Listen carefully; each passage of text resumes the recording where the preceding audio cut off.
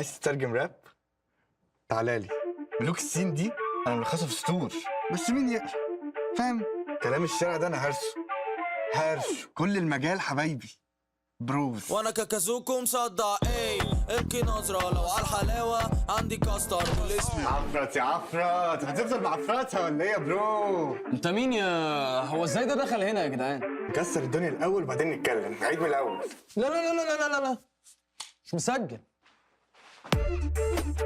اخواتي عشان فاهمين السين، سبوتيفاي عمل لك بلاي ليست الاقوى راب مصري، اسمع ملوك السين ببلاش. مع التحديث الجديد لستي تي بلاي، تجربة جديدة للكل. لو جوك دايم تحديات، نافس وانضم للبطولات، استكشف الشات والتايم لاين، وتسوق من متجر التطبيق. الليدر بورد على تفاعلك بالتطبيق، والجوائز الأسبوعية والشهرية على نظام النقاط تنتظرك. ستي تي بلاي، مهما كان جوك هذا محلك.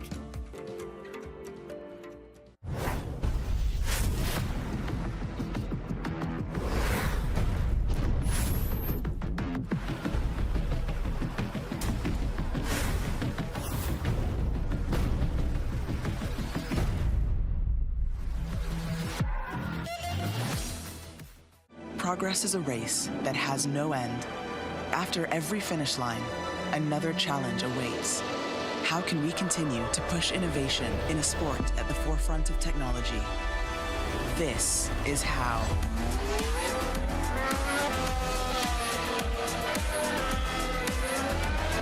Discover how Aramco and the Aston Martin Formula One team aim to meet Formula One's sustainable fuel targets. Aramco, powered by How.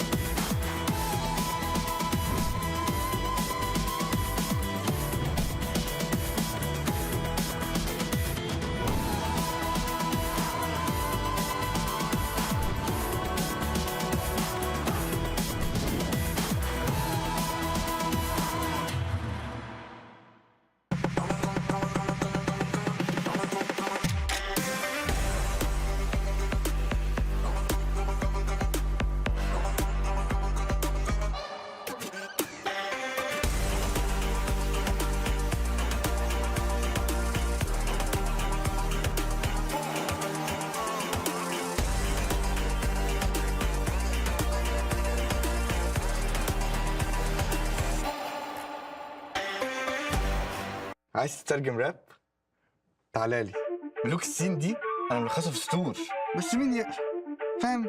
كلام الشارع ده انا هرش كل المجال حبايبي بروز. وانا كاكازوكو مصدع ابكي نظرة لو على الحلاوة عندي كاستر والاسم عفرت يا عفرت، هتفضل معفرتها ولا ايه يا برو؟ انت مين يا هو ازاي ده دخل هنا يا جدعان؟ نكسر الدنيا الاول وبعدين نتكلم، نعيد من الاول.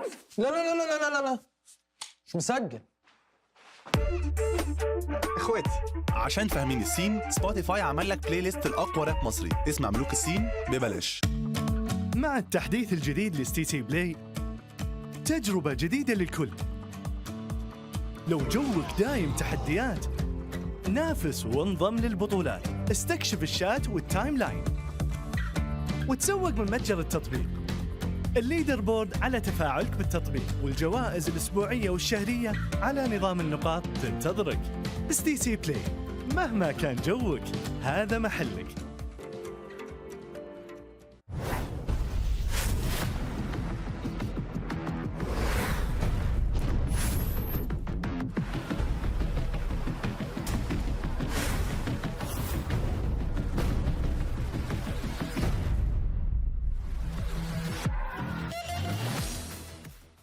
Progress is a race that has no end. After every finish line, another challenge awaits. How can we continue to push innovation in a sport at the forefront of technology? This is how.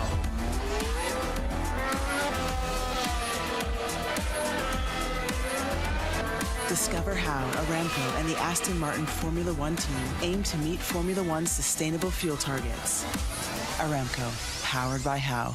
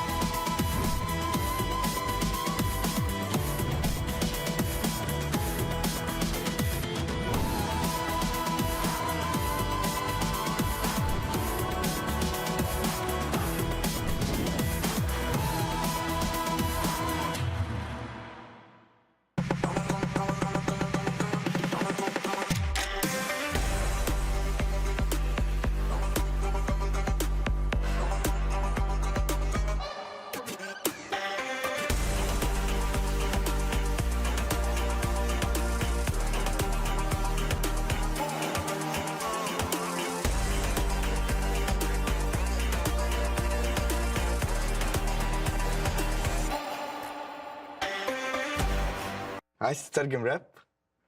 تعالى لي. ملوك السين دي انا ملخصها في سطور، بس مين يقرا؟ فاهم؟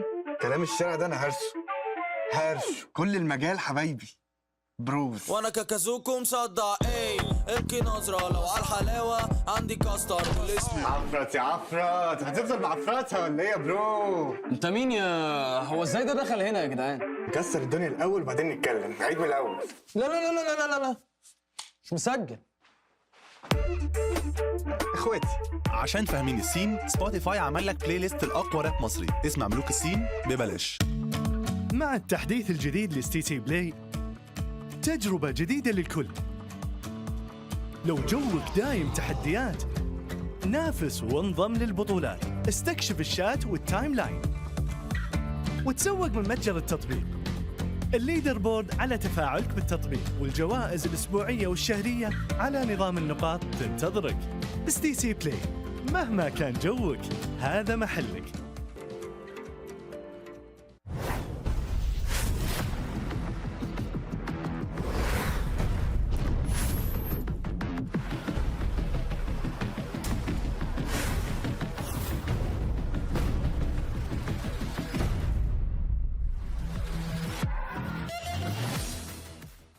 Progress is a race that has no end. After every finish line, another challenge awaits. How can we continue to push innovation in a sport at the forefront of technology? This is how.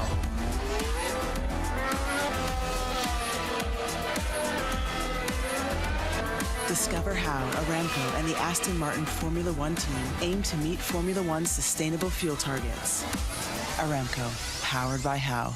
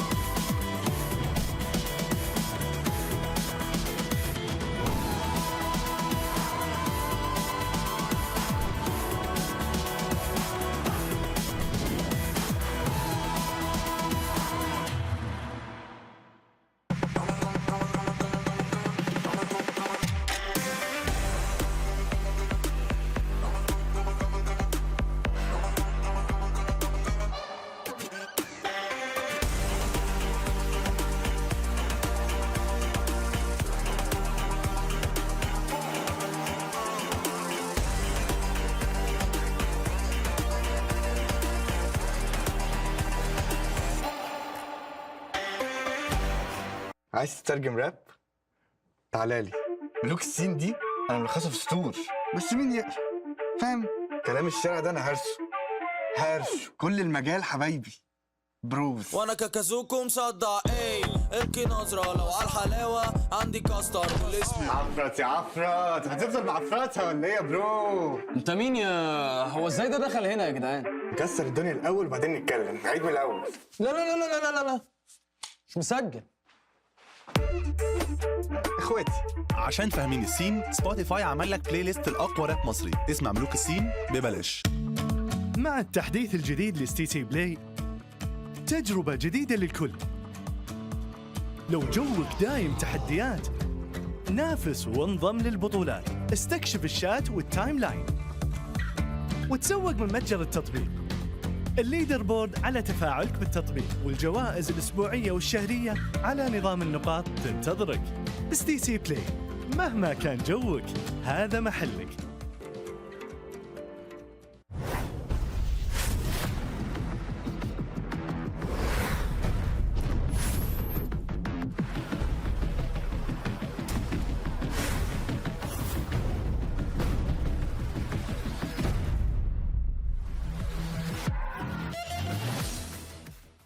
Progress is a race that has no end.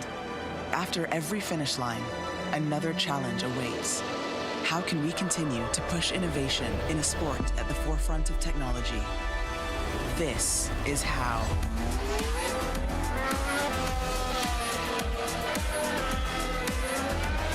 Discover how Aramco and the Aston Martin Formula One team aim to meet Formula One's sustainable fuel targets.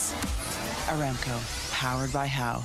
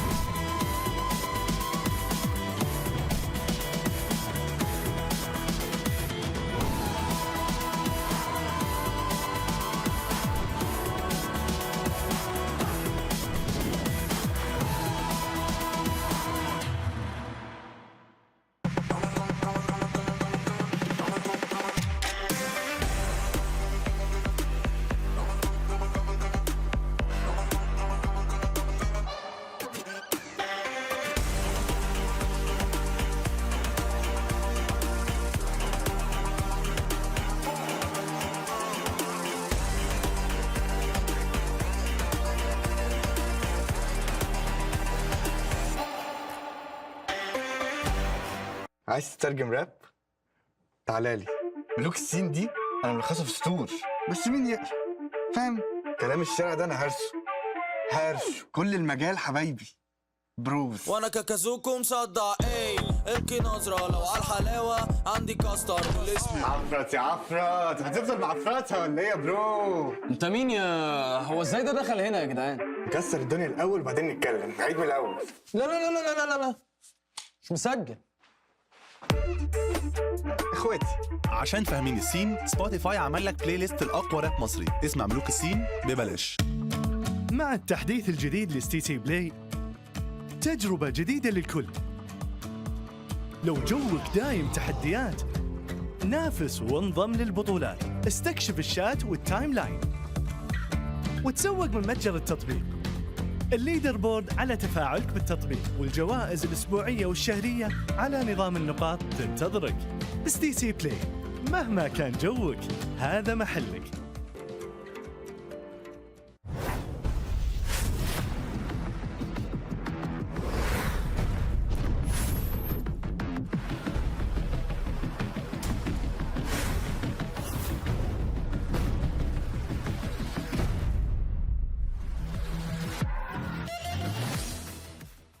Progress is a race that has no end. After every finish line, another challenge awaits. How can we continue to push innovation in a sport at the forefront of technology? This is how.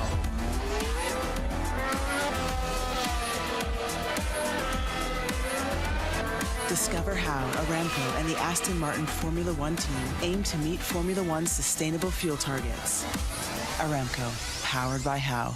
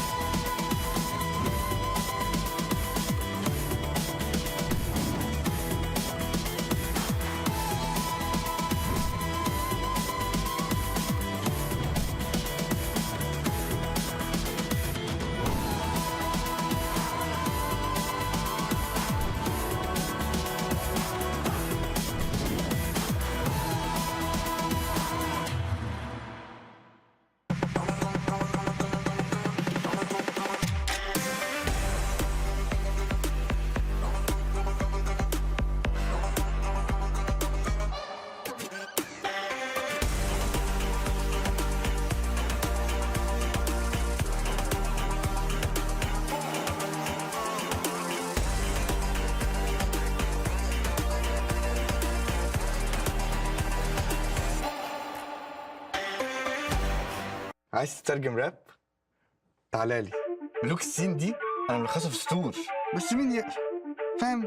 كلام الشارع ده انا هرشه كل المجال حبايبي بروز. وانا كاكازوكو مصدع ايه القي نظرة لو على الحلاوة عندي كاستر والاسم عفرت يا عفرت، هتفضل معفرتها ولا ايه يا برو؟ انت مين يا هو ازاي ده دخل هنا يا جدعان؟ نكسر الدنيا الاول وبعدين نتكلم، نعيد من الاول.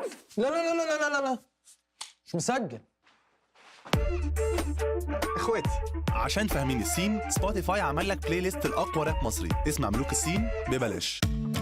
مع التحديث الجديد لستي تي بلاي، تجربة جديدة للكل. لو جوك دايم تحديات، نافس وانضم للبطولات، استكشف الشات والتايم لاين، وتسوق من متجر التطبيق. الليدر بورد على تفاعلك بالتطبيق، والجوائز الأسبوعية والشهرية على نظام النقاط تنتظرك. ستي تي بلاي، مهما كان جوك هذا محلك.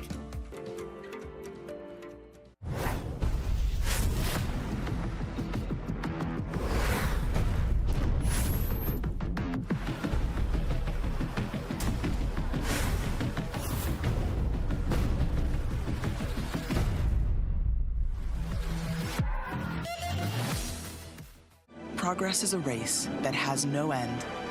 After every finish line, another challenge awaits. How can we continue to push innovation in a sport at the forefront of technology? This is how.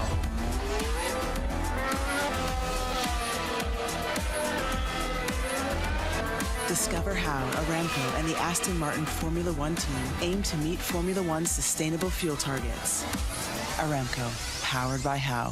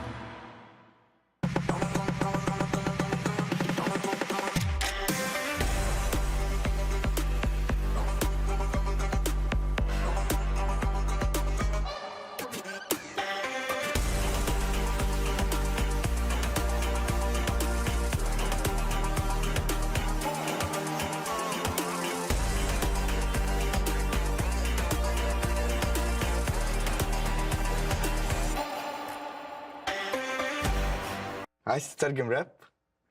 تعالالي. ملوك السين دي انا ملخصها في سطور، بس مين يقرا؟ فاهم؟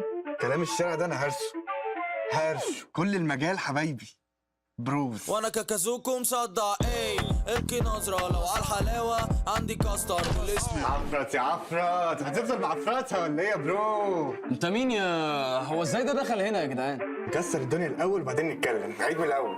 لا لا لا لا لا لا لا مش مسجل.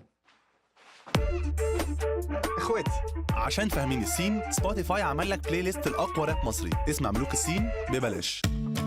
مع التحديث الجديد لستي تي بلاي، تجربة جديدة للكل. لو جوك دايم تحديات، نافس وانضم للبطولات. استكشف الشات والتايم لاين، وتسوق من متجر التطبيق. الليدر بورد على تفاعلك بالتطبيق، والجوائز الأسبوعية والشهرية على نظام النقاط تنتظرك. ستي تي بلاي، مهما كان جوك هذا محلك.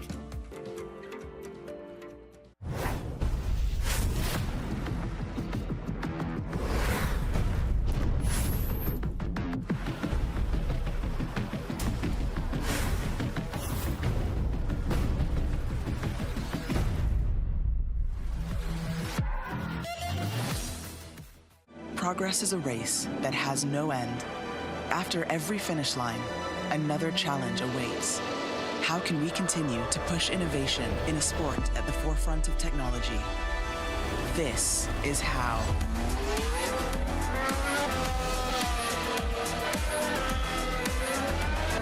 Discover how Aramco and the Aston Martin Formula One team aim to meet Formula One's sustainable fuel targets. Aramco, powered by How.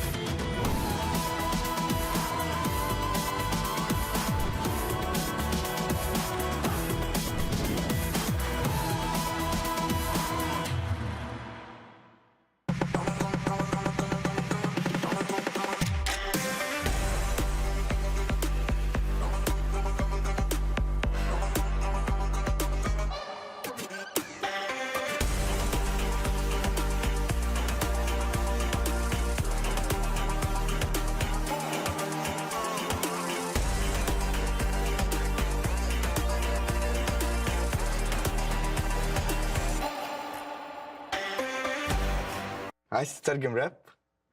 تعالالي. ملوك السين دي انا ملخصها في سطور، بس مين يقرا؟ فاهم؟ كلام الشارع ده انا هرش كل المجال حبايبي بروز. وانا كاكازوكو مصدع ايه، ابكي نظرة لو على الحلاوة عندي كاستر والاسم. عفرت يا عفرت، هتفضل معفرتها ولا ايه يا برو؟ انت مين يا هو ازاي ده دخل هنا يا جدعان؟ نكسر الدنيا الاول وبعدين نتكلم، نعيد من الاول. لا لا لا لا لا لا لا مش مسجل. اخواتي عشان فاهمين السين، سبوتيفاي عمل لك بلاي ليست الاقوى راب مصري اسمع ملوك السين ببلاش. مع التحديث الجديد لستي تي بلاي، تجربة جديدة للكل. لو جوك دايم تحديات، نافس وانضم للبطولات. استكشف الشات والتايم لاين، وتسوق من متجر التطبيق. الليدر بورد على تفاعلك بالتطبيق، والجوائز الأسبوعية والشهرية على نظام النقاط تنتظرك. ستي تي بلاي، مهما كان جوك هذا محلك.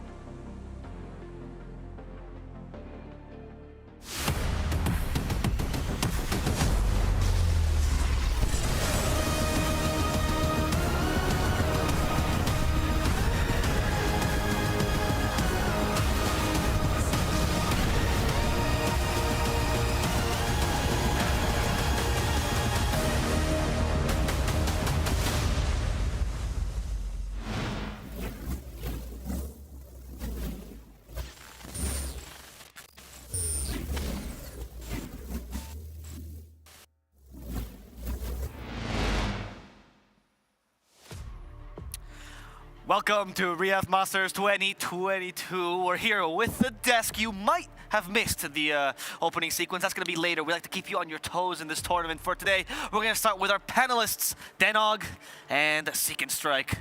Please give a little close-up to these wonderful two panelists. You wanna say anything, Denog? Hola. Hola.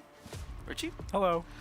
You're not going to do it this time? I'm not going to do it this time. No, I don't think so. Richie, choosing the respectful route for this broadcast, I appreciate it. We have wonderful matches today, ending of the group stages. We get to decide who is making it to playoffs and in what position of playoffs, because the top two teams will be going to semifinals. But to explain all this, we'll have some graphics for you guys a little bit later on, so you guys can visualize it with us. It's an important day. You know, a lot of the results are going to be able to come down to this very last day. We could have tiebreakers as well, which is going to be very exciting if it comes down to that. And that's what you want. You don't want any of these like dead rubber games that don't actually mean anything. You know, you want every single match to count, because not only for your potential to advance through onto the playoffs, but also you've got that availability for a lot of those individual prizes that the players are playing for as well. Yeah, absolutely. So there's still something at stake even for, well, only right now one team that's already eliminated, unfortunately. Mathematically, Liquid are out of the tournament already. D-Boosters, who we're going to be talking about a little bit more later after we come back from the pre-show, are still in it, even with their 0-6 record, but there's a specific storyline that they need to go their way in order to facilitate that. Yep. And in case you both missed the matches yesterday, we do have a nice little recap of yesterday. Not just the graphics, but you know, the actual matches will be seen soon enough. Yeah, I mean, it was a lot of games that went on yesterday. Obviously, we had the TI-10 Grand Final rematch coming through, but, you know, if you ask me, that wasn't really the big match that we were really hoping for, right? PSG LGD looked so strong in their first game back internationally ever since that TI. Team Spirit obviously lacking a little bit in that regard. You can see the games ended around the 30-minute mark both times. It was just a dominant performance coming through from them. Yeah, Secret is looking really strong. His new Rezo Zayed's combo is working out very, very well. And they seem to just understand each other, man. And honestly, Rezo's attitude is so infectious, such a nice positivity. We got to see, you know, Killer Bridget got to talk to Puppy and Crystalis yesterday. That was an interview. Right. That was an yeah, enjoyable I mean, one. That's the storyline to follow, right? Because right now, of course, with OG Liquid, OG continuing to click. This is the series, of course, that does condemn Liquid as they get to 2-0 once again. Arc Warden. Going back to the Arc Warden. Yeah, so we've seen that twice today. So OG as well going a lot into the Amar, the friendly off-laner, as well for the Void Spirit. But this was, I think, the real storyline of yesterday. I think if you didn't manage to catch this series, I certainly would, because, again, you guys hinted at it, but Spirit are really, really clicking, especially with that off-lane, Rezo and Zayed. Secret. Thank you. Such a handsome lad is Rezo as well, and you can tell that he is very, very happy to once again be playing with his good friend Zayed, and yeah, dominant performances again. I think I saw some kind of stat that this was like one of the lowest KDAs that all of LGD have had for a long time, going back to like first season of this DPC against Magma. Oh, wow. That is quite the stat. Yeah, and I mean, speaking of stats, more so that like Spirit are very much the team to beat. I think right now, like Rezo's KDA is 21, Nisha's KDA is 33. I mean, they are like absolutely killing it right now. We check out the format in case you have missed the previous days, or you know, you don't want to read the chart. We have the format here. It's 2 groups of 5 teams. They will play best of 2s during this group stage. The top team will make it straight to through to semifinals. The bottom 2 teams will be eliminated from the tournament from each group. Then once we get to the playoffs, we get single elimination playoffs. Every single game is best of 3, including the grand final. Yeah, I mean, it's going to be exciting to see. You know, the best of 3s, they're very different from best of 2s, right? You can maybe try and experiment a little bit, but then again, single elimination, you don't have that second chance to be able to come back into it. So honestly, I think we're just going to see a lot of teams playing in a pretty similar fashion, unless there's some crazy gotcha pick that I'm sure a couple of these teams have been saving.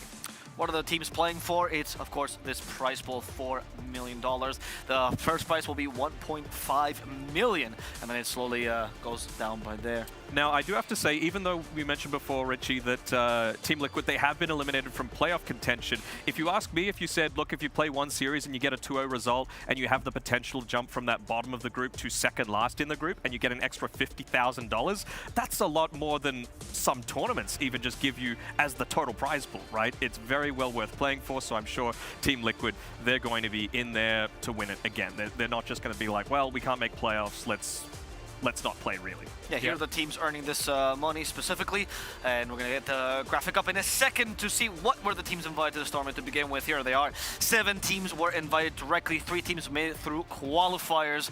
D-Boosters through the special qualifier to promote this region, the MENA region. They made it, and you know they're not doing so hot, but at least they're getting some really good tournament experience from it. RNG, and also the other 100K. Yep, also 100K plus the 100 that they get just for helping the organization as well. We always want to support the organizations, giving more of these players and teams a chance. RNG doing the Asian region pretty proud, although again, it's going to be a pretty tough day just to make sure that they're in one of those top 3 spots in their group. And then again, last but not least, it is Team Liquid, who unfortunately for the European region, they won that. They beat out teams like Tundra, they beat out teams like Nigma Galaxy, who ironically, they're looking really solid right now.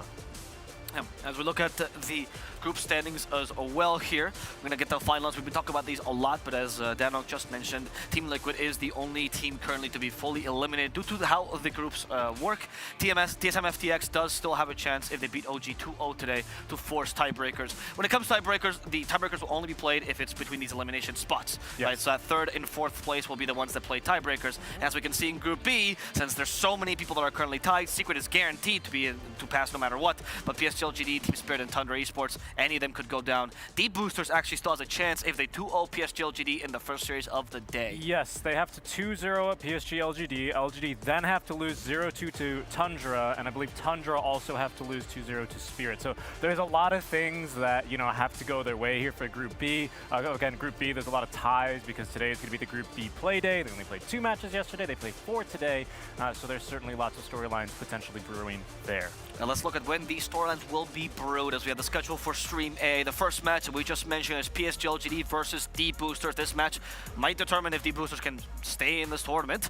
The second match, OG versus TSM, entirely determines if TSM can stay in this tournament. That 2-0 is what they're looking for here. And of course, they'll be dragging down OG with them, and they managed to do that. And then the final match between PSGLGD and Tundra.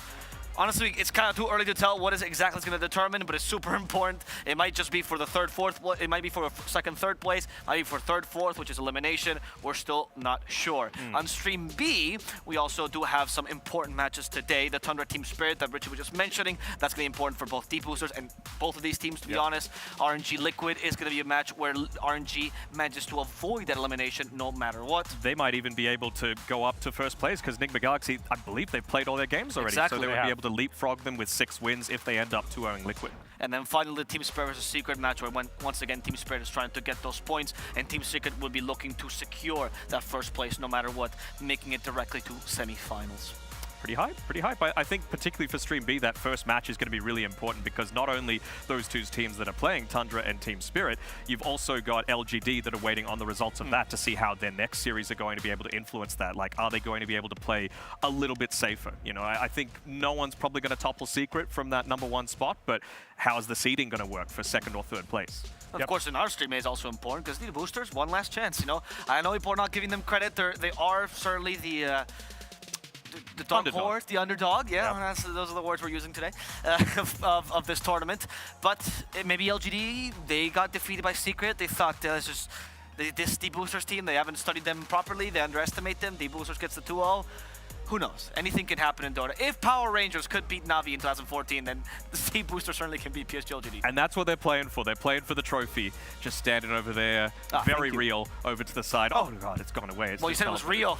Well, got scared away. Holograms are real as well. You casters cursed it, and yeah, I mean even for Group B, right? For Group A with Secret kind of being on top of Group B, those 2 matches are going to make a big deal because there are no tiebreakers for between 1st and 2nd place. Like there's no best of 3s matches. That they're just using a tiebreaker algorithm, and they go down the rules there. So every single match here in the group stage did end up mattering quite a bit. And now that we're getting down to it, you know, looking for the 2-0 to put yourself in the best position. I'm not smart enough to understand these tiebreakers. We just got to give them to our faithful and very smart admins to be able to figure out who is 1st, 2nd, and 3rd if we do get those same game scores. Yeah, we will be informing you as these things happen and as the admins tell us what's going to be transcurring during today. And you can figure out the rules if you want to. There are charts about this, we just don't understand them. We're going to see you guys soon, though. We're going to take for now a small break, and then when we come back, we'll get to meet the 2 teams on this stream, PSGLGD and D-Boosters coming out on that stage. See you soon.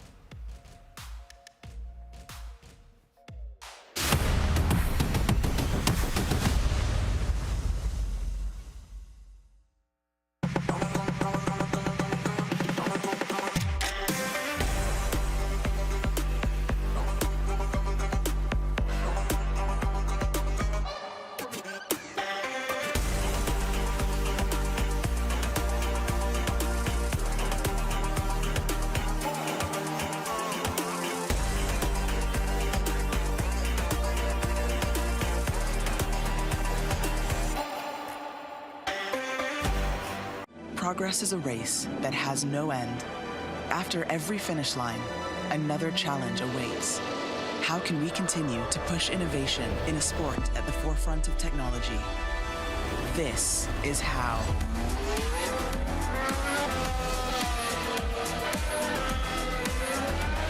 Discover how Aramco and the Aston Martin Formula One team aim to meet Formula One's sustainable fuel targets.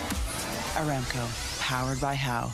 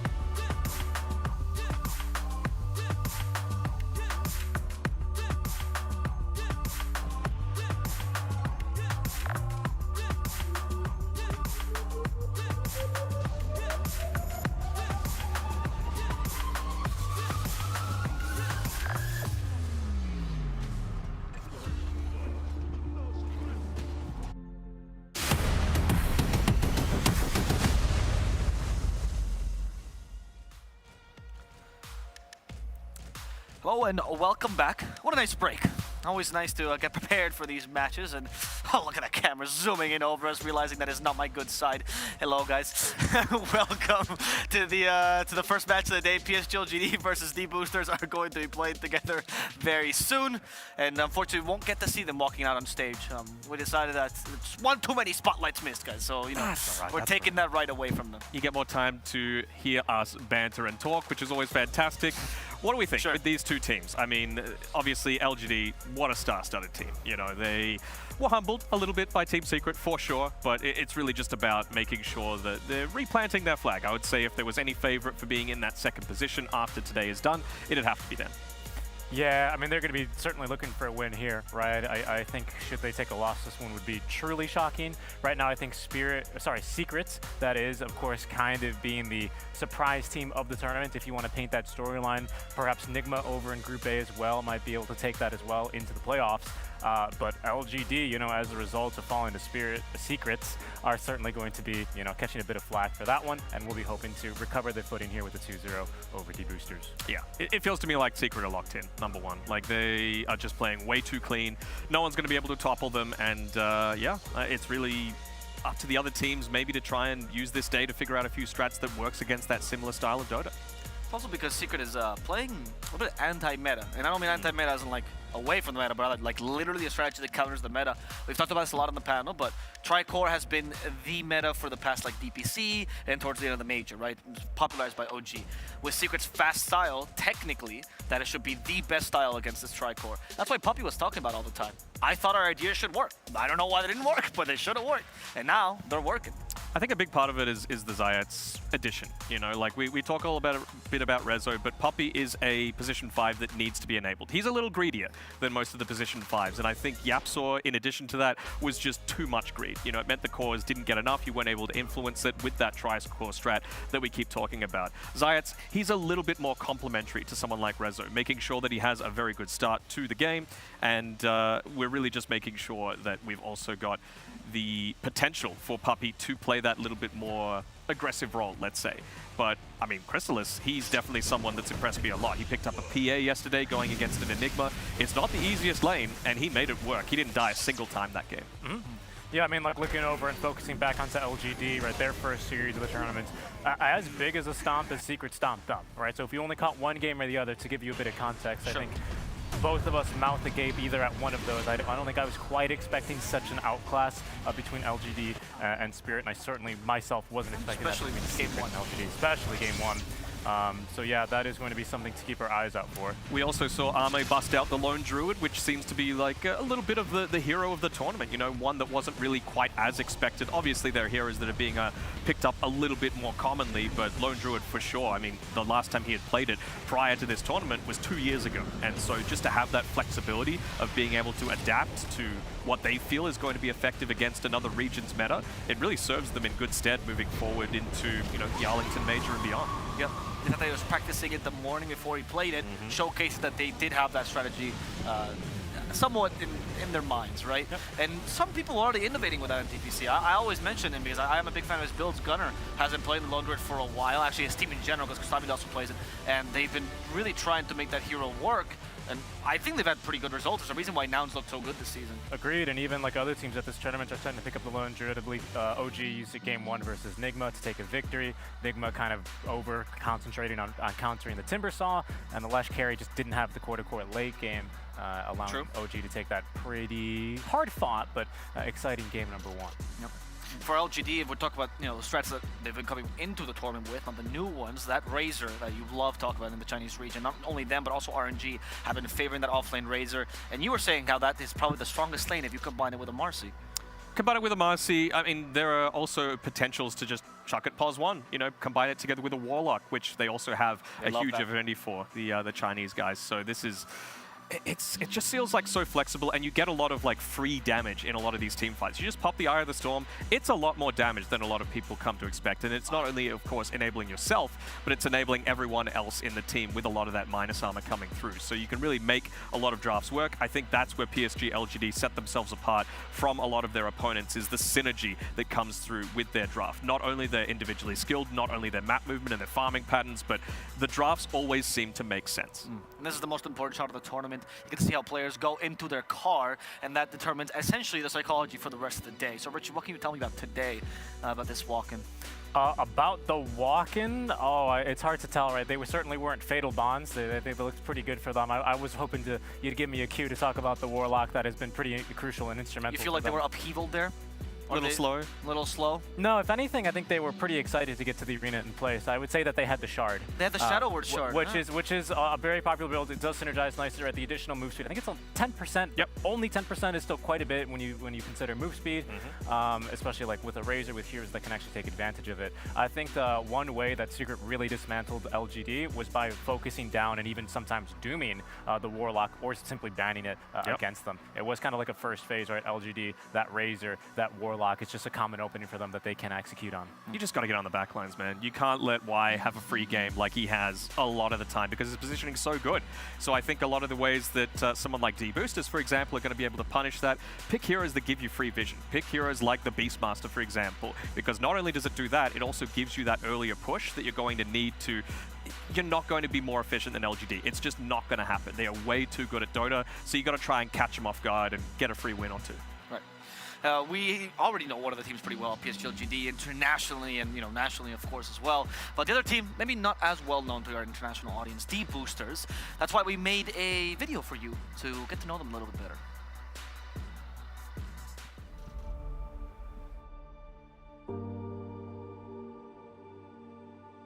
Oh, our expectations are very high. At least 10th place, but probably much higher.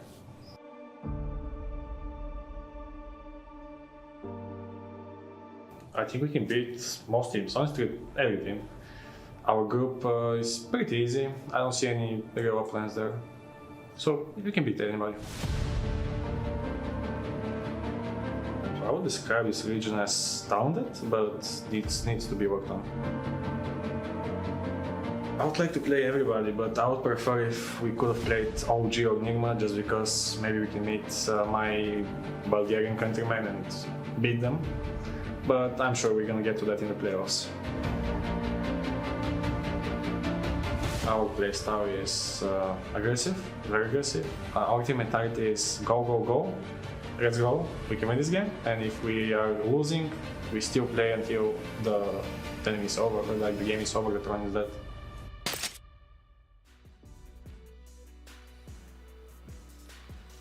Well, you got to hear the words of Lil Pleb, perhaps the most well-known player among this team. He's regular pleb now.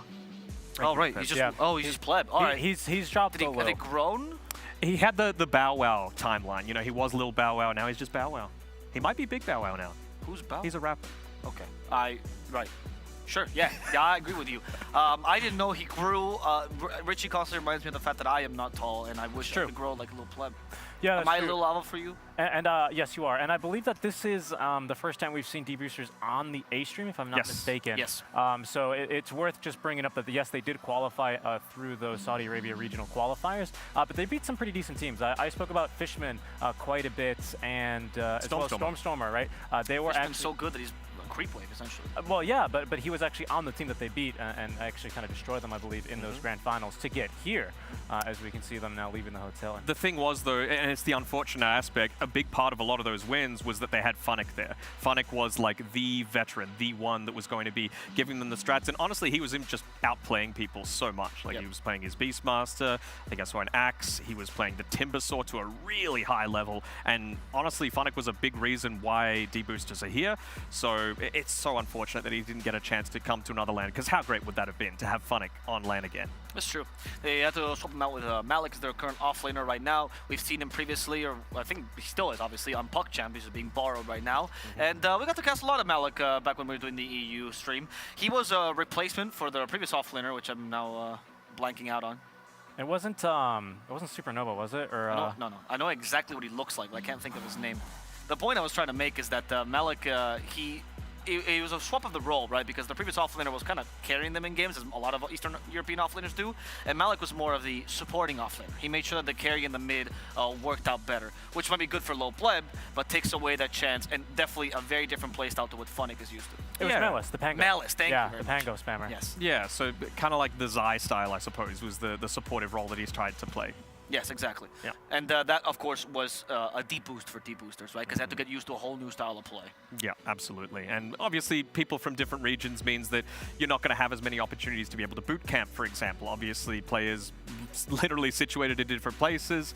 It makes it hard, which is why it's great that this tournament gives them that representation, because, you know, the prize pool, the help for the organization means that moving forward, maybe they're going to have the potential to boot camp and be that step ahead. Yeah.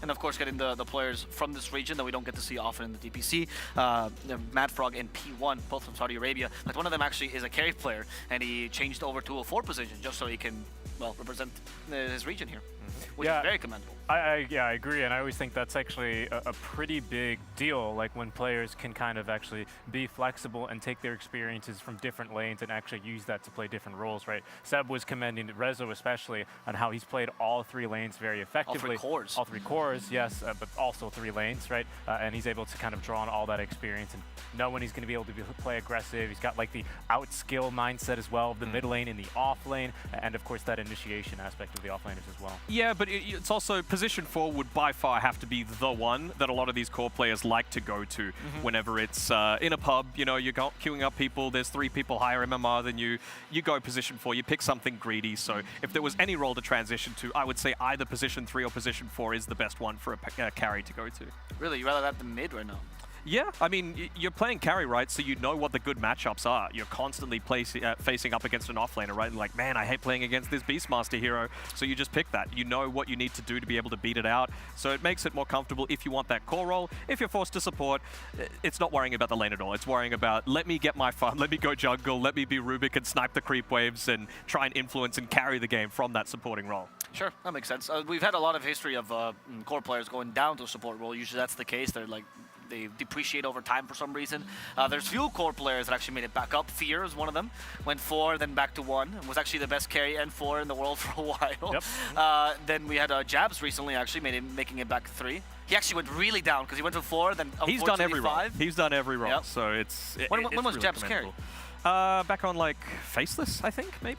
Oh, he played. I don't know that. I know he played mid. I remember his Tinker was the threat of the SEA for a while. I was a big fan of that. But it used to be the case that you're right. Like mid and 4 were the more solo roles, so they worked better together. But ever since the laning stage has been more static, it seems like carry and 4 have more to do with each other. RDO recently did that too, actually. Yeah, that's very true, actually. Yeah, the very famous TB spammer, you know. So it's really playing cool. TB as a 4 role. Playing TB as a 4, you know. Like Jenkins. He goes Shadowblade, he goes Armlet, Dagon, then he's into the jungle getting solo pickoffs. It's amazing. Amazing. Give me the position 5 faceless boy. That's what I want to see. You know, the Chrono into the Meteor Hammer. It's so effective. I see the SEA man is coming out of you. That's fair enough. We unfortunately don't have any teams because Boom lost to RNG.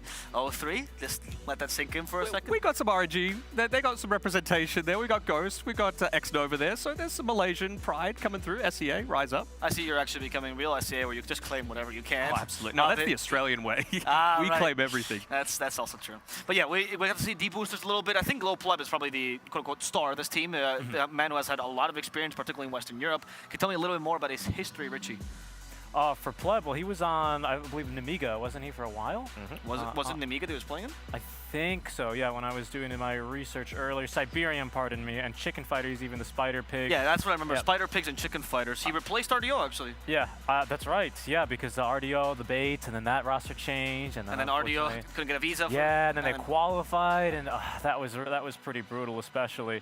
But yeah, used to be a carry player, solo mid, right? He's going to be popping in for the carry time recently on Chillax as well for their DPC tour, but unfortunately seems like he's been removed from that team, and he's going to be playing here for them. I actually wanted to go over real quick while we're still talking about D-boosters, the very specific 4 matches. There's only one timeline. They all involve 2-0s in which D-boosters get to still play some tiebreakers. Go on, Richie. They're not out of it yet. Are you ready? Here it goes. Mathematically possible. It is mathematically possible, even though there's 0 and 6. They need D-boosters here to win 2-0 versus LGD. Well, yes, that's. I mean, come on, let me finish, please. That's a start. No questions, please. Hold on. Tundra also needs to 2-0 LGD as a result. Got it. Secret needs to 2-0 Spirit, which, I mean, honestly, Secret in current form is possible. And Tundra also needs to 2-0 Spirit. That way you have 3 teams that are 2 and 6, and it'll be those 3-way tiebreakers. Oh, easy. Easy. It's going to happen. Just 4 things need to happen. Will it into existence? I mean, honestly, I think this is easier than getting visas. So I feel like if they've managed to do that, that's if it means more Dota, that's what we want to see. But just a little Easter egg for you guys. You've obviously also got a lot of these players, particularly from D-boosters. Their jersey shows a hero that they like to play a lot, just above their name on the front of their jersey. If you haven't seen it already, Pleb, over to the left side there has the Medusa. We've got P1 with his Tidehunter. Just a cute little image, basically saying, hey, ban this hero against me because I'm very, very good at it. I don't know, it takes a lot of courage to tell people that your favorite hero is the Medusa. Look, my favorite playstyle is I A-click the ground and occasionally I press R. Oh, wow. Hey, come on, you got to throw some snakes in lanes as well. Oh, I'm so sorry. Yes. To secure range creep. Yeah, that is the hypest moment of your match. I Mystic Snake the range creep, guys. We did it. We did it. I mean, it's, I think it was Blitz from Team Liquid that was saying, like, at the time when they were using Koikfa, they are the most dishonorable team at the time because they had no shame about, like, lone druiding you before it was, like, meta. Broodmother, Huskar, like, they would gladly do it if it just means getting the W. And I mean, if you got to play the Deucer to get your wins, go off. I learned that from Insania. Yeah. We keep calling them max carries, and I didn't really understand what that meant. Obviously, that's Koikfa's real name, and that's just what he calls toxic heroes. So there you go. That's that was interesting too. Yeah, we were discussing earlier potentially one way to take like maybe what you'd call a mismatch, like a lopsided matchup here, is to play like the tempo. Play a couple of these disgusting heroes, in particular like this Bristleback with the Dazzle, right? Something super fast where you can kind of just gain that net worth advantage early, maybe with an Alk, and then just look to end the game. Just stuff that's, again, it's all about the synergy for me. You need multiple ways to push, particularly against PSG LGD. They do not make mistakes, and the ones that take advantage of the mistakes that they make are going to win, like we saw Secret do in the series yesterday. But you got to pick something that's going to end the game fast because, like, one mistake early on, if you've got a Beastmaster draft, a Dazzle, like this just ball up and go, that's going to serve you really well. So I want to see PSG LGD in their bans look to focus on a lot of that. And very smart to get rid of the Marcy because that is such a big thing that Xingqiu uses to be able to provide a lot of this tempo and a lot of this disengage as well for PSG LGD. Right, and this also indicates that when it comes to the Razor Marcy lane, I mean, they might ban both, but that's what they're more scared of right now. Then the Timbersaw for PSG LGD, one is Malak's best hero, heroes, and also here you can carry from the offlane, which again is the playstyle they've been kind of getting used to. Yep. Tempo, tempo, tempo. That is all that I'm looking for. I want to see a Warlock band come out from D boosters, but the Razor is fine as well. I think you also want to take out the Razor. You can probably still Razor and ruin any single early game strategy with a Razor. Razor has even an even lane, which for Razor is kind of a losing lane, right? You pick Razor to win the lane. So even if you go perfectly even, I think Razor can still bring way too much early power with his first BKB to like destroy an early tempo lineup. So I think it's wise to get rid of it. Yeah, the S tier heroes of this patch are ones that only need like 2 items as a core to be able to come online and really influence the game. So Tiny falls into that category, Puck falls into that category. You see the Alchemist, the Bristleback, the Beastmaster, like you were saying before, the Razor, even Dawnbreaker, right? They're just so effective at going early on that's what really impressed me about Secret. I know they're not playing right now, that they were able to make a PA work. Like that just is a mark of a really, really good team. Wow, surprised by the Snapfire Mars, very much going against the meta of the tournament. This actually reminds me more of the SA picks that we saw. These are still heroes in high value in South America. Southeast Asia still values them higher than most other regions as well, but we don't have any representation from those regions, so they've been mostly forgotten. Do you guys think that Mars is still in a really strong spot? I know he was the offlaner last patch. But yeah, like when every offlaner needed to go like double bracer in lane into blink BKB, like he was the guy. He's the guy that does this. He utilizes this very well. All the bonus strength he gets as well off the shield bonk.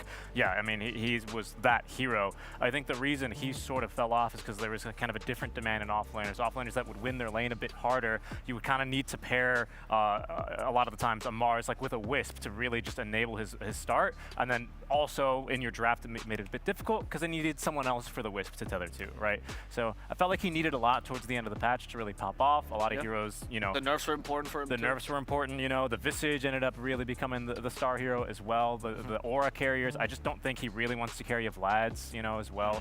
You know, so. And against this draft, like, it's against a Puck, right? None of those stuns are instant. Like, maybe eventually you'll be able to get a Blink Dagger into an Aghanim shard on the Snapfire, and it's a little bit faster, but they need something instant. I don't think the Shadow Shaman is the one for this, but something like a Dragon Knight I wouldn't hate, just because it's going to be a decent matchup with your right-click damage. You're not going to get forced out of the lane by the Puck, and once you've got that Blink Dagger, you can get the stun onto the Puck, follow up with the Snapfire or the Mars, and then transition that into a tower. But well, the D-Boosters going away from what I was really thinking they were going to do with getting rid of the Beastmaster themselves. So again, this is just my strategy. This is my perspective that they need to try and end the game in 25 or so minutes, but clearly they've got something that they think is going to work for them. Yeah. Pleb strategy has always been more of a later game carry, so maybe they just played against LGD. I don't know, man.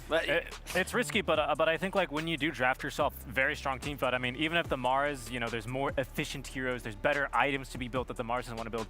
What remains is that his ultimate is still one of the better ones in the game, I think. True. You know, sure, the cooldown's a bit longer, and against a Puck, you're right, it's not going to be the most reliable of catch, but you pair it with Kisses, and you get that synergy within his own draft, and I think maybe you can still find a couple good team fights with Vision, with Initiations, with the rest of your picks here. They also banned the Lone Druid, which I quite like, and the only other ban of note I want to quickly make a comment on is the LGD Phoenix ban. Of course, with the Snapfire picked up as kind of a deny pick, with the Mars, that'd be something pretty cool to see. Yeah, you could have a massive team fight. Again, this is a team that does love the Medusa. That's also a combo that goes well with these, even if she's not the pick. If it's Pleb will play it if it's a good Medusa game. And we'll see. The Dragon Knight, I love the pick though, because it also stops Tiny's scaling with that Breathe Fire, always a very useful skill as well. So they could just go for that. Blink stuns are easy to play around. It's a consistent strategy, and the lanes are strong too, so it'd be the simple way of executing this. And I like the idea of that. I think when you're heading into one of the probably scariest teams in the entire world, when you're playing them, you want to have heroes that can have a recovery mechanism. True. You know what I mean? You don't want to have to be playing like some really squishy SF mid who, yeah, he's got Shadow Rays, but he's got like no right-click damage and needs to ramp back up. DK with a decent lane can just go for the what's it called, the Fireball, right? Oh, with the Ursa instead. Yeah, that's interesting. I don't really see the point of the Ursa yet in the draft. Maybe they're planning for something. What could they be combining the Ursa with here? Maybe a possible lane that they could be flexing the snap between 5 and 4, right? Is currently what I'm seeing with the Cookie lane. That is decent, right? The minus armor as well. You've got great Roche taking right now for D-boosters, especially early on. Right. And honestly, LGD with not the strongest team fight to contest. I mean, maybe a Grimstroke as well could be something. I mean, Bane's fine, but I feel like it's not something that's going to like win you the lane, you know? Bane, of course, very self-sustainable. I suppose one of the benefits of the Bane that is really good is it gives you that instant lockdown for the puck that I was asking for. I wanted a DK, maybe a Shadow Shaman, but Bane does the same thing. We know that Nothing to Say, the way he plays his puck, a lot of the time it's playing on the other side of the map, and we see teams like, I'm going to shoehorn a SEA team in here, boom, when Skem's playing it, he plays next to the tower. He plays next to where the puck is going to be playing a bit more aggressively, gets the Nightmare off, you're allowed to TP in on someone like the Mars, the Snapfire, and you get a kill onto a high priority target. So I don't hate the Bane. Seems like to me though the lanes would better be if Bane goes with the Mars and Snapfire with the Ursa, because I like the cookie combination you talked about. I really don't see how Bane Ursa's doing any synergy. Yeah, and I think the Bane's lane, even versus an Ench, is really hard, right? You just get a good creep and toss it at the Bane. True. And he quickly runs out of mana. He's got a Nightmare, a creep. Like, it's just, that one feels a little rough as well. And now even with the DP, right? Like, what is an Ursa going to do against a DP in lane? Yeah, it's tough. Very little. The Spirit Siphon is going to be pretty damn effective. Probably the worst matchup for an Ursa. Up there with Viper, yeah. At least Viper you can get a top of. The DP you straight up can't. Like, she will outrun you every single time. Yeah, that's why I like the thought of, like, Cookie. Like, if you go for, like, 1-1-1 on the Snapfire, and you Cookie, Scatterblast slow, Little Shredder to amp up the Overpower, Fury Sweat. You know, I'm just... And LGD, by the way, I like that they're playing this because they banned the Zeus. As you already have 1 jump on the Ursa, 2 jumps on the Cookie. That's the last tier with jumps that we have left. So you ruin their synergy here. What other heroes have jumps? Zeus. Well, that's the one they just banned. That's what I was just talking about, Dan. Oh, sorry. I was thinking the taunt as well, not even the ability. Oh, okay, fair enough. That's also actually the first one I went to, in all fairness. Okay, think of taunts, guys. I need some real analysis. Shaker jumps. Shaker jumps is true. That's it. Mid shaker, that will work. Yes. Okay, I'm sold. I'm sold. Yeah. I'm still worried that they don't have enough push. Like the Ursa, unless you really snowball it, he's not going to be the one to go up onto the high ground. Like, you've got a Tiny. It's a position 4 Tiny most likely. He's just going to toss you back and into the base, and then you can get melted by the rest of the team. So, I don't know. It seems a little, again, it's all about the synergy for me. I could see it working, though. I think D-boosters, they're playing around Roche. You generally tend to with an Ursa, right? You want that second Aegis, free shard upgrade. You stand on the high ground. Yeah, the tossback is scary. You're completely right. But you respawn on that 5-second timer with Aegis. The cookies are coming in. Mars is initiating. Yeah, it's maybe a bit difficult, I agree, but it's potentially something D-boosters can play for. You got the Little Shredder as well, so that's going to make the Roshan go away a little bit easier, just even with the 1 value point into it. But I'm still not 100% on what they're going to end up their finish up, their draft with on D-boosters side. It could even potentially be a Mars mid, and then this Nature's Prophet is in the off lane, just because Mars physical damage against a puck, you're actually reasonably able to get a lot of these trades happening. Yeah, that seems to work. NP, I guess he's going to have to go Orc in this game, though. Because that was an instant Spectre pick as well. They really want to be able to get in onto those backlines, provide all of that vision for you to essentially just run down the Bane. So we'll see how successful it is. I mean, you can never say no to an Arme Spectre, that's for sure. True. At least Ursa has a good core-to-core against Spectre, so they have that going for them, even if the MP might not have a really good time. Seeing these drafts, we have one draft that's very much into the meta we've seen this tournament, one that's a little bit more experimental. What are your thoughts here? I kind of like this D-boosters lineup. I think they had an idea, which was physical damage early. I'd like to see like a medallion or something and a couple of value points into that Little Shredder, buff up the physical damage, and it's looking good. Yeah, I'd like to see it work. I don't think it will. LG got this. Okay, well, we'll see what our cast have to say about this game as we go over to them for game number 1 between D-boosters and PSG LGD. Take it away, Gareth and Lacoste.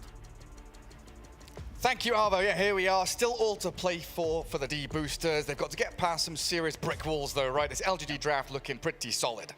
Looks good. Pretty straightforward coming out from PSG LGD. No real complications. On the side of D-boosters, going for a little bit more push. Like Panel talked about, that they need something to kill the towers with. Bane, Snapfire, they don't provide you with much. Ursa as well. You need someone to be able to get this ball rolling, and if you get the advantage, that profit. Yeah, to be able to actually keep this pressure on the map. And yeah, we can see the boys smiling. Definitely a difficult task for D-boosters playing against PSG LGD, a team that looked super strong at the TI-10. Oh, yes. But they got dismantled by Team Secret yesterday. So that gives me a little bit more hope that they could potentially cause an upset here. That's the thing, right? No memeing around for LGD. They want to try and cement themselves in that position in the playoffs.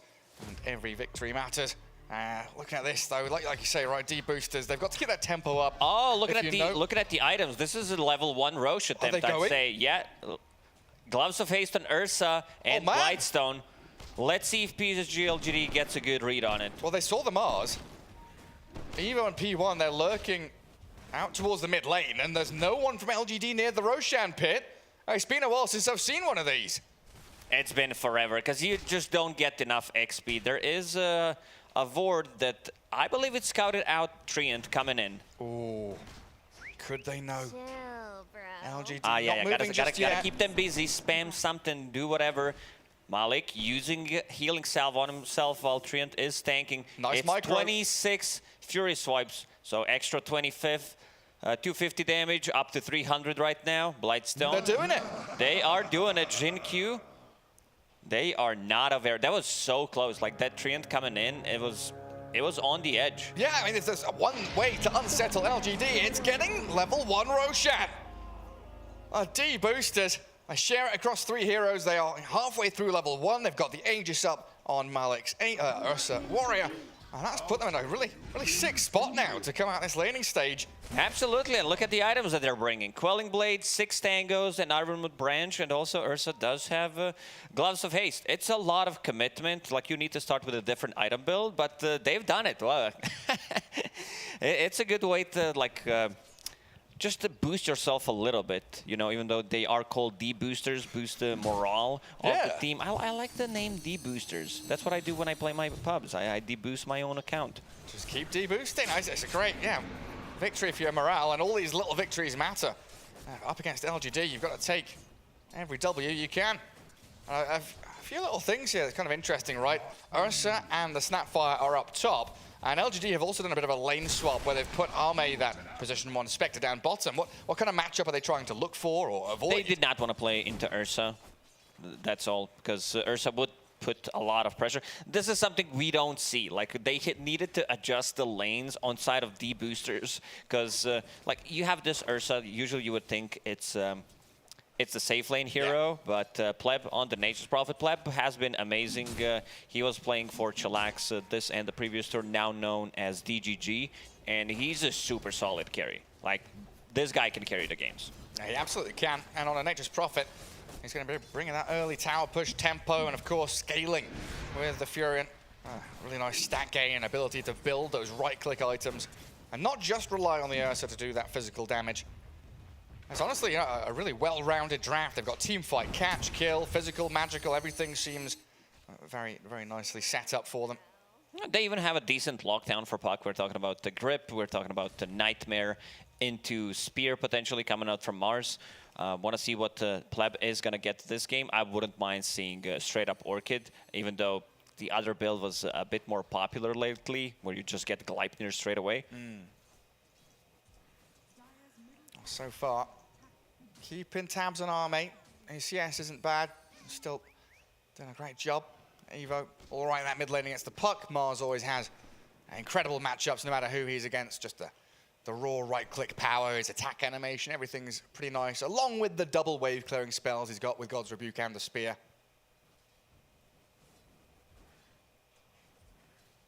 And Bane, of course, is going to have to try and keep that Prophet in the lane. Well, it does look like Enchantress slipping around in that jungle, farming small camp. Oh, this is exactly what you want from your Enchantress. I mean, he is doing a good job just getting back. Under tower with the Avalanche. Malik dropping low as well, but Mad Frog, the one to die. And Faith Beyond grabbing that first blood early on.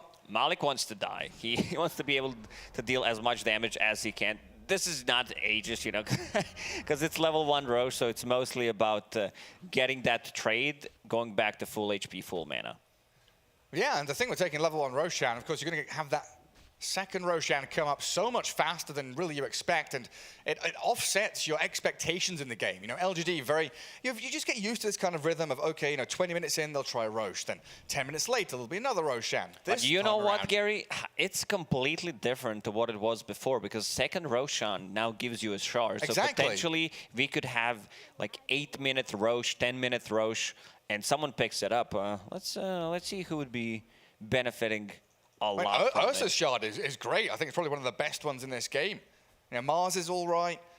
Yeah, if you get the one for Snapfire, that's pretty good. If you get one for Profit. Oh yeah, they've got some really. It's going to be. I don't think it's going to be a battle within the team to try and figure out who gets it. What happens even? Because you can buy shard at 15 minutes. Maybe if you get a shard, it doesn't even work. No, because I have not seen it. I'm pretty sure it does. You know, we were playing in a caster stack a couple of days ago, and Lyrical, you know, they were on a lost streak, so it's pleb TPing out. They were looking for ways to win a game. Oh, good Hurricane. Good little drag back there. P1 does have a little extra regen to keep himself fine on that tier 1 tower. Yeah, it was Lyrical's plan to try and get a victory. It was like, guys, let's just do something dank. Let's go level 1 Roshan. Yeah, I'm pretty sure you just get the shard. 10 minutes in, it's fine. You use it. You've got it. It's not locked. It's not disabled. Perfectly reasonable. Looking at the mid matchup, 33 CS, but a lot of those are small camp, which Puck is farming. Evo's doing a pretty good job, I would say. 24. You know, he's still playing against, nothing to say, one of the best mid laners in the world. He's trying to stack the small camp for himself. Puck could potentially steal that one. Yeah, absolutely could. I'm very interested to see what Evo does in terms of rotation as well, because he's about to hit level 6. So we could see that move with, you know, a TP up to top. Maybe if LGD get a little over-eager with this dire creep wave arriving at the tier 1. Death Prophet might be a little out of position. But Mars, for now, he's going to start wandering down towards that bottom jungle. Spots the Y Enchantress. Ready to go in. The Alpha Wolf. Nothing to say, does not want to connect. He's like, I'm going to go for these creeps instead. And look at the way he's using Orb on a mid lane. He nukes the mid wave and also nukes the small camp. So pretty efficient. Absolutely perfect efficiency. Yeah, 45 CS. Next Roshan may respawn in 2 minutes. We just started the game. Yeah, if you're just joining us, I did get that level 1 Roshan on D-boosters. Malik's already spent the Aegis, as he's been left to his own devices now. Top rune illusion, but in that bottom rune spot. Good juke. And the arena comes out, the coil's in on them, and Mars about to die. Does get a courier kill on his way out there. A couple of couriers falling, in fact. P1, Jin-Q, and Wise Courier dying along with the Evo Mars. And P1 on the run back away from the rest of LGD, but the toss forward, that should be able to catch the Bane. Even with a Nightmare there, the Alpha Wolf will take his life. And taking off some pressure from Spectre. Spectre's about to hit level 6 right now. It's a long cooldown. It's 3-minute long cooldown on Haunt.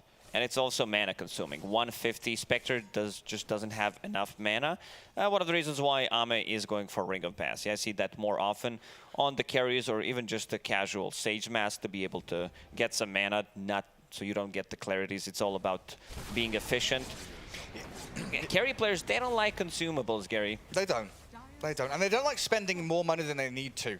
It used to be a thing, right, the Spectre, a bunch of heroes buying Echo Saber. PA was doing it because they wanted that mana regen, they wanted tankiness, and it seemed nice. As Faith Bian getting ripped limb from limb by Malik, but Spirit Siphon, nice bit of heal. Well, down at bottom, the toss back. Dagger forward from Arme. Why trying to connect in onto this Prophet, but it's basically just creating a barrier. Allowing Creep Wave and a couple of heroes to maybe get some damage onto that tier 1, while Prophet and Bane can't defend too effectively. Well, they do back up in the end. I guess they were giving respect to Spectre's Haunt, because she can come there, but she doesn't have that much mana. Like, you need 300 mana for, let's call that combo. Not that good of a combo. Haunt and one dagger. Spectral Dagger, yeah. Because she's got like 400 mana, there are 150 mana each on those spells. It's not a lot of fun. But yeah, we used to see that Echo Saber, and then it's like, well, if I'm not disassembling into BKB, it doesn't feel particularly good buying the whole thing. So, you know, a Sage's Mask or a Ring of Passage gives you a very there was a similar time when amount. it was good. Echo Saber into Aghanim Scepter build, and then you went for Orchid, where Orchid had a different build-up. Evo, he's got some backup coming. Nothing to say, gives him the coil again. He arenas defensively as they try to Nightmare, delay the death of the Mars, but in comes Arme.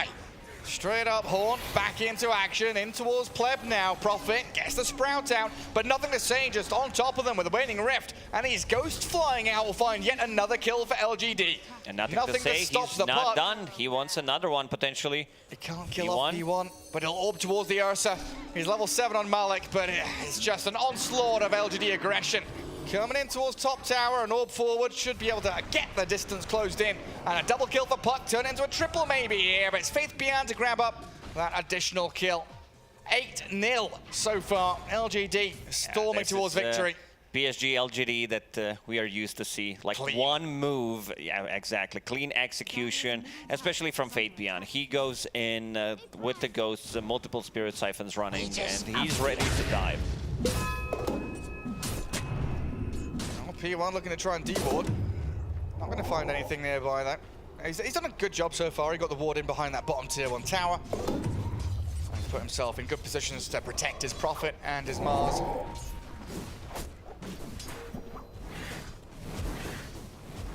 Next Roshan will respawn in a minute, so that means potentially they could try to take it one more time. Cookie. Yeah, why? Gonna get the heal off. The coil, though, holding those two supports back as Malik does swipe in towards the Enchantress. And Orb across will get the Puck some distance, and there's nothing the Mars can do to help out anymore. They got the 1 kill. This is it. 1 kill on the hero, 1 kill on Roshan. So they're keeping things balanced. Jin Q. Oh, Malik, gotta be careful. He does have the enrage still, but a toss back, a bit of damage from that Puck could bring him down quite easily. All 3 cores from PSG LGD on top of net worth right now. Oh, they are. Getting all their key items very quickly, like that Witchblade so early on. An enormous amount of damage. 10-minute Witchblade that we're talking about. So you can pretty much solo kill both supports, and like even Ursa doesn't have that much HP, does have enrage, but still needs to be very careful. And they're not building into like any HP items, so for the next 10-15 minutes, I'd say this Puck is gonna have a pretty good time. Yeah, looks like a free game for nothing to say. I mean, what's going to catch him? Nightmare, a grip from Fog. Potentially Spear, but there's a silence, there's a toss back, there's also global presence from Spectre, and here they go again. Look who's back! LGD are pinging it out. They know that something's up in the pit. They've scanned it. Oh, Malik gets bashed by Roshan.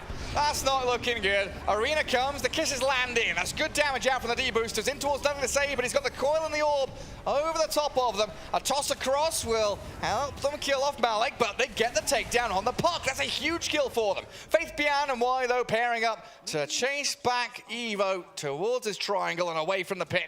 And LGD might just steal it away from them. It was a good combo. Snapfire ulti with Mars Arena. They do manage to bring Puck down. Easy 350 for Snapfire, and there's still ulti running on Dead Prophet, but they need to be careful. It just ran out back to full HP, not enough damage. So, like this Roshan, the way the boosters are playing right now, like it's gonna get threatened, because they know that there is no exorcism. Oh, nice cookie. Y has a ton of heals though, and Malik, who's just respawned, he turns on towards Jin Q. The spear misses on him, so he has to go for the Earth Shock instead. And quickly, Arme moves himself out of the Sprout. But it looks like D-Booster's going to give up on Roshan for a few minutes now. LGD have brought everybody. They've brought back on Jin Q. P1 denies a regen rune in the middle of all that nonsense. And Roshan stands tall. Yeah, the standoff. PSG LGD, they're fine with that as long as they have something inside the pit. And here we go. The Vision battle is going to start. Treant protectors, not protectors, they're just called Treants from Nature's Prophet. And also Y will be sending out his creeps inside the pit to see if anyone's going to go for another attempt. Malik, yeah, pretty standard Ursa build, even though from the offlane, like it's very difficult to go for different item build. So going for casual Morbid Mask gives you that sustain. You can farm the Ancients, and now going for the Fusel Blade, very close to it, just 400 gold away. Right, not looking too bad. The net worth of the Radiant, yeah, they're behind LGD, but they're not massively behind. They're still going to get their items up and running. Haunt on the mid lane. They're trying to kill off Malik's Ursa. And nothing to say in Arme pairing up together. Now looks like D-Boosters thinking about pushing out top tier 1 tower. Would give them a bit more room around the Roche pit and a bit more land to play into up top.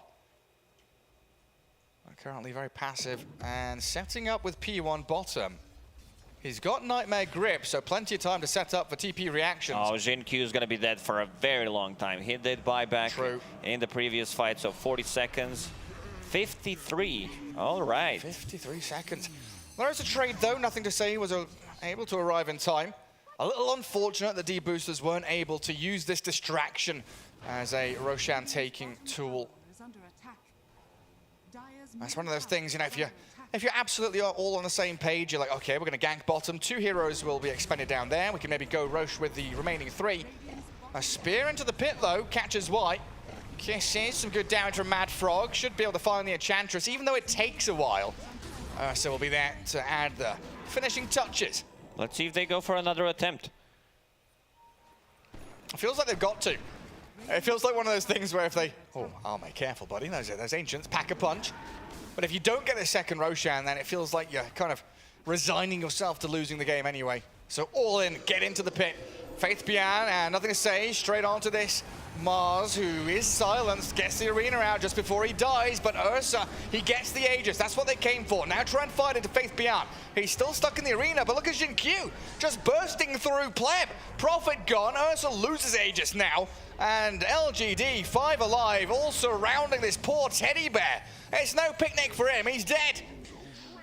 They went all in. I mean, this type of strategy, they try to surprise him. They did at level 1, got the Roshan, and now attempted to go for the second one, picked up both Aegis and Shard. Nature's Prophet did get it, but at what cost? Like, they're losing out so much, and because they were always grouped up around Rosh to be able to threaten it.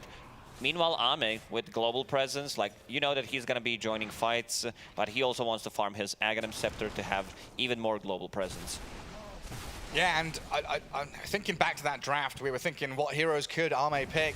We thought about the PL, the TB, the Naga, these illusion heroes, but against the Nature's Prophet, the Spectre gives you that additional ability to stop his split pushing. Get on top of him, make sure he's not shoving out these waves, opening up the map for the rest of his team.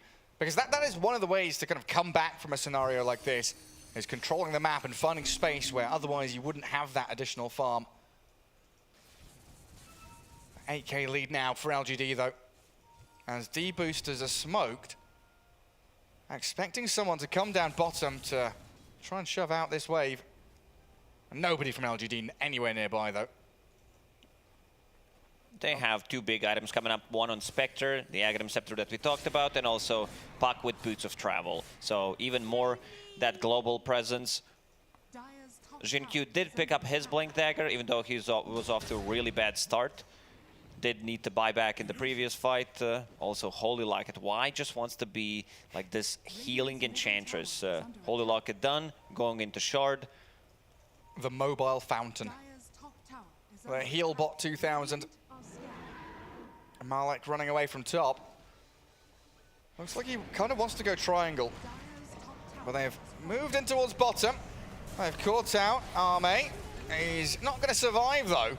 Pleb's going to be out in the open as they toss them back into the avalanche, and they're going to lose a hell of a lot just for killing off this Spectre. Mad Frog about to drop with the Enchantress. Right click, not finishing him off, just escaping with a sliver of HP. And P1 gets the Nightmare down, well, nothing to say, focuses in towards Evo. He's got a spear and a rebuke, but he's dead to the Witchblade. And P1 trapped in the trees. Oh, is he juking? He's pretending he's not there. Be quiet, Gary. I'm a tree. He's one of those little kids in the school play. They couldn't give him a speaking part, so they turned him into a tree. P1, where's he off to? He's found by Y. Yeah, he already used the TP. Fate Beyond did stop his teleport with Yule's Scepter, but he's buying a lot of time. Look at this. It took them, I'd say, almost a full minute to be able to kill Bane. They get him in the end.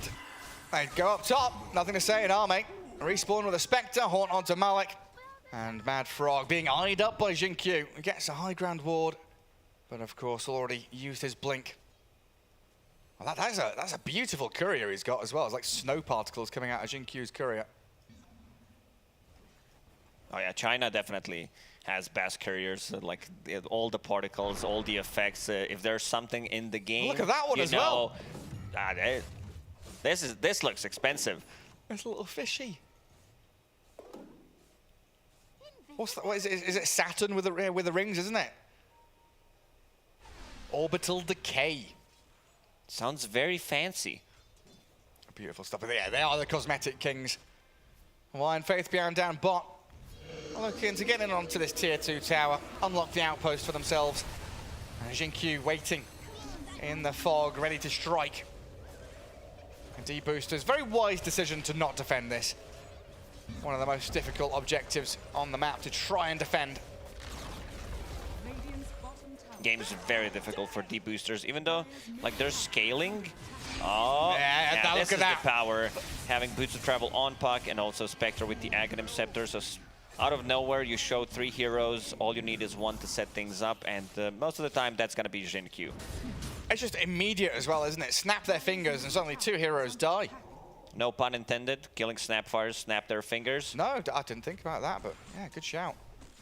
That's why I'm here. If I'm not the one who's using puns, I or using his brain. unintentional. Yeah, I'm the one who's using the brain in this cast. That's correct. I turned mine off on purpose.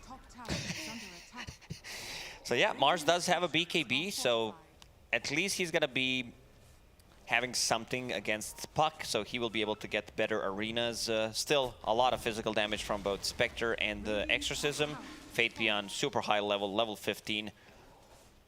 Still a good chance, though, for D-Boosters to win a couple of fights, though, right? If they get these head-on-head clashes where they're 5v5, they've got arena kisses, and they just can't bleed out kills like this. When Ursa, when the Prophet are dying 1 by 1, you've got these extended periods where you have 1 hero dead for 40, then they respawn, another hero dead for 40, they respawn, and it's just this effect where you're never able to fight as a full squad together. Map just gets very difficult to play for D-Boosters. Extremely hard to get out of the map. They need to bring numbers, otherwise it's gonna keep happening. Look at this. Do they have any stuns, though? No stuns yet. It's probably gonna be Manta style into Scotty, into Basher for Ame, but if he thinks that he can get more out of Basher, he might just pick it up, considering how far ahead they are right now. Yeah, it could work for him. Cancel grip, catch these TPing heroes. Maybe set up and give more time for Nothing to Say's Puck to arrive. Evo doing a nice job, just grabbing the wave. Try and open things up a little better. Like the bottom half or third of the map, not really somewhere that D-Boosters can play into, so it's nice to see them coming in towards mid and up towards top. Thinking about that next Roshan in particular, a minute and a half until fast spawn. Yes, it's only 20 minutes in, we've got third Roshan coming. Horn from Arme. They found another freebie. It's the Bane. Can they turn this into more with the arena out? They will blow up Malik. Evo trying to battle with Jinkyu's Tiny, but even the position for Tiny's too tanky. Evo about to die and a 5-man wipe incoming. This was a fight with no exorcism. Like, they didn't even use it, and that's, I'd say, even most of their damage. So, looking really rough for D-Boosters right now. Like, I'm always curious in these situations, like we see the net worth difference, we see the kill difference, but it feels like XP difference was one of the big things in that fight, right? Extra damage, extra stats, extra points up in your ultis. LG just annihilated them. LGD initiates with the Haunt. You see 1 hero immediately dead, so that's 4 versus 5. They reveal everything with Spectre ulti, so that means that they're gonna be able to choose the targets they want to go for. Is that right? LGD are 22 levels ahead. Oh, there we go. Avalanche toss. Down goes P1 again. 19, 19, 17. Yeah, they are, right? Try to do math manually.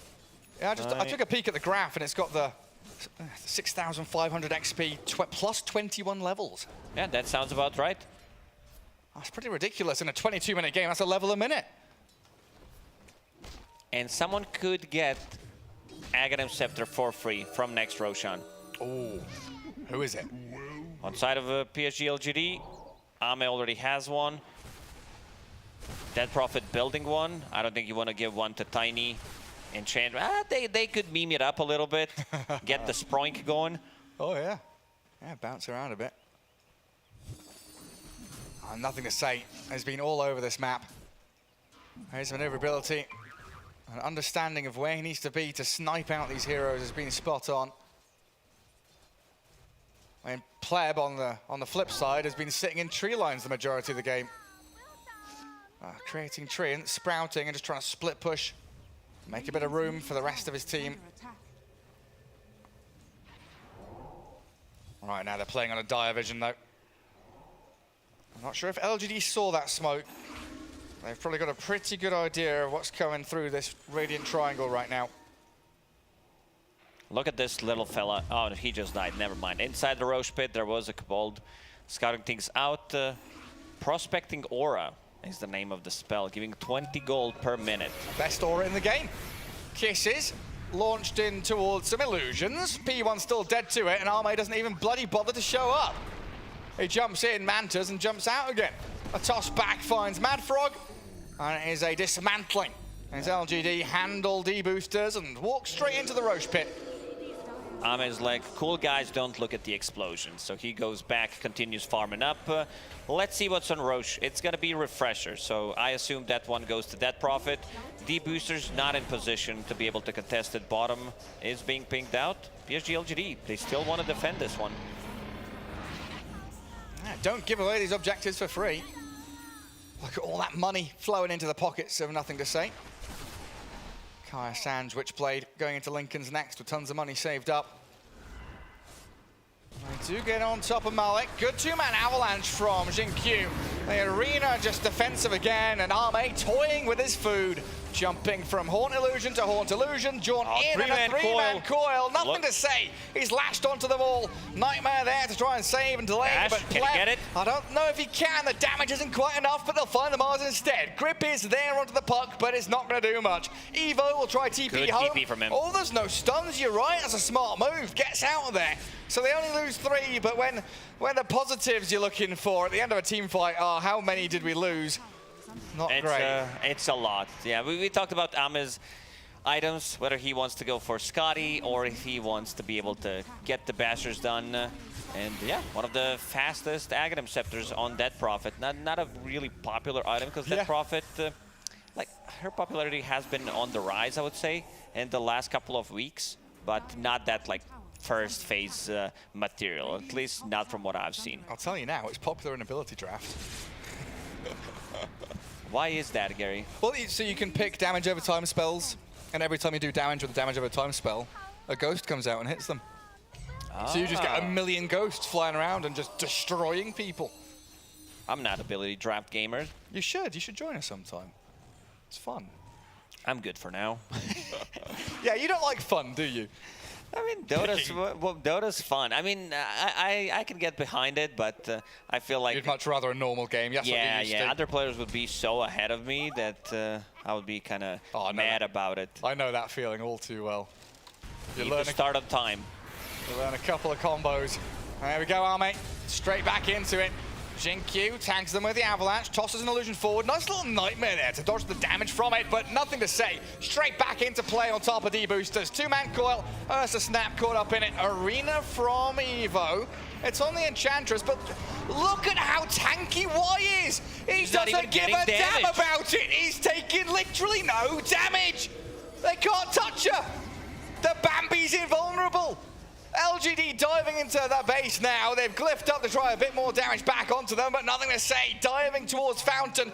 Gonna phase shift and maybe blink away. The cookie play not gonna land. Well attempted by the D-boosters, but LGD outplaying them every single step of the way. And also so many nature attendants. Why full HP? Doesn't even have a cloak there, so receiving full damage, but healing it out with both Holy Locket and look at his item, what he wants to go. Say goodbye.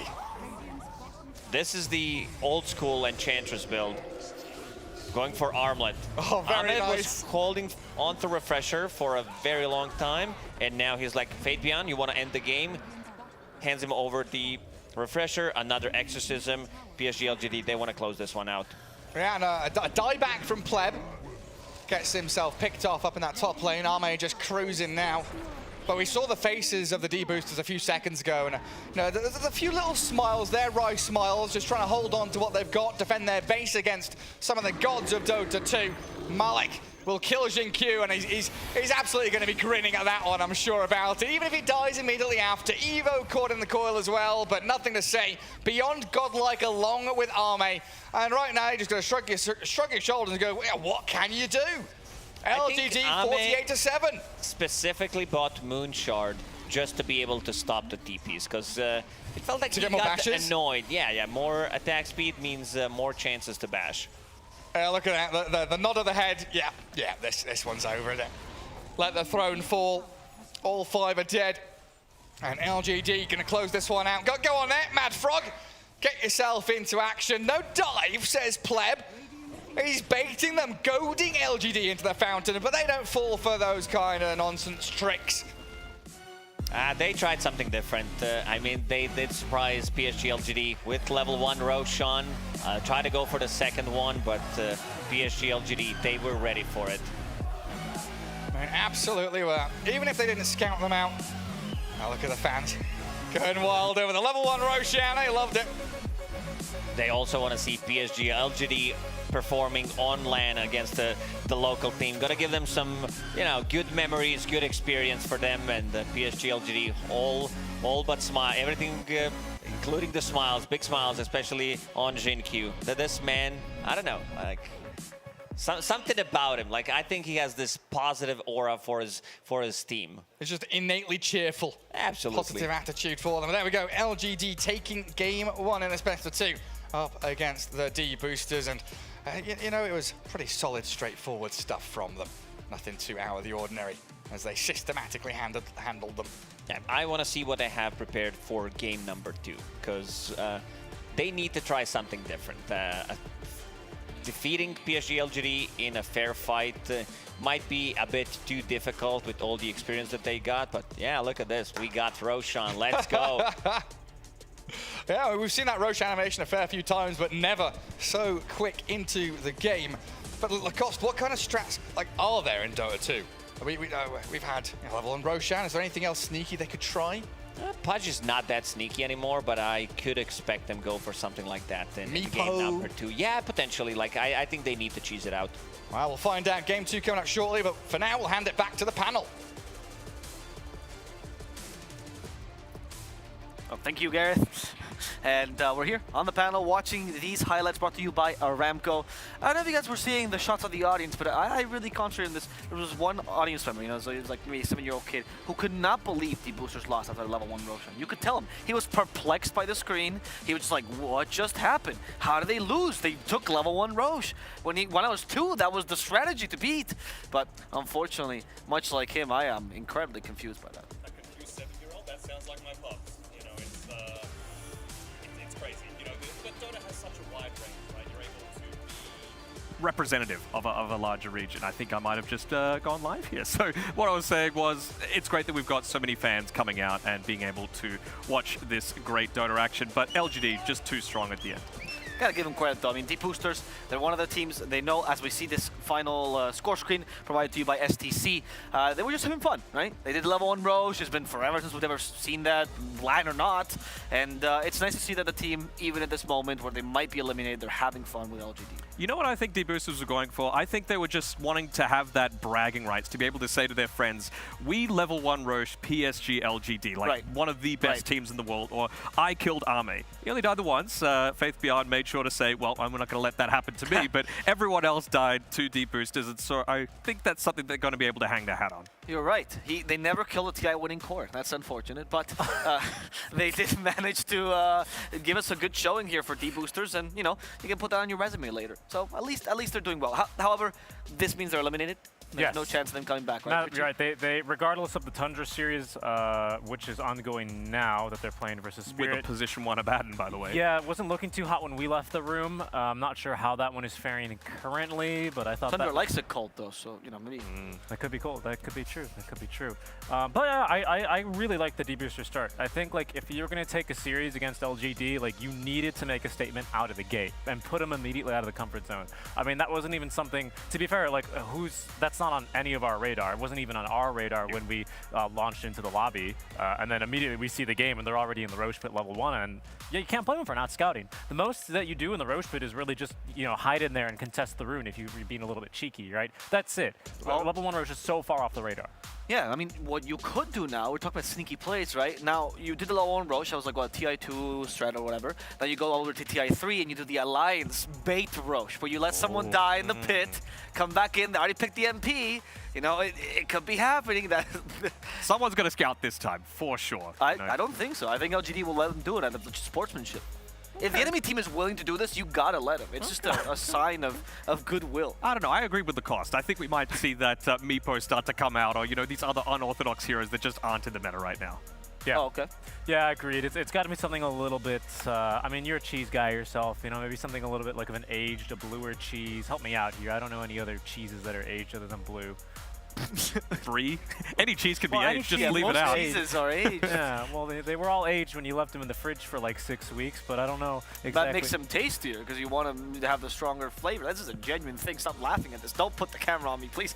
Pass it on to Richie. You have other options. So there's the zoo options here, right? You could go for that, but not this. That's too played out. Brood Mother. That's what I want to see. I'd like to see the Brood, honestly, just the heavy commitment into one sort of play style that is going to actually kind of force LGD to play your game. Sure, Ame's still going to be pick this core and he's going to go and do his triangle and continue farming and play for the late game. That's the style, that's the efficiency, that's what we expect from LGD, but you can still make the other 4 heroes play your game, and I think Broodmother is kind of the hero to do that right now. Yep, Broodmother, Dazzle.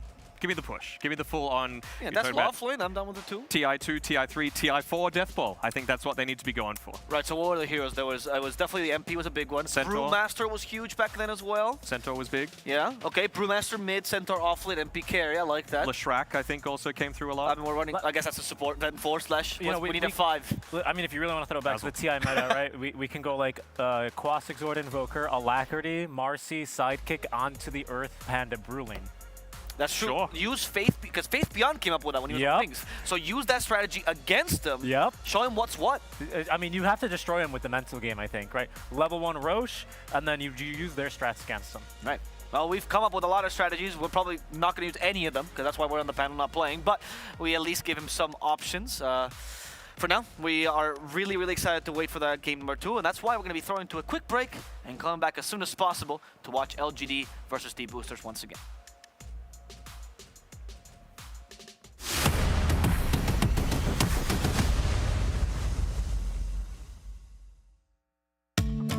مع التحديث الجديد لستي تي بلاي تجربة جديدة للكل.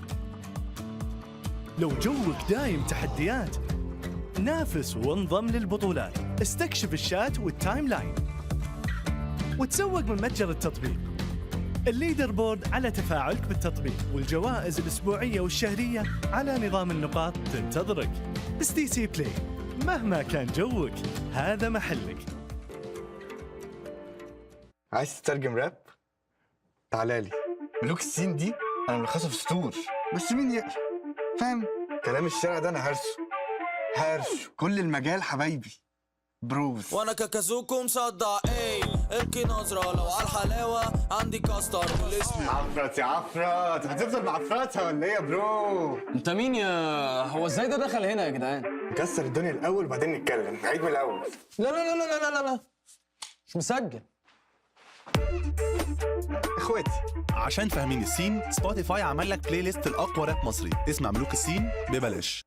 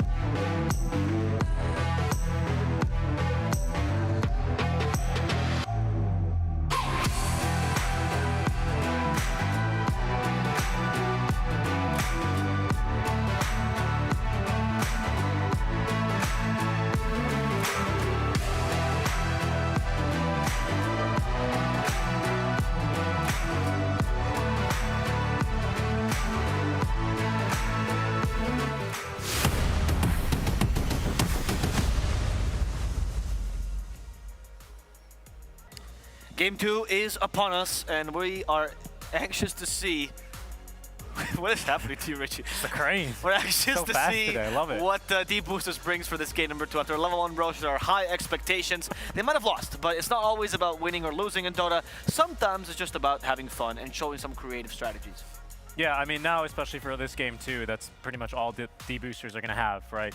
They are now out, unfortunately, I think going to be condemned to that 5th place finish. Yes. In Group B with now their 7th loss guaranteed. No other teams would be able to match them there. And we're going to see here what they choose for Game 2. I mean, even towards the end of that game, they didn't really seem like they were in too poor spirits, even kind of taunting LGD, asking them to come and dive, you know, inviting them into the pool in this hot Riyadh heat, right? Come diving in the fountain, but no dice from LGD, taking every game seriously. At the very end, no dive, question mark, and then I think Xingqiu just went ... Like, we're not going to do it, bro, come on, calm down. But yeah, they just, it's clear D-boosters are here for a good time. You know, they're playing, they're having fun. Even when Lil Pleb was able to get that Roshan, you saw him do his little jig on the stage, like he was happy, pumping up the team, so. Yeah, he was just clapping. Yeah. Great imitation, Danog. Thank you. I could have, for a second, I thought I was actually paneling with Pleb. Well, I am a pleb, so. Well, I'm excited to see what they bring for the second game. It's nice to see, like, unless you gotta take advantage of these experiences, right? And for some teams, the experience is a learning experience. It means that they're gonna go further competitively. But for a team like Deep Boosters, who also has a lot of stand-ins or borrowed players, it's just an experience, personal, individual one. And having a good attitude is definitely the way to go. Even just to be able to have their family here supporting them potentially. We saw the crowd, obviously, we've got some Saudi representation, so I'm sure they would have been happy to say, like, hey, Mom, I'm on TV. Oh, it's true. I gotta give them a chance later. Yeah. Hey, Mom, I'm on TV, by the way. Anyway, let's see what they bring for Game 2. We've already talked about some cheese strategies, but I want to hear some more ideas. I mean, we've seen Arc Warden. Can we still consider that cheese? No. Have you seen? Actually, wait. Before I continue, go on. I know the current Arc Warden build for real Arc Warden players is the Midas, Maelstrom Ags, and into Octarine Gleipnir. Octarine Gleipnir, Yeah. exactly. And that's good. But have you seen the Dagon build people are running? Wait, no, I have. Thankfully, no. No, you haven't seen. I have not. What seen is it. this? So in High Immortal Plus, people were like, all right, now Arc Warden 50% damage reduction. In case you guys don't know, that does not affect spells and items, right? So it still works that way. And so people were starting to run this build where instead of going for the Maelstrom Midas, you actually just rush Orchid into the Dagon into the E-Blade. And so you just blast fools from far away. But then people realized that's not good for carry Arc Warden, so they started playing Arc Warden in the off lane. Oh, wow. And Yes. it's also not good for that. It's not. So that's when I became a D-booster for my own account for quite a while. Black helped me as well. But, you know, I think there's something there. I think it could be run for this game number 2. Maybe in the mid position. It could be a build. Give me an Alchemist. Give me the That's such a boring cheese. Farm more cheese. 5 Alchemist. Oh, Okay, I'm sold. I'm sold. I'd be sold on that. Yeah, actually, I think the trouble with him is how many points you can really get away with in the greed and still finding space and time to farm and actually getting the Ag Scepter with a reasonable timing while not just griefing your lane, right? That's going to be the really, really difficult part. But if you pair him with like a super strong laner, like a Bristleback, like late in the game, you kind of like throw him in for a bit of a loop. Like, Give him the Ags early on. Exactly. You know what I mean? Anti-armor synergy as well. Or minus armor, sorry. I think the difficulty for them is that LGD still have a lot to play for in this match, right? I mean, they're now 3-2, but we'll see. I mean, one of the teams, Spirit Tundra, is also going to be matching them after this series, right? It's guaranteed. So they'd really, really like to still, well, not upper bracket, I think. It's going to be difficult for them, still not impossible. They want the 2nd seed. But yeah, they want at least that 2nd seed. For sure. Yeah. Make sure that secret is not their matchup later on, right? Yeah, absolutely. They want to avoid that as much as possible. As not sure if this is the team's highlight or if they're on the stage right now, but I mean, it just shows. It's a summit slide. Sure. The attitude of the players is still very upbeat, very positive coming through, right? There's lots of smiles coming around, not just from our ever-faithful Xingqiu keeping the spirits up. We even saw Ame crack a rare smile there, and look at that, Faith BR. Just, it's the lucky pat, it's the lucky hugs, you know? Xingqiu always seems to be the target of it. We saw it at TI, the belly rub coming through. The Buddha pat, Yeah, that's right. Yeah, that was pretty big for them here, and that was just like a little adjustment of the collar, maybe. He wants him to look his best. Of course. Everyone loves Xingqiu. Literally, you talk to players from all over the world, and they all love his sprays. They just love his face. Like, Beast Coast bought the LGD pack just to spawn his face everywhere. Whenever I've been to tournaments, players are always really eager to talk to him. It's interesting because he doesn't understand them, but they still say hi. They still want to, you know, go on and give him his hand. Like, oh, hello. He's kind of a superstar, honestly. Yeah. He's the closest we got to a celebrity, I'd say. What, you don't think Ame is a celebrity as well?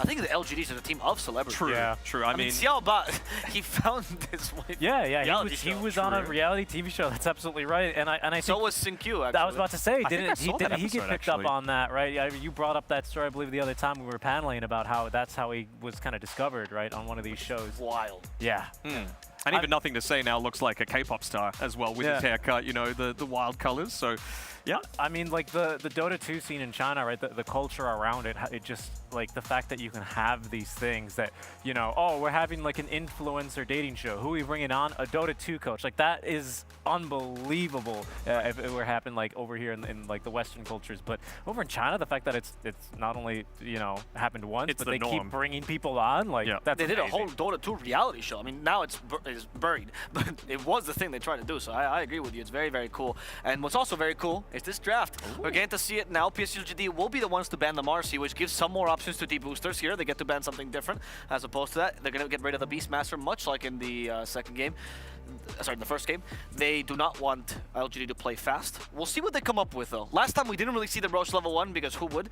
But maybe this time we can guess what the idea is. Yeah, and I think that's only, unfortunately, a move you can play once in probably the tournament. As soon as teams know that this is something you're willing to do, they're going to give it a try. The techies. Let's go, techies earlier. Techies, tiny toss, right? You're no longer tossing them into a stack full of mines, but certainly going to be able to do the Avatos and set up for the blast off, which is probably techies' biggest impact spell these days. Yeah, you like toss into techies as he blasts off, and then he blasts off in place. Mid-air? Right? Oh, whoa, I didn't think of that, actually. I don't think that works, though. Well, they hit each other mid-air like a cartoon. Yes. But like, genuinely, if techies blasts off in place, right, and you toss him towards techies as he's doing that, that would be a perfectly timed blast off, right? Sure, let's go with that. Yeah. I know, like Marzarita, techies just hits the side like the cartoon that we were saying and just bounces off basically. Yep. But Zeus does too. Zeus does too. We got the bristleback coming through though. Oh, come on. Yeah, now that LGD, like bunch of normies, they know that deep boosters are going to try and do something probably faster. I mean, who would want to play late game versus Ame, you know? So, especially when you've got really strong laners for PSG LGD, so they're going to pick some strong lanes themselves. This Wisp bristleback, unbelievable sustain, the healing. The Winter Wyvern gets removed from the pool, as Lacoste would say. Obviously great against any kind of Wisp lineup. What I want to see D-boosters go, I want to see him get a puck. I think that's where you really see the biggest strength of the techies. Puck, if there's any pitfall the Puck has, it's the high ground push and the fact that early on, before you get, like, let's say the third item, your damage isn't amazing. You can shove out lanes, you can be annoying in team fights, but you can't finish them off. And that's what techies allows you to do with that blast off that you were talking about, Avo. Sure. I also like the Timbersaw pick actually here. Well, not only is he going to get Bristleback and IO, but allows techies to roam early, assuming this techie is a 4, and that would give D-Booster some more options to win that early game. Use that blast off. We saw how strong it was with Zayat. This is very reminiscent. I think D-Boosters, they ought to look for maybe something like well, but then you got to play Carrot from the off lane. Pudge off lane, maybe. This reminds me a lot of the Enigma OG lineup. Or sorry, the Secret, what was it? Secret LGD game. Secret LGD. Right, where they had the global lineup against these tanky strength heroes that LGD was proposing earlier, and it completely demolished them. I wouldn't mind seeing the Zeus here, percentage-based damage versus a Wisp and a Bristle. That does sound pretty decent. Sure. What other damage can you have that's like hard to land, but Pudge and Tiny allow you to position them into it? Oh, they picked the Timbersaw themselves. Hard to land damage. That's like very strong. I really can't think of anything. I mean, snap, kind of. Oh, you could snap your Mortimer skills preemptively as you hook someone. I mean, there's the option of like a Mirana arrow, maybe? You could like hook into arrow. That's kind of impressive. I mean, they're playing against LGD. Isn't this like a TI6 strat that they did in their one loss against DC? It was the Pudge Techies, right? You're right. Wings did do this. Yeah, I think probably in that game, though, that was when Mood Timbersaw was the biggest thing, right? They probably had the Timber with them on for Moo. In fact, I remember I was in the crowd for that game sitting right next to the Chinese fan, so that was a really fun experience. But the Bat Rider instead, which has actually been very frequently banned, even last banned always by LGD. Yep, they don't like playing against it, as does Nigma. That's a key similarity between the minds of Kuro and Zhao Ba, perhaps. But that's going to be a powerful pick here into the Timbersaw, into this Windrunner especially. I mean, that is such a terrible matchup for her. I'm going to need some more burst damage, though, from D-Boosters. You're going up against an IO lineup with a Bristleback back in a Timbersaw. Like, you need to get them from 100 to 0 very quickly, because all of the damage that they've got essentially is gradual, right? With the Batrider, with the Pudge. Tiny and Techies give you a little bit of that potential, but you need something else that's going to be able to convert on that and actually finish off a team fight. If it could be percentage-based, great, but already the Wyvern's been removed. We don't even know what they need, right? This might be a Pudge position 1, but it might just be something completely different again. I think Bloodseeker's looking pretty good here. Yep. It's going to put your Pudge in a bit of an awkward spot, but he's really good versus the tanky heroes like a Timber, like a Bristle, like a Wisp. Force the reload early in the fights just to time out, and maybe the rest of your and then maybe the rest of your damage over time, like you're talking about. And is a legitimate concern, is something that deep boosters can play around. It's not banned, so I would actually genuinely like to see the Bloodseeker last pick. I like it too. Yeah. It's something that works well with this forced movement, right? Which is what they have. They already have 3 forced movement, 1 damage. You need 2nd damage. Yep. Bloodseeker looks amazing. Yeah, I like it. I mean, I don't know what roles each hero plays, but at this point, I think we're well past that anyway, so I don't think that matters. Oh, yeah. Bloodseeker's the move here. Undying, okay. Oh, okay. Could this be a core Undying? That'd be kind of cool to see. I think... Was it Faith Beyond that did it last? I think he played a position 3 Undying a few times. Obviously, it's D-Boosters playing it this time around, but you see a lot of strength heroes. You say, okay, I'm just going to get a ton of farm and try and push you down with an Aghanim Scepter maybe and do that burst damage. Right, you go for Ags, then you lasso one person as you're lassoing, you toss someone onto the Batrider, hook another person, and then 3-man decay, 30 strength right off the bat. Easy. Yeah. Easy win of the fight, I mean, honestly. it's looking pretty good. The Shard, the Sange on this hero as well is ridiculous, because you can get to some very, very bonkers HP into not quite an armlet, but just stacking the strength and most importantly, take it from your enemies might be the strategy for D-Boosters in Game 2. We'll see how well they can do. Usually I ask for predictions, but I think it's safe to say this whole panel is going for D-Boosters, right? Absolutely. Yeah, 100%. Great. Let's see what our casters have to say about this. Gareth Lacoste, what is your prediction? Let's go, D-Boosters! Come on, let's have it! There's a beautiful draft. Their plan, though, is drag people in Fountain, isn't it? Absolutely. Toss, lasso. They're playing for the 20 minutes when Bristleback starts running at them, and then they drag the whole team into the Fountain. So that's the plan. The boosters playing it for the crowd. They want to see, some nice hooks into tossbacks, into lasso. Into laughs. We'll see who's gonna laugh in the end, but it's a good Batrider game. It really is. That was a great pick. And it's also a good Undying game, Gary, as well. Looking at the heroes who can kill the Tombstone, pretty much it's Bristleback who's gonna be tethered to IO. Other than that, these heroes, they don't want to go in and kill the Tombstone. And you're also talking about core Undying. Now, he's got Armlet queued on Malik's Undying, but I kind of hope he's been watching Slax's content and he rushes Refresher Orb to get double Tombstone as quickly as he possibly can. I don't think I've seen... First of all, I've not seen Undying on the offlane in a while, especially not the one with Armlet. Actually, it was like the Aghanim's Rush, wasn't it, that we saw a little bit. Planted Observer Ward. Echo Saber Undying. Potentially looking for a hook. Let's see if we can see our mate. Oh, they spotted him going up to that high ground. Radiant do have vision over there, and Sticky Napalm will scout nothing up the staircase. We've got nothing to say why Shinkyu and Faith Bian all sat on that left side. This ward gives them pretty deep vision. So if someone shows, could potentially be a hook. Hello. Here we go. Missed it. In between. Unfortunate. His own T1 teammates tipping him. Oh, yeah. Well, good try, buddy. Even nothing to say decided to join. Why? They're having a bit of fun with the tips. I mean, it looks like they're going to lose some bounty runes, but they land this hook now. Pleb. Toss. And the toss on the tower. Nothing to say. Body blocked up. In comes the blast off. He tries to dodge it with a sleight of fist, but it looks like he's dead. 4 heroes around him, and now the tip's going to come back the other way. And P1, he's a Slacks watcher, dropping the oh-no. They decided to swap things around. It's going to be Pleb playing the mid Pudge. And Batrider will be safe lane. So right now they are swapping things around. They want to have this Batrider against Timbersaw matchup. Yeah. And mid Pudge, we've seen mostly Pudge being played from the safe lane. I think this hero does really well on mid, because you do get levels. Hook onto P1. It's a little difficult sometimes. They're still giving it a good shot.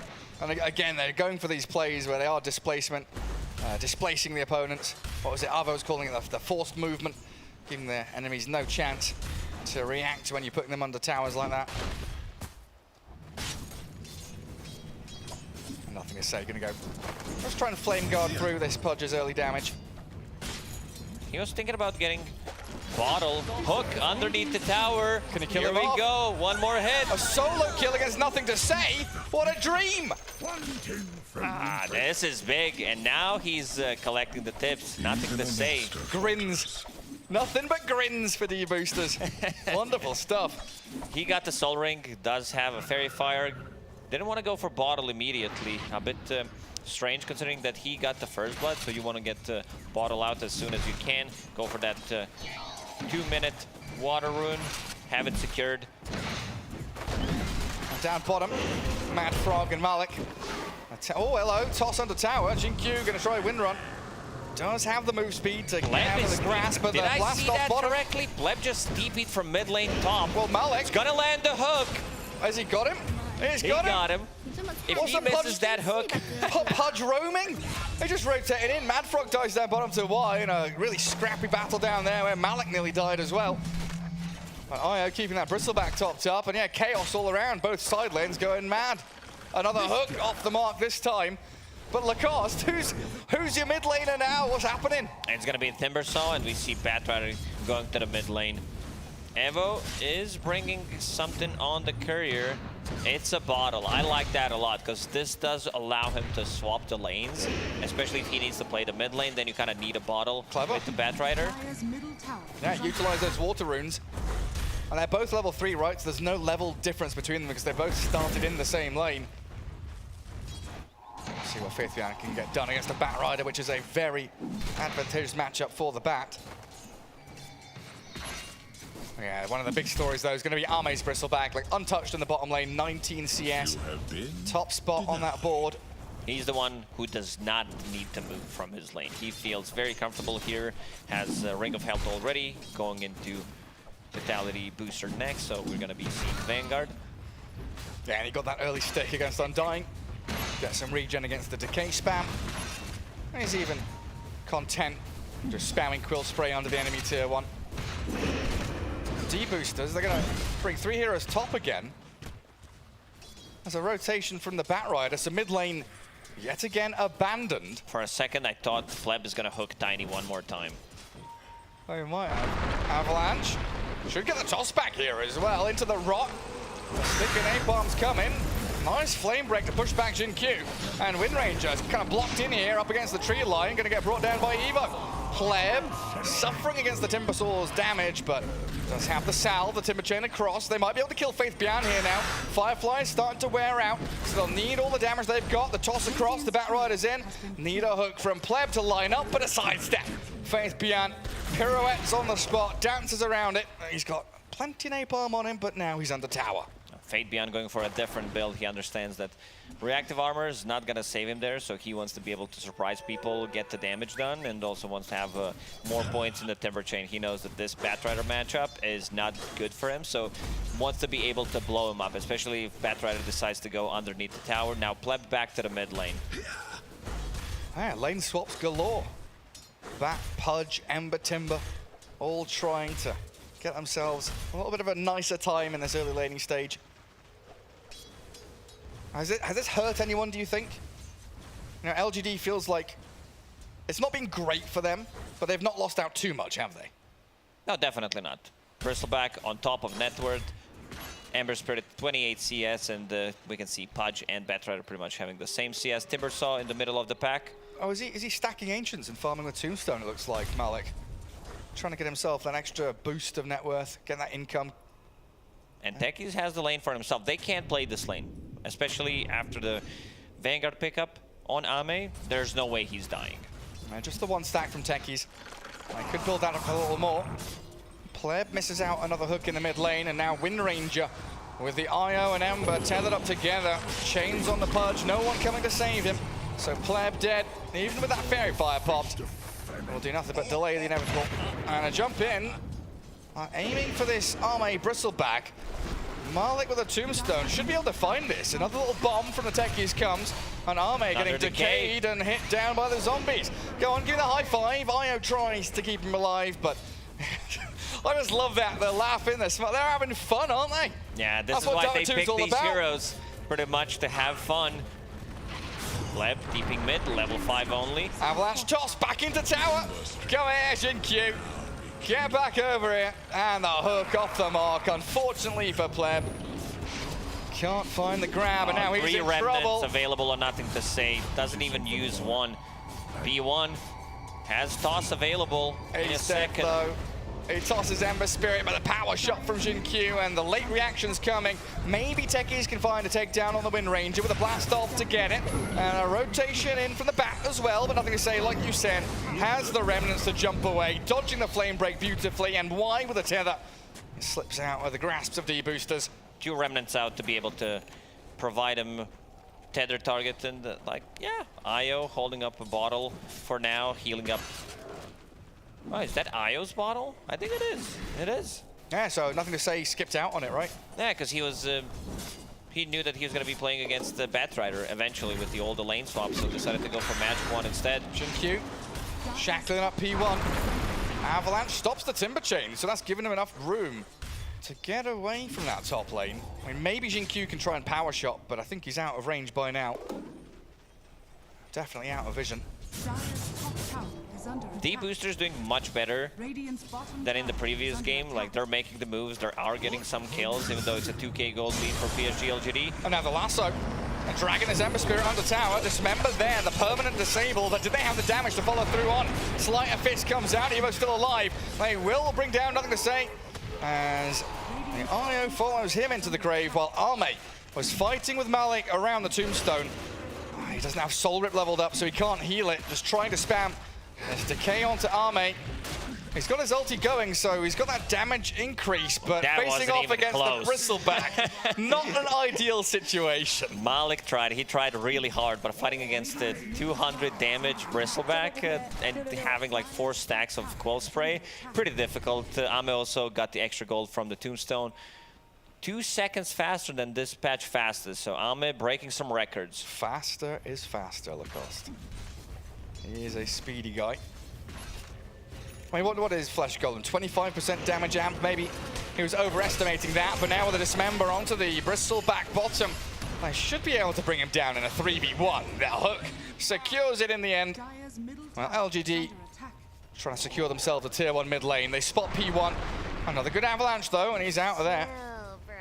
Meanwhile, in the top lane, Fate Beyond did manage to kill the tower and still keeping their tier 1 tower alone, even putting some more pressure on a mid tower, because Orb of Corrosion, extra minus armor, with 3 people hitting it, it's a lot of damage. I wonder if there are any chat wheel lines P1 doesn't have. He's used all of them. I'm just waiting for the Moon of Mayne to come out in a second. Tiny, yeah, in the chakram, not a chance. He only got the good ones. It's a bit cheeky, Lacoste. It is. I saw what you did there. And now, they are invading stacks, but still respecting Batrider, and they know Lasso is coming back off cooldown. All the same items being dropped. 2 Fairy's Trinket and 2 Chipped Wests. Well, hunting Batrider though. Stop him from taking the stacks. He gets the lasso out, but he's completely destroyed by LGD's aggression into this top jungle.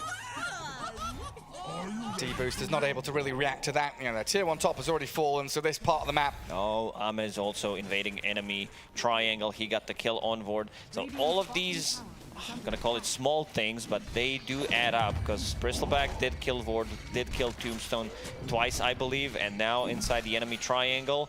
Pleb thinking about going for the hook, but even if he gets the hook, he most likely dies. Yeah, you can't go hooking this Bristleback. Oh, he tried. That was a nice attempt from Jin-Q. That would be stylish if he'd landed that one. A little bomb out from techies. But LGD really planting themselves firmly in enemy portions of the map, so they can't get the farm that they need. And Pleb, he's isolated now. I mean, can P1 try and toss him away from danger? He can try, but he's moving in aggressively to play towards the Wind Ranger as they miss another hook, sadly, for Pleb.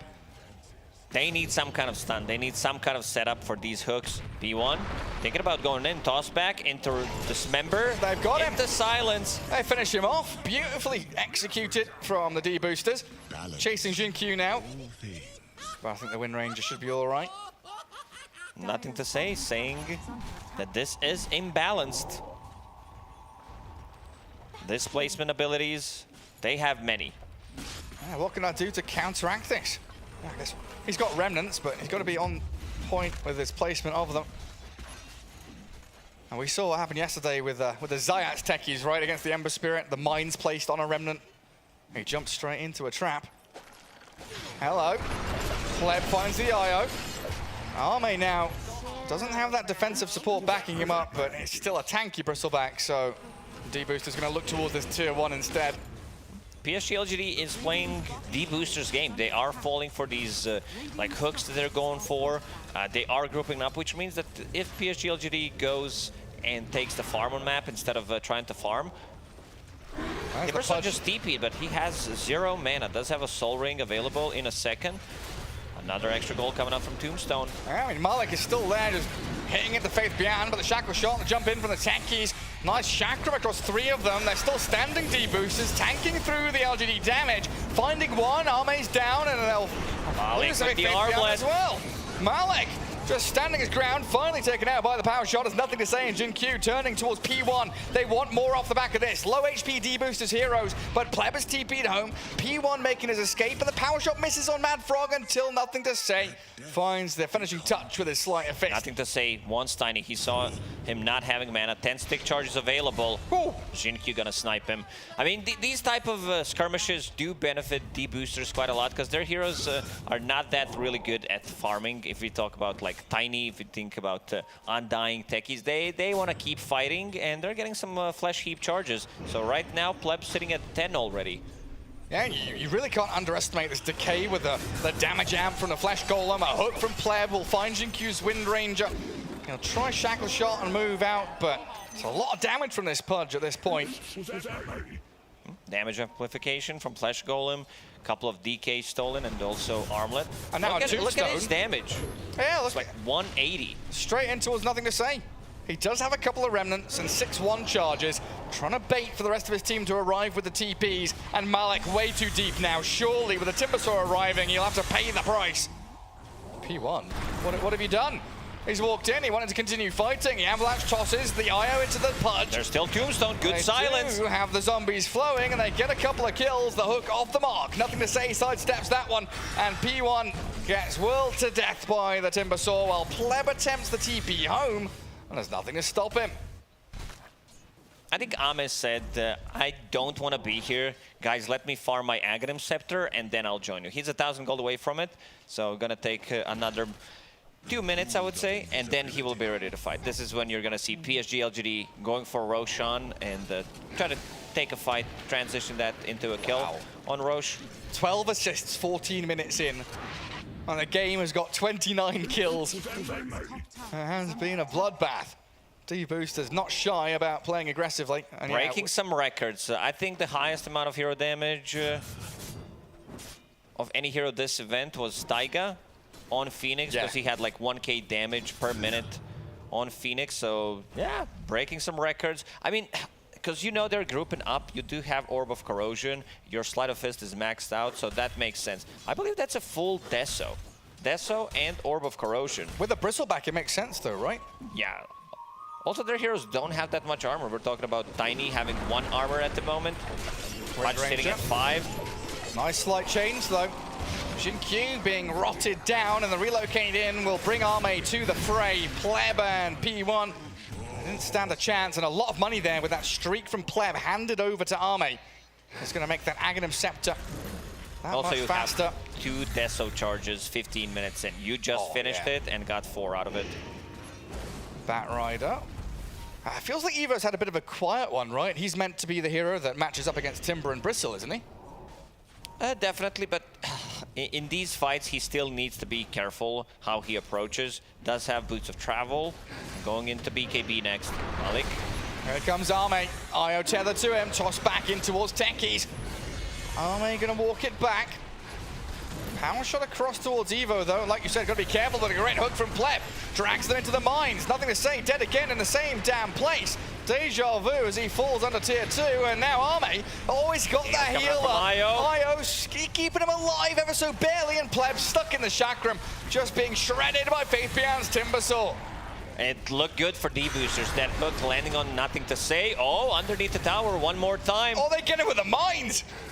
Wide down, P1 also dropping, but Mad Frog, the last man standing, brought down by Arme, who is very close to death himself. These fights, they're pretty close, everyone on like 100 HP at the end of it.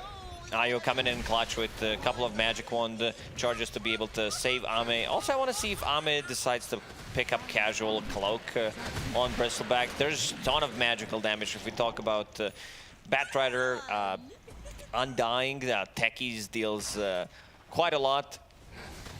Well, I think I saw he had a Satanic queued up on the Bristleback. It's going to be Satanic. I guess he wants to dispel mechanic against Batrider. We're going to see that fight again. Yeah, it's all good setup. We've been at this exact same spot and like nothing to say 5 times. Nothing to say. He's always the one that gets 3 times. Hooked or tossed or dragged and killed. I mean, look at the eye. I blame Y. He dodged the hook. Nothing to say. He's probably giving him the death stare, the glare. Yeah, Arme healed up by the way, Io, even under that tier 2. D-Boosters fighting and scrapping, tooth and nail with everything they've got. As we see Roshan being attempted currently by LGD. D-Boosters, 5 heroes smoke towards the area. Who are they going to spot first? Hook just off the mark, in behind nothing to say. And Roshan down, giving Arme the Aegis. And this fight is breaking out. They've got to stand their ground and battle. Going for Tombstone. Malik facing off against Faith Beyond. Tether across from the Io there. The lasso comes, but Arme, you're right, kills the Tombstone, removes the threat as Undying dies. And Evo, he's just going to try and TP home. Unfortunately finished off before he can escape. Pleb goes for the hook dismember play. He can't kill anybody off though. It's just the Wind Ranger as the sacrifice from LGD to secure Roshan and another huge victory. Now it becomes very difficult for D-Boosters to play the game. Unless we go to tier 3 towers. Like the tier 2 towers, I don't think they should be defended. They're probably still gonna go for some kind of a cheeky play, but yeah, tier 3s is where they're gonna shine. Highest amounts of assists.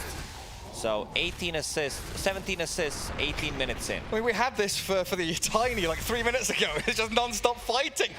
Records being broken every 2 minutes. P1, there's a toss into the tier 3s. Blast off from the techies. Can't really touch the Arme Bristleback though, as the Gale Force going to push them down towards the low ground. That hook has been more of a hindrance than a help. Tombstone's down there, and it will zone LGD away. But D-Boosters unable to really connect on a clean team fight to get them any kills that they need. They will need to respect the high ground defense. Hooks, tosses. The glyph as well, right? Yeah, absolutely. Having that multi-shot on towers definitely hurts. But once that Tombstone expires, we can expect LGD to just go up this high ground and start breaking buildings. Or not, they're going to run it back. They're being very respectful of that high ground defense.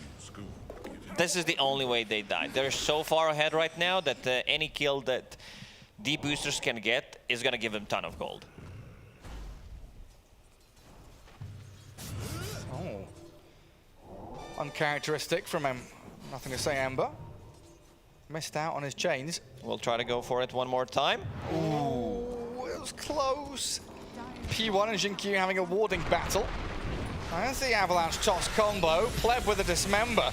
But Timbersaw offering so much damage. Yes, they do trade 1 for 1, but Pleb's got a TP home now. Good one. He understands that silence is going to be long enough, so there's not going to be chains coming out. Man, Techies disappears. Maybe Soul Rip could have saved him for a second, but this is a big kill. 700 gold for Evo. Yeah, so much damage from that Firefly with the sticky napalm on him. That's why we've been saying the Bat is so good against the Timber with that raw magic damage. Arme seems to have his number though. Oh, there's no stuns. He might die. Yep. But who cares about stuns when you got damage? He's doing like 550 a hit. Pleb chased in towards his tier 3s. Arme getting tossed up and lands with a thud. 3, 4. He's done for. P1 shredded. Pleb gets the dismember off, but in comes Y, keeps the bristleback topped up, and Arme, he is gunning for more. He wants the ultra kill. Come here, Malik. You look tasty, you do. Give me the ultra. Armor The armor Toggle still toggles. gonna be an ultra kill, and yeah, gotta give him respect. He wanted to give him the rampage. Maybe in the end wants to get out, but yeah, Ame with the rampage, 20 minutes in. Oh, you're getting freebies now. Probably another record. I assume this is the fastest rampage of this tournament. Probably, yeah. Highest amount of hero damage at 21. 35,000? I've seen 50-minute games where my carry player hasn't had that much bloody damage. Oh, I remember some carries having like sub 2,000 damage. Never forget Gale Balder Force. Magnus. They're tiny. They just can't. They just can't handle the amount of damage Arme's bringing to the table. Evo trying to firefly over the cliff tops. He's coming around the mountain. Here's Arme, and he's taking down Batrider. In behind tier 4s now. They're using Blast Off defensively to get closer to Fountain as Arme straight towards the Undying, in towards Fountain as well. As deboosted. Stuck inside there, well. What a cute play from Ame. He turns his back, extra damage coming out, but before you could tank there as much as you wanted, but now having this Fury Swipes effect pretty much. Some XDs dropped in the chat, well, some smiley faces. Pleb dropped the question mark on them. Oh. Yeah, that's what it's all about. We're getting the flashbacks. Mad Frog. From Singapore Major. Get some mines down. P1 tosses Arme across towards the techies. But now they're not alive, so they can't even execute the combo. As soon as they respawn, they die. He's under into the Fountain! They've got the Wind Ranger! Beautifully They got done. Ember Spirit as well. They popped the glyph. Defending throne. Faith Bian, Y and Arme. Can they focus buildings? Do they want to fight? Malik's Undying is in. The relocate gets Y out of there for now. Faith Bian and Arme still stuck here though. I don't know if the deboosters are stuck with them or if PGD or PSG are going to have to fight. Arme wants to finish it. 1-2, one more hit is going to do the trick. Fade Beyond. I do get the relocate back. A kill on the IO. Buyback is available. Batrider returns to the fight. Pleb in that chakram, getting shredded by Faith Bian. 17 kills in 23 minutes. He's turning onto the throne. Arme Smurf. He's definitely not a 1.5k MMR player, that's for sure. Shots fired.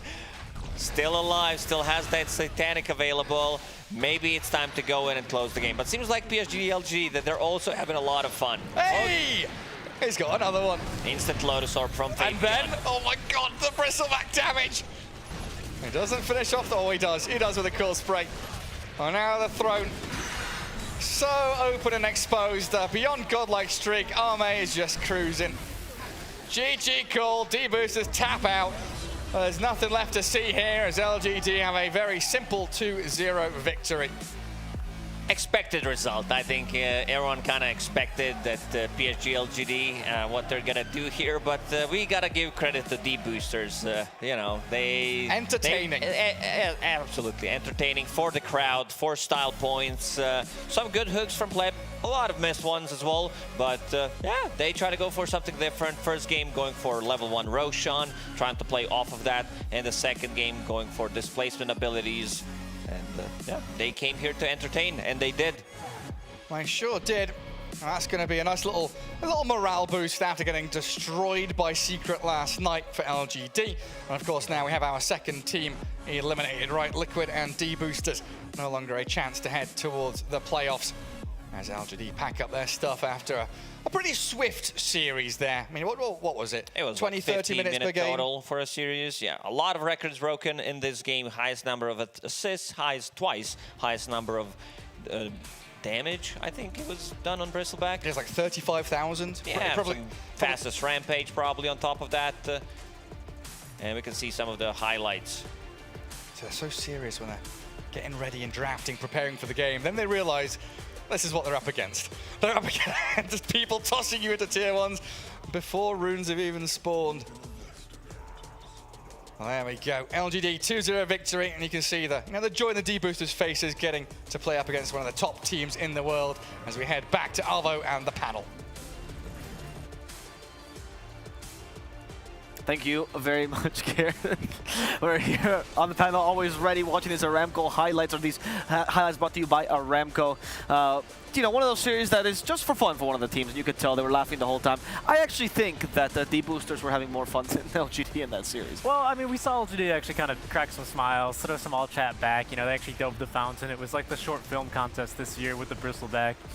You know, finally breathing, and he's just tanking, you know, the fountain and farming. Eventually, Ame got a little bit of that going. Yeah, I mean, they got to have some fun, right? Ame with a rampage. But I do really appreciate that D-Boosters, you know, they went out there. They did not call early GGs. They played here for the fans, right? I mean, the arena is quite full. Normally, it's not this full quite early with lots of people coming out later in the day. But yeah, people here were for the fans, and I always really like when a team does that. That smile, I think, just cured me. I think I gained the MR with that smile. It's infectious. It's infectious. And yeah, the crowd just happy to see some good Dota, of course. I mean, it was a great performance. 3 kills per minute coming through at the end of that one. 24 minutes and 73 kills, I think, if my maths are good. And this time around, they did kill a TI winning core. So FaithBR got his first couple of deaths in that game, and it was a great experience, right? Like Pudge, Pleb being able to bully Nothing to Say out of the lane. Not too many people can say they've done that. And you can see that in the score brought to you by STC. Thank you, Dan August. Indeed, FaithBR, you know, getting beat. I thought at the beginning when we saw the Pudge, they were actually going to go for the... I liked your idea, like copy FaithBR's draft in the first game against Digital Chaos, but I checked the draft and had no techies, actually. That was our misremembering. Only the Pudge. But it was fun. I think the early game as well was pretty fantastic as well by Below Pleb. Like, he showed off. His Pudge is actually nothing to be trifled with. Unfortunately, maybe not enough to beat LGD. They just wanted the kills. You know, you could see once it got to a certain point, like LGD, they looked like they were on the ropes a little bit, but the scaling potential of this Bristleback is just too nuts, right? Like, maybe it could have changed if they got the Aghanim Scepter up on the Pudge. It just never got to that stage, unfortunately. So, yeah. Again, kudos to LGD. There's a reason they're a really solid team, and this is just put it in the books for them. You know, they had a good time. Probably serves them really well, actually, going into the later series today, because they've got a series against one of these teams that they have to beat, and they probably have to 2-0 if they want to lock in that second place in their group. Yeah, I mean, they're still not totally out of the woods yet. Sure, with this loss, D-Boosters are going to be 5th place and eliminated from Group B in this tournament. But of course, they're still the 4th place, which might end up seeing some tiebreakers. Right, Tundra and Spirit still in Game 2, which is going to have a lot of ramifications down the lines. But LGD still with another game left to play and need to make sure that obviously they get the 2-0 here. And a good draft by them, right? I think they knew that they were going to go up against some really heavy early skirmishing lineup, and a Wisp and a Bristleback is like exactly what you want into that. Yeah, if they're going to run into you, just push back a little bit, and that's exactly what they did. Yeah. Will we see some of these strategies coming out later, you guys think, in the further LGD matches? I mean, Bristleback is meta though, right? So it's not like this is something super crazy. That's why I'm asking. Yeah. So I think it's just something that they're going to lean on. Again, it was comfort, but it was also just fun, right? This is one of those heroes that Bristleback, of course, it's why they pair it together with the Warlock so much, right? Because it's just that AoE damage, you're able to take over a team fight. And I was saying with D-Booster, with their lineup at the start, they needed that like burst of damage. And I honestly think their coordination was pretty good. They just didn't have the heroes to really be that finishing blow onto someone like the Bristle.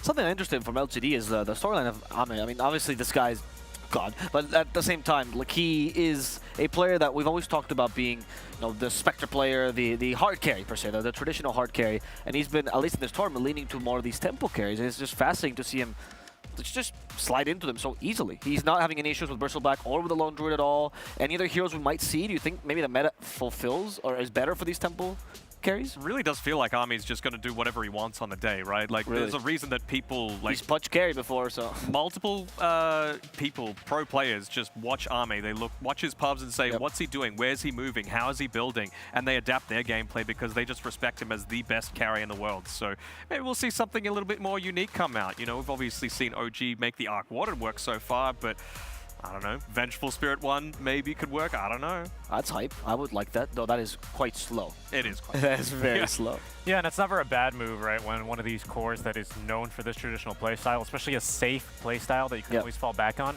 starts to branch out and experiment into slightly different. Because that gives you a lot more opportunities to counter certain metas, certain playstyles, and keeps you relevant no matter if, say, the Spectre is unpickable or the Face's Void is terrible. You know, like, it gives you staying power as a carry. It's funny because you're saying all these heroes, and I'm thinking of other heroes as well from like Bloodseeker, Razor, and I'm thinking, I've seen a good performance from him on all of them. It's actually impressive. Even some of the more veteran carries in the scene, they have a more defined playstyle, and there are heroes they just won't touch. Yeah, I think he's just so versatile, right? So I'm keen to see how he plays in those later series, but it's going to be a little bit of time until we get to that point. Yeah, maybe it comes to the Captain's Draft that all the Chinese players play, right? True. Because at the high levels, in case you guys don't know, they actually play Captain's Draft, isn't it? No, Random Draft? Random draft. Where it's like and they play on C as well. And they play on C? Oh, interesting. I didn't know that. Yep. So they also play Random Draft on C? No, all pick on C, Random Draft on China. Oh, that's very, very cool. And that's why a lot of them have such wide hero pools. But before we get to observe more of that, we will have more matches for the day. We can't get to them if we don't get to this break. So we'll see you very soon with the next match of the day.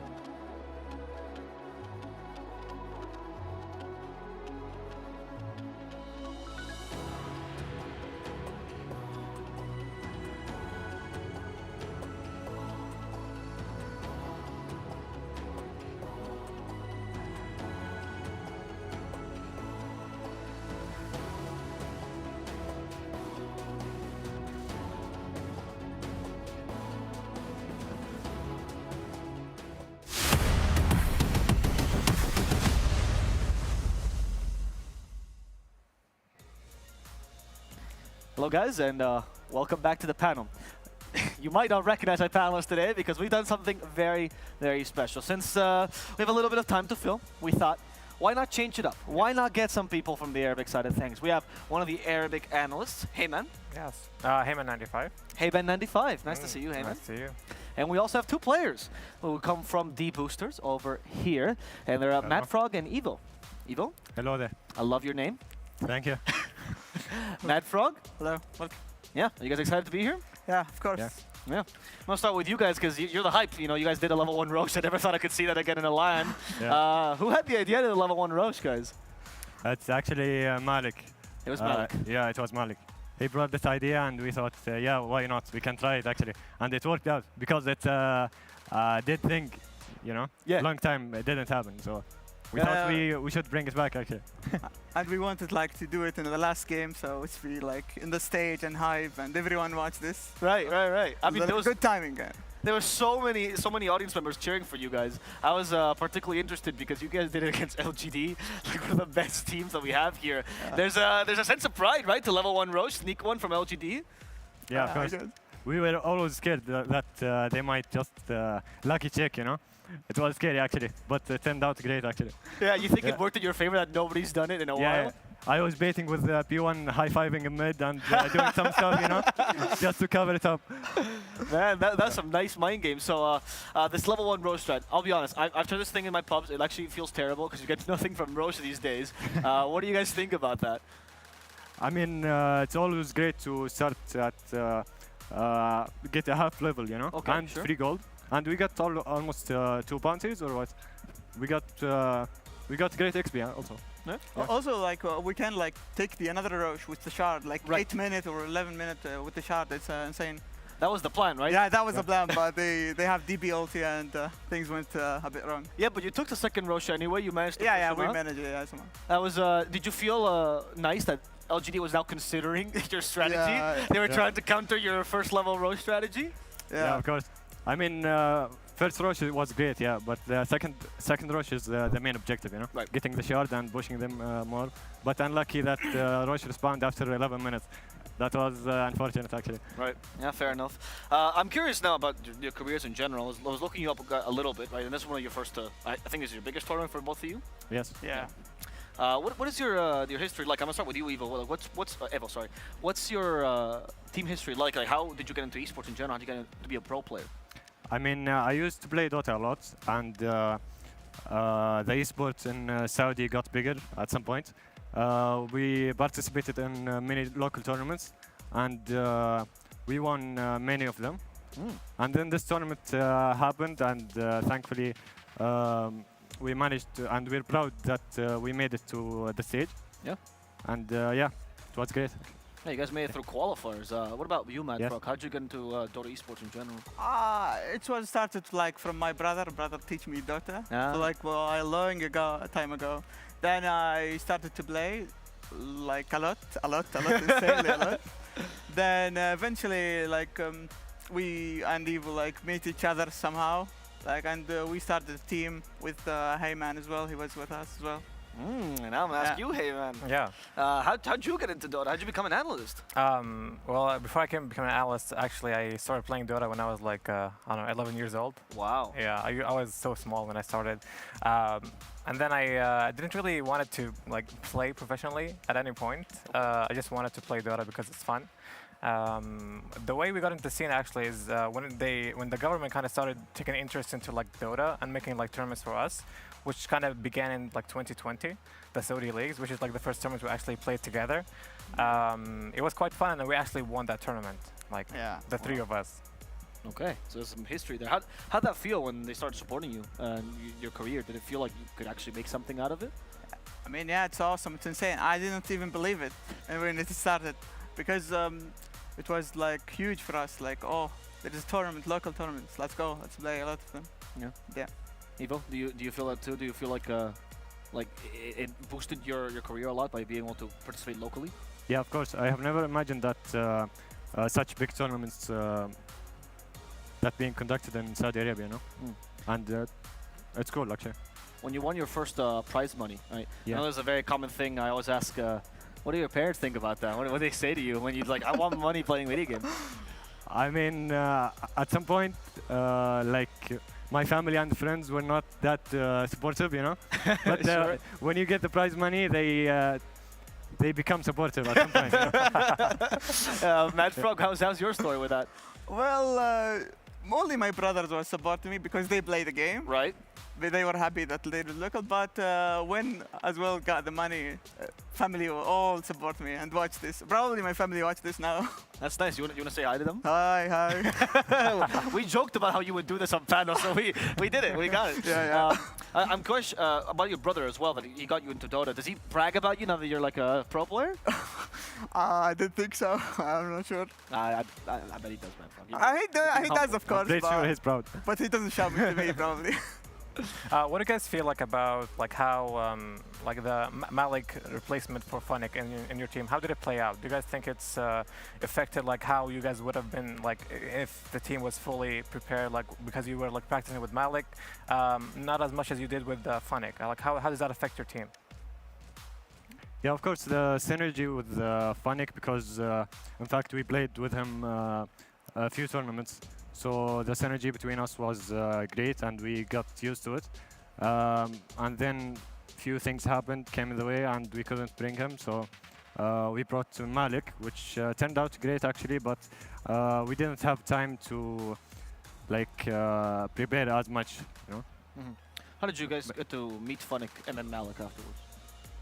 I actually don't recall. Never met Fun? I think it's a connections. Okay. We talked to someone to reach Funnick, then Funnick reached us, and we made this team up. Well, with Lil Blip, and He was excited to come. Yeah, he was very interested actually. He wanted to come, and he's. Okay. I'm curious. What server do you guys play pubs in? EU. EU West. EU West. Oh, Yeah. okay. How's the ping to there? It's 80 to 90. Oh, okay. Not Decent, that bad. Do you get to meet a lot of the pros then in the EU West and your high level pubs? Yeah, a lot of times. Is that how you usually like make friends and make connections? Yeah, sure. Okay. Yeah, Riyadh Masters, like, what do you guys think? This is like one of the biggest tournaments ever, like, happened to Dota, and it happened in the MENA region. How do you guys think like this tournament will affect the future of Dota for us, like, as MENA players? Like, how do you guys think like Valve will react to this? Do you guys think it's gonna be a positive reaction, or like, what do you guys think? Yeah, hopefully it's gonna be a positive reaction, because it's a tier 1 tournament, and it's like a good experiment for or experience, sorry, for all of the players. So I think such tournaments is a big deal, you know. Yeah. Would you like, if there was a chance in the future for DPC to include a MENA region, perhaps, or for there to be MENA region qualifiers for tournaments? Yeah, sure. We're working for that actually. Oh. I mean, we hope so. If it become in the future. Interesting. What do you mean with working? Sorry. Like such tournaments will increase the chances to show players in the MENA. Like there are many players and talents, so you can make a region in the MENA. That would be great for international. Right. To give them a chance. Yeah. And for our pink as well, you know. Yeah. I'm curious about you, Heyman, because you're part of the talent crowd, right? Yeah. What would you say is for the international viewers? How big is the support in MENA for Dota? I mean, currently, I don't know if Valve really like has any focus on us yet. I mean, they kind of allowed us to have like talent, kinda in the last TI. Maybe they're gonna give us more access next TI. I mean, I think with tournaments this big, we would hope that eventually like we would have like an actual like MENA region, you know, like NA or something. But from the community side, though, from the players, is it a big game Dota here? Is it the biggest MOBA to begin with? In Saudi Arabia, I wouldn't say it's the biggest MOBA. I don't want to say the other MOBA's name because I don't like it. Action RTS, yeah, sorry. Yeah, but yeah, that's what we want to do. Like we want to make people more like into Dota. We want to make it like across the communities. Like, okay, look, we have actually good players. We have a community. We have MENA players, right? We want to get people to like get into the game, and like hopefully we will grow like even bigger communities. Has the inclusion of orgs like Nigma, for example, also helped your visibility? Because I know they've been putting a lot of money into the MENA region as well. Yeah, of course. I actually did an interview yesterday with GH, and he said the same thing. Like he said, with them like relocating to like UAE and having their headquarters there, they also want to support the MENA region as well, you know, because most of their players are also from MENA, right? Miracle, like he's half Jordanian. Well, actually, Eva is also Jordanian. Yeah. That's right. So, so next Miracle, that's what I'm hearing. Huh? Let's go. Look at the support. Thanks. So yeah, they're actually into it as well. Yeah. Okay, that's very nice. And how does it feel to you as a broadcaster? Do you feel like the Arabic language broadcast is growing as well? Yeah, actually, honestly, this is my first time like doing this as a talent. Right. Yeah. I used to like just do like random streams of Dota, custom haircasts, if you guys know. But I've never been in like in an actual like stage of like, okay, this is a game, I'm gonna cast it and stuff like this. Right. But I know like Aramco is one of the main like casters for us, and he's advocating for the talents to be like you guys, you know, like, okay, we need more talents here in Saudi Arabia. So like, okay, you try this. Let's ask Seb, how do you guys do this and learn, you know?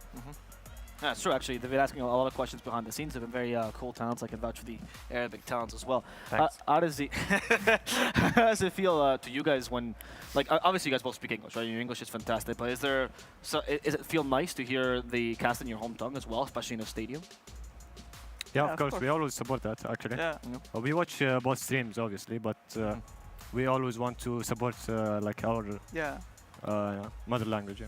It's a tight-knit community, Matt Frog. Would you say like the Arabic community? Do you guys like? Is there a lot of support between like streamers and players and stuff like that, or is it not yet formed as a community? Not yet, but it's like building up a bit. Yeah, you're working on it? Yeah. Yeah. How's it feel for you guys to be supported as well by D-Boosters? I know you got like swag and everything. I love that your favorite hero. Yeah. I don't know if you can get a shot of this, but their favorite hero is actually above the logo of D-Boosters. Yeah. I see Invoker, I see your Shaker. Yeah. How did it feel to like wear a jersey, feel part of an esports logo? It must be like a really important step for you, Evo. Yeah, it is actually cool. We were excited to pick our heroes, exactly. Right. Do you ever feel worried that they're going to ban that hero because you're announcing it to the world? No, I don't think so. Invoker is not in the meta, at least. Right? Yeah, but that's for Invoker, especially. Yeah. I see you guys both picked heroes that are meta. I see you're a Shaker. You must be a little bit sad. I mean, yeah, it's fine. I just try to win and try and best. Okay. What about you? What about your techies? We got to see a little bit of that. I know that became a fan favorite. It was fun. Yeah, it was fun. Yeah. We just wanted to have some fun and big tickets, and they asked me, "Do you want to play tickets?" I said, "Yeah, sure, let's go." Are you a big techie spammer as well? No, not big, but I know how to play tickets, I guess. Okay. It looked like it for sure. I mean, you think you'll have nothing to say. Yeah. Do you think the techies right now, like post rework, is good? You like how it feels right now compared to the older techies? I mean, now tickets is better than the previous one. I don't like previous one. No, you don't like it. Yeah, okay. it's just annoying. No one liked it. No one liked it. I can see you're real Dota players. We all unite in our hate towards techies. Does the blast off feel like a very strong spell? I mean, it was Secret that actually abused that with Zayat. I don't know if you saw that match. It's just insane with the E-Blade and Shard. Yo, spicy, like, it's insane. E-Blade, I see. Do you play mid techies ever? Yeah, I play a lot of techies mid. Okay. It's fun. I see. We'll report you after this panel, but that's fine. Don't worry about it, Matt Frog. Question on your side as well. Usually as analysts, we get to talk to a lot of people from our region. Like I, for example, get to talk to a lot of the Hispanic pro players, right? They're more tight-knit. Do you have that kind of support as well from the higher MR players in the MENA region? I mean, I would say like me and Evo are actually the highest MMR in Saudi Arabia. So why are you not playing? Now. Well, what's happening right now? Why are you no, analyzing? We lost to them. Oh, fair enough. Fair enough. I'm hurt. Sad feelings. But yeah, so yeah, when it comes to like us, we try to learn from like the other highest MMR players. Like for me personally, I even told Evo this yesterday. One of the players I actually respect the most in the mid lane is actually Nisha. Okay. Yeah, which is my role.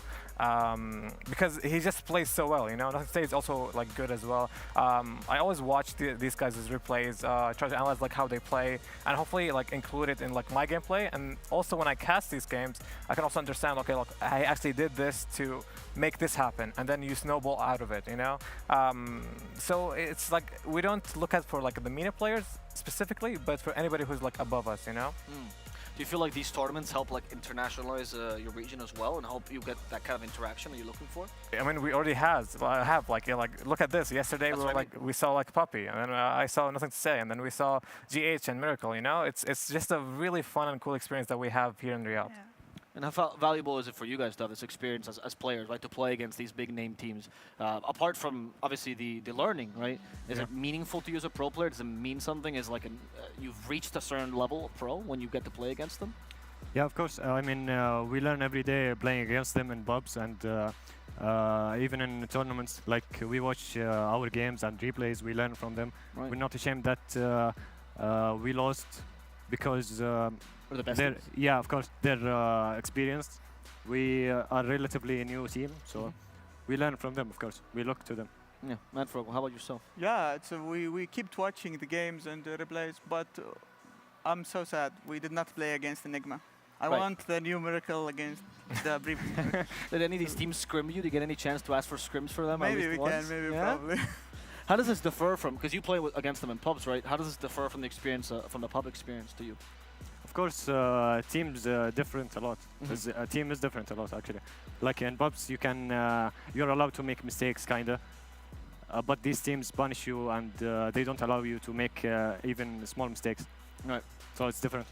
I heard from a lot of high-level pub players, right, that the experience of going from pub to pro, there's a lot of things you have to like unlearn from pubs, Yeah. so you can play in a team. Have you experienced that, Evo, a little bit? Yeah, I mean, you can't be selfish playing with your team, you know? Right. There's a lot of things you have to prioritize. You give your carry the safe farm, you know? You can prioritize dying for your team or whatever, you know? As a support, do you feel like it's more liberating to play in a team? I mean, in my pub, I farm a lot, but with the team, you need to be with the team most of the time. You need Right. to move and do moves and stuff. How is that process to change? Like, what did you? I know you guys got a mastermind as a coach, for example. Yeah. How did that help you to improve? What was the training like for you guys in preparation for this tournament? Of course, playing many scrims, and he helped me personally to get better in mid. We played a lot of 1 versus 1, and he coached me in mid. Oh, interesting. That's cool. What about you, Madfrog? How's your? Yeah, he just we see the replays, the mistake, where do we use the smokes, wards, and see the good places, because we do some mistakes and we fix them and stuff like that. Oh, it's cool. Do you ever do the 2v2 lane scrims as a support? Yeah. Yeah, we did. Yeah. When did you start doing this kind of like? You know, there's like a change, right? When you realize you do these 2v2 mids or these mid scrims, and that's like, oh, this is more formal. I'm like actually training for my job. Yeah. When did you start doing that? Like, when did you start to do the more formal, the harder training, Madfrog? I think like it's even started with Fanic, like maybe I don't know, 6 months, something Okay. like this. Yeah, we already like do this, but we don't do it more often. Like it depends. Okay. Have you noticed a big improvement since you started doing these kind of trainings? Yeah, because we pick like the same hero, but the result of the lane different every time. Right. So it means that what you are doing in the lane is very important. Your position, first wave is very important as well. It's really important. Evo, you talked about the replay and watching a lot of replays, right? Yeah. Did you used to watch your own replays, for example, when you were just improving as a pub player? Not as much. Okay. Not as much, yeah. Did you add players ever to like watch their replays to see what they were doing? Yeah, of course. I always watch the tier 1 players in mid and try to learn from them, like Nisha, 9. Yeah. So yeah. Is it hard to learn from replays when it's competitive? Did you ever have someone like Funny that's more experienced to guide you and like look at what things you have to look out for? Yeah, I try to ask mid players, like better mid players. Ask them why did they do that or something if I didn't get it. But I try to actively think why are they doing what they're doing, you know? Right. Yeah. Did you ever ask K-Man? I will in the future. Okay. Why do you ask these questions, my man? I'm you know? curious, you know. You're a mid player. I want to know about you, hey man. Like, how did you prep for this tournament as an analyst? Honestly, I didn't know about it until they asked me to be like one of the people who could do it, and I got confirmation like 2 weeks beforehand. Sure. And then I was like asking Asimco because he had more experience than me in it. I was also like watching. I mean, I love like watching the English cast, right? Lacoste is actually fun to watch and listen to. Plus, he's great too. Yeah, thank you. Yeah, not so much Sir Action Slacks. He's fun to listen to sometimes, you know, and like, okay. So yeah, I look what they do, like what do they talk about. Try and look and talk about more of what's going on in the game. You know, like okay, get some pointers. Okay, look, this happened in this minute, and then okay, why did they do it? You know, how did they snowball out of it? You know. Okay, that's quite interesting. You talked about like high-level pro players? Did you talk to coaches by any chance, or like analysts, to see how that can improve your understanding of the game? I mean, I didn't have really access or like didn't know any of the like coaches until like they came here. Right. You know, I did play with Misha a few times, and he did yell at me you know? That's as good as it gets, guys. Yelled at by Misha. Yeah, and also one time by Seb, but it wasn't specifically me. It was just the whole team, you know. Okay, that's fair enough. But honestly, like both of them are like such a like good people to like talk to, and they're so like known, so nice, you know. Not like in pubs. I think when you play Dota, something bad comes out of you, you know. It's like every person who plays Dota has to like feel it, you know. It's not about us as a person. It's not. It's just the game, you know. Right. So yeah. So I shouldn't check your chat history as No, well. never. You know. Okay. Don't worry, your Steam ID is still hidden. That's why you're the analyst. You guys, however, on the vlog, when you guys play pubs with these players and you get yelled at, is there ever any? Do you have any beef? Do you have anything that you want to like? You want to beat them on the main stage? No, I wouldn't say beef, but yeah, I've been flamed by many actually. Not gonna lie. You just accept it as just the pub experience here, even if they're well-known players? I mean, yeah, sure. I try to learn and understand why did they yell at me, if it's true actually. But most of the times, yeah. Do you feel like now meeting them in real life, right, changes your perspective from only knowing them from pubs and that personality that Heyman describes? Yeah, of course. In the game, you know, you can't blame them. It's at the heat of the moment, you know, and in Dota. But in real life, they're all great, actually. Awesome. They're good people. Anyone that stood out to you in particular you got to meet this tournament? Yeah, Miracle. Miracle? How about you, Matt? Who do you want to meet? I mean, of course, GH, bro. The wholesome GH? I bet he never yelled at you. Yeah, I mean, he's not going to yell. No, GH did not yell at me, you know. He's a nice guy. But yeah, it happens a lot, like pro players yell at me, and I mean, one of them called me, "Are you a bot?" like this, and I was, like, I was shocked. I'm not gonna mention his name, but yeah. So I think GH is also the person you look up to, regardless. Yeah. He's a best player. Even in this tournament, I think he's best before. I think so.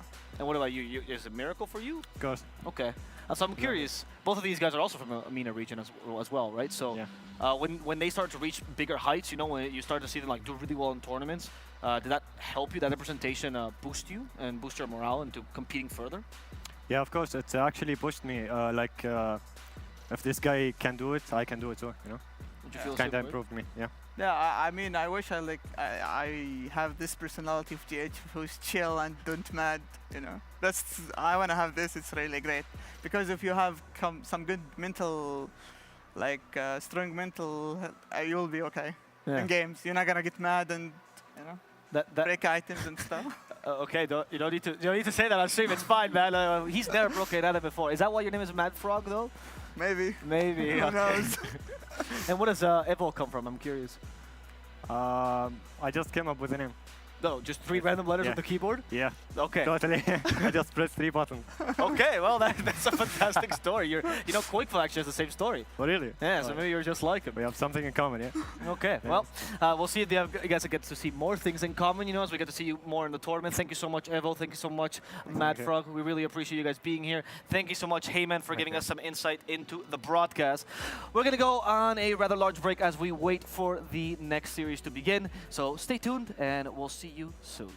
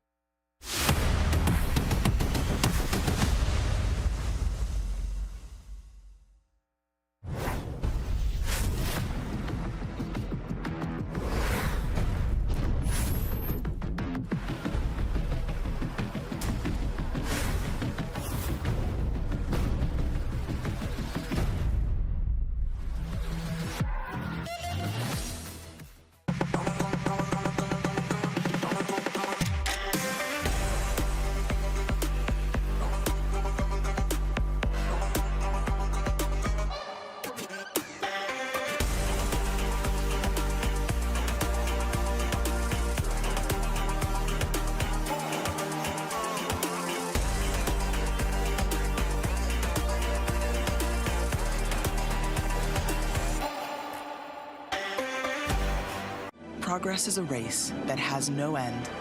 After every finish line, another challenge awaits. How can we continue to push innovation in a sport at the forefront of technology? This is how.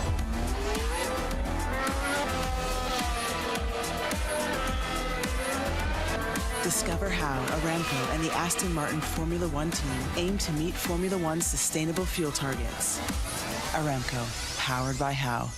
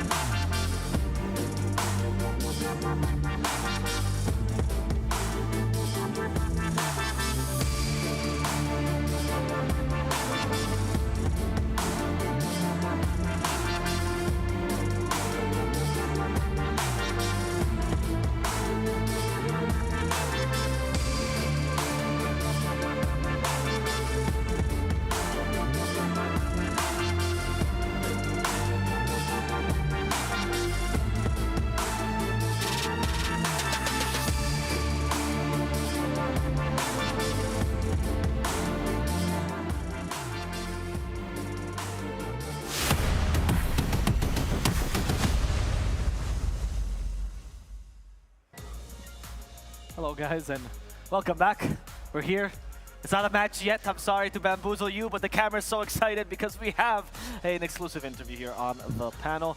You know, we have a bunch of time for us to fill because the matches are a little bit early and the matches have a set time. We need to allow the teams to prepare. So instead, we'll be talking to some of the other people involved in this event. We have an Arabic caster, Faisal. Thank you for the opportunity. Yeah, thank you for being here, actually. You're the opportunity. You're giving us the opportunity to talk to you, man. Thank you very much. It's a pleasure to be here in the English stream. You can watch us in the Arabic stream. They're pushing guys over there. Of course, of course. Actually, please go watch him on the Arabic stream and stop watching us because that way I don't have to do it. So yeah, Faisal, thank you so much for being here, man. I was very interested to talk to you because I've heard that you've been casting for a while already. Yes, from the first Saudi league that started in Sarina, which is a small place, until the last GWP. Wow. And did you cast before that, or was that your first professional? That was my first professional, but I was trained by someone called Riyadh Al-Ahmari, which is he was commentating since 2012. He started he commentated the last Dota Cinema tournament. It was so old, so he was teaching me. That's nice. And how did you learn actually? Like, what's the teaching like for you? Actually, I started Dota from 10 years. And I used to do YouTube. I'm 25. Okay. And I'm doing YouTube. I'm starting to do YouTube and talking to the camera, talking to other people. I started getting confidence from there. I got my opportunity from Safius, and they gave me the opportunity to start commentating, and thank them. That's very nice. Did you start by casting over replays, for example, to practice, or how did you practice when you first were learning? I started by memorizing the spells names because it's very hard as an Arabic speaker and not a native English speaker to remember every spell. It's kind of hard, but we have a lot of casters that does and remember each spell. Wow, like awesome. If you ask me about the new heroes, I will forget some spells. That's fair. No, I'm not gonna test you here. But okay, so I'm curious. When you're casting Arabic, you use the English names for spells, and for heroes, then? Yeah, actually, we use a lot of English words in Arabic, as you use it as a Latino. Yeah, in the Spanish cast, we also do. Yeah, we use a lot of words, and sometimes we have some difficulties with some people that doesn't use any Arabic, doesn't use any English words. So what we have to do, they translate it into Arabic by their meaning, their own meaning. Like when you we talk about it, Ramadan, it's a Tiebreaker because he is holding something. We call it in Arabic a lantern. We call it in Arabic fanus. Sometimes we call it Abu Fanus. Yeah, it's interesting. What about the more complex Dota terms, like pulling, for example, like stacking? Do you use the English terms entirely? We use it exactly. Stacking, pulling, pushing. His fake back. We use it exactly the same because sometimes it's hard to translate it into Arabic, the exact translation. And Dota doesn't have an Arabic translation, does it? Yeah, and we wish it supports Arabic translation, but it's hard to do it. Of course. And sometimes the spell, I mean, at least in Spanish, we have a translation officially, and the spellings just sound weird, you know? Like, sometimes we use it as a joke because we just can't believe how it sounds. So I get you there. I'm interested in how the Arabic scene grows then. Like, obviously getting local tournaments is huge for you, but do you get opportunities to cast like international tournaments in Arabic? We have never. We wish to cast. We have tried the last time with TI, but we wish to cast in Arabic in the international tournaments, and we will find a lot of casters in here. Like you can find me, you can find the guys who's casting with me, Asim, you can find Ryan Ahmeri. There is a lot of casters that are here in the scene, in the Dota scene, in the Dota Arabic scene. Okay. And do you ever get do you ever do it on your own stream, for example? Like, do you ever cast on your own stream using the Dota yes, TV? and actually, when the international didn't give us the chance to cast, Asim and Ghazi, who's the other set of casters, did cast it all. Oh. They cast it all from beginning to the end. Wow, no breaks. And they in their Twitch stream. That's a classic. That is a classic. I know a lot. I have done that before too, and I get how hard that is. Do you feel like it's growing though? You feel like you're getting more viewers in the Arabic streams nowadays? Yes, alhamdulillah. Now it's growing very much, and not on the Arabic stream only. The main, I think, focus is to grow it in Saudi Arabia because we have a lot of individuals, groups that playing together in solos, Discord servers, 8 guys playing together, 8 guys playing together, but they never came together in the same way. And today, you found the stage was full, and that is a good gesture that happened. Yeah. And I'm surprised. Like, our dream is to go. Our every Dota player dream is go to the TI and watch the teams fight over there. But now we have all the TI teams playing here. Right. So, yeah, I think it's kind of making the Dota scene in Saudi Arabia bigger and bigger. That's awesome. And how about getting to meet the team? Like, you actually got to see them, you're next to them. Were you ever starstruck? Was there any player you're like, oh my god, I can't believe he's next to me? Actually, I was surprised by Bobby. Bobby is so tall. He's so tall, man. MashaAllah, tabarakallah, he's so tall. I was looking at him like this, and I just walked away. You never got to talk to him? I want to talk to him, but I don't want to bother them. Like, also Jarax, also Taiga, all these players. Actually, I had to talk with Ammar's brother. Ammar's brother, he told me a secret that he teaches him how to play Dota. Well, I can't wait to learn about this secret, but unfortunately, we do have a game that's going to be coming out soon. It was a pleasure talking to you, Thank you very much for the opportunity. Do you want to plug in your social media before we leave? Faisal_Stadnan.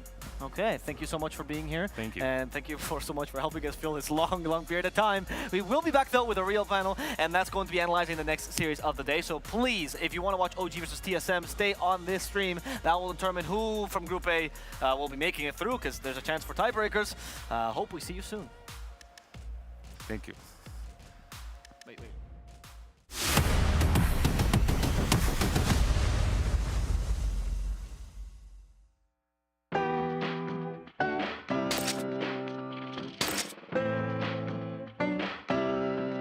Who's your favorite hero? Shadow Fiend. Shadow Fiend? Yeah. You're just choosing him because he's easy to draw, aren't you? No. I have 1,000 games with Shadow Fiend. I'm gonna make you draw Shadow Fiend. Now. Shadow Fiend. Oh my god, okay. I'm gonna give you a minute and a half and hand you a bunch of markers. Okay. And I'm gonna time you. You have 1 minute 30, okay? Okay. So you tell me when you're ready, and I'm just gonna start the timer, and you just start drawing. Get in that zone. Are you good at drawing? Not good enough for this, you know, not good enough. All right, perfect. Well, I'm gonna count you down. Yeah. 3, 2, 1. Draw Shadow Fiend. Okay. I don't remember like his face. That's like the biggest issue.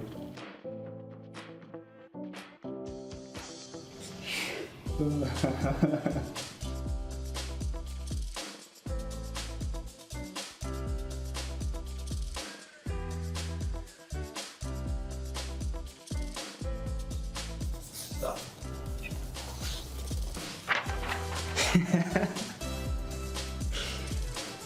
I mean, the worst part I got is the face. I think you cut out the face, it's okay, you know, you can recognize the Shadow Fiend from like here, you know. I like the immortal one, the claws is one of my favorite ones. I think that looks really cool. But I tried to do them direct claws, I mean, if we had a purple marker, could have been even better, but that's a masterpiece right there. Thank you.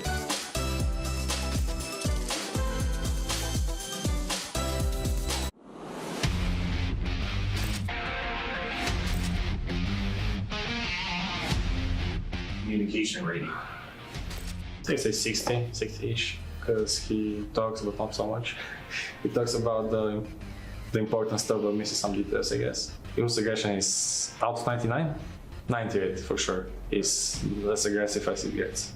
Patience retrieval 0. 1. Aggressiveness and patience kind of don't go. Evo flexibility 78 for Evo. Awareness 77? Improvisation. I would say quite good, so very high, very high. In the 80s, 90s, 80 something, 86 for example. Malik is quite communicative, even though his English is not the best, so some issues there. I guess if I have to include the, I would say 75, 80, I guess 80, because he kind of leads the team quite often. He's probably in the 90s, yeah, 90. He's also very aggressive, but sometimes cools down because the aggression is not always the best. He's rather patient, 73, let's be... 73? Yeah. Malik is also quite flexible. He's at 90, 91, for example. He plays quite... Awareness 80, 89. Improvisation. No, also there. Like, give him 90. Let him be happy. Matchrock is quite shy, quiet one, so let's give him 29. I don't know. He might be mad about that. He's a Matchrock, you know. Our team is aggressive. Let's say 89. Patience. Rather than patient, I would say 45. Flexibility 69. Awareness. Also 70 something, I would say. Not sure. 76. Improvisation. I want to flame them, but I can't because they've been doing very well. Let's give him 80. P1 is another one of the not so much talking guys, so let's give him 28. Just be all Matchrock. Aggression. He's 80. Patience. Around 60 something, 67, say. He would practice anything, honestly. He's honestly like 80, 88. P1 awareness. Let's give him 78, just about the others. P1's improvisation rating. Let's give him 1, because his name is P1.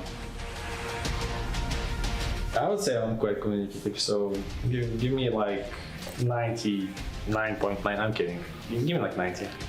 Aggression? I would say I'm from the calmer one in the team, so 80-ish. Your patience? Right in the middle, so what's 45, 46? Let's be 89. 87 then? No, 88. I like more. 88? Yeah. My organs, 87. Improvisation? I don't know. 30. Let's flame myself. Let's throw off the enemies, shall we?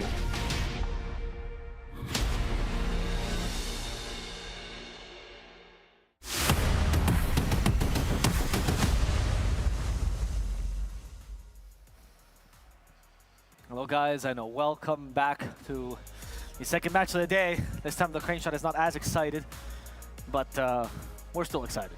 Oh yeah, OGTSM. This is going to be the big match, right? The big Stockholm major rematch, isn't it? Yes, it is. We were having yesterday the TI Grand Final match rematch, and now we've got the major rematch. So that's going to be really exciting to see, especially because TSM have the opportunity to force those tiebreakers if they are able to 2-0 OG. Yeah, and the really exciting part about this is it's not like, you know, because we're finishing off Group A simultaneously over on the B stream with Liquid and RNG, these teams have no idea, right? They're going to give it 100% RNG as well. If we look at the, I don't know if we have the graphic ready for Group A, but this is the last matches already for Group A. So we're closing out the groups, and we're going to be determining tiebreakers. There's a couple of different scenarios. We might have it all settled and just down to the algorithm, or we could have even a best of 3 round robin, or sorry, best of 1s round robin with 3 tied teams at the end of this. That'd be exciting. Right. If that happens, right, then they could play multiple times, and if they play multiple times up to 3, you know, maybe we could get to build your own grand final. Pictionary, maybe. Yeah. Do a Pictionary match. We could do a Pictionary match. That's exciting. No, we're going to see how TSM performs, because last match that we saw from them, I know you guys got to catch that, but it had a rather early GG from them. It was not the best moment. No. Did you guys think that GG was justified, or you feel like there was a little bit of anger coming into it, or emotions, let's call it? I think it might have been the emotions for sure, right? Because that was going to be versus their RNG match, in which they lost 2-0 at the end of the day yesterday. But to be honest, when you take a look at their drafts, and considering it was their second match of the day in which they also lost 2-0, it might have been better for the mental, you know? I never really want to like step into the team. I've never been a professional player. I don't want to like be diagnosed in the team culture and whatever that, you know, I'm not a Redditor. But, you know, their win conditions were really difficult. They were playing that second game on an Arc Warden with a bounty hunter, you know what I mean, and a Wisp. So the way back into the game for them would have required RNG to make a lot of mistakes, and as we know, China not really famous for making mistakes. Let's get to meet their opponents first, though, because we can talk about mental game as much as we want, but there's no speculation about who conforms this team, and that is OG.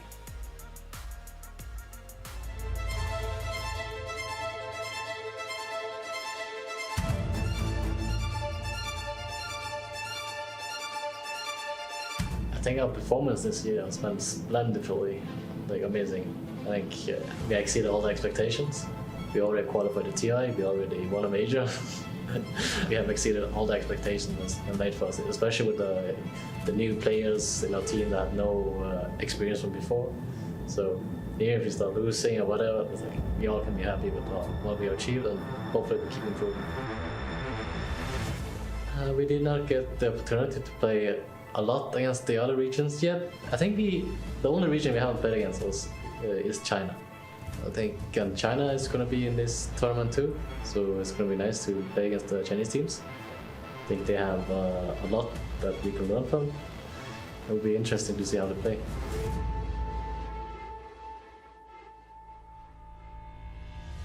I don't really fear any teams, I will say. I feel like when it comes to losses or winning, it's all up to us, pretty much. It's up to us how we try and how we take the games. If you went to the grand finals, I would like to meet Team Liquid. The main reason why I want to meet them there was because me and Nisani is also like, we talk about exchanging jerseys on stage. If you get to the stage together, we play against each other. And also I just want to beat them, you know?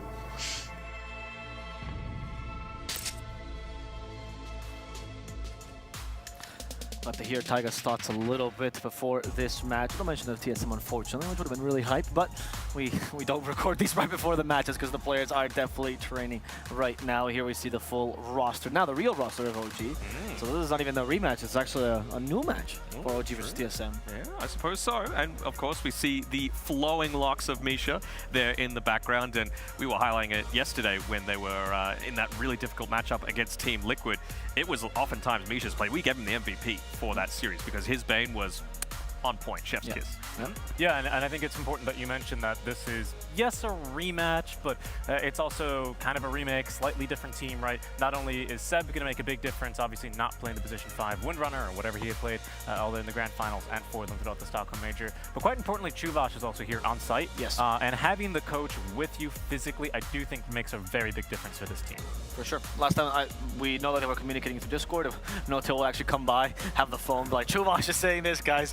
But it's much different when you have the coach physically here. The other team who has their coach here, it also had them in the major, is TSM. Mystery has been coaching them now for a while, and he seems to be looking really good with the team. So let's get to meet them a little bit more.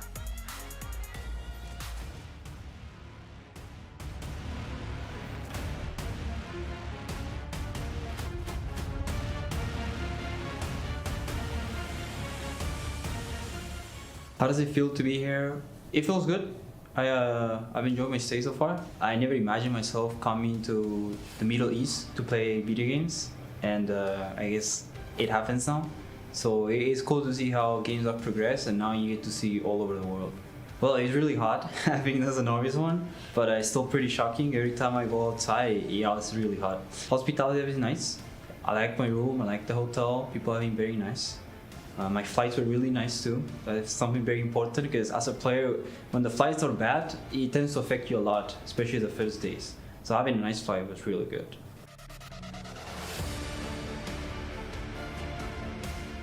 After the major and like the past year since like last TI, I had to learn how to like control my ego as a player, not as a person, because like I go around and I tell you, oh yeah, I got second place, you know. But it's more like I felt like I was really good and I wasn't playing well, and I expected myself to play well by default instead of realizing that I need to play. I need to do the things that make me play well. I'm not just gonna play well. That's gonna become the focus for us. I like to believe that everyone just focus on taking the next step as a person to achieve those things. I mean, my name is out there and people know I'm from Peru. Like they know that I grew there and I started playing Dota there, and most of my career has been in Peru. So it definitely shows that people have the potential to like, you know, people from Peru, I mean like to go to another team and perform, you know, and just because they're like from a weaker region, because throughout history it's always been a weaker region, doesn't mean that there is a potential to have good teams, good players. But I think it does help, like indirectly, but it does help. My expectations for this event, they're the same as any event. I just play my game. I believe I practice a lot, but I believe in my team, I believe in myself. So I know that if we do our usual game that we've been practicing, we'll see how far we can go. No expectation, just whatever happens, happens.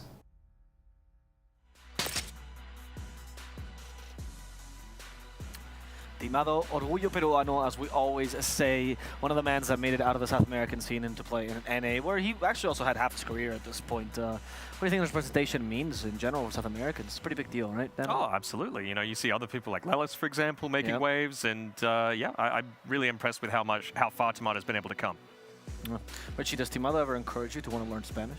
Are you kidding me? Yeah, I mean, of course, right? It'd be great speaking some Spanish with the boys in Stockholm, but yeah, always keen to learn more, right? Of course. So now we're going to get ready to see them as we walk out onto the stage.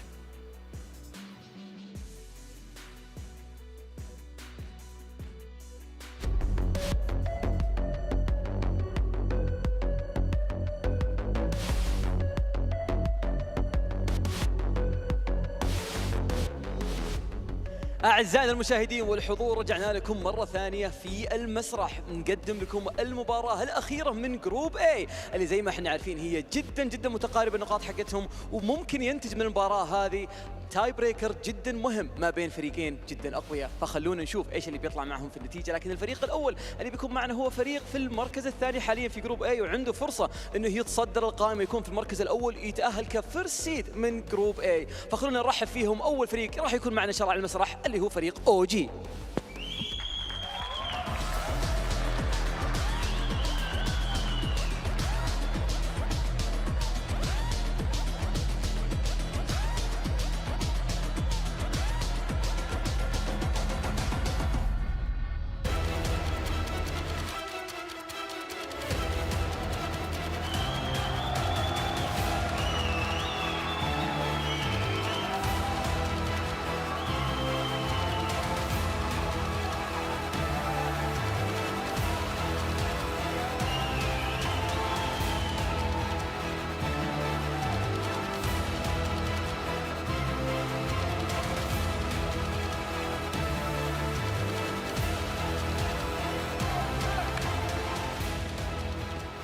EU needs an opponent, and that opponent is going to be the representation of NA. Off to maybe a shaky start, but they still hold their own destiny in their own hands, and they will fight tooth and nail for it here on the main stage. Welcome to the stage, TSM.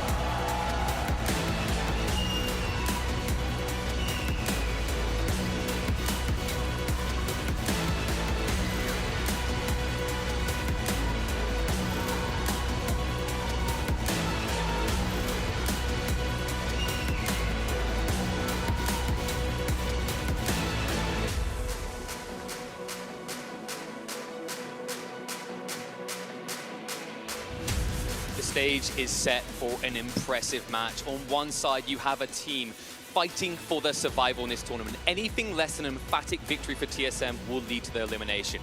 On the other side, OG, if they are able to get a decisive victory here, they will knock Nigma down into the quarterfinals and proceed to the semis. Everything to play for in such a hype match. We need to dissect this one. Let's get ready to head across to the panel. مباراة جدا مصيرية لكل الفريقين. فريق TSM عنده فرصة انه يستمر معنا الى البلاي اوف في حالة انه فاز كل البست اوف 2 لصالحه، لكن بنفس الوقت فريق OG عنده فرصة جدا عالية انه يتأهل كفيرست سيد. فخلونا نشوف هل فريق OG يقدر يسويها او انه يبودينا تاي بريكر، او ممكن انه يعطي فرصة لTSM انه يرجع معنا الى البلاي اوف وبيكون عندنا تاي بريكر مختلف تماما. اعزائنا المشاهدين والحضور، كلنا جاهزين وكلنا ننتظر هاللحظة. اخر مباراة في جروب A، نتوجه على طول عند الاستديو التحليلي نتكلم عن المباراة ونبدأ على طول.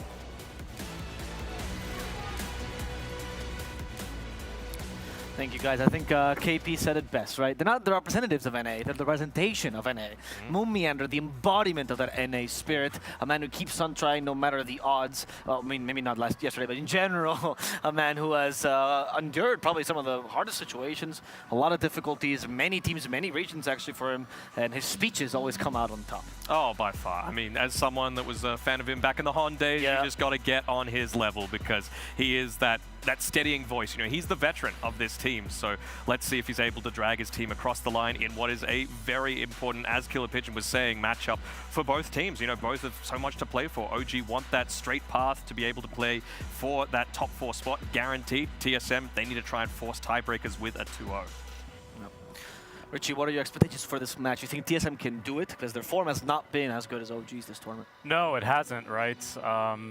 That's a little bit of the scary thing. OG is coming off of what was kind of a humbling 1-1, right? Sure. I mean, you take a look at their defeat versus Nigma and the lineup that Nigma was presenting, and it was certainly one that it wasn't necessarily a little bit of an outdraft, but also just like out-executed as well by Nigma, right? So a humbling experience for, like, for example, BZM, and especially when he was trying to go for the Aggro Invoker, tipping Kuroki as soon as he misses an Impale, and then he misses, you know, BZM misses the Sunstrike bottom onto Kuro, gets tipped back, you know? So a nice humbling experience for the younger ones, as I'm sure Kuro would say, and well, we'll see here how they can do versus the NA representatives, as you say.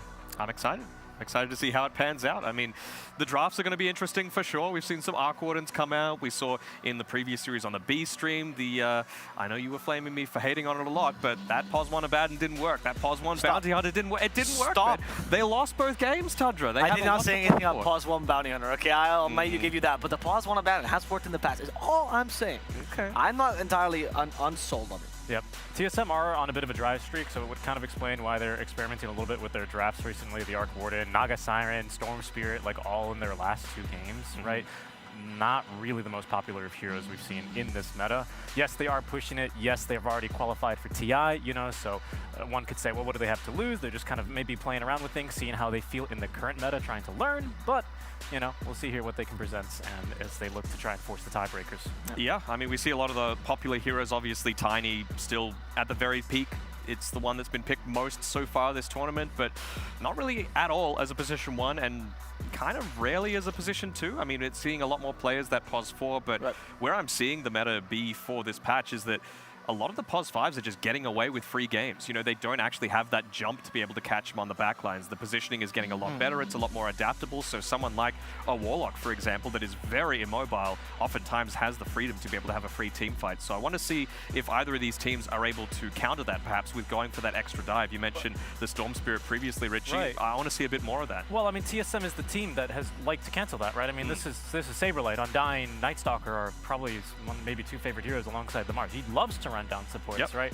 To the point where Nigma actually in their 2-0 win over them was able to exploit that with some really clever drafting, you know what I mean? So sometimes that's just not enough. You need to be able to execute with your own kind of lineup and switch up the strats when you're presented with these big, you know, 9-head captains like your Kuros and in this case now against Chuvash and the rest of OG. Yeah, it's going to be challenging for sure. I want to see. I think the bans is really where it's going to all come together here for both teams, to be honest, right? Because you want to make sure that you're taking away the things that OG have, which I think their strength is their flexibility. You know, we saw Amar playing a couple of games of Void Spirit yesterday. You know, off-lane Void Spirit. How often do you see that? We saw him also play the DK. They picked the exact same 3 heroes, Bane, Phoenix, DK. DK was flexed between that position 2 and position 3, depending on which situation, which role was more beneficial for that. So I'm really keen to see how TSM might try and counter that a little bit. Maybe they take away some of those heroes, but you don't want to go too far and be too blinded about other opportunities. Let's see as the draft is about to begin here. Do you guys think that TSM has planned any strategies against the weirder picks here for OG?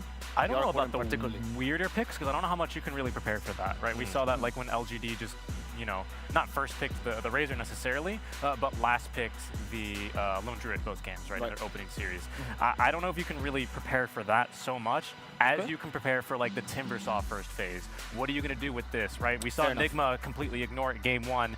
They kind of paid the price with that yesterday, right? So I'm eager to see how TSM look to address, let's be honest, one of the most intimidating offlaners right now, which is Amar.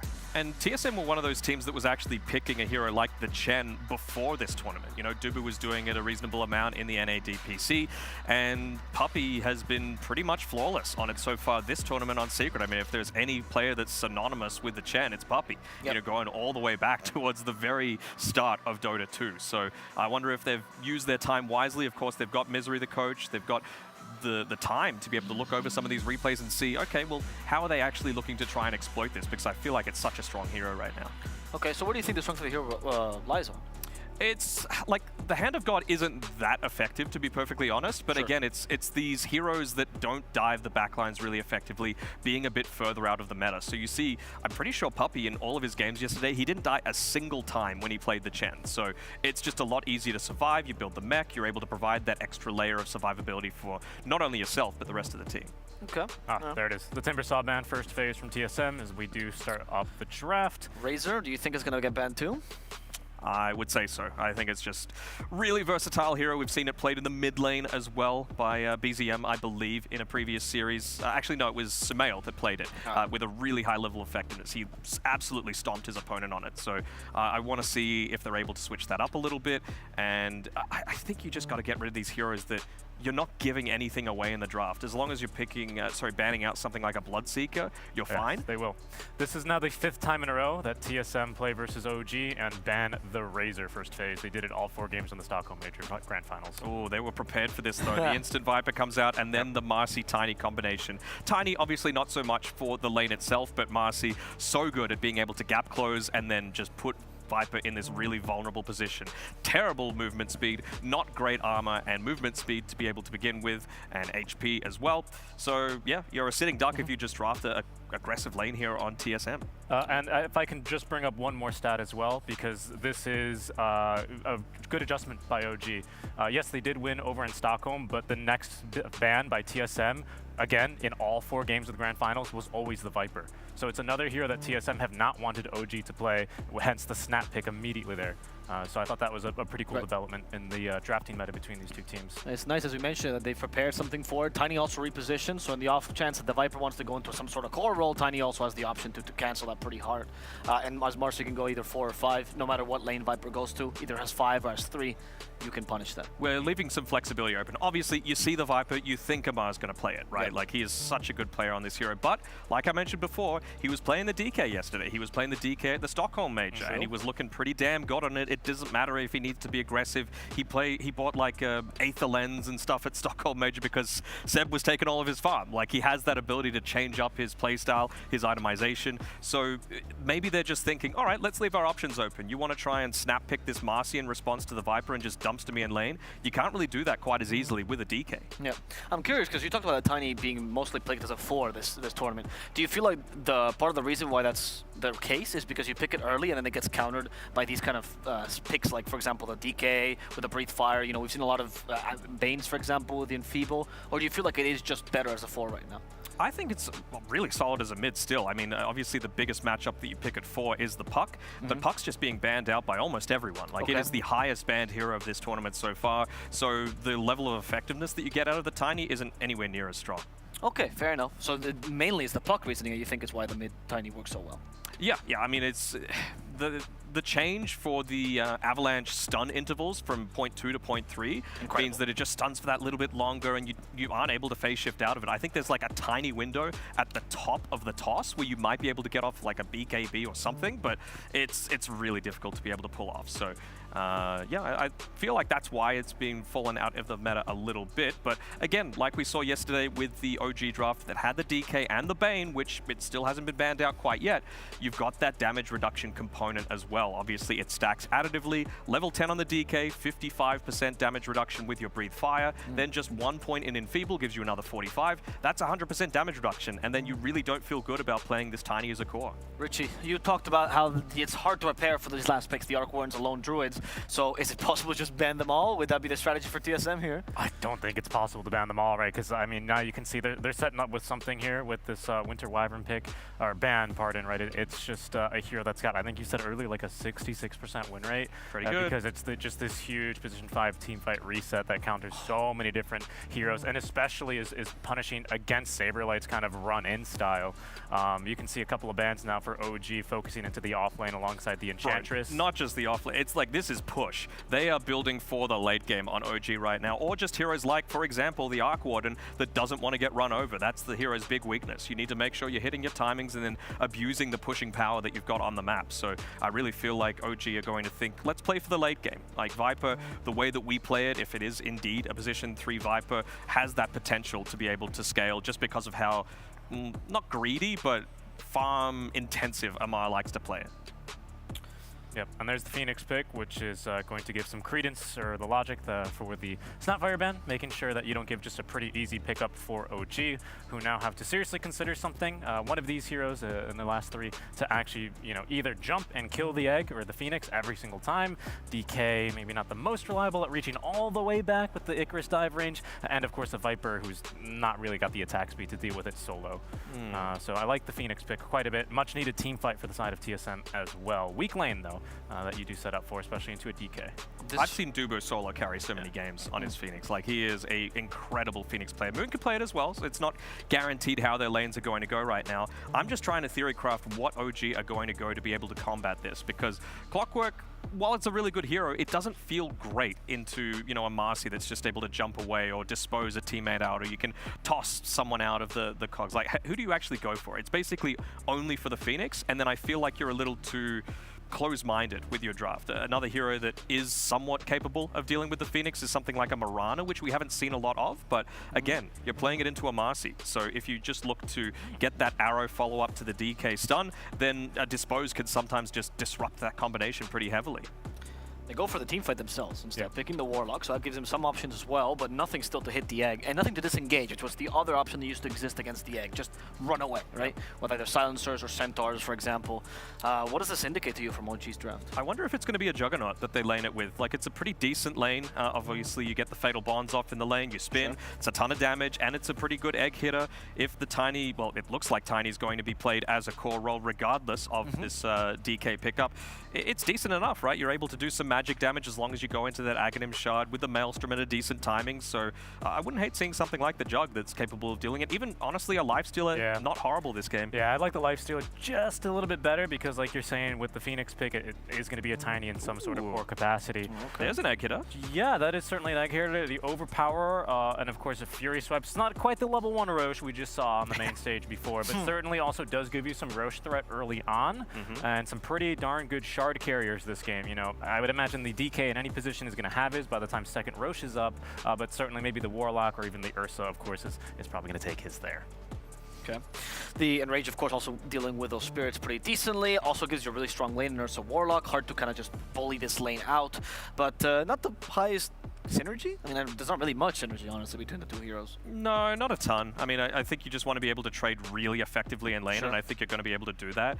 I wonder what they're going to go with this last pick. I wouldn't hate something like I was about to say a Void Spirit, just because I feel like you need something that's going to build into a Yule Scepter against this. You Yeah. want to make sure that you're able to get rid of the Fatal Bonds on yourself. You want to make sure you can get rid of the Shadow Word. You want to make sure you can get rid of the Overpower, plus mitigate the effectiveness of the Enrage on the Ursa. But they go with There's Veno a instead. Yeah, I was going to say, they can choose to... The thing with the TSM, I was like, either they pick the safe laner on 8th and then protect it with 2 more bans, or they just get like a fantastic lane against this Ursa Warrior. That's what they're going to decide to go for here. Is it that good, though? I mean, Veno? yeah, but you're against a Warlock, man. Veno's damage over time is gradual, and then you've got that the Shadow Word to be able to negate that. You're able to still look to farm, you know, pull the wave a little bit. There's no stuns with this, unless it's a Marcy position 4, then it might be a little bit harder. Yeah. But then even later on into the game, right, you're going to probably be getting this Aghanim Shard on the Ursa, and then Veno just falls off massively in terms of his effectiveness. Sure. The lane is good, mid-game, nowhere near as much. Yeah, it's very much a lane pick, but it does give some AoE damage as well to TSM and some pretty scary team fight. The vision as well, advantage to try and make it more difficult for Warlock to get in position and drop a good golem from range.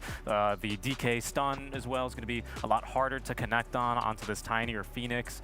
So it does give you that advantage as well in the team fights here with using the Plague Wards. They have two very different distinctive playstyles that they're going to be going for this game as well. TSM, just look at the heroes that they have. Who actually wants to just stand there and hit a tower? Nobody. Like maybe a Tiny if it gets to the ultra late game, but then you're just setting yourself up to get gone on by the entire team. TSM, it feels weird because I'm about to say they're all on pickoff, but like Venomancer, Phoenix, they're not like this super quick damage as well, right? So you're going to need to find a squishy target, burst it down, turn a 5v5 into a 5v4 in your favor. Whereas on OG, they want to be the ones to force that reaction. You know, you've got a DK that can stand in the Elder Dragon form and push a tower. You've got a Viper that can do the same sort of thing. So I'm really thinking that TSM needs someone that actually wants to be a little bit more of that frontline presence that they can rally around if the game needs it. Yeah, it's pretty slow, but I'm along OG's line of thinking here, banning some illusion heroes that want to do exactly that. TSM, like I said, they brought out the Naga Siren before. Not a bad lane at all versus the DK, right? You got the Dispel, it's looking really good as well this game, right?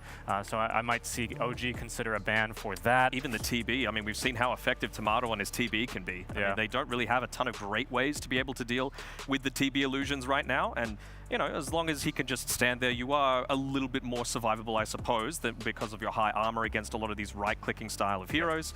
So, yeah, I wouldn't hate seeing something like a TB because your counter initiation is just so strong.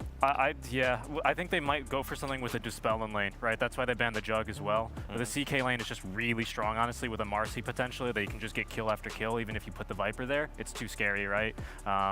So I think potentially TSM, some kind of illusion here. But for OG first, as they need to define their roles, right? I mean, it's most likely a 4, right? Because you're thinking Viper, DK, Ursa cores. Okay, maybe not. Okay, so Viper, Warlock are the supports? I'm wondering if it's a DK4. Could be a DK4, right? Sure. The Puck now being picked into a lineup that has no real consistent stunts. Dispose actually is quite a long cast animation, so it's hard to get the Puck with that. This makes that Void Spirit pick a little bit more viable now, though. It's not bad against the Puck. It's one of those few things that has that pick-off potential with the Yule Scepter into the Remnant, into other stuns that are going to be coming out. Maybe a carry Tiny? I think they're pretty fine with the mid-Tiny, though, like for all the reasons you brought up earlier in the draft, you know what I mean? I think they can kind of get their dream carry pick here. OG were banning for it as well, right? So I think TSM might still, I mean, the TB against the Puck's a little scarier, but I don't know, maybe they'll still hit him. Yeah, the PL, honestly, that's it looks kind of like a good I know, PL game. and I really don't want to say that because, I mean, so many times there's like a good PL game and he just falls completely flat, right? Yeah. But yeah, I'm thinking like PL, Naga Siren, like one of these really annoying illusion heroes with a Dispel in lane just to completely tear apart. Because Ursa's going to have a bad start, right? So you're not going to have to worry about the carry coming in super fast. And it is the TB, yeah. Okay, so they go for the consistent carry over what could be the better carry, but certainly TB something that you can rely on much more so, and also should have a good lane. Yeah, for sure. I mean, we don't know yet. We're going to see once we get into the game. Yeah, but what DK or Viper. Yeah, what the actual roles are for OG, but it certainly means that this is a little bit more of a passive lane for TSM. You know, the TB plus the Phoenix, not the highest amount of damage, if that is indeed what they're going to go down. So I think this might be the DK4 and then the Viper position 3 because that kill threat isn't quite as strong. Okay. What are the final predictions then, Dano? I am going to say OG, just because I don't think this Venomancer is going to be able to transition into that mid-game to the effect that TSM might like. Richie, any belief in the Venom? I kind of like Veno a little bit better than a core Viper as the game progresses, because if anything, at least you have vision, and you're much more concerned about trying to kill a Veno than a Viper at the start of a fight. Right. And okay, interesting. But the Viper, even with a Mars Viper, that would be a consideration. Even the I will scale no matter what. We don't know if it's a Mars Viper. Yeah, that's true. That's true. We'll never find out. We never find out on this panel. True. I'm keen to be proved wrong, certainly, right? There was that period of time where the Vipers were picking up like Satanics, and they were not Satanics, Scotties, and they were like building into real tertiary cores, secondary cores, right? I'm not sure what it's going to quite be in this lineup, but yeah, I just think Veno is still a little bit useful. There's one thing I'm worried about for OG's side with that Ursa pickup. It gets to a point where TB, if he gets that uber farm, which of course it's Tomato, he's going to get a lot of farm, you're going to have that Skadi. You're going to have that ability to just stop him from running at you. So suddenly the impetus comes on them to be a little bit more of that pick-off focus to start the fight. I'll see what our casters have to say about this game and who's playing what as we get into game 1 between TSM and OG. Thank you very much, guys. Yeah, we're coming into a bit of a rematch here. It may not be the grand finals right now, but maybe with the way these results go, they both make the playoffs. And we get the rematch we're really hoping for, a BO3 grand final against these two teams. But there is revenge to be had, and we'll see if the revenge will be taken. Yeah, but it's going to be very much on TSM, as we see the one skirmish ship, perhaps. Nah, just running out.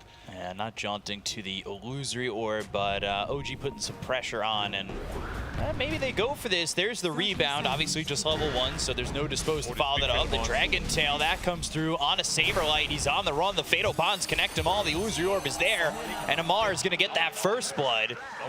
So OG didn't look like they wanted to go for it until TSM made that aggressive jump with the Marcy. Yeah, usually when both teams see each other like that, there wouldn't really be a first blood. Right. But yeah, you make the initiation happen and they get punished for it.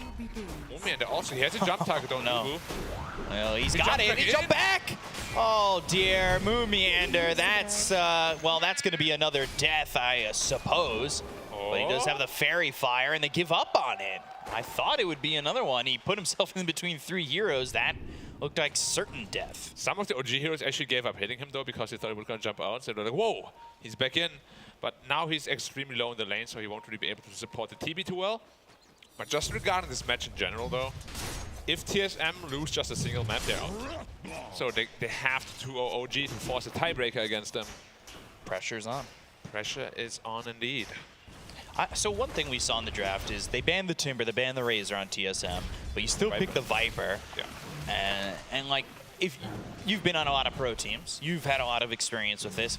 How do you ban for this? Like, it always feels like Amar just gets the hero he wants, and like then he just goes to the Void Spirit, even if you do put enough bans out. Yeah, you only have 2 bans, so if you want to quote-unquote waste 2 bans on him, you know, he's just going to pick the 3rd hero. It's Viper, Razor, as well as Timbersaw, and he can't ban all of them, and he's very comfortable on all of them. So the right idea might just, you know, don't ban his heroes at all, perhaps. And just focus on the rest of the team. Yeah, give him too much choice. We'll have to see. Bottom lane, there are 3 heroes here, but they're not level 2 on the side of TSM just yet. Not allowing them to go for this even more if they were to have the rebound as well as the dispose. Yeah. This is looking real rough, though. Like, leaving a Venomancer solo, the hero is all about lane, right? Leaving him solo and losing the lane with him means he won't really have any sort of way back into the game. So I don't really like what TSM is doing here, to be honest. There's the rebound, but again, no dispose. Not sure that's going to matter. The right clicks are coming in. Taiga getting low, but he survives with that Fairy Fire. Yeah, still trialing bottom, though. They want to shut down Amar, but is it worth losing a Venomancer for it? I'm almost like of the crowd of people that believe it's impossible to shut down Amar. Well, we'll see about that. We've seen his lanes go poorly, right? And like yesterday, he's playing Timber, his game's not going that well, and then all of a sudden it's like, oh, he's middle of the pack on the net worth. We're accustomed to him being top of the net worth. And where is he towards the middle late game? Top of the net worth. He just rebounds so well. Yeah, but if you get away with that much against the tri-lane, that is an issue for TSM, obviously. Like, you try in here to keep him down as much as possible, and Venomancer's not really too happy at all. You weren't exactly impressed with that Venomancer pick. Yeah, not the biggest fan of the hero. Just a little bit of back and forth. Misha. we've seen this Warlock a lot in the Chinese region. This is definitely a hero that has found its place as a solid 5 pick. A lot of 5s that offer that healing. Obviously, Warlock does with the Shadow Word, and the early Fatal Bonds is strong too. Like this hero, what, it's 4/4/0 with the Golem when available. It really can be disgusting. And then to think about what Upheaval does when you start getting it, like this hero is pretty strong from the 5. Yeah, and Warlock is definitely a top-notch pick. Much more in China than in other regions, of course. But yeah, like he in this game also is going to look very, very strong. Because those team fights, he will probably always get a rock off, and coupled with the Fatal Bonds and the coil, you have like nice burst damage too coming from the Ursa. So Fatal Bonds are gonna do very, very, very, very much. Misha is actually dead, I think. Misha. Oh, out.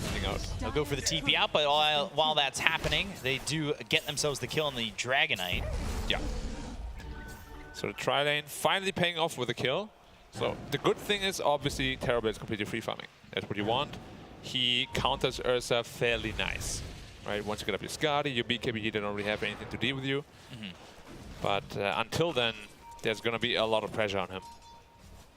It'll be interesting to see who moves off the mid first and makes that aggressive play. Bryle was back in base, he TP's back to mid.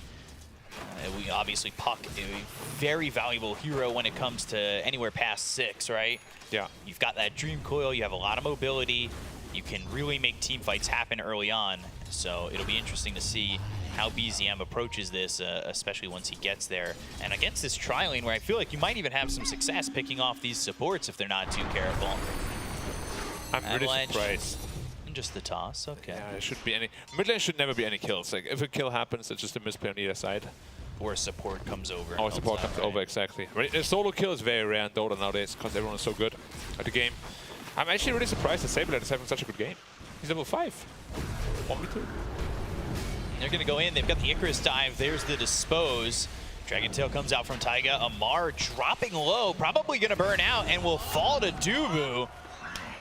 All Taiga can do is really just watch it. He throws a stun, but that's it. Yeah, they did not expect that tri-lane. One of the bigger weaknesses of Warlock is he is not great in tri-lanes. Right? You need that experience, you need fast level 6, you really don't want to be shutting down your levels too much. My biggest worry is just how much Saberlight is getting, honestly. 1v2, that should not happen. Yeah, he seems like he's super free right now. Oh, Taiga's dead. In some trouble, and by some trouble, it's more like he's dead on his screen already. He'll fall. You've got Tomato getting another kill, and it's just, he's 1-0-2. He's 33-15 in the CS. Everything coming up Millhouse right now for TSM. Yeah, BZM needs that next rune. He's actually going to base. He's not even going to try to contest for that rune. And then we're probably going to see a coil rotation. Also look at Uragi's item build. He's going for Midas first item on Ursa. He's getting pressured out of the lane by Saberlight. 1v2. Yeah. And his build is 1-3-1, so high in the poison sting. He's using these plague wards to farm as well as he can, and it feels like Uragi is kind of a little bit flustered with the way the lane's going, especially like you said, in a 2v1 situation for OG. Yeah. Going Midas first on the hero is very unusual on the Ursa. Really greedy, doesn't really give you too much. They just can't aggress on him. No way. They'll need a Puck coil. Which you'd like to see come, but right now TSM, they're bringing Bryle over. He's working with an arcane rune, he's got a full bottle, could wrap around if he finds the right opportunity. So, as you see, OG, they're already getting behind their tower and into the trees as Bryle free to show himself as Saberlight sieges the tower. And BZM, he's bottom. Yeah. TB is not level 6 yet, so no Thunder opportunity. Bryle under the tower and into the trees. They're going to try and make something of this, but they've got themselves the avalanche, the toss. Level 6 for Uragi's forced to TP away. Misha may not be so fortunate, and it's looking like he's going to be food for thought. And the thought process is, hey, if we can't get Ursa, we'll take the Warlock. Up to a 1k lead already. And yeah, the Trident actually worked out perfectly. We haven't really seen a Trident for quite a while. But if you have lanes like this, especially with the Marcy, it makes a lot of sense. And honestly, I'm not entirely sure what this Ursa item build is about. Usually you go into the fast diffu on the battlefield if you want to be greedy. Avalanche out. Gonna half. Oh gosh, this is Misha again, just not surviving the onslaught, but they do have the Dream Nice Coil coil. on it too. They will snap it on the Tiny. They get the kill on a Saberlight. They'll look over at Bryle. The Avalanche lands on both, but they've got the Waning Rift for the silence. He's under the tower. He'll look for the kill. He'll grab it before he dies. It's a double kill for BZM. And they lose the tower. It's a good couple of kills for BZM, who's going to have to now have the job of, hey, I need to open up the map for my Ursa. Yeah, no, I mean, Ursa's still going to go into the Diffuser Blade afterwards. It's just going to delay all his timings by quite a bit. And if you're in a scenario where their late game is, I would say, quite a bit better, because Terror Blade destroys Ursa. Is that item really worth it? Will it backfire? I guess we'll find out in like 10 minutes or so. Right. Who again now, Taiga, he's the one in trouble. He might just be dead, he has no TP. He could just get run down. Yeah, there's no TP, and Saberlight with no tier 1 tower there, he's free to just chase down this Dragonite. Taiga on the run, Saberlight, he's got the Plague Ward, he's still following, but he's not committing and maybe worried about now what lies towards the outpost and the tier 2, but that seemed like a kill for sure. Yeah. He could have gotten the kill, but as you said, it's pretty risky to chase him down all the way. You never know who might or might not be TPing to the outpost. So, Ursa does have that Midas. Yeah. Phase Diffusal. Goes into the Morbid Mask next. Then into the Diffuser Blade. It's going to be quite late. He knows Tiger's still up there. Oh, this time you're dead. Yeah, rebound. And if they want it, they have the Dispose, but they don't need it. Avalanche as well as the Toss. Bryle's having a good game on this Tiny so far. 2-1-1. That death up top, he got the tower. It was kind of worth it. They also got another kill on Misha. Yeah. And See Terror the Blade. focus in Saberlight's eyes. It's just free to farm. The triangle, the mid lane. This is like a perfect Terror Blade game so far. You got a tri lane, you're super happy there. And then you just start transitioning to full farm mode. Already into the Yasha, going Manta style first. Lots of nice spells to dispel in this game. He's having a perfect game so far, but does OG's team fight scare him at all? With the Chaotic offering, the Dream Coil coming out, and then maybe what Amar can offer once he does get into the Rod of Atos, or he's also got the Dragonlance queued up. It is pretty scary, but if you go like Manta into BKB, they don't really have any way to shut you down. And then once you get into the Skadi, is really when the Ursa is mega afraid of you. So I'm expecting more of a defensive item build first, and then do the damage later. Dubu taking that solo experience over bottom while the rest of the team is left. So he's got that level 6. He does have Supernova available. Amar already backing off the lane as Bryle moving forward with his Invis rune. They've got a Sentry, so they do see him. It's on its last legs. It's only got about 30 seconds left on the Sentry, but it works out in their favor. They've also got Misha behind, ready with a Chaotic offering if need be. So it's a very important moment here for TSM, because I think if Bryle dies again, it does open up a lot of opportunity for OG to just kind of feel confident and gain back what they've lost in the laning stage. Yeah, especially because he's like pretty much the only stunner. Sure, Mars is a stun too, but it's not really easy to land at all. We've seen Moon have trouble with it in this tournament. He didn't actually go for Blink Dagger on Tiny, which is very curious, because they don't really have any form of initiation. Going into the Elder Dragon form, looking over at Moomiander. There's the Dragon Tail. They've got the Shadow Word, Illusory Orb, Moomiander very dead. Ooh, Plague Ward's trying to get a courier here. He has a Midas queued up on the Marcy. What? So he only finished the Cluster of Haste so far. Midas Basher, maybe? I mean, I hope he's not going to go through with that, because that Midas is going to come at like minute 15 or 16.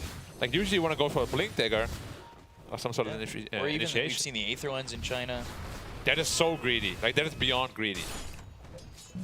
That's what I would get reported for in a pub game. What, Midas? Yeah, on a Marcy like that. Marcy. Taking a look at this heat map here, Bryle spent a lot of time up towards top. Mid, obviously, lane there, so it's going to be quite bright, but the lights are on top where Bryle's been, and well, hopefully OG, they're trying to put on a blackout here and turn off his heat map and turn off the lights. Does it scare you at all that he chose to not go for Blink Dagger and that the other initiator is going for Midas? Like, who's going to ever go in for It does worry me that they're not going to really be able to walk into this fight or blink in and initiate, like you're saying. You kind of need that, especially with the way OG are going to be moving at you. You assume that Taiga's going to be getting a Blink Dagger. Icarus dive into the Supernova. They're going to go here for the Ursa over mid. The TPs are coming in, but are they going to be in time? It looks likely that they are. The Dream Coil is down on a 2. It'll snap on Bryle. Chaotic Offering, that's going to land on a 2. They've got the Fatal Bonds to follow it up. Saberlight ends up dead. He threw out that ulti, but to no avail. So they do come to save their Ursa. Yuragi feeling very protected by the rest of his team. And he's getting closer and closer to that Diffusal Blade. You can see OG, they're doing a good job of returning the favor of losing the laning phase and, well, saying, hey, this is how it feels, guys. Yeah, they're also looking at Timado. Oh, he gets juked. Dragon Tail. Oh. You heard the crowd. I heard the crowd. Oh. Yeah, he didn't have it pre-clicked, unfortunately. Otherwise, it would have been Terror Blade. Oh, man. Who now finishes Same Manchester. noise as you, man. Yeah, I mean, you know, this kind of thing you can feel. You can feel. Like, if you're Tiger at that moment, you're like, ah. So close, yet so far. So bot tower is gonna fall to the Viper as well as the Golem. So opening up the map a little bit more for the Ursa. But the Terror Blade still untouched. And finishes Manta already at minute 14. That's a very good timing. His next item is going to be very telling. If he goes into his Skadi, the Ursa is not going to be as big of a problem, but he will have to be careful with the Viper as well as the Puck. Hasn't queued anything yet. Yeah, usually they wait a little bit to keep us guessing. Yeah, it's not just because they haven't made up their mind. It's actually they're trying to trick the observers. Yeah, they're professional players. They know exactly what they want to do. Yeah. Well, sure. He just finished a Magic Wand and a Clarity. Very telling. Telling, yeah. Sure. Telling that he's running out of mana. Yeah. Skadi. Okay. It's gonna be Skadi. Okay, so 450 until Ursa's got this Diffusal Blade to pick up the Yules on Saberlight. He's going into the Spirit Vessel, but that's after the Yules. Do you think that kind of messes with the timing? It's for the survivability. Also, it's a very reliable coil nowadays to break the coil. Pretty quick Yules. Yeah. And it's also a great item against Ursa, right? He jumps in, enrages, you Yule him, suddenly the enrage time is over. And then he's not that strong anymore. Technically, you Cyclone. Dream Coil coming out. It's on a Bryle, but they do have the help from Saberlight. Tosses him back as he jumps in. Looked like an alley-oop, but now Mars is going to go in. So Mumiander trying to get a kill here. They'll take out Misha, so they've got one. No Warlock, no Chaotic Offering. The toss up into the air once again. BZM in trouble. Taiga falls. And TSM making their presence felt in the OG jungle. And they're looking right on at Roche to take the first Aegis. It's not the fastest Roche lineup, but yeah, they have enough left in the tank on OG, so it should be pretty free still. Yeah, meta's up for a while. This will be, like you said, not the fastest, but with 2 heroes dead on OG, they're not making the move. Yeah, Amas also is looking to catch back up. Went into the Dragonlance and 4-staff. Hurricane Pike first item on Viper. It's pretty unusual. Still has the Rod of Atos queued up too. Probably for the rest of the game. So now though, even with the Aegis on TSM, do you feel confident as OG when you've got Dream Coil back up with Chaotic Offering and the Elder Dragon form ready to go? I think it could just be a farming Aegis as well. Like, they're not really in any rush to do anything. Right. You want to have Terrorblade's next item before you feel really comfortable. But Tiny, he has a DD bottle and he has an Echo Saber, so if you can get on top of heroes, that's a big if. He's got the help of Mumiander and Saberlight to the side if they do make the jump. Like you said, no Blink Dagger yet on Bryle. He's finally going for one. He'll be that initiator. Not that it was necessary there in that last fight. They were able to walk up on the aggression of OG. They started, they went with the Dream Coil, and then the counterplay was there from TSM. Yeah, that's really the only way for TSM to fight right now. They have to wait for OG to come to them until you finish that Blink Dagger on the Tiny, which is 600 away. I also have yet to see really the impact of the 4 DK. He almost has his Blink Dagger, so that's nice. But yeah, so far, Tiger wasn't really able to do a whole lot. Taking a look at what Dubu's getting. He's going Veil. Yeah, Veil is very strong, of course, with the Venomancer.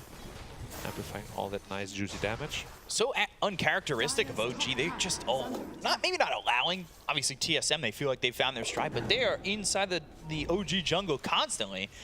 OG is not really the team that allows that so much, where they're just like, all right, you're in our jungle, you're making your home, you're finding your farm. Like, that's ours. They usually make sure to clean out these heroes. Blink past Mumiander, so they're going to try and get a quick kill here and maybe look for more. Bryle is in the vicinity. He does have that double damage active. They clean up some vision and, well, see what they can do, or looking to clean up some vision. place their own. He has his blink dagger now, and DD is still active for half duration. So they might look up to do a quick smoke. Yep, it's just him and the Phoenix smoking up together. And whoever they find could die real fast. Viper is pretty tanky though. He's gonna sit at 2k health, plus his Essence Ring as well. Gonna make the jump. But Tiger's on the mark first. He goes in with the blink as well. So Dragon Tail, the Chaotic offering is in.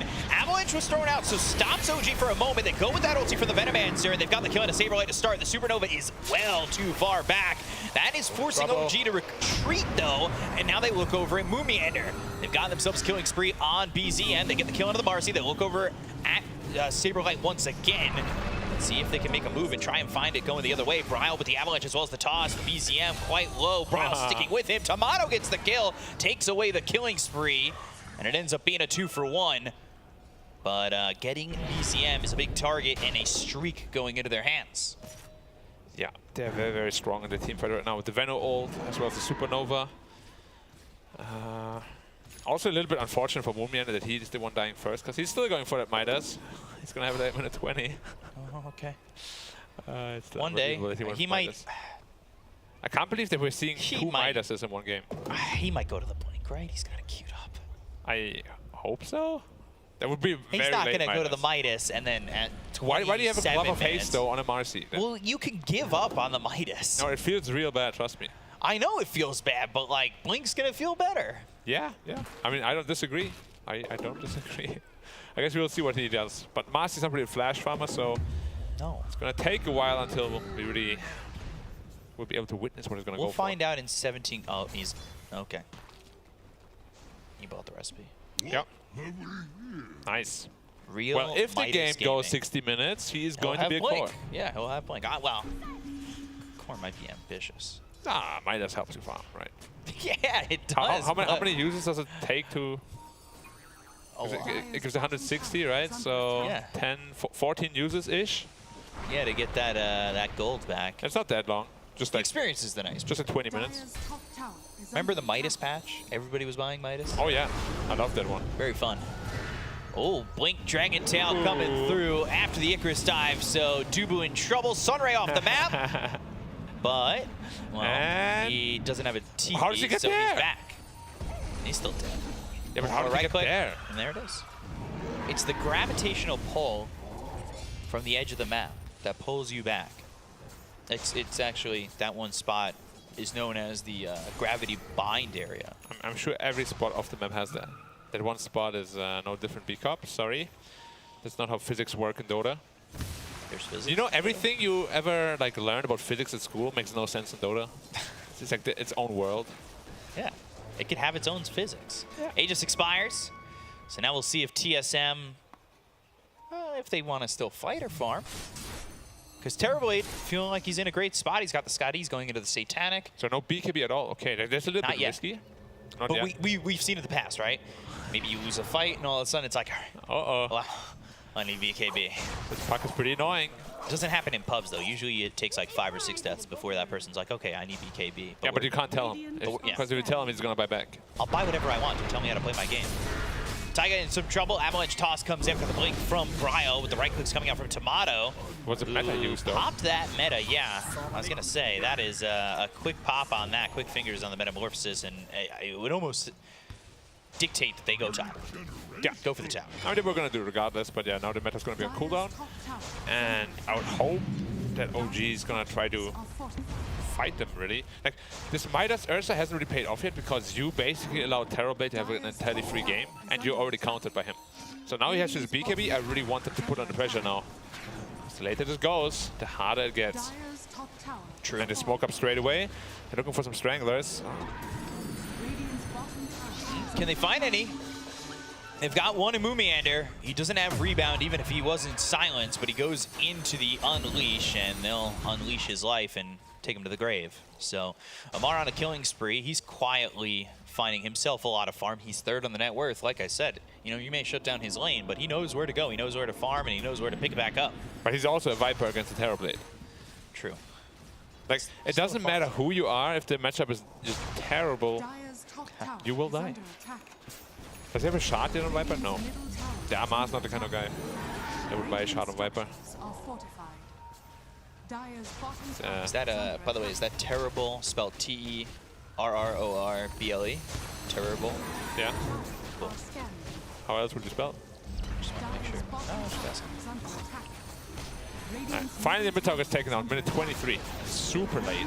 Very late. Yeah.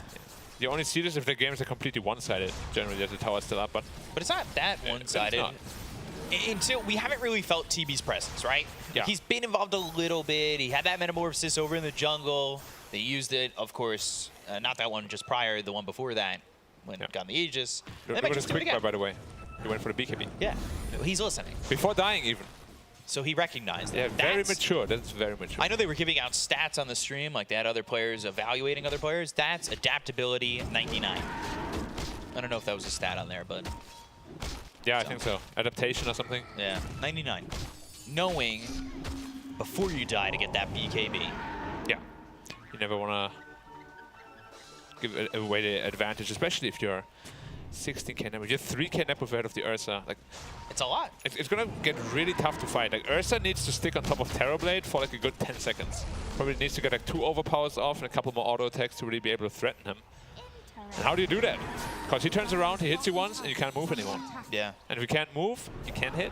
True. I've heard that somewhere. Yeah. BKB flying out. Yeah. It would be a shame if he gets caught right now. Oh, he doesn't. Now he's TPing back. Ever the wiser.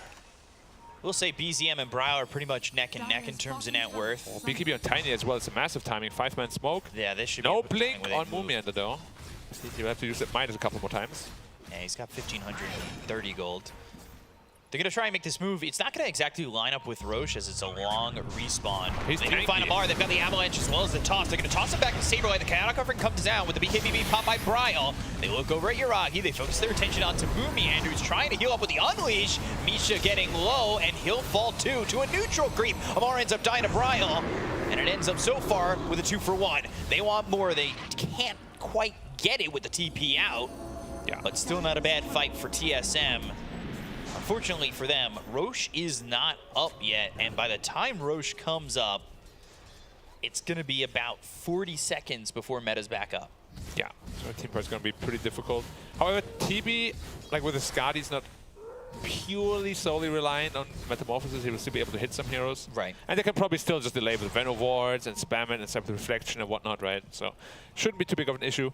But you saw the Ursa's reaction, right? Terrorblade runs up the hill, and Ursa's like, oh my god, I gotta run away. I can't do anything to this guy. And who in the team really can? Like, I can't see a single hero that can deal with the Terrorblade right now. Gale on Taiga, TP attempts, but he's got the Yules. Moomiander's there, so is Tomato, and this is a quick one. Did you see the high five? Damage. Like before even the ultimate, just got like, GG.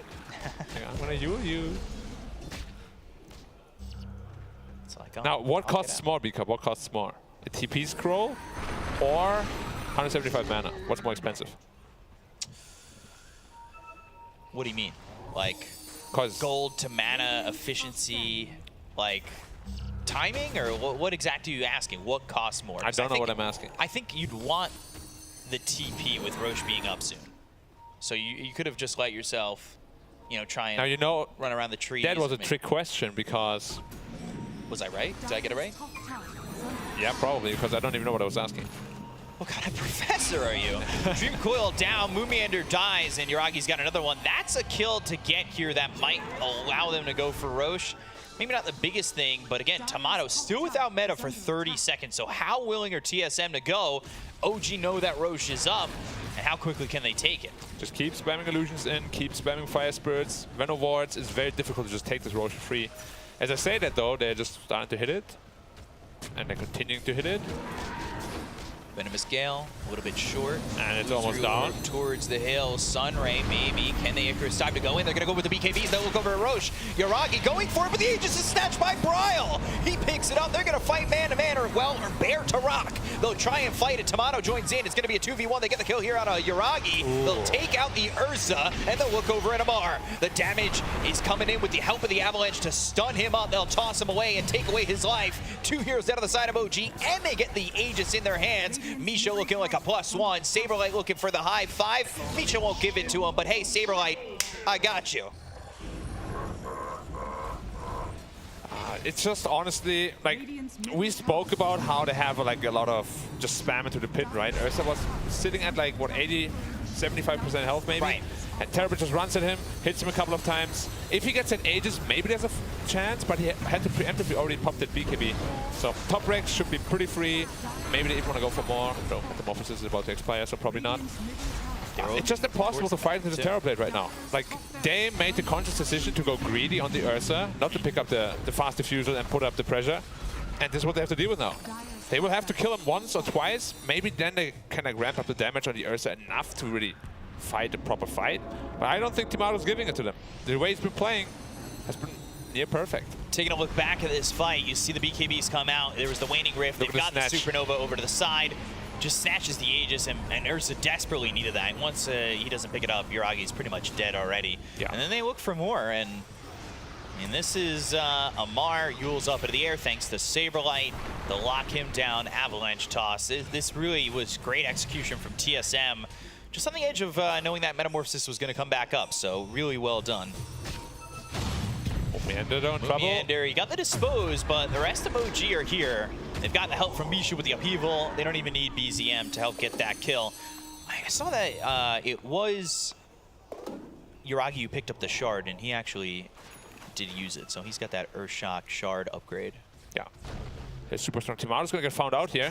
Tomato winning Rift. They've got the Aegis on Bryle. It's not up to Tomato. The chaotic offering. There's the Manta. Tomato with the BKB on the run. Icarus dive and ooh, gets away with the Silver Edge just by the skin of his teeth. Invisibility is invincibility everywhere, not just in my brackets. So my bracket? Yeah. Okay. Although you did quite, you know, you could climb a bit from when I saw in Romania, I believe. I climbed. I've climbed. Yeah. I'm still climbing. I'm learning. Slow and steady wins the race, become. Right now I've lost 7 in a row, but that's okay, as long as you don't tilt. Don't tilt.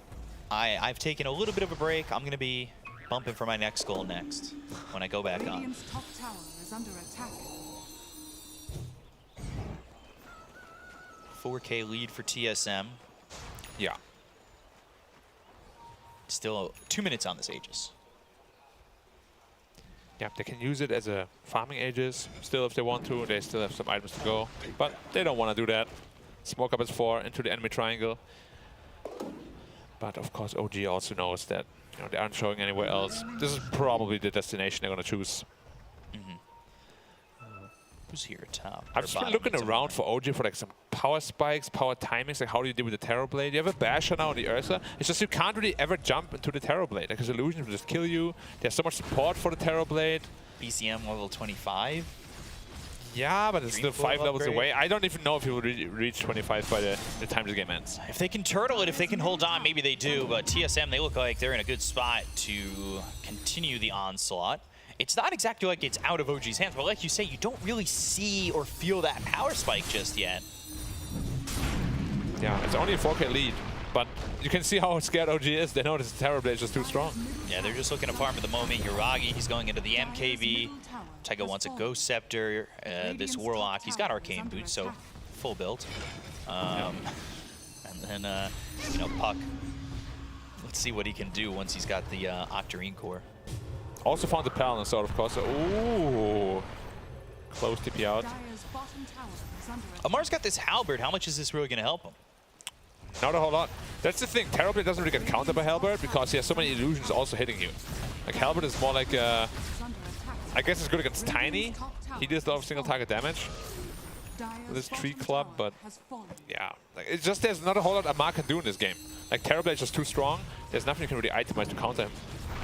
Blink in, Avalanche, and they're going to get the Dragon Tail. It's doing a Bryo. Do they have the damage to get the kill here out of the Tiny? He's still holding onto that Aegis. It's up for another 5 seconds. If the timing's right, maybe they can kill him. They're waiting, without they're waiting. The Aegis. They're holding their fire, and they're going to look with the BKB pop by Bryo. There goes the Aegis. Do they have the damage to get the kill? They're running into the Supernova. They've got BZM on the back sacrifice. They get the throw to Moomiander. There's the Dream Coil. It drops Bryle like the rock he is. He turns into gravel, and they'll look over at Saberlight. They've got themselves 3, and OG holds successfully, and they'll take out this TSM push. It was an aggressive play from Bryle, and it doesn't pay off, and it was wise for OG. Somebody checked the inventory. They knew, and they had the countdown timer when they wanted to kill him. Yeah, they got really messy. So the mistake TSM made here is they went away from the Terrorblade. Terrorblade is basically your tower that you want to play around, but Bryle went in real deep, hoping that they would kill him and pop the Aegis, but OG was just like, no, we're not going to do that. Why would we? Yeah, why? If we know, we know. Yeah, and then of course the entire fight gets messy, right? Moomiander wants to help Bryle. They pop the Supernova to try to help Bryle, but ultimately... Coil dropped by BZM. I thought he might have put himself in a very precarious position, right? Like right by that Supernova. Yeah. But then again, Coil gets the kill. And Tiny dies. What stuns do they have, right? Yeah, they don't really have many. And as TSM were free to take the tier 2s mid and buy, well, right now with no Tiny and no Veno, feels like OG, they have the ability to just take these towers for free. But there is that glyph from TSM. They're smoked up. And TSM are looking for their moment. They finally have Bryle back. He immediately TPs to the tier 2 tower, and with that, OG retreat. And it might be a wait Moon is to looking. see the next Roche. But as I say that, Misha's in trouble, and he'll be the next one very dead. Gets executed by Timato. And he's dead for 70. It's not a short timer. They might be looking to pressure the high ground again. Did they use meta in the last fight? They didn't even use meta. It's going to be tough. Bryle has to be careful about his positioning. He can't just jump in like that. Yeah, you just want to play around the Terrorblading. Yeah. As I said, here's your tower. You just defend your tower. If they go on him, Bryle goes in. Okay. So we'll see if they could do that now. OG, they've cut the deficit to just 2K. Yeah.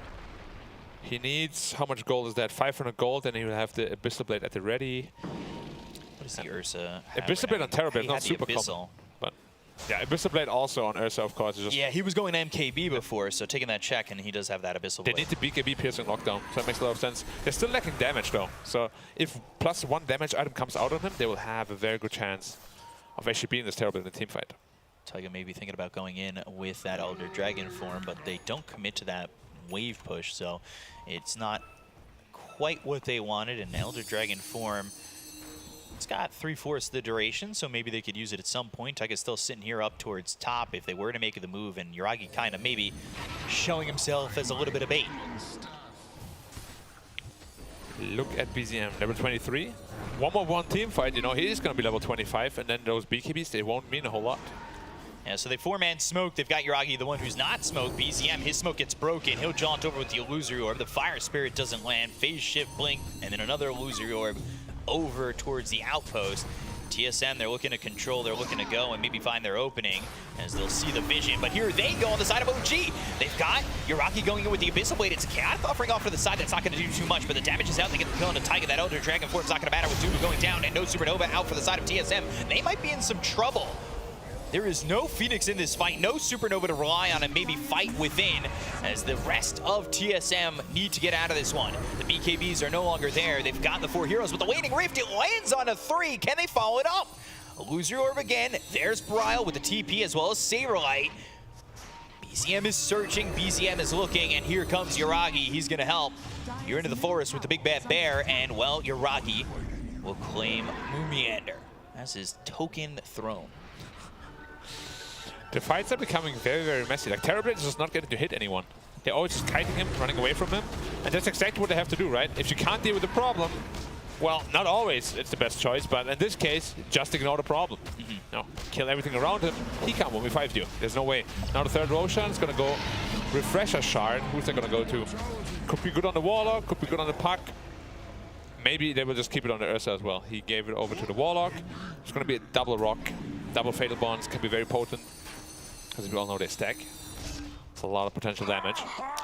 You know how Wraith King's got the Arcana? He takes the token bones. Yeah. You think all heroes should have access to that? They take the token bones and then they it's too savage. Turn it into a chest. And no, it's too savage. Get the bone throne. We are child friendly. Yuragi, BZM. Just put the pressure on, looking for the tier 2 tower. Radiant's middle tower has fallen. BZM almost 25. That talent is so game-changing. Every time you get that Dream Coil Pierce's Magic Immunity talent, Puck just becomes a different hero. And he's also going to the Overwhelming Blink, so he took some lessons from Yuragi. He's going to go in and out. That cooldown on the Illusory Orb is ridiculous. 5 seconds, by the way. Yeah, we've talked about low cooldown things in the past, especially with that Arc Warden that had the cooldown reduction. It was quite low on everything. Yeah. So probably they spoke about it. It's like, hey, can you do what I did the other day? And BZM's like, yeah, let me show you. I got this. Illusory Orb cleaning up the creep wave. BZM. 25. Level 25. Oh, he takes the good talent. The Dream Coil, Pierce's Magic Immunity. The Rapid Fire doesn't make sense here, but of course that Dream Coil Magic Immunity Pierce is quite nice. Now the big question though is he gonna get a Timeless Relic? Because Timeless Relic plus Dream Coil is ridiculously OP. Ooh, they're gonna go. They found themselves Tomato for a second, but again, invisibility is invincibility. Yeah. Yuragi now kind of getting kited a little bit. They need to be careful. They've got the rest of the team behind him. Are TSM willing to fight? They'll throw an illusion over. They've got Brau going with the Avalanche as well as the toss, but they've got the Dream Coil available to lock them down if they start to run. It was the Dragon Tail that hit on a Moon Meander. That will get them the kill. Supernova is very far back. And they'll look over at Yuragi. He's getting run down, but he does have this Aegis. So do you really want to chase the bear? We've seen it. And like I said, he wants to add the token bones to his throne. Oh, they gave him the cheese last second, so he doesn't die to the Poison Nova. But Black Poison Nova isn't lethal. Yeah, I know, but the poison thing on it too. You know, we don't want to spread false rumors here. No, not at all. And they're looking to go high ground. Still no shot though. Ooh, they'll find Tomato. Here they go with the right clicks. They've got the Abyssal Blade to follow it up, and they're locking down this Terror Blade. He tries to get the bashes with the Dream Coil coming in. They get the kill to Tomato. He has buyback, but he will not have Metamorphosis. They look over at Bryle. They've got themselves the Waning Rift. They've got the Silence to lock him down and take him out. So Bryle's gone, Tomato's out, the Bolt buyback, down goes Saberlight. These three heroes are very necessary for the defense for TSM. OG looking to hold the high ground on the opposite side of the map. Well, here on TSM's base. Waning Rift once again, Silence is up two, Moomiander in trouble, the right click's coming in, BZM's got himself a triple kill, and now looking through, BZM, can he just retreat? Yeah, it's pretty free for him as the glyph is used, but OG, no need to back up just yet. They're free to do whatever they want. If they want to continue, they can. If they want to back up, well, it's their game right now. We're all just kind of living in it. Yeah, but they should be continuing to pressure here. They also have those Shadow Word, AoE to keep them all full HP at all times. They have Puck to poke in and out, so they shouldn't really be afraid of anything. MKB now also picked up on Ursa, so there's a damage item we spoke about. He already shredded Terror Blade, and with that item, it's going to become just that much easier. Misha with the shard, using that AoE Shadow Word, healing up his teammates. BZM, he's going to bootstrap TP towards bot, or at least he was showing that he was going to do that. And then he canceled. And then he canceled. Yeah, so now we have reached the point in the game where Terror Blade doesn't feel unkillable anymore, right? There's so much damage output now from the Puck as well as the Ursa that they have. Oh, he also finally finds the Timeless Relic on Puck. This is like the most broken item on him. Call duration goes up, silence duration goes up, all the spell damage obviously goes up as well. There's nothing better. But yeah, like, what do you really do now to prevent the Terror Blade from getting kited? Because every team fight is getting kited, and post BKB, he gets taken down from full to zero. And there's not really a whole they can do. Maybe if the egg is in like a little better position, they don't have great heroes to keep him in the egg though. Or the egg radius rather. It's after the bottom fight, honestly, where they dove the base, the entire game turned on its head. It's been all OG since then. Yeah. And OG still kind of hold the driver's seat. They're up so much gold. It felt like Ursa wasn't exactly going to be able to do much, but he gets right on top of the TB and then just lays it on him. Yeah, has a DD now bottled as well. Not super potent on Ursa, still a strong steroid, of course. And you can see TSM is pretty darn scared to get out, so OG wants to take the fight to them. They need to deal with those Terror Blade illusions though. Can't just let them wander and waddle their way towards mid. It's so annoying when you see them just walk towards the lane. So Amar's going to be dealing with that. So is BZM. Has an Arcane Rune too. Okay, let's see the cooldown of Puck when he gets to the Arcane Rune. He bottles it, okay. He's a smart player. We all know he's a smart player, so we'll have to wait a little bit. Man, look at that hero damage. Yeah. Ooh-wee. Yeah. They're smoking around. It's just so hard to now find a good team fight for OG. There's still a golem from the back line every time. Mumian's just dead. Oh, wow. Instantly. Blew him up in just a heartbeat. Dream coil. Oh, he broke the coil. And he's going to break it on Saberlight. They should be able to get the follow-up on this one. He'll use himself into the air. Tomato never breaks his coil. He'll go to the ulti, but that's just to deter them from probably going forward for the rest of his team. He's dead for 75 seconds. He does not have buyback. Meanwhile, they need to be careful. These creeps were coming in top. Their first tier 4 is almost dead.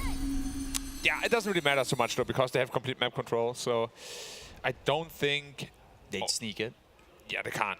Unless they're pushing top all the way. But yeah, BCM is being very careful. Of course, you don't want to have any random Terrorblade pushing into the throne or anything like that. Stealing that win from you. Because right now it just really looks like an OG win. Like, what do you really do against the Puck now? They build a Hex on the Venomancer, but he's so tanky on the Puck. He's sitting at 3.3k health with the Shiva's Guard. They don't have the damage output to kill him, even during a Hex duration. So I'm not entirely sure what they plan to do with the Puck. Do they have any more Hexes coming up, perhaps? No. No Hexes.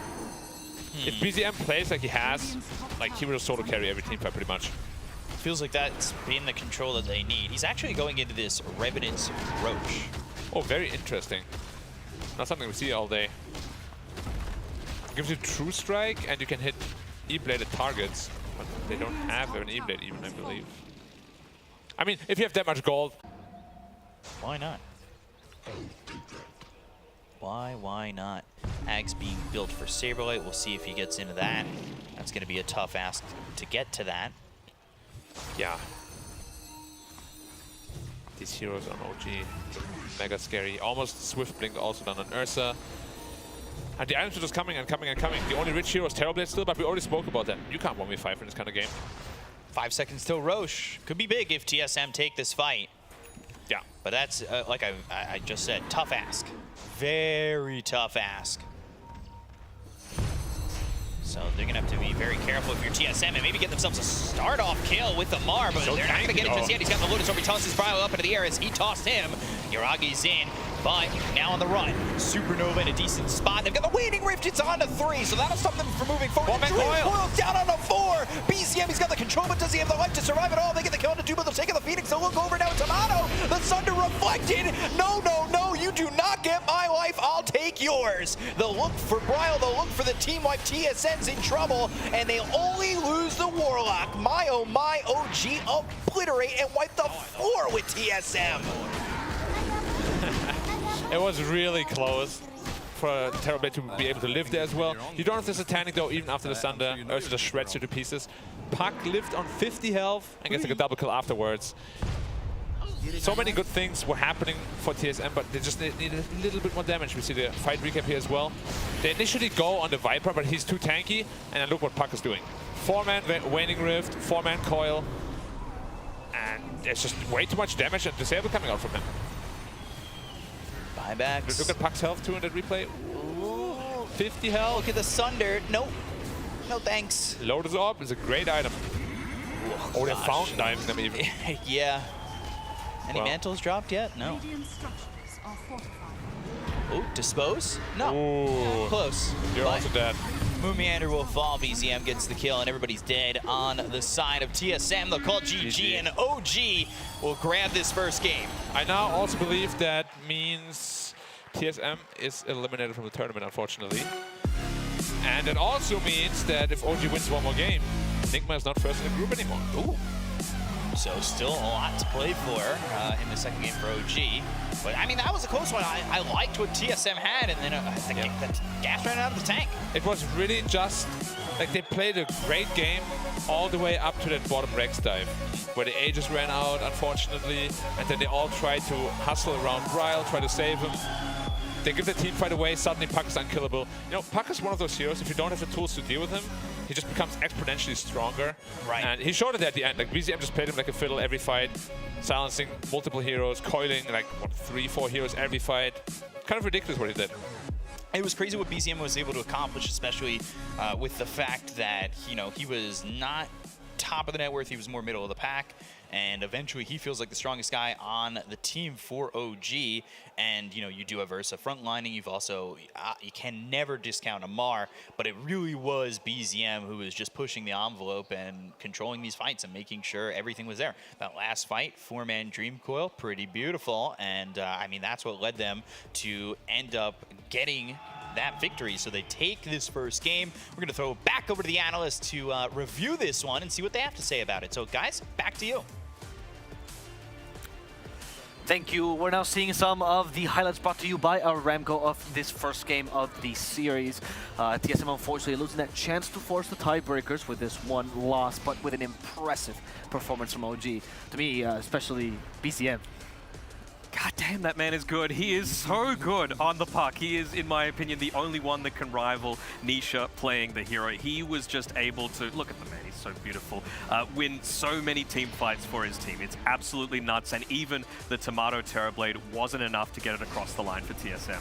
Yeah, no, it wasn't, and it's kind of a shame because I think this is probably the best form we've just seen TSM in this entire tournament, right? Their first series versus Liquid, which is even still a 2-0 win for them. They were shaky before and after their power spikes, especially after struggling to close out games 1 and 2. Yep. But here, you know, even though they've got the right draft, they've got the right late game, and they're playing fairly decently in these fights, you know, no egregious mistakes. It's just OG are that one step better than them here, and are going to get the win. The reason, of course, my tone here, slightly sad, is this is going to be TSM eliminated from the potential tiebreakers, and now the top 3 teams of Group A guaranteed to be Nigma, OG, and RNG. The order, not yet determined. We saw there on the screen, you know, the big Roshan on our fabulous big screen there roaring, and it was really just a game about playing around that Roshan. The fact that TSM were able to take that first one away from them, huge deal. Even the second one, being able to claim the Aegis, still so vital though that Yuragi was able to get that Aghanim Shard on the Ursa, meant that he was so much more capable of fighting into heroes like the Phoenix and the Venomancer. Yep. So we see this score screen brought to you by STC. We're going to analyze some of the more intricacies of this game. TSM, despite getting that first Roche, OG never really gave up. They seemed on the back foot for the first maybe 10 minutes after the laning stage, but then they quickly recovered. One of the characteristics that this team has always been able to feature. As we go into the analysis of the actual picks, we talked a lot about the Veno versus Viper.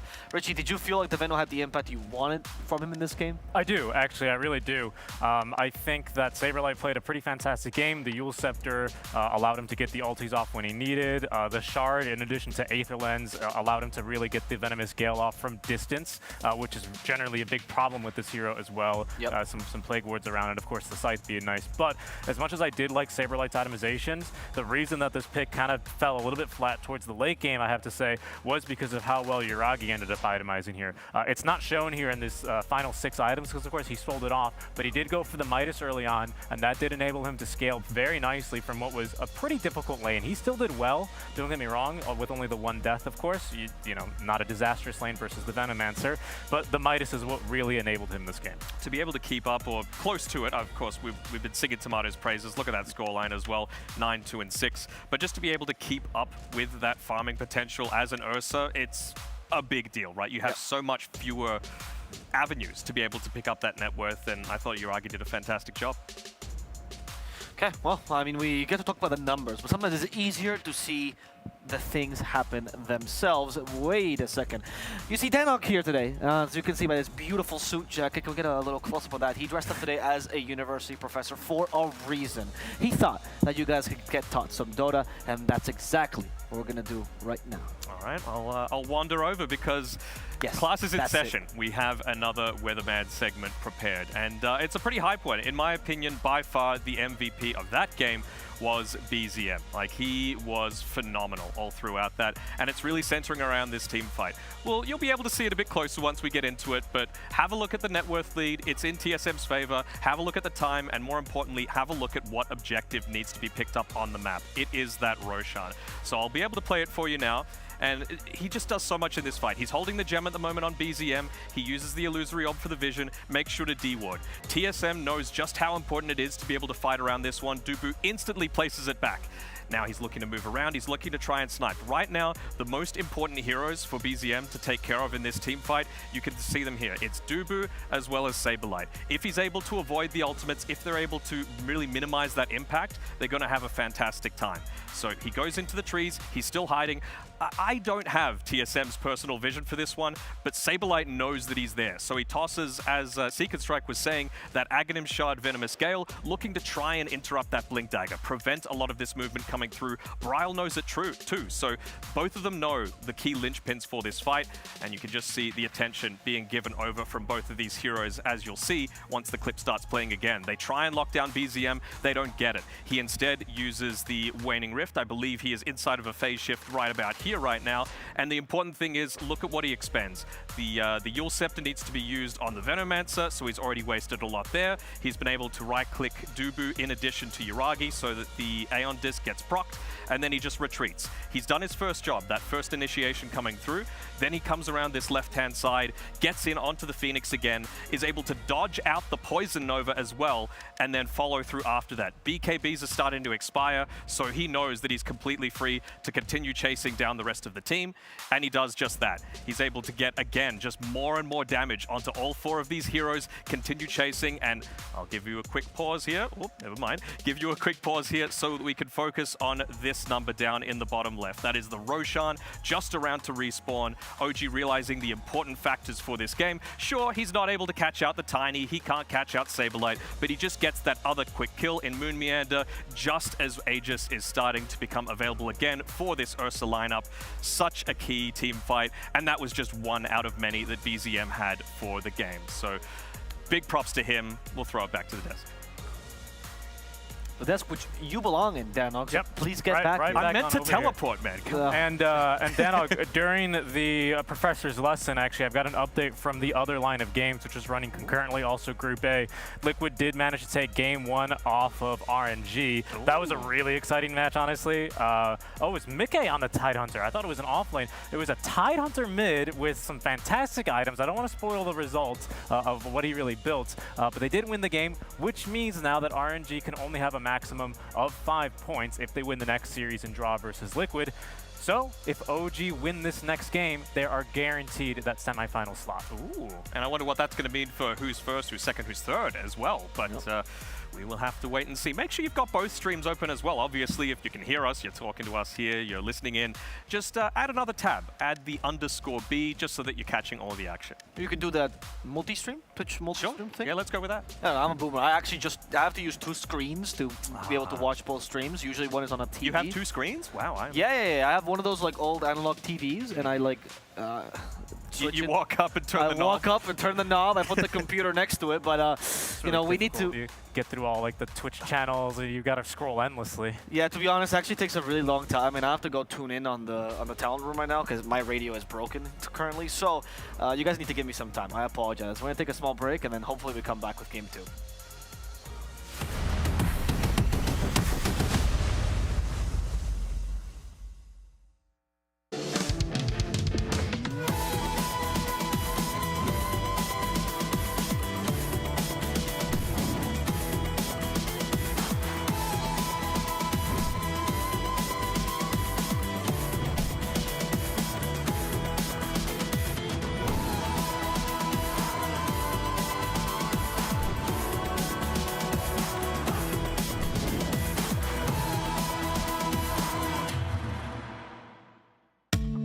مع التحديث الجديد لستيتي بلاي، تجربة جديدة للكل. لو جوك دايم تحديات، نافس وانضم للبطولات، استكشف الشات والتايم لاين، وتسوق من متجر التطبيق. الليدر بورد على تفاعلك بالتطبيق، والجوائز الأسبوعية والشهرية على نظام النقاط تنتظرك. ستيتي بلاي، مهما كان جوك، هذا محلك.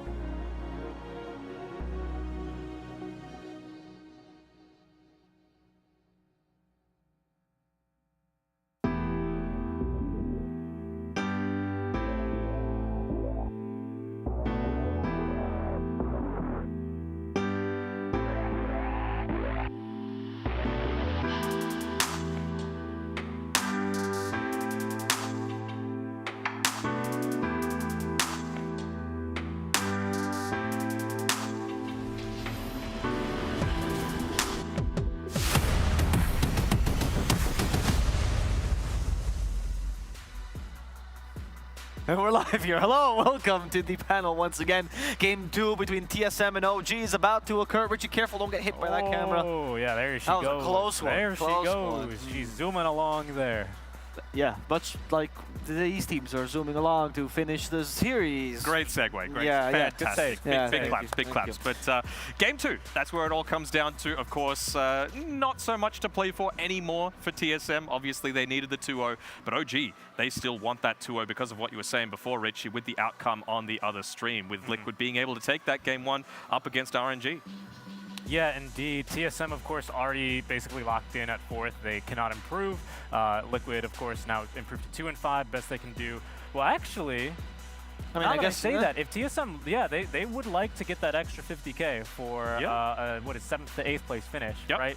So they also still have something to play for. It would also deny OG of a super clean and guaranteed first place and direct to semifinals round. I'm not sure. I haven't done the math on the calculations quite yet on what that would really look like. We'll figure it out eventually. But if you told me I could play 1 game of Dota for the potential to win, what, 1/5 of that, my share of $10,000 out of the 50, I would take that. I mean, there's a lot to play for still, and pride. I mean, Anna is a very proud person, hates to lose. Fair enough, but if I was TSM right now, you told me that the guys who beat me the last major, I could take away their chances of ending well in groups. I am taking that over any sort of money. You know, that's the real Dota player. You don't play this game to enjoy yourself. You play it to make others miserable. Yes, and I have to say, TSM, I thought their draft was better. I just have faith in OG to be able to perform in those clutch situations. And we saw it there with BZM multiple times. I mean, Tiger with the Lotus Orb. Like, it was crazy, the amount of like big plays that they had to make to overcome this super farm Terrorblade. Yeah, if you had Sunder, I think if Sunder that fight properly, right? I think they probably turned that around. Yeah, they probably win the game, to be honest. They had to use a couple of buybacks previously, so they wouldn't have had the availability to come back into the fight if you continued the push. I even have to really commend like Amar's itemization this game. Nothing too flashy, right? It's basically the essentials what Viper needs, right? An earlier Hurricane Pike, and then the Heaven's Halberd immediately, and then finally BKB. So you're still able to have a decent amount of impact throughout the game, and was able to get a couple of clutch disarms onto Tomato more than a few times. Well done. Well, I'm really excited to see this game too. There's another point as well to be made for why TSM is playing this, and you made this point a little bit, Richie, earlier in the first draft, which is that they're looking to see if they can solidify that mid to late game ending of the games, you know, making sure that they don't make the wrong decisions. They've had usually like maybe 5 minutes of loose Dota, not the tightest Dota, not the efficient one, and this is a good, really good practice session for them. For sure. I think, you know, the case in point here for this one is right about that second Aegis, right, where Brian was able to snatch it. However, Yuragi still getting the shard. Right. OG with a pretty good pick-off as they are able to kill, I believe, Moonmeander right after he bought Blink Dagger, so he didn't have buyback for that crucial fight, right? Against Ursa, you always want to contest second Roche with everything you got. Sure. TSM, of course, still well aware of that, so they show up to the fight anyway, and Timato in position, ready to go at that time with the Eye of Scotty, is actually still able to beat back the rest of OG despite, you know, being a man down. Yeah, we're gonna have to see. As in this game number 2, I'm interested in what these drafts could turn into as well. I'm curious because will TSM bring something different to the table? I mean, they seem really prepared with the first couple of picks, particularly getting rid of Amar's heroes, but then the Viper still seem like an issue. Can someone stop Amar? Like, he just plays these lane dominators. He still has the Huskar, for example, which hasn't shown up in a while. Still a possible lane dominator for him. What are the options? How do you stop this kid? Good question. I mean, I feel like TSM had the right idea at the very start of the draft, and like we were saying, they drafted the DK. I know it's something that's been done in the past before. Some people will say it came from SEA, some people will say it came from NA, but the people from SEA are right. Correct, yes, yeah, absolutely. Exactly. It was Zephyr. But thank you. The big thing is they had that flexibility. You have the potential to move this Viper into a support role, whether it be 4 or 5, if you really want. Oh, I thought I was going to get to say hi to myself. Did you see that? Timato was opening the Twitch stream. But basically, it meant that you didn't have that danger of being run over. Like I said, they picked that Marcy super early on. It's a very dangerous lane if you're having to go up against that as a Viper. So they it worked! How's it going? You'll love it. You'll love to see it. But yeah, it's basically coming through where they use this DK to maximum effect, right? I think it's just so good at so many things. You've got farming potential. You've got pushing potential. You're sturdy. You can go into multiple lanes. Like, instant stuns for something like a puck if the enemy team chooses to pick it against you. It's just a really solid hero that now even has the potential to go late game with the Aghanim Scepter. This is something that's come from NA, like Gunnar building a Manta style after the Ag Scepter to even give Vision just standing the illusion on high ground. Yeah, absolutely. I mean, like at this point, you know, because with the discussion revolving around Amar's heroes, like you have to wonder if TSM ought to go for a slightly different opening, because, well, here's the Timbersaw first phase band again. If they go with the Razor as they have done last game, as they have now done 6 games in a row, you have to wonder if something's not working. Yeah, as OG immediately picked the Viper yet again. Well, okay, but maybe they're following the Puppey ideals, and I think there's a point to what he's saying. You know, you stick to your guns. Maybe what's not working is in-game. Maybe what's not working is outside of the draft. And I like that they're sticking to their guns. I agree that they should just keep on trying until they admit that this is broken or find exactly what else is broken here. I mean, Puppey, it took him a whole DPC season. He's finally figured it out. Yeah, and it's not to mean that, like, you know, Misery obviously pretty smart dude, right? I don't think he's in any way surprised, like, oh my god, they picked the Viper again. No, like, they knew it. They have something prepared for this, right? So yes, I like that you point that out, because, you know, that's not what I was trying to come at this from. It's just of course, 6 games in a row. We'll see. Maybe this is the one that works for TSM. I just like stubbornness. You know, the more stubborn you are as a Dota team. I mean, Kuro, he's been stubborn for like 3 years. He's doing it now, so it's just a matter of the long term. It's a matter of time. You know, eventually, if you keep hitting that forehead against the wall, it's gonna break. One of the two. That is true. No, the wall. If it's my head, the wall is going to break. Let me tell you. But back to the draft, we do see the Viper come out here. This time around, they made sure to ban the Marcy. They were really scared about the potential of going up against one of the strongest supports in the game for this Viper pick. So this feels like they don't need that flexibility quite as much. I was thinking they might still go down the DK route because it was into the puck. Mid lane, not too bad. You still have the flexibility to move it around, but clearly the Tiny, such a strong pick still as well. So the thing is, for me, I think the way that TSM need to do this is they need to be playing heavily around rotating through to Amar's lane and making sure to punish him. Like, eventually you're going to get a Dragon Lance, you're going to have, like, Power Treads, you know, be this fighting reasonably tanky menace, but if you've got a Nature's Prophet TPing to you, if you've got a puck rotating to you, you're gonna die, right? There's no way for you to be able to TP away. I want to see a couple of stuns come out for TSM, a strong-ish lane that's going to go even on farm, and then just punish him with kill after kill past the, let's say, 6-minute mark. Okay. Yeah, you highlighted the Marcy ban last time around for OG. That was instead where the Furion gets banned, so they are going to immediately pick that up for TSM. Perhaps that was part of the strategy versus this Amar kind of threat you're talking about. And a lot of respect coming through from Dubu as well. I thought he played a pretty good game too. A couple of eggs weren't perfectly on the mark, but the Sunrays almost always were. So making sure to take that away so that TSM don't have that potential. Of course, it's such a great ability to be able to scale into the late game for what we're assuming could potentially be a mid-tiny. Of course, there still is the flexibility, but I think you just want to make sure that that percentage damage against one of the beefiest heroes in the game is taken out of the equation. Yep. And now TSM takes away the Void Spray just in case Tiny does not go mid. Make sure they take away the biggest puck response out from the OG pool. We'll see. Maybe this means that TSM is looking to pick other heroes that also deal with a Tiny, like the Bane or Dragon Knight, whatever it is, to make sure that mid-Tiny feels less appealing. Very possible. I think they could very easily go into a Winter Wyvern, though, on OG. I think it's very good against the puck, just to be able to set up for that stun combination with the Tiny to come in. Even against the Nature's Prophet, you're able to prevent a lot of the split push. Even just having the Treants there as a target that makes it a full duration Winter's Curse, as opposed to just that 2-second one to set up if you're just tossing it out randomly in the lane. So I really wouldn't be surprised to see that one come out for OG. And it's going to be up to TSM to be able to respond to that. Okay. Okay, so they get rid of the Lycan, they're really getting rid of all the Zoo. They still have, once again, the potential Visage on TSM if they want to run that. Yeah, and this time the Ench is still open for them as well, which OG banned out in game 1. True. So those. Yeah, I like the Ench, actually. I like the Ench. Yeah, so that's a potential solution here too with TSM. They could just open up with, as once again, they'll ban out the Lone Druid.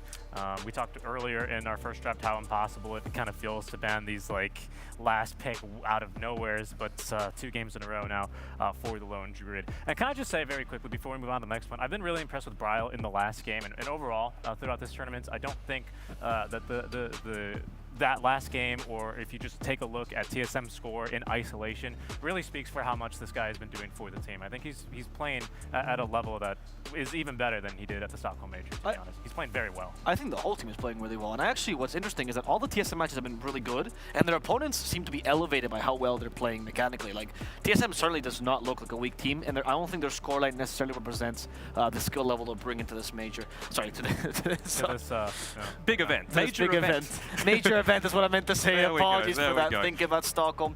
But yeah, the Dawnbreaker is being picked up here from TSM as well. Is this Dawnbreaker as a support?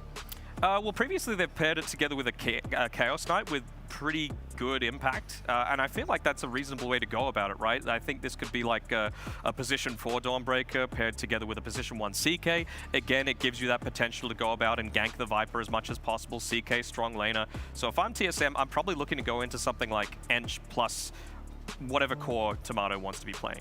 If I'm OG here, I'm really considering banning this Nyx Assassin right now. I do not want this Ench to be enabled as a core with a Furion as well. That global lineup is terrifying between these two heroes. And it's now an even better Wyvern game. Into the Dawnbreaker, you just curse wherever that Solar Guardian's coming out. But it's a Lich instead. All right. New hero Pog champ. I love to see it. That's really good, actually, because the Frost Shield damage reduction, up to 70%, will work against the Dawnbreaker's Starbreaker, right? Well, it's bigger. It's a bigger deal if the Dawnbreaker's a core, of course. Like that's really what you're looking to try and itemize for. But even just for the chase down potential, right? You toss that onto a Bristleback, very effective. And if they do go down that minus armor strat that I was talking about with the CK into a Viper, that makes him very squishy. Suddenly a Lich is there with all of that physical damage reduction, then Viper's actually able to just stand and man fight. Oh, fascinating choice. I mean, we talked about this earlier. I think it was another panel, Richie, that we were talking about this, where the Viper got banned. Well, they need another break. What break is their Hoodwink? Yeah. And certainly still a hero that seems fine. Usually when a pair with a stronger offlaner that has some kill potential, so this might indicate Dawnbreaker's not that offlaner, but it looks like a strong hero, and it certainly looked that way before we reached. They've got a lot of pickoff potential on TSM right now, right? You Sprout, that gives you an easy bushwhack. You don't need to use the Acorn shot. Sprout into Solar Guardian as well, able to come through. Dream Coil into Solar Guardian. So that means that OG are really going to be mindful of Amar, because he's a great player. This game, he is very capable of feeding consistent kills unless you're constantly in place to be able to protect him. Like, they are going to be focusing hard on this Viper to make sure that he gets a slower than usual BKB, because fights just become so much easier once he's got that BKB, and probably a 4-staff is going to be on the agenda for this Lich here. Yeah, I'm really thinking about this Hoodwink pick because I still maybe would have liked to see the Ench a bit better, if only because it has that Dispel versus this Frost Shield, which is going to be a really big problem for them. This NP is going to have a lot of difficulty scaling. If this Dawnbreaker is not a core, it's not as big as a deal as you're saying, but you know, with the Luminosity crit, as well as Adesso being commonly picked up on a core Dawnbreaker, you're going to severely be needing a Dispel against that Frost Shield. So that's something that's a little bit scary. Oh, the Ogre, sorry, the Troll, pardon me. Yeah. What does have a Dispel on his Acceptor. I am interested by that though, because usually Lich is considered pretty strong against Troll. Agreed. Against BB, you just look at away, and Troll seems very, very weak. Right. I mean, I guess if you go for like the Diffusal Blade build on Troll has been the more popular one these days. Bristleback could suffer to that, but it is an interesting pick. I wanted to point out one last thing that I think is interesting TSM is doing is both Sprout and Bushwhack reduce or take away your vision, right? Yeah. Which is particularly fantastic against these heroes like Bristleback, who just come in and give vision to your whole team. Viper fulfills that role in the early. Tiny Eevee's core also does that. And being able to prevent that initiation can be huge for TSM. Yeah. But the Bristle, like, he's one of those heroes that he doesn't need a, vision. He just hits things. He hits things, and you're building into like you know, Phase Boots, Vanguard, Aghanim Scepter. You can hold on to the Quelling Blade for quite some time, right? You are able to have that item slot free to be able to deal with this lineup a little bit more effectively. I like the starter pick. What do you think of that? It's some instant catch that they needed for the puck outside of the Tiny. I don't think you can address it with just one hero at this stage. It's still way too good. The fact that you haven't exactly revealed what the position 1 is going to be is a little bit of a concern. I mean, if I'm TSM, they've actually gone ahead and banned the Terrorblade themselves. It would have been a great TB if they were able to get it now, just all of that high armor. But it looks like it might be a POS 1 Dawnbreaker. I think POS 1 NP, though. Maybe. Possible. Tomato might use the Tomato cosmetics if it's a POS 1 MP, the new one that came out, the Treants, they're all turning into tomatoes. Right. When an, this tomato. when an Australian says that, it makes sense. Now I understand what you were trying to talk about earlier. Yeah. The tomato tomatoes, there we go. He's, you know, Danog is always spamming tomato for tomato. I mean, it just never ends. Make sure you do it as well, chat. His TSM with the win here, you know, again, do guarantee themselves that 4th place finish. OG already moving on. And with this draft, actually, I kind of favor them here, to be quite honest with you. I think Hoodwink feels slightly underwhelming. What about you, Danog? I am just such a big fan of how they're able to take these team fights on OG and identify what's going to win them the team fight, right? What is the key thing that we need to be focusing on? I think that's by far the most important thing in Dota right now. Okay, we'll see if Danog's right here and the tomatoes for Timado are going to be strong enough, or if they're going to lose the second game as well. We're going to go to our casters to narrate this wonderful encounter. Thank you very much, Avo, and this is the second game. We'll see if OG can take it 2-0. You said there was something on the line for this second game, and are you right? Are you sure you're correct with your information? I never am. But never am. That's why I don't listen to him, guys. Dude, I do think that I'm onto something, though. Okay, you might be onto something. Are you onto something with this draft? For OG, yes, I like the draft quite a bit, but I feel like this Nature's Prophet should really be suffering against the Viper and Slaughter lane. It's not going to be easy at all for him. They gave him the Viper this time again. It was those bans, Timber Razor. Same they show on Tiger. Give him the Viper. I think they felt after last game they beat it with quotations in the laning stage. Yeah. And maybe they thought that they could do that again and work towards splitting the series. Elimination or not, there's Dota to be played. Give it your all. Wait, Never give up. OG, Nigma went 1-1, right? Yes. So if they're tied for the top 1 and 2, I believe there's going to be a coin flip to decide who's first. No.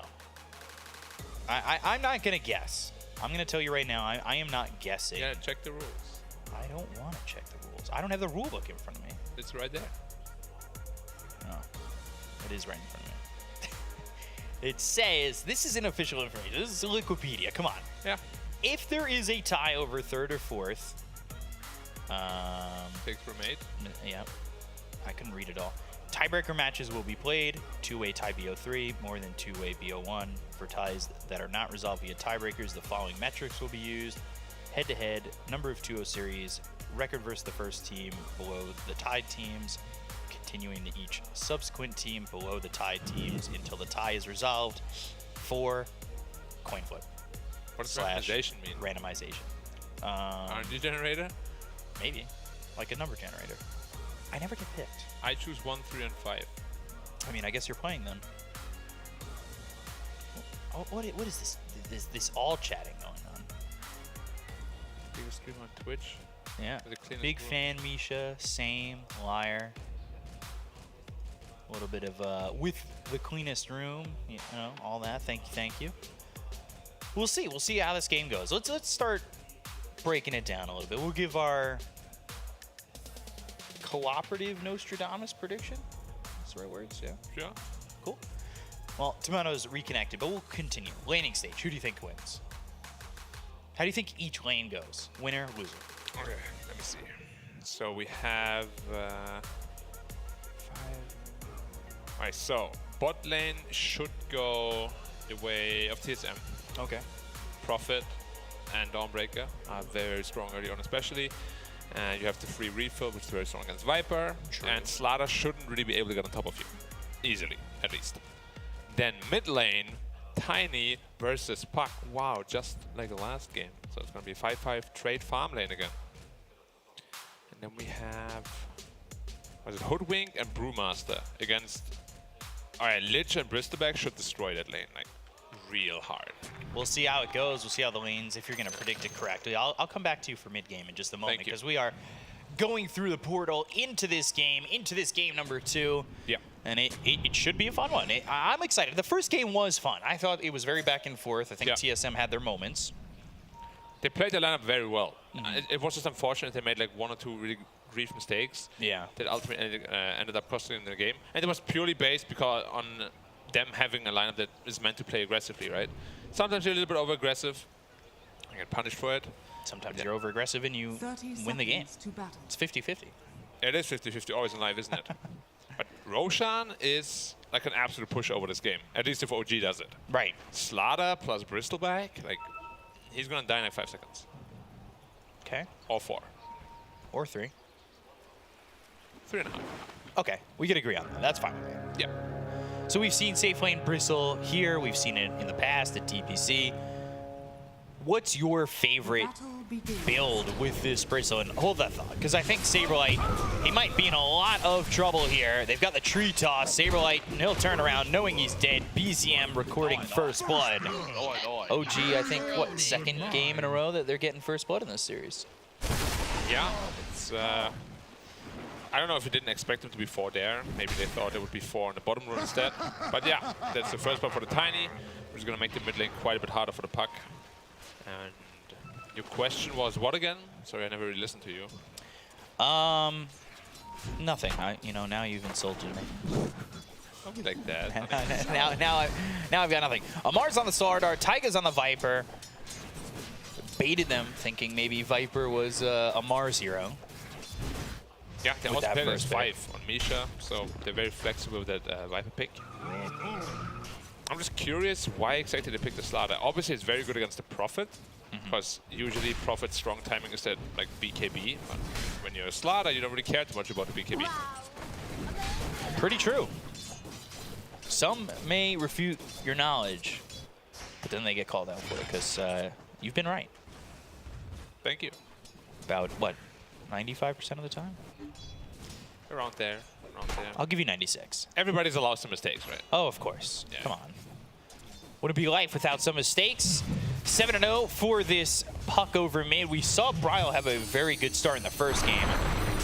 I mean, realistically, TSM as a whole had a pretty good start. They opened up the game for Tomato quite a bit on that Terrorblade. Now, this time around, they've got a puck, a hero we've talked about that makes its moves, gets that 6, maybe is the jumping off point for the side lanes because he comes over, Dream Coil, you get 1 or 2 kills, and your side lanes might feel a little bit more confident.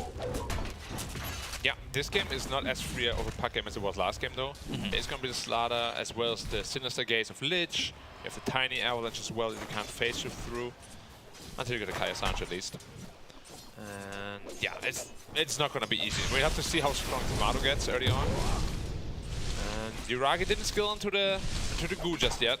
Once that comes out together with the Frost Nova, there's a lot of aggressive potential. Yeah, that viscous nasal goo, quite thick and gooey. Don't want to be having that all over you.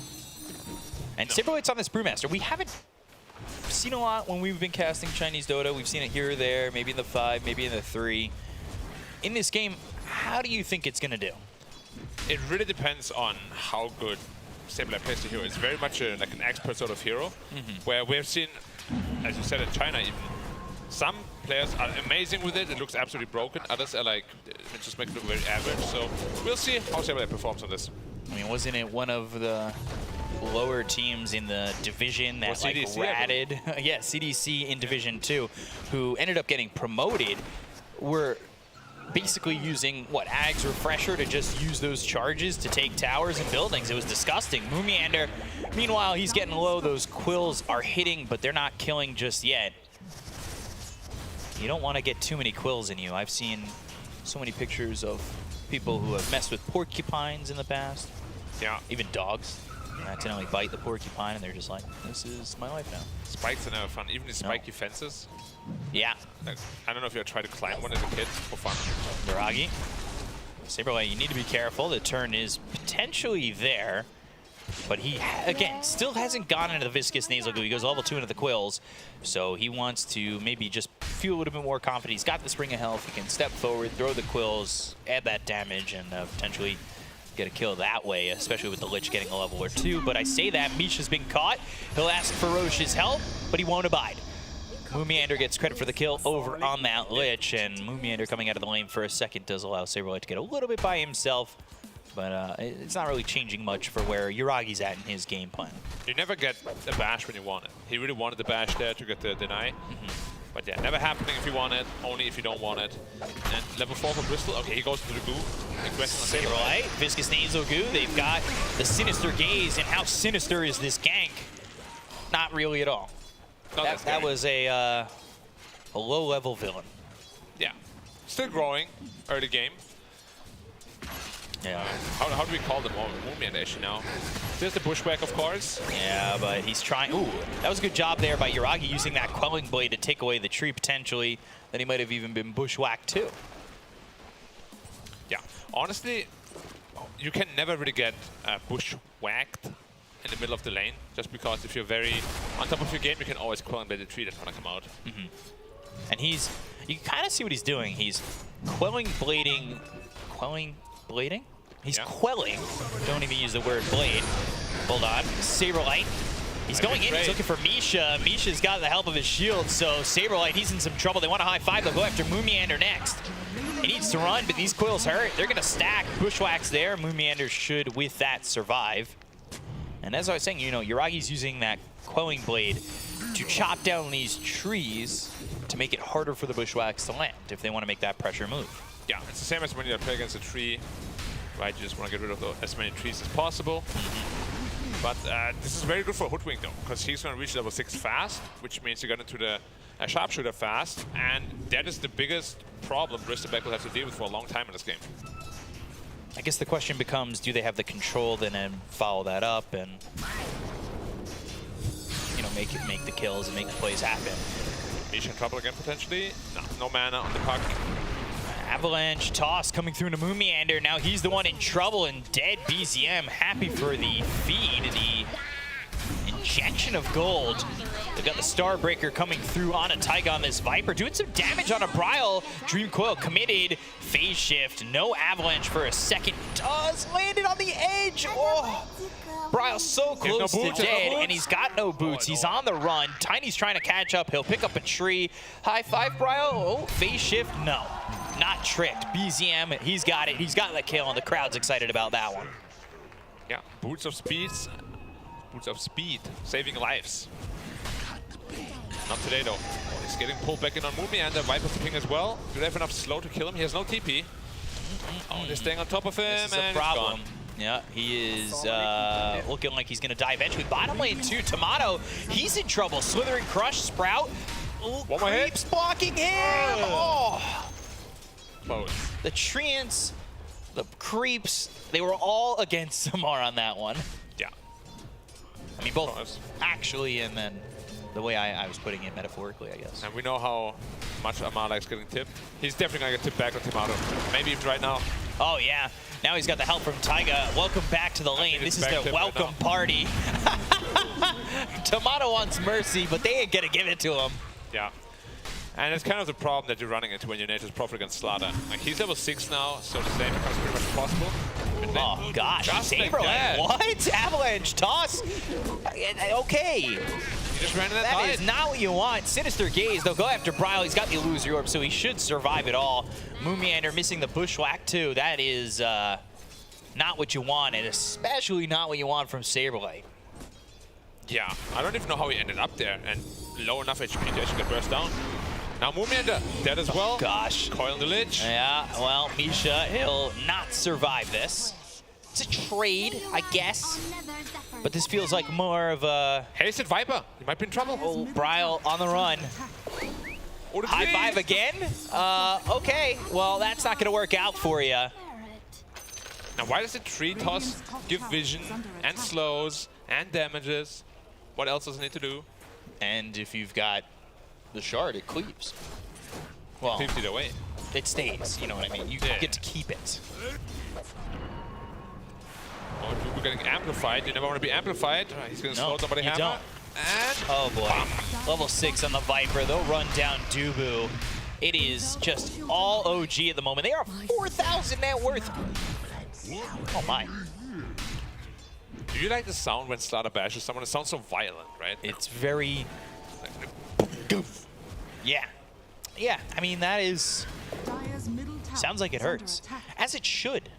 Highest amount of kills at 9 minutes on any hero this event. 6. We were doing a lot of 9-minute stats. We had the last hit stat that came up at 9 minutes. Avalanche toss, who will get the last hit of said kill if they get it. They go into the primal split. They'll look with the hammer and the Starbreaker. The Celestial Hammer does the damage. The Starbreaker gets the kill, and Dubu will get credit for that one on Misha. They've got the Bushwhack to follow this up. It's hard to kill the Bristleback. They're going to try, though, but his back is bristled, and his bite is deafening. They'll go in, they'll get the kill on the Saberlight. This is not looking too great at the moment. Maybe if they get the kill on the Bristle, but it's already costing them so much, and they're running around. They get the kill on the Dubu as well as Bryle. Finally, Yuragi dies, but Mumiender falls. It's 4 heroes dead. On the side of TSM, they are throwing bodies and hoping something sticks. Yeah, and guess who doesn't give a damn about any of that? Yep, it's Amar. He's Mask of Madness. He's happy. He's farming creeps. Third on the net worth. Very far ahead of these other heroes. The Tiny, though, is becoming an absolute monster. Monster, menace. A boulder, if you will. He's not so tiny anymore. Yeah. Yeah, certainly not. Even Tiger on his 4 Viper, like, seems so impactful. It's actually kind of crazy. Tiny's not a hero that snowballs. He rock slides. Right? Avalanches. That too. Well, that's snow. Just rock is rock sliding. They see Timato running at him. They have no Blink Dagger initiation, but he gets rooted, actually. Oh, no. Okay. Timato, that's not what you want. Avalanche comes in. By the way, Dubu's dead. Amar, he's got another the Sinister Gaze to lock down Timato. That's going to be 2 around the map. This is a monster kill streak for BZM. Really just disgusting what they're able to accomplish right now. He's into the Midas on the Prophet, but he is very, very, very underfarmed, obviously. Going to puck again. Yeah, Can he get out? Avalanche toss, Bryle. Oh, boy. The poison, the poison! Okay, he's fine. Is he fine? All right, you say that, and he's forced to use Dream Foil defensively again. Not this time. Not this time. Ooh, Wrath of Nature. Not that wrathful today. Yeah, not yet, but they are up top with 3 heroes. They're trying to get a tier 1 tower, and they will. So they succeed in getting something here. And guess who doesn't give a crap about anything? Still Amar. Amar. It is still Amar. I love the way he plays. It's just so, like, yeah, whatever. Yeah. I wonder if they're like, hey, Amar, can you TP? He's like, no, I'm farming.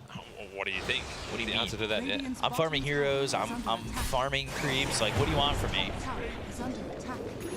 I'm 2-0-1, 86-15. Oh, by the way, Bristle, I have more net worth than you. Oh my. He's going BKB Blink on that sword. Our next. Tomato, what do you got over here? Got yourself that Midas. You're looking for the Maelstrom, but you still sit pretty far behind. Yeah, Slada is gonna have a Blink Dagger now, and if he finds that Prophet split pushing ever, he's just dead. There's nothing you can do. You can't sprout him. Well, I guess you could sprout him, but sprint also gives you unit walking, obviously, so you don't even need face boots on the hero. You're dead. Ooh. That was a shot in the miss. Gotta calibrate the scope on that one. Viper Strike waiting Rift. They've got themselves the silence. They're gonna look here for Taiga. They've got 4 heroes joining into this one. Is that really what you want to be doing to commit here onto the 4 position Viper? It's a lot, but they don't lose anything, so it is a positive. Yeah, certainly is. So Amar's sitting at 2.3k gold. Didn't buy the Blink yet, didn't buy any components yet. He's probably thinking hard. He's waiting to hear what you say. Oh. Well, he already bought it, so I can't say it now. But I wanted to say, yeah, should buy a well, Blink. you were talking about Blink before, so maybe he caught up and. All right, stream delay, whatnot. Yeah, makes perfect sense. They're definitely not watching stream, guys. Come on, relax. I was gonna do a little bit of chat interaction, see if they were gonna go BKB or Blink, and let chat decide. Chat is always wrong, even if they're right. Chat's 14k, dude. I don't know what you're talking about. Combined. Sorry. It's insulting a lot of people. I'm in chat right now. You should be working. What are you doing in chat? Not actually. But BZM, he's farming. He's top of the net worth. He's rolling like a boulder. He also has a double damage and 300 gold away from Blink. And then they have 2 Blinks. Yeah, and they can also do Roshan whenever they want. This game is very, very open right now for OG. Looking for Saberlight, but he's just waddling away. Doing the waddle. Can you call it waddling what the Brewmaster does? Sort of, kind of? A little bit? I don't know. It's more like the upper body. I guess it's a little waddle. Yeah. You know, it's really where the gravity falls on him. You know, Then he's farming wilding. 3 lanes in Dota B Cup is usually illegal. Yeah. But OG has been doing it for like the whole game. The whole tournament. Whole tournament. Like, seriously, we talk about it a lot with OG, right? That the fact that they get away with where they're able to farm so aggressively and they're not getting punished. It's 16-7. They have a 5K lead. You talked about Amar. He's got a lot of farm. Like, all 3 cores on the side of OG are super farmed for this moment. Yeah. They want to grab Bryle, but they're going to blink on Tiny now too, so who is safe? Nobody. Nobody. Tomato may not even be safe here. Had his tier 2. But he wants to be safe. You'd like to think so. Top lane. Blink looking for the Slytherin Crush. He's got himself the Corrosive Haze out onto Moomiander. And he's just going to give up. There are multiple fights going on. It's a 2-pronged attack. The Solar Guardian comes out. It's going to slam down out onto the Bristleback. Yuragi saved by the Sinister Gaze of Misha, who's sprouted up. I mean, it feels like Misha's really not taking that much damage from this Nature's Prophet. They get the kill on a Saberlight. He's not able to get the Primal Split off. Dream Coil is used. Yuragi still soaking all this damage. They are not going to kill the Bristleback. He's able to run. They've got the Celestial Hammer down, but they don't want to jump towards it. They just want to burn some trees and maybe deter OG, but that's not happening. Great phase shift from Brau to avoid the Slither Crush coming out from Amar, and it's a 1-for-1. They finally did take Misha, but they never got Yuragi. He was at about 100 health and still oh so confident. Yeah, also nice AWP dodge at the very end there. Otherwise, he might have died. Potentially not. But yeah, he's very close to his Aghanim Scepter now, and then they're probably just going to go Roche. And that goo gets even thicker. And more widely spread. Yeah. Starts to get spelled with 2 Cs.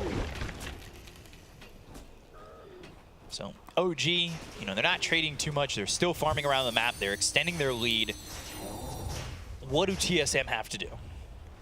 I mean, they're running a Prophet lineup, and Prophet lineups are always designed to be very aggressive. So Brewmaster and Puck will have to find some openings that Natural Prophet can TP into, and they need to start killing heroes. They were not supposed to be 7k behind at this point. 8k, sorry. Because they don't have a whole lot of damage right now. Bristleback is very tanky, Tiny is really tanky. So Slarda, like, who are you gonna focus? Pick your poison. I pick Viper, because he's got poison.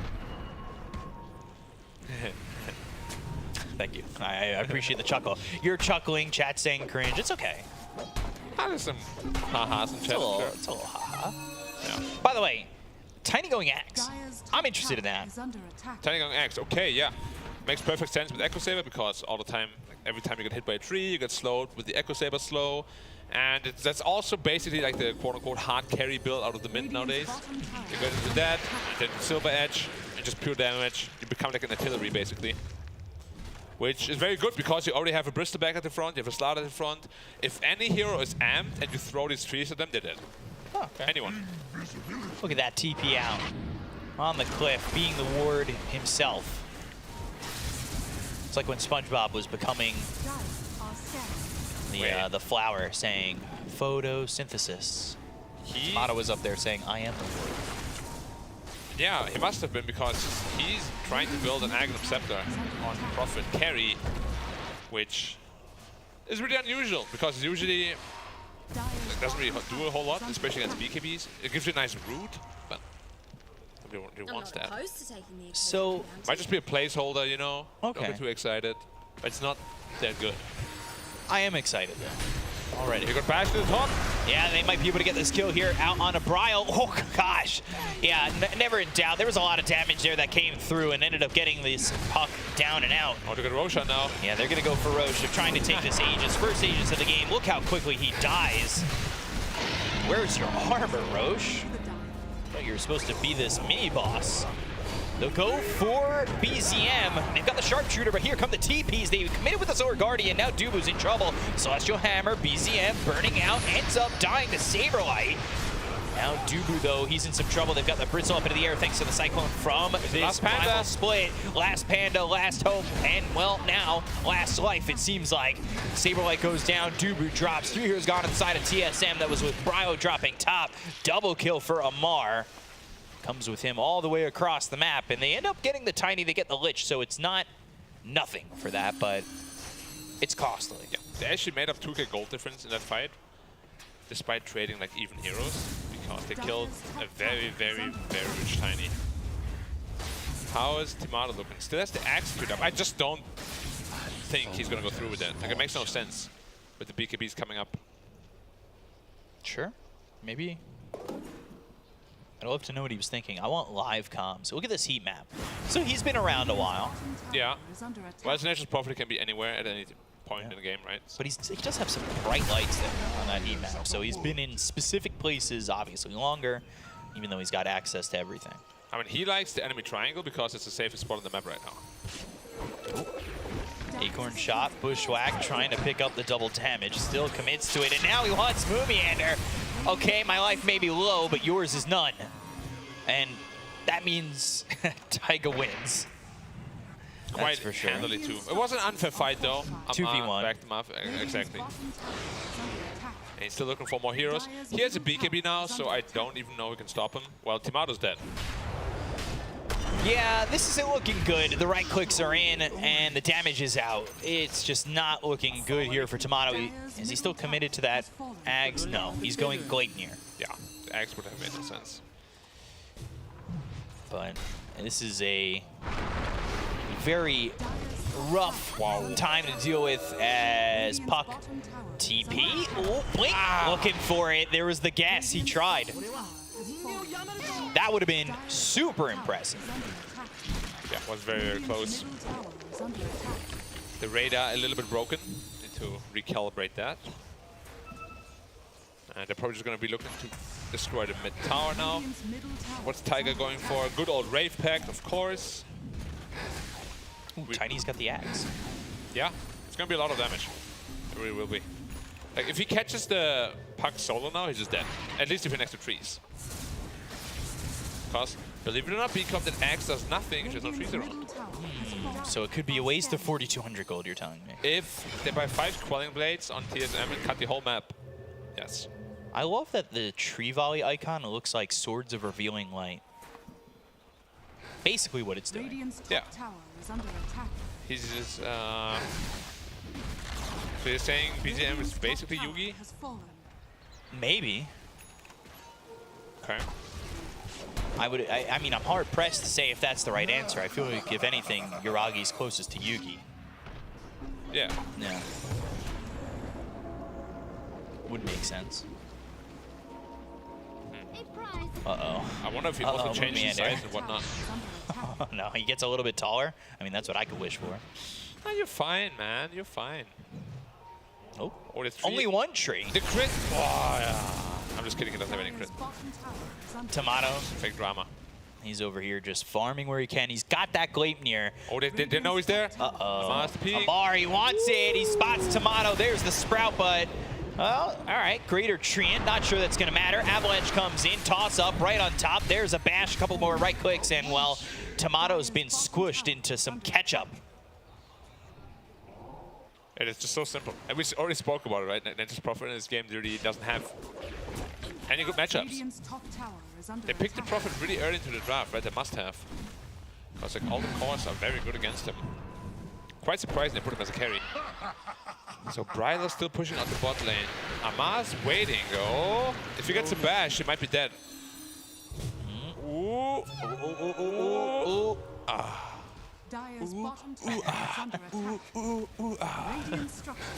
That's a little sneak peek at our rap album. He is going into... Oh, Dream Coil. All right, Age is gone.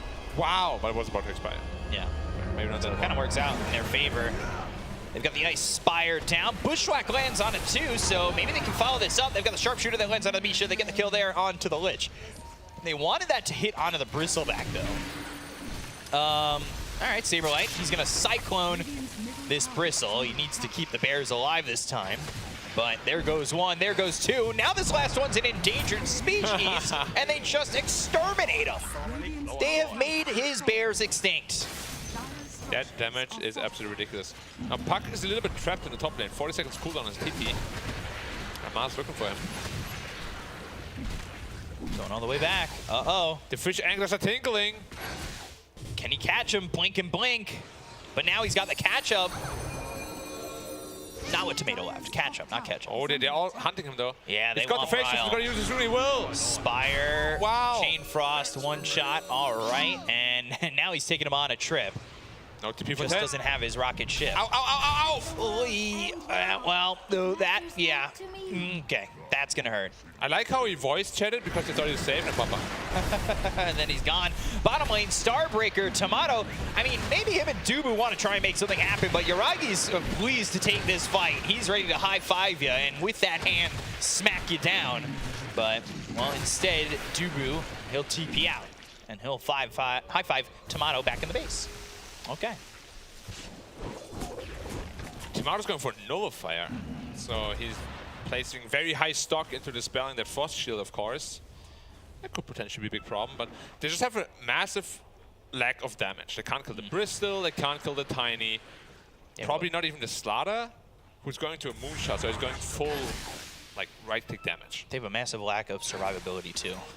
That's always the case against Slaughter, though. It just makes you feel so squishy. Do you see that Puck at full health? 2 trees, boom, boom, he was gone. Radiant's bottom tower Yeah. is under attack. It's more fun. It is not fun. And they're hitting the high ground and no one's there to defend. I mean, at this rate, it might just be a free Rex. There's a Wraith Pact as well.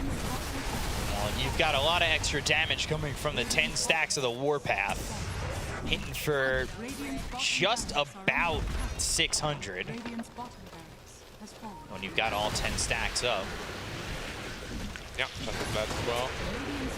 It's free racks, then they move over mid. I mean, Timato's just TPing in and canceling it every time. He's like, yeah, I'm not entirely sure what to do at this point. It's very tough, down 15,000 net worth. He's trying to push out bottom with the Greater Treants and the Gleipnir, but he needs to be careful. He's been spotted multiple times. Stuck on the little hill. Is that a little name tag? I feel bad for him. Yeah, he has a name tag. What do we call him? Joshua. Oh, okay. I was gonna say maybe a Jeff or a Cooper. I don't know. That one's Cooper. Justin? Justin? No. No. Radiant's middle Christopher. tower is under attack. Sure, because he's walking here. Exactly. Well, mid-tier also no defense. Like, they're just giving up their Rexes for free. Second time now. Every single time it feels like they're just giving him up for free. And here comes the volley, but oh Molly, that ain't on it. He'll just pick up another tree and he will just go for the racks, and there goes the second set. Yeah. Tomato wants to feed the trees, but he's getting fed trees forcefully.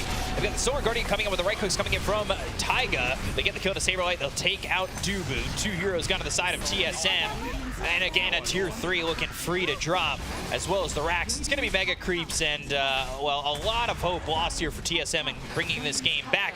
I say that, though, top tier 3, that goes down. Tomato's in with Bryle, so they're base racing, and I don't know if you can see me, but I am throwing quotes up because there's the tree volley, there's the kill on a 1. They'll take out Bryle, take them both out. Base race this because we just erased you. Yeah, there's not a whole lot left in the tank. They'll fly back on Saberlight. Yeah, but Yuragi's there. He's hitting real hard. Be careful. Oh, all right. Careful with your pandas. He's hitting real hard. These pandas don't survive long. Oh, no. Well, 2 pandas gone. Make it a third. 1, 2, 3 bears, you're out. Or 3 pandas, you're out in the old ball game here. And Yuragi, Misha, they're getting joined with the entire side of OG as they open up the throne. And the tree volley into the base. Moomiander, you're not even safe in your home. Avalanche, they want to toss him out. They're going to make you feel it if you don't call GG. Dubu drops. GG is called, and OG, they take the GG and get the 2-0. Making it look real easy in game 2. Their draft was quite a bit stronger. Like, I don't understand how they ended up with the carry profit, because he had like 3 pretty bad matchups. Right. But yeah, this win was pretty important for OG, I think, because that now means that they're overtaking the previous #1 leader with 6-2. And as we all know, the winner of the group goes directly to the semifinal. Okay. So there's a break tomorrow, I believe, for them, right? I don't know for sure. We'll see how the brackets play out. I'm not sure. But we'll get that information a little bit later. I do know it does push them into a higher prize pool. It pushes them right there. It is quite nice of a feeling to take first in the group. And I mean, OG have really put it on, and they have shown up. And it has been quite the performance from them. they've made a lot of these victories, if not all their victories, look pretty easy, pretty simple, and teams need to figure out when we go from group stage into these BO3s, into this playoff bracket, how do we beat them? Because it seems like teams are approaching this the same way in the draft. It's either Timber, Razor, Viper every time. It's 2 of the 3. And then OG's just like, all right, you left the 3rd one. We're going to take that. Or maybe, you know, Amar's like, all right, well, this game I kind of want to play Void Spirit because I'll kick ass on something else. And that's exactly what he does. And it's disgusting what he's able to accomplish. It really is. And it's crazy what they're able to do in forcing teams to bend to their will in these drafts. It is really impressive. Yeah, I mean, it just fits the OG playstyle so well, though, right? Because they're like so suppressive. Like every time they get a lead, they won't really let you come back into the game. And yeah, as you say, they have like such a freedom of draft when it comes to Yuragi and BZM, which also have like a massive hero pool, so it makes perfect sense. You know, you just put him on like the 2 or 3 heroes all the time. He's like, yeah, whatever, I'll play it, I'll tank it. Well, this time he had a fish, and he played very well in that one. Yeah. And if you give him too much at all, he just is going to carry the game from the offlane. You know, you have so many threats on this OG lineup, honestly. Yuragi can take over games. We have seen BZM take over the game as well. And now Aman, this game, probably the MVP. Yeah, it looked really good for OG. It was quite disgusting, and we're going to hear more from them. We're going to send it over to the interview. Guys, take it away. We are joined now on the stage by the one and only Misha, captain of OG. Misha, first of all, congratulations on the victory. Thanks. All right, bud, I gotta know how you're feeling. It has been 640 days by my calculations since you were last on a LAN. Yeah. How does it feel to be here? I mean, it's amazing. I also thought about it like yesterday and the day before. And like I haven't played on LANs for like such a long time that I actually, you know, like I forgot like how it all looks like maybe like it's all like even like half fake, you know, like I forgot about everything. And when I came at the first day, I got so excited after like first loss. I felt that people try so hard against us. They really want to win so much, and it gave me so much energy. Like I didn't know like it's like a real thing. Like everybody's been talking about it, but now I feel it. Like it actually gives you so much energy when enemies are like trying to do the hardest. Like I love it. It's amazing. معنا ميشا كابتن فريق OG كان يتكلم على تواجده لأول مرة في بطولة لان من سنة ونص بعد غيابه عن فريقه في اللان الماضي قبل سنة ونص تقريبا. فراح كنا نتكلم على حماسه على تواجده في البطولة وإنه قد إيش هو قدر يرجع حماسه في تواجده في اللان بعد عنه فترة طويلة، وقدر بعد الفترة هذه إنه يرجع كل خبرته في اللعبة وتواجده في الستيج وتذكر كيف شعوره وكيف يقدر يلعب في منافسات اللان. And talk to me specifically about the emotions coming to this event, because you know you may be arriving a little bit late. I know there was a little bit of concern on whether you're going to arrive.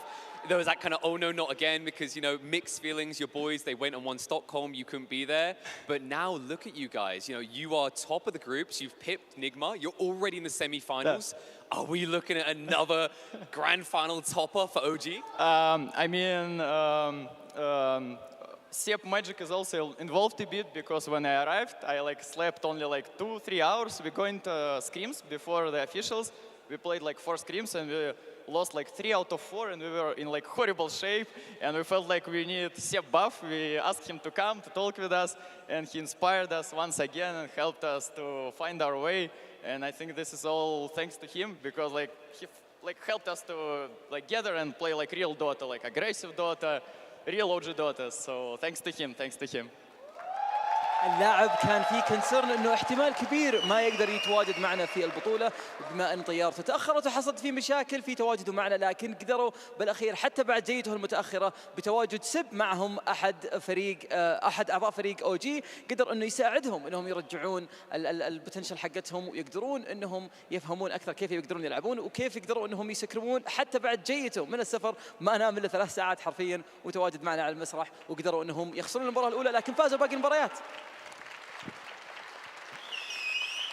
And finally, talk to me a little bit about the dynamic change. So I think you were kind of glazing it over there. Seb, No-Tail usually are there. They're always behind you. You can rely upon Papa. They took a more backstepped approach here, right? They wanted to step back. Do you feel unleashed, like you've got control, or does it kind of feel odd to not have them there lurking? I mean, OG family are always trying to reach out to us. And this tournament, actually, Sep and No-Tail asked if we need their help. And they said, like, we can come with you. We can help you with full power. but we feel like we are pretty ready to go into our own like journey, like this exact tournament as a team, because like we learned all the lessons and we are ready to use all of this like by ourselves. And we felt like, yeah, this is going to be our first like solo tournament as a team, like bonding and stuff. Like, I think we are ready. Like, going to be fun. Yeah, without them even. نوتيل وسب من فريق او جي كانوا دائما يدعمون الفريق ودائما يتواجدون معهم سواء كان في حاله انهم يحتاجوا اي شيء، وحتى عرضوا انهم يحضرون معهم في اللان تورنمنت، لكن حتى بعد عدم تواجد نوتيل الا انهم قدروا انهم يسيرون مع بعض اخوان ويرجعون مره ثانيه انهم يقدرون ينافسون بافضل صوره ممكنه، وهذه اول مره ان فريق او جي نشوفهم يجتمعون مع بعض بالصوره اللي احنا نشوفها فيهم اليوم. And what a journey it is proven to be. Congratulations on the win. Enjoy your day off tomorrow as you watch the other teams and figure things out, waiting in that semi-final. We look forward to seeing more of you. Yeah. Thanks to all the fans here. You're amazing, guys.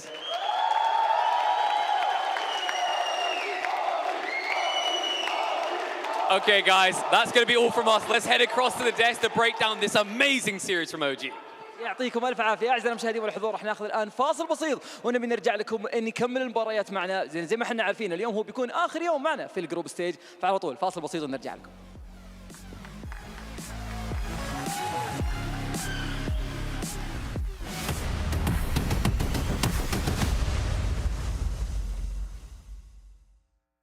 عايز تترجم راب؟ تعالى لي. ملوك السين دي انا ملخصها في سطور، بس مين يقرا؟ فاهم؟ كلام الشارع ده انا هرشه كل المجال حبايبي بروز. وانا كاكازوكو مصدع ايه اركي نظره لو على الحلاوه عندي كاستر والاسم عفرت يا عفرت، هتفضل معفرتها ولا ايه يا برو؟ انت مين يا هو ازاي ده دخل هنا يا جدعان؟ نكسر الدنيا الاول وبعدين نتكلم، نعيد من الاول. لا لا لا لا لا لا مش مسجل. اخواتي عشان فاهمين السين، سبوتيفاي عمل لك بلاي ليست الاقوى راب مصري، اسمع ملوك السين ببلاش.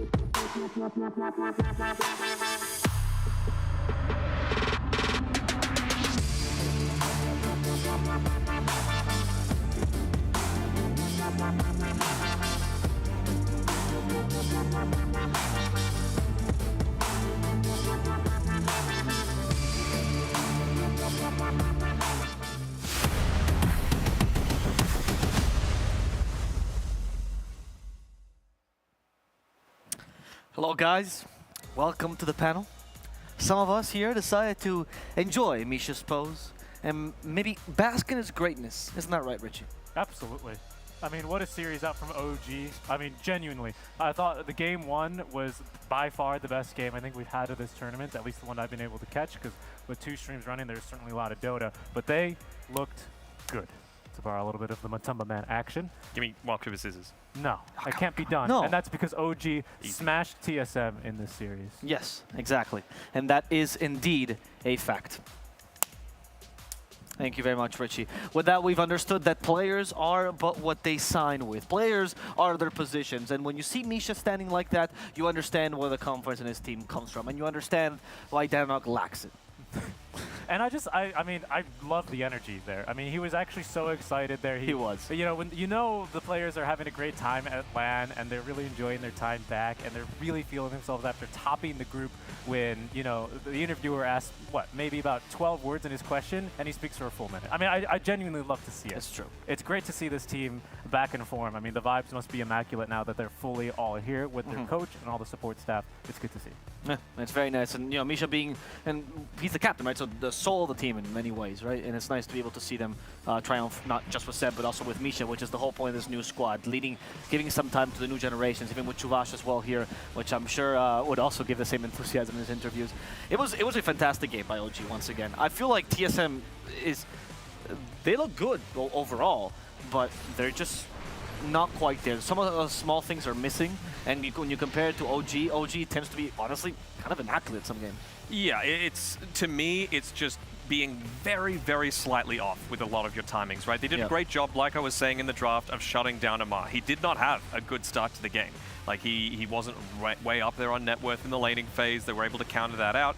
Viper as well didn't have the greatest amount of impact, but beyond that, a lot of the rotations went towards this bristleback. How many times do we see them try and focus that down, and they just weren't able to? A couple of times prior to having that sharpshooter on the hoodwink, and to be honest, that's the reason you drafted it. You drafted it for the break potential, and without it, it just felt like the Bristle had a free game a lot of these times, getting away on 5% HP. Yeah.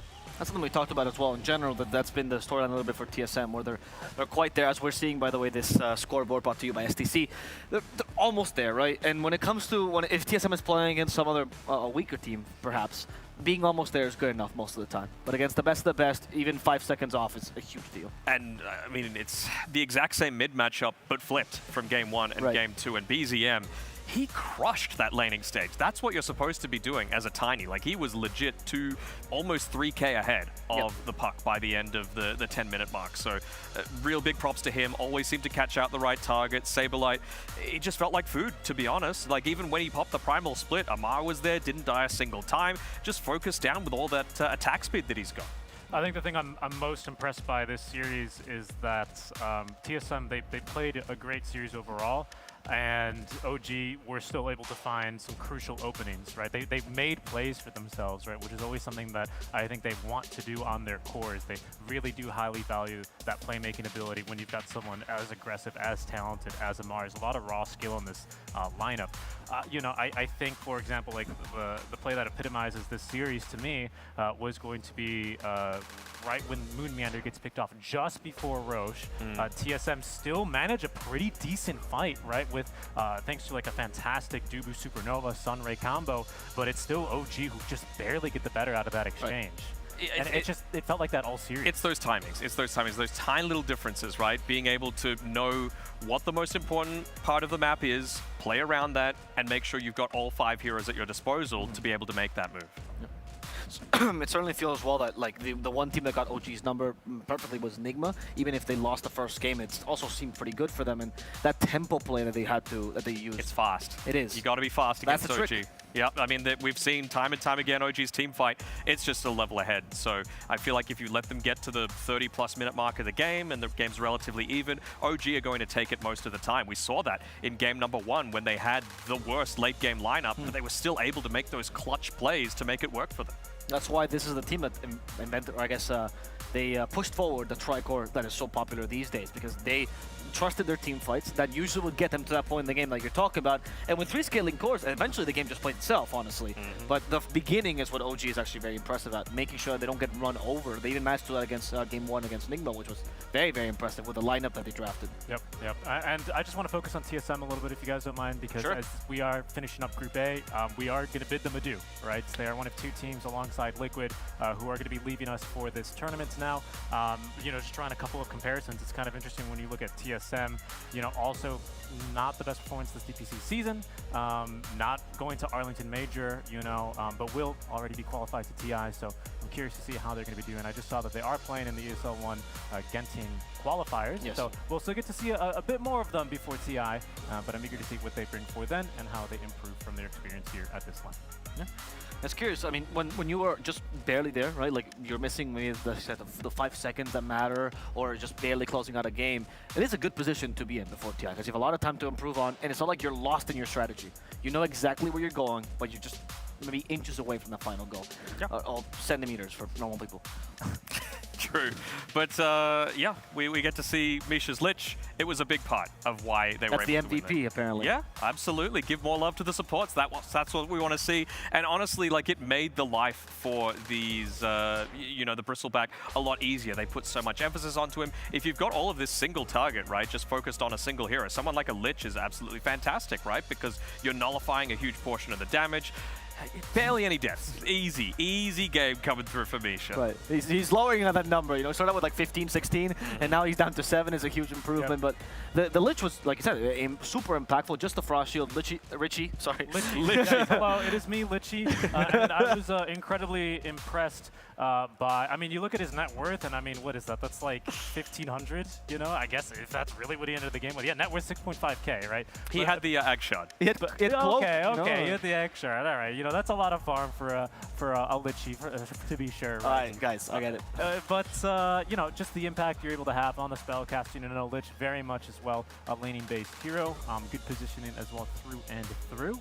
Frost Shield being super impactful. Honestly, huge count to NP. There's very little ways you can deviate from going physical as MP as well. Yeah, a little bit of extra lockdown as well. One of the few instant cast stuns or fears, I guess you call it. Is it a taunt? I think it's a taunt in the game, the Sinister game. It says fear. It's kind of a taunt. It's really It's reverse fear. Yes, yeah. They look at you. You want I'm scared, but I'm going to look at you. Is it not the... Oh, no, there's Echo Slam, right? And obviously the Hexes, and then there's Sinister Gaze. I can't. I guess telekinesis on Rubik. What are you thinking of here? Like these instant disable. Oh yeah. I mean, off the top of my head. These are the 4 that come up. Melee, DK stun. Is that actually? Yeah. Oh, there's no cast point on that at all. Okay, well. Maybe that's the other option. Maybe that's what you want to get to deal with this Lich. But yeah, it looked very, very strong. It had been tried in the DPC a little bit. Some teams experimented with a Lich in I think it's like the midway through the DPC, but not too much success. Yeah, it really does feel like it falls off in a big way if you get to that late game, unless it's specifically to counter the enemy's core lineup. And honestly, they had a Brewmaster. They had that Dispel potential, but it felt like a lot of the time OG were on the front foot. They were getting onto the Brewmaster, making him have the most difficult time possible. And, you know, even with the split, they were prioritizing some of those Brewlings over heroes, making sure to take out that Wind Panda so, again, that they could use their big strength, which is the team fight. All 5 heroes firing on all cylinders. As we also close out this series, I would like to remind everyone of how the groups are standing. We've briefly mentioned this, but I think with a visual aid, with a graphic for the groups, we might be able to visualize it even better, as we can see what the teams are that are eliminated, how the rest of the teams are doing. Yeah. But for now, we'll verbalize it. We'll verbalize it. I mean, it's really going to be dependent on what happens on Stream B, which is still going at the moment. We've got... That's why there's no visual aid. Makes sense, yeah. We've got Liquid taking on RNG. Liquid, like we said, we're able to take that game #1, which some people might be a little bit surprised about. If Liquid win that game 2, which is still ongoing, they'll move into 4th, and then TSM suddenly gets 5th in the group. So that's another $50,000 going Liquid's way. Very, very nice. But RNG, of course, want to get the win, because then that would tie them with Nigma Galaxy, and there's a few little thingos that happen to be able to determine who's second and who is third. And I mean, you're either facing most likely Spirit or LGD, so pick your poison. And now's a really good time to tune into that stream, by the way. Just a little bit of on the stream B. RNG's got second Aegis with Roche. Now's the time to be tuning in there. As well. Please stop watching. Keep us here. Keep us here. No. Actually, just leave. Just go to stream B. Stream B. I mean, it's a really exciting game here. We'll see here Liquid, of course, battling for that second point, which would guarantee them fourth place. So they are still very much playing for something, even if it's just some good old dosh. Dollary dues? Dollary dues. But if RNG are to tie, what this does mean for Group A is that we're going to actually go to a coin flip between themselves and Enigma, because it is tied all the way down according to our tiebreaker rules. So 50-50 there. And that is the tiebreaker rules that everyone loves. The classic coin flip. Yep. You know? I mean, listen, it's a 100% chance you either get second, 100% chance you get third, right? Well, anything's 50-50. Either happens or it doesn't. Exactly. That is. Yep. No, yeah, that makes sense. Yeah. Those are odds. And he's a professor in statistics, so he would know. He's got the college jacket. I actually. who? I actually just base my opinions of people on how they look. So you seem to be That's very, very shallow. Basing on how people it's look. worked for me. Okay.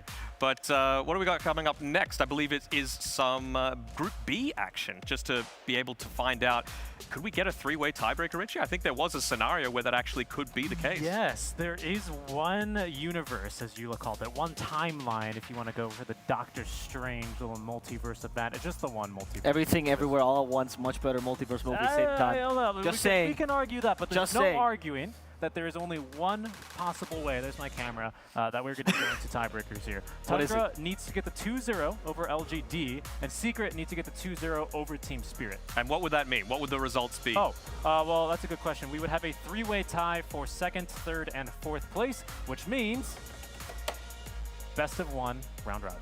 All right. Well, Stream B is so exciting that I honestly cannot wait to get to watch it, and I don't want to do this. So we're going to just take a small break, and we'll be back. See ya. Bye.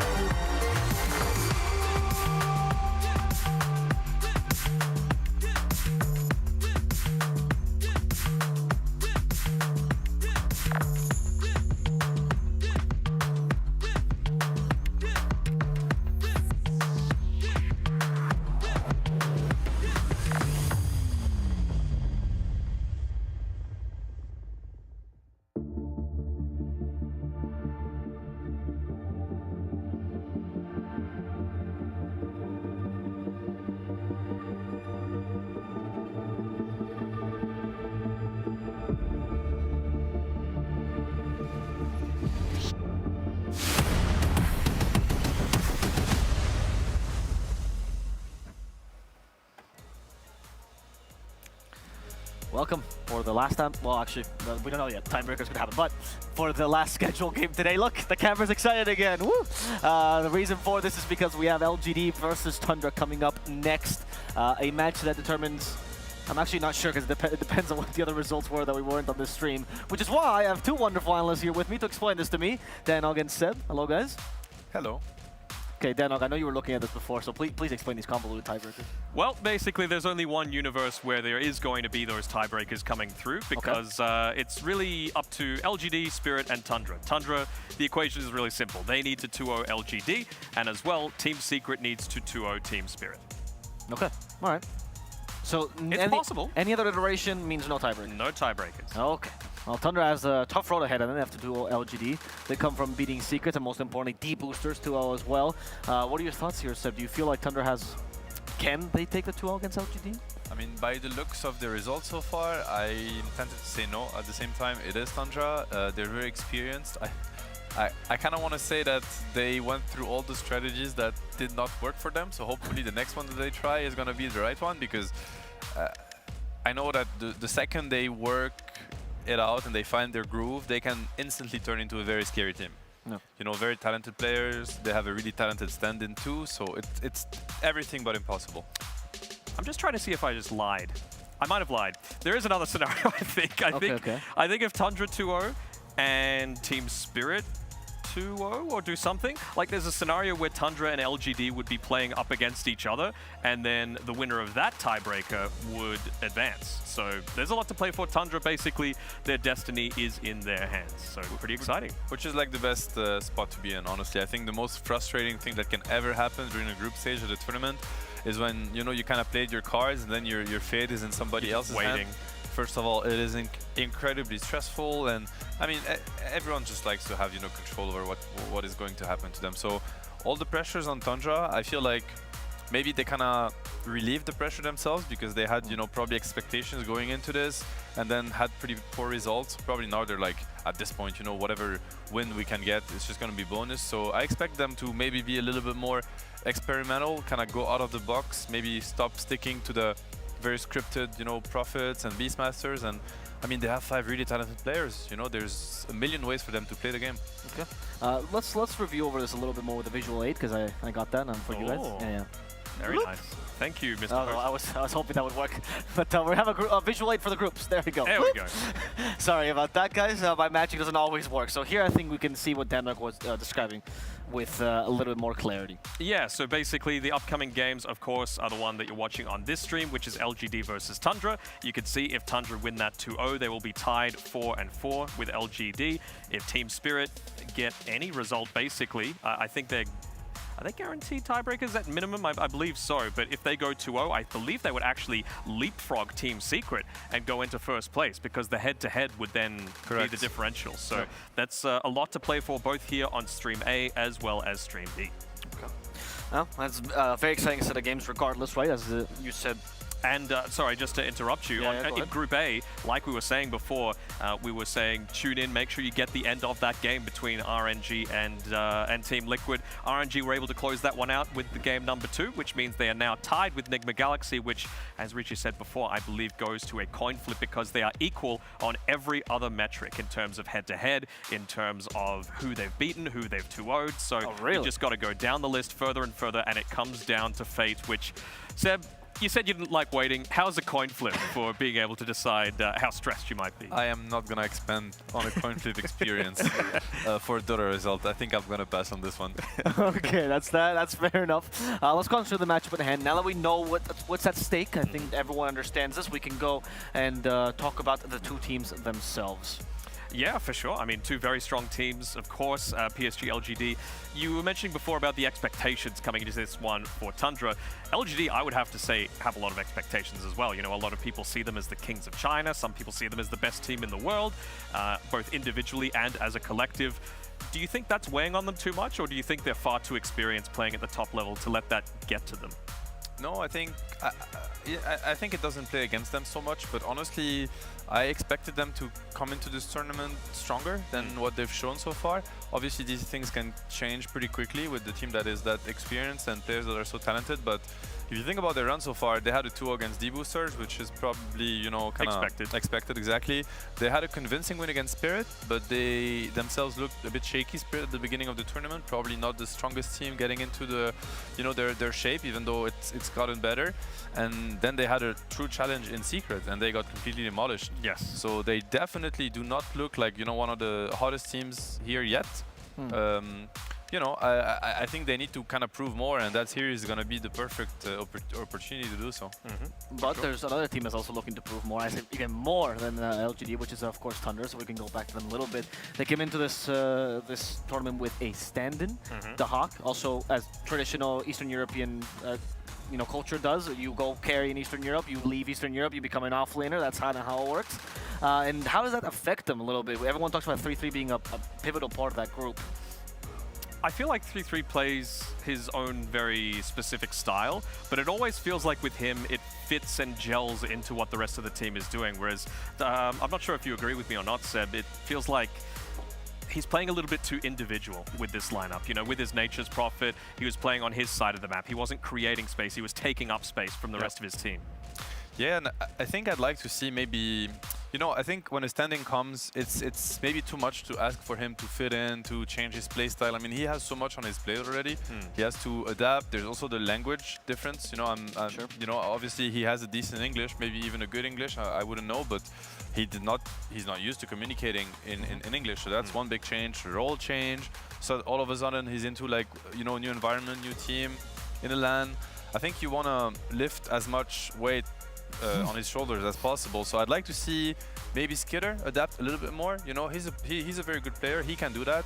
And if the Hack is playing a little bit greedy or a little bit selfish, then so be it. You know, I think you have to really try to make the most out of the situation, and they're good enough for that. Maybe that's not their optimal shape, but I would like to see them investigate that. Yeah, I'm glad that you mentioned not just the Hawk, but of course his teammates here, the usual integrants of Tundra. I'm curious to see their faces though, and the Hawk as well. So we have a video for you to get to know them a little bit better.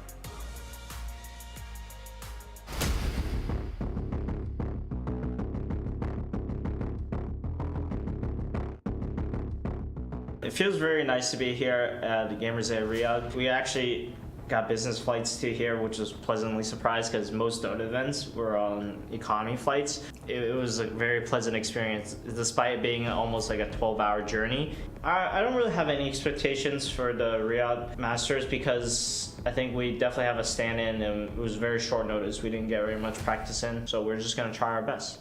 I'm not sure if there's anything I would have done differently. I think all of us are just trying to play our best and improve day by day, and I think that's what you should just focus on the process rather than the results.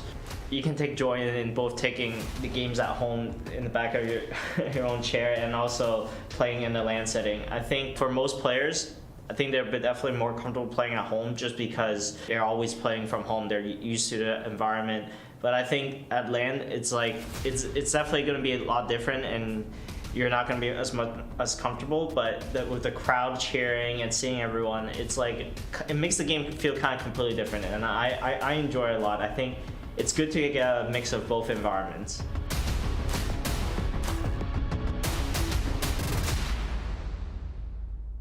I think I would describe our team's playstyle as greedily aggressive, because we are very greedy players in nature, especially myself included. But when we find like spot the weaknesses in the enemy's defense, we'll always take the opportunity to strike, and then we would optimize afterwards. It's so hard to have international LANs these days, so it's hard to know where we really stand amongst the crowd. We just hope that we'll get some good games in against all the Chinese teams who haven't played in God knows how long. Hopefully it'll just be a fun event for us. Let's bring some good games for viewers. Loved how he started that segment by saying, we definitely have a stand-in. Like, don't worry, don't make threads about us. It's definitely a stand-in here. But he talked about it, a style that is greedy, aggressively greedy.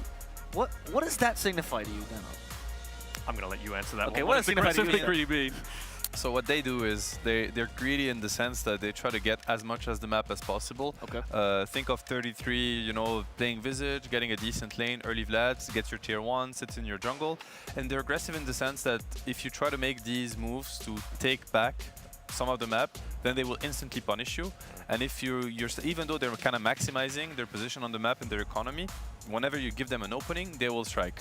That's what they mean by being aggressively greedy. They're looking for the openings, they're looking to punish, they're looking to kind of also, you know, defend the ground that they've been getting, but then they're maximizing their economy. And on all 3 cores, basically, they have 3 cores that take a lot of space and use the space. I think Saxa, Snaking also is the kind of supports. I wouldn't be surprised if the stats would show that their supports are usually, you know, bigger than other team supports, for instance. You don't see the same level of greed from a Misha Taiga combo, for instance. I think Snaking Saxa, they're more of a greedy kind of support duo. No, I was just going to say, like, it really does feel like maybe typically when we see Tundra, the only person that we see playing on their side of the map past the laning stage is Skitter. You know, exactly. It's always playing in the enemy's jungle based on being able to take those tier 1 towers and play that aggressive playstyle, whereas we've seen a little bit more with Dahak. It's so hard to get out of a rhythm, right? Like, he goes back to his default of, I need to get the safe farm, I need to make sure that my game is secured, but maybe he needs to adapt to that a little bit, or maybe kind of like what we saw in the first series that Tundra played today, we saw Skitter playing Abaddon and Bounty Hunter, these style of heroes where you kind of want to be playing that more aggressive style, and maybe they're putting a little bit more onto the back of the Dahak to play that win condition. Yeah, but then in that case, I don't know that the Beast, because they did that with the Beastmaster, and I don't think Beastmaster is the right hero for that. I also don't know that they have to go so crazy on, you know, I mean, obviously, I'm not saying these were bad picks by any means, but I think Skitter could play his comfort heroes and just try to adapt to this playstyle a little bit. I'm sure there's not only one way to play Wraith King or, you know, your classic Naxus or whatever. Knight. Yeah, there's many ways to play these heroes, and I'm sure he's experienced enough and good enough to find these ways. I think him and the Hag right now, I don't really feel the synergy, and as I said, it could come from the Hag or it could come from Skitter, and it doesn't really matter who's going to pick up the ball. Somebody just has to do so if they want to play better. I'm also thinking, you know, drafting-wise, they have took the stand of first picking the Hag hero just like they do with 33. But I think that with 33, a little bit like Amari and OG, it's like these players that are so good at what they do, and the team has adapted to them so well that you can just first pick the hero. It doesn't really matter because you're so good at executing it, but I don't know that they've found that, you know, that synergy with the Dahak yet, and I think maybe they could take a more standard approach to drafting, a more simple one, where you just try to wait a little bit more, see a little bit more, and put the Dahak in a maybe more comfortable, you know, situation, just a regular Dota situation. Good hero, good lane, not completely countered. Because, you know, 33 with Tundra, usually he's countered by everything, and it still doesn't matter. And I feel like you're putting the Dahak maybe in a rough spot, unless they already had the synergy, which obviously they don't have yet. Maybe try to set him up a little bit more for success so that he feels a little bit more comfortable. You know, we've seen him on his Beastmaster having 10 CS, minute 8. I mean, it is rough. And then they're looking at him like, can you 33 this game? And it's like, sorry, maybe bro. it's too much, you know? Maybe it's too much. Yeah, I mean, 33's made POS 3 Chen work. He's made POS 1 Chen work in the past as well. So he is such a good player and a missed addition, I suppose, to this Tundra lineup. But yeah, I'm keen to see maybe Tundra can go down the avenue of perhaps having that second pick for themselves, having the better mid to late stages of the draft to be able to counter what the enemy's throwing at them. I think that's really what they need. They need to go away from this first phase of the hack hero, just draft a little bit more conservative. Make sure you have a well-rounded draft. Make sure you have players that are going to have a decent start to the game. And yeah, enable your cores, enable your support. These are 5 world-class players that can definitely put up the work against LGD. Okay. We'll see if that is what they do. I just wanted to add one point to the Hawk discussion, which is interesting, which is the Hawks playstyle in BetBoom, his current team, is exactly the same as you're describing with 3-3, right? They first pick his hero, he gets countered by 15, he doesn't care, and he actually just carries the game. But what is the integral difference here that in that team, they play around him as the main win condition? Yeah, pretty much. Like, they're making space for him, whereas this time around, he should kind of be making space for Skidder. And right now, unless he dominates the lane, it's not going to do that. Sure. It just feels a little bit more awkward. And you can't expect him to dominate the lane realistically when he's going to be first pick against really smart and good players. Like, they are supposed to shut him down. I also think that the 33 Saxa lane has a lot to do with Tundra's playstyle in general. I think maybe they don't shine as much and they're not as explosive because I think they're always playing a worse lane, literally all the time. It's first pick, you know, the meta heroes like in the Visages and stuff. And Saxa usually even have greedy heroes. He plays Doom, you know, alongside the Lycans. This is maximum greed. It's like first pick Lycan into Doom +4. But they're so good at manipulating. It's the very little things. It's all about the timings. You know, you have to pull the wave at the right second, block the camp or not block the camp. It's the very small Dota things that are going to allow you to get into the lane. And these are things that they have built over time. This is definitely not something that you know, it's not a Saxa and the Hack can like build in 6 days. It's not going to happen. Yeah, for sure. So maybe if they do go down that avenue of second pick, you can maybe expect them to get out of the laning stage a little bit stronger. You can expect a better laning stage from them and hopefully a better mid game. Yeah. So what I hear from you guys is we want some more standard Dota from them, even though that's not what we know Tundra for, but sometimes easier is better, and we'll see how easy it is for them to walk out on that main stage.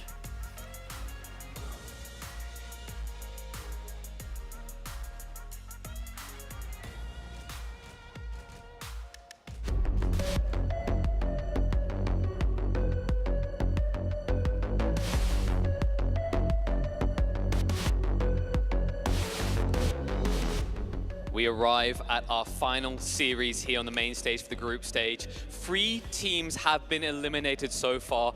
1 remains, but in their path, in their way, stands a Goliath of the Chinese Dota scene. It is the one, it is the only PSG LGD.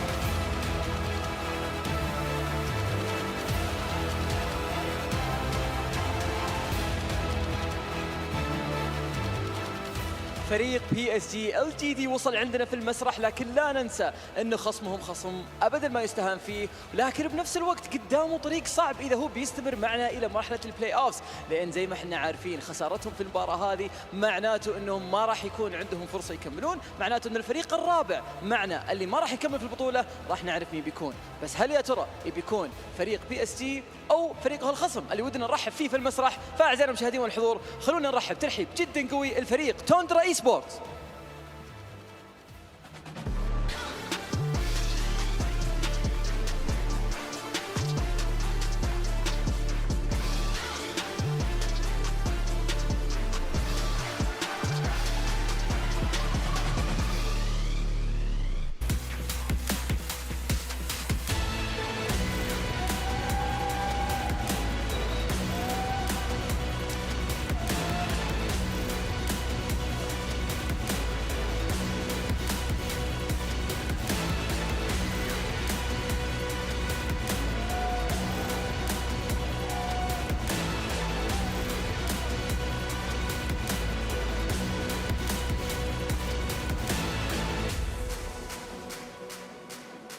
Tundra game here with high expectations upon them, but they face elimination if they get anything less than a 2-0 victory over LGD.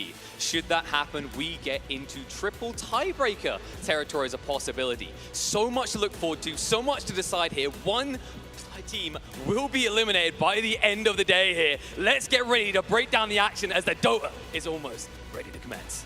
الجيم الأخير من جروب بي راح نشهده في المسرح مع بعض أعزائي المشاهدين والحضور. لا ننسى إنه فريق توندرا الطريق الوحيد لهم إنهم لازم يفوزون كل المباراتين عشان يكون عندهم فرصة عالية للتأهل، ولا احتمال كبير ما يكملوا معنا البلاي أوفس. فخلونا نشهد إيش اللي ممكن يقدمونه كل الفريقين، بالتوفيق لهم إن شاء الله. على طول نتوجه إلى الاستوديو التحليلي ونرجع لكم في المباراة الأخيرة من اليوم الثالث.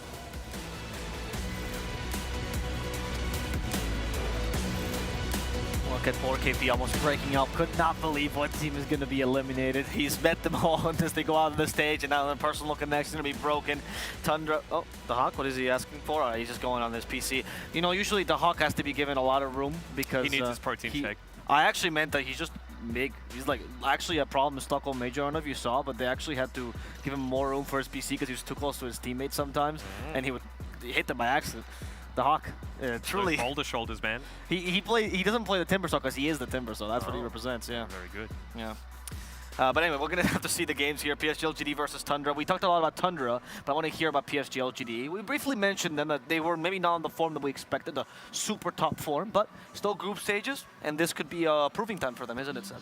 I mean, I feel like especially Ame and Faith Beyond, they had a really, I mean, let's call it what it is. I think they had a poor showing, you know, compared to their standards yesterday, especially against Secret. Right. I'm the biggest fan of both of them, I'll be honest. You know, I'm like my #1 fan of Faith Beyond, #1 fan of Ame. But I think, yeah, yesterday as a fan, I was a bit disappointed with their performances. It seemed a little bit shaky. Just, I don't know. I'm just going to find them excuses. Maybe they were sick. Maybe they were jet lagged. You know, I'm sure these guys usually don't perform like that. So let's see how they show up today. You know, I'm thinking about the Visage game yesterday from Faith Beyond when he was like literally bottom net worth in the entire game. Then the Enigma also, where the impact was kind of underwhelming. And I mean, these are players that usually really show up, you know, especially the higher the pressure gets, the better they play, the more they perform. So I can only expect them to show up today. That's what I'm hoping for. As for the rest of the PSG LGD squad in general, I felt like they had the groove going, you know, the support, nothing to say. They had a pretty good showing. So yeah, I'm sure they're also going to come much more prepared. They're on the back of a win against the boosters, you know, and they see Tundra struggling a bit, so maybe they have the mental advantage here. Sure. And when we discussed the drafts themselves, we also a usually uncharacteristic mistake, well, not mistake, less efficient, less tight draft than they usually do with that early pushback in the game against Secret, which cost them a lot. It did. So I'm sure that today, you know, they're going to have a different approach. They're refreshed. They're getting in the groove. After all, they have been stuck in China for a while. You know, the international environment, international lands, it also comes with a lot of things that you get to experience also that are non-Dota related. You know, the jet lag, the adapting to different food. You know, these things might sound like they have no impact, but they actually do. So a lot of things could come into play and explain why, you know, they were maybe a little short of what of their top form, you know, yesterday. And I'm really looking forward to what they're going to do today.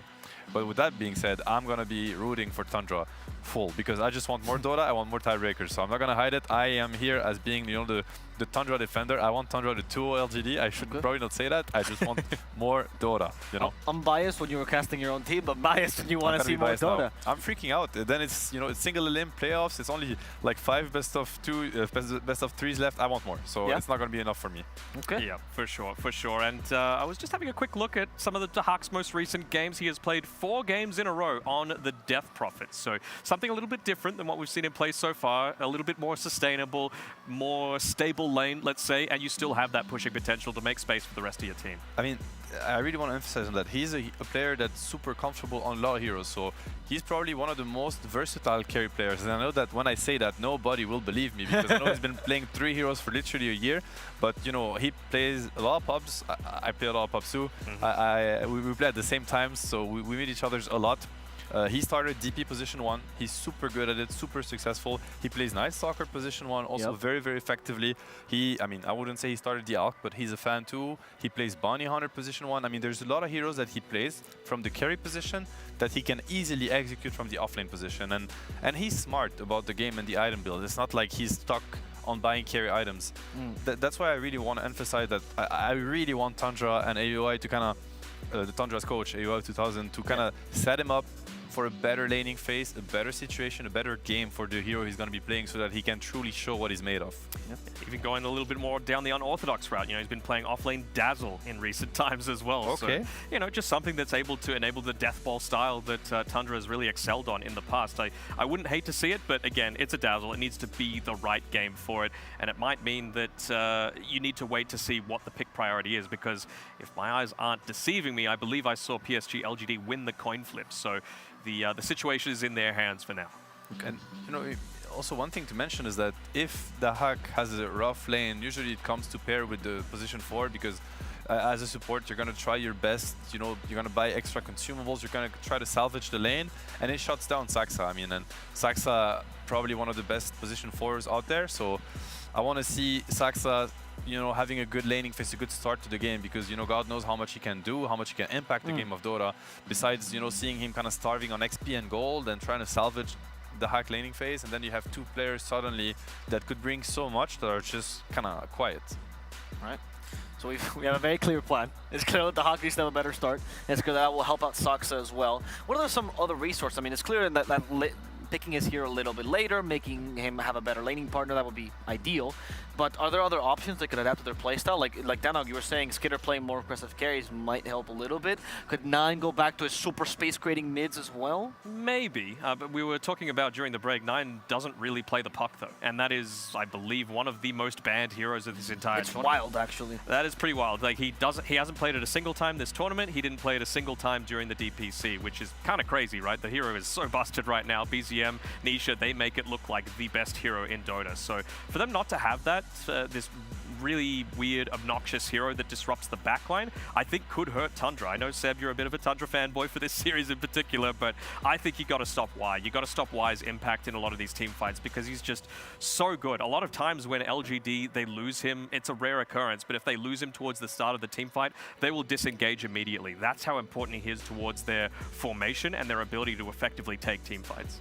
At the same time, you got, you know, 9's probably the best Cuddle in the world. You know, 9 Cuddle, 9 Earth Spirit, 9 Voice Spirit, 9 Invoker, 9 Tiny, 9 Clockwork. You tell me when you want me to stop, because I'm going to list almost all the Dota heroes. Yes, so, I mean, I think, you know, sure, he doesn't play puck, but at the same time, I don't think he really needs. Honestly, like, I think it's all tied together, right? It's a very subtle thing, Dota, and usually 9, I think one of his big strengths as a player is his ability to rotate at the right place at the right time. He's really good at that.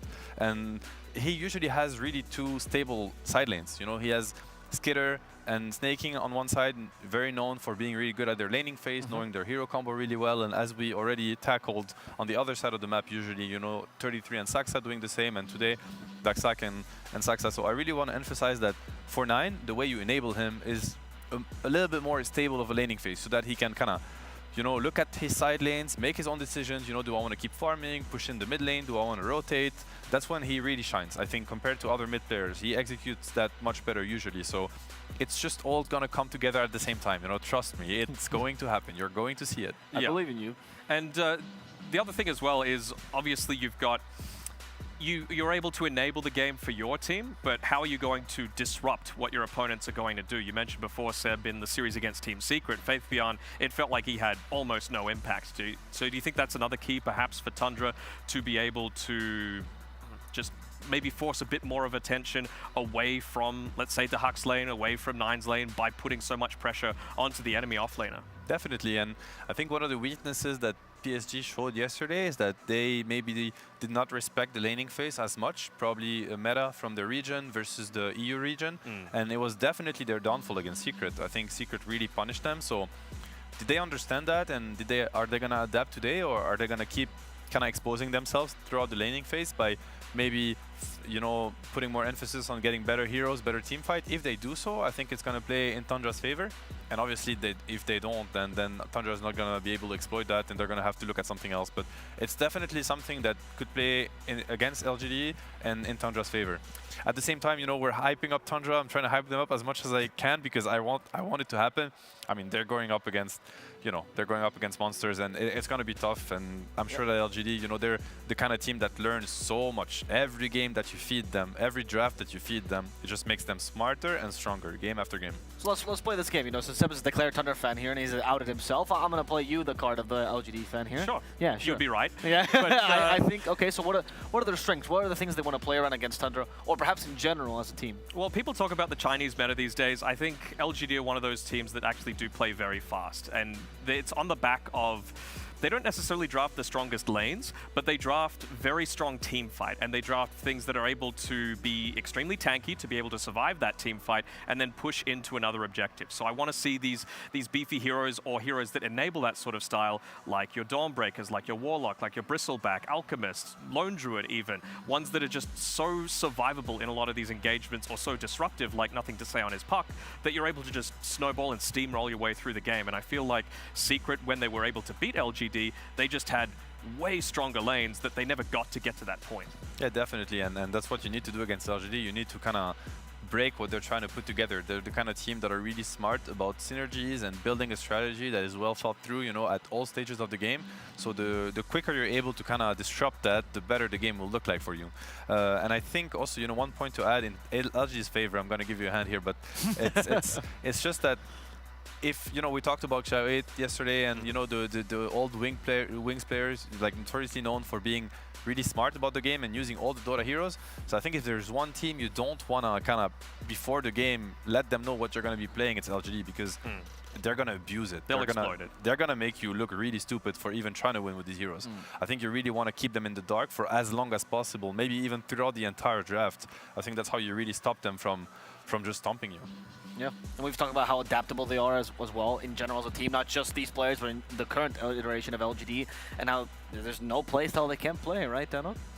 Pretty much, yeah. They're able to adapt so effectively. They're able to play a wide array of heroes, and yeah, I think, again, this could even come down to something as simple as the coin flip. You know, are Tundra going to be able to adapt to what LGD put forward towards them, or are they going to be the ones that are leaving themselves vulnerable to that really flexible playstyle that LGD have?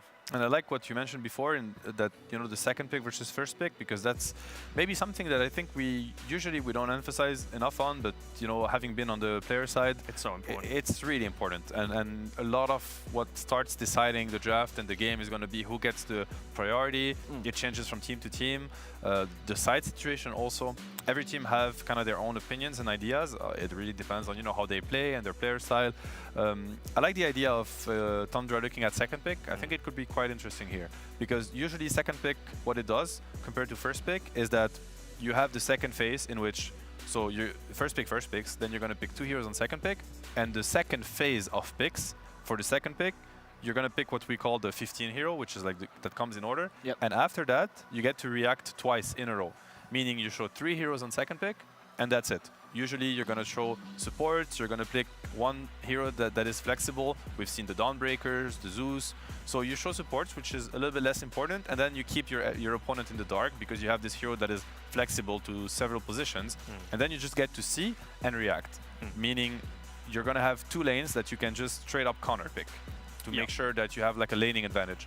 And this is maybe what Tundra needs today, a laning advantage, a matchup advantage in the heroes, so that they can get, you know, a stable game and kind of express themselves. I mean, how many times have we seen the last pick of the overall draft completely change the outcome of a game? Like a last pick Timbersaw, if it gets that late, a Sniper, an Arc Warden, you know, these style of heroes that unless you've specifically addressed them, then they could just completely rip a team's lineup apart. And I just want to touch on one more thing, Seb. You talked about that 15 pick, the first pick that second pick gets in the second phase of the draft. That's actually a really good pick to have as well, because not only are you able to pick like a semi-flexible hero that can go anywhere, but you're also kind of protecting it with the second phase of bans as well. Exactly. Like you could just open up with something that you've already been able to protect against. Let's say it's an Enchantress, you get rid of this AoE damage style that's still able to deal with it.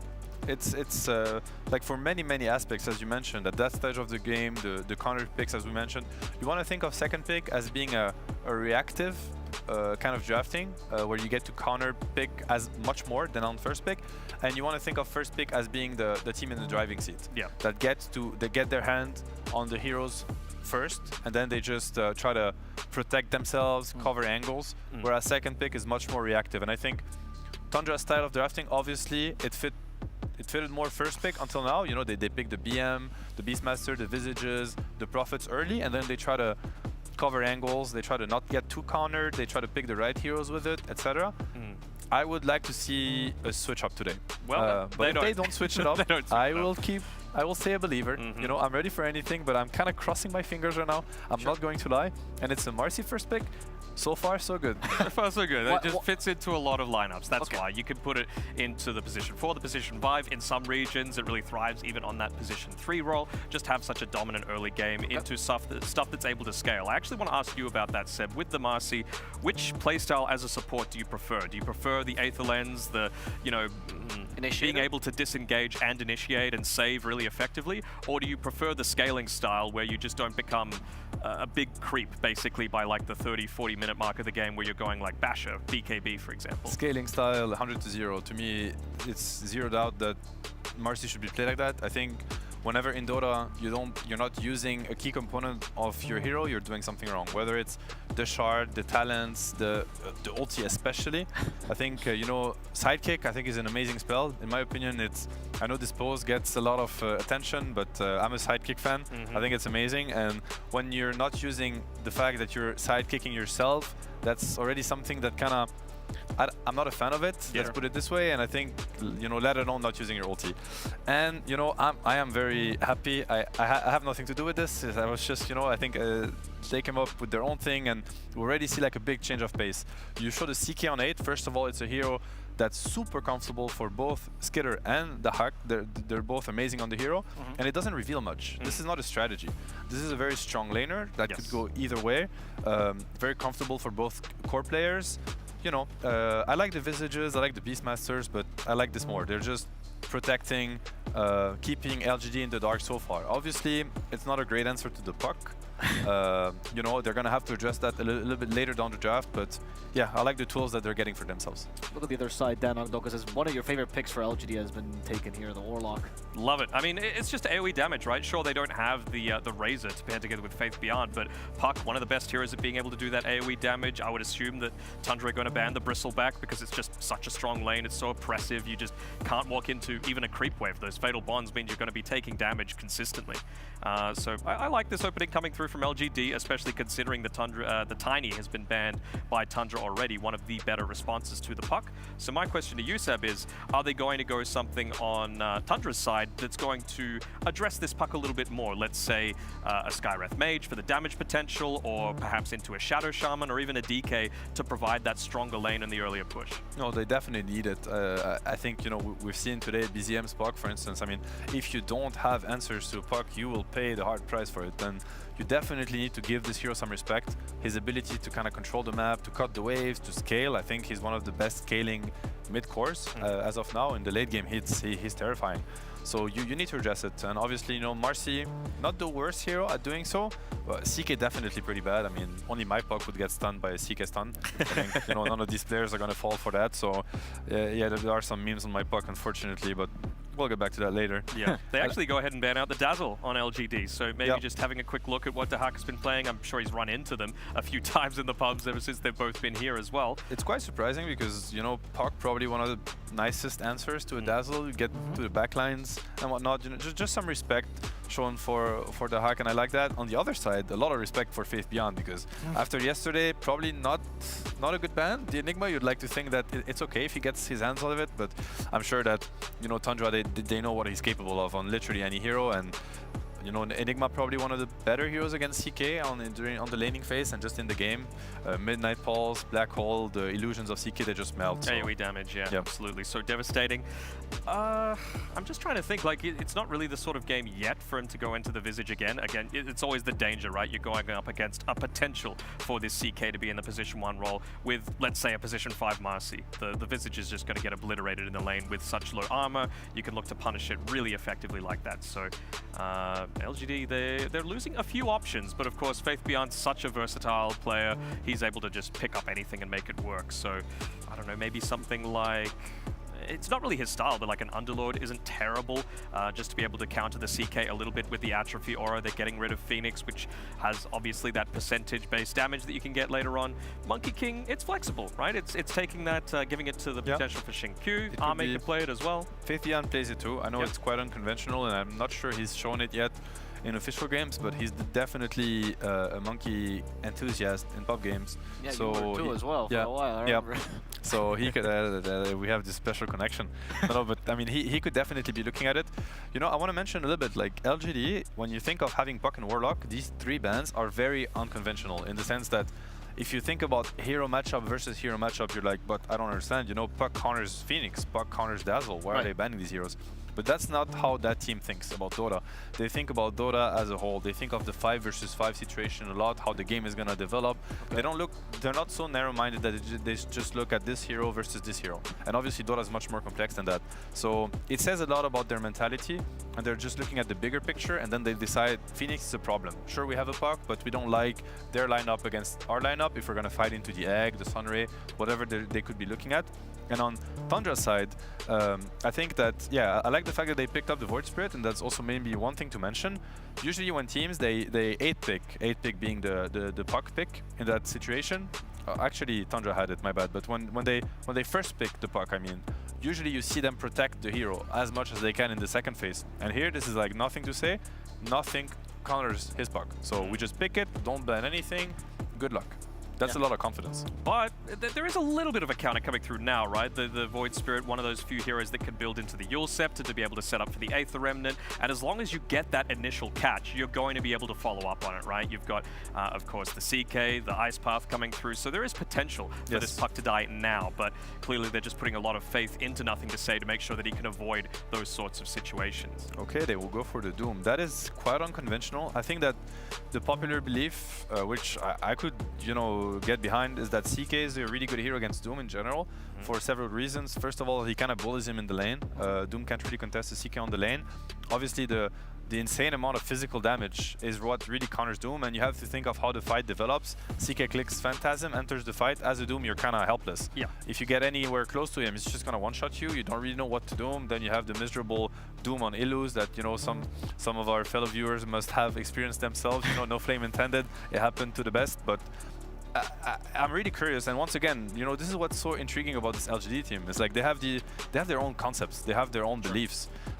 You would really rarely see a CK into the Doom. If you just tune in now, you would probably expect that, or if you just watch the draft when it unfolds, that the CK has been picked as a counter to the Doom. Yeah, absolutely. And even just when it gets into the later stages, let's say you're not getting gone on. Let's say the Doom is the second one to engage into the team fight. Sure, you've got the Scorched Earth, but the big way to deal with a CK is just take care of those illusions, right? They don't have the ability to go spell immune, so any kind of AoE damage, of course, the Puck's going to be good against it.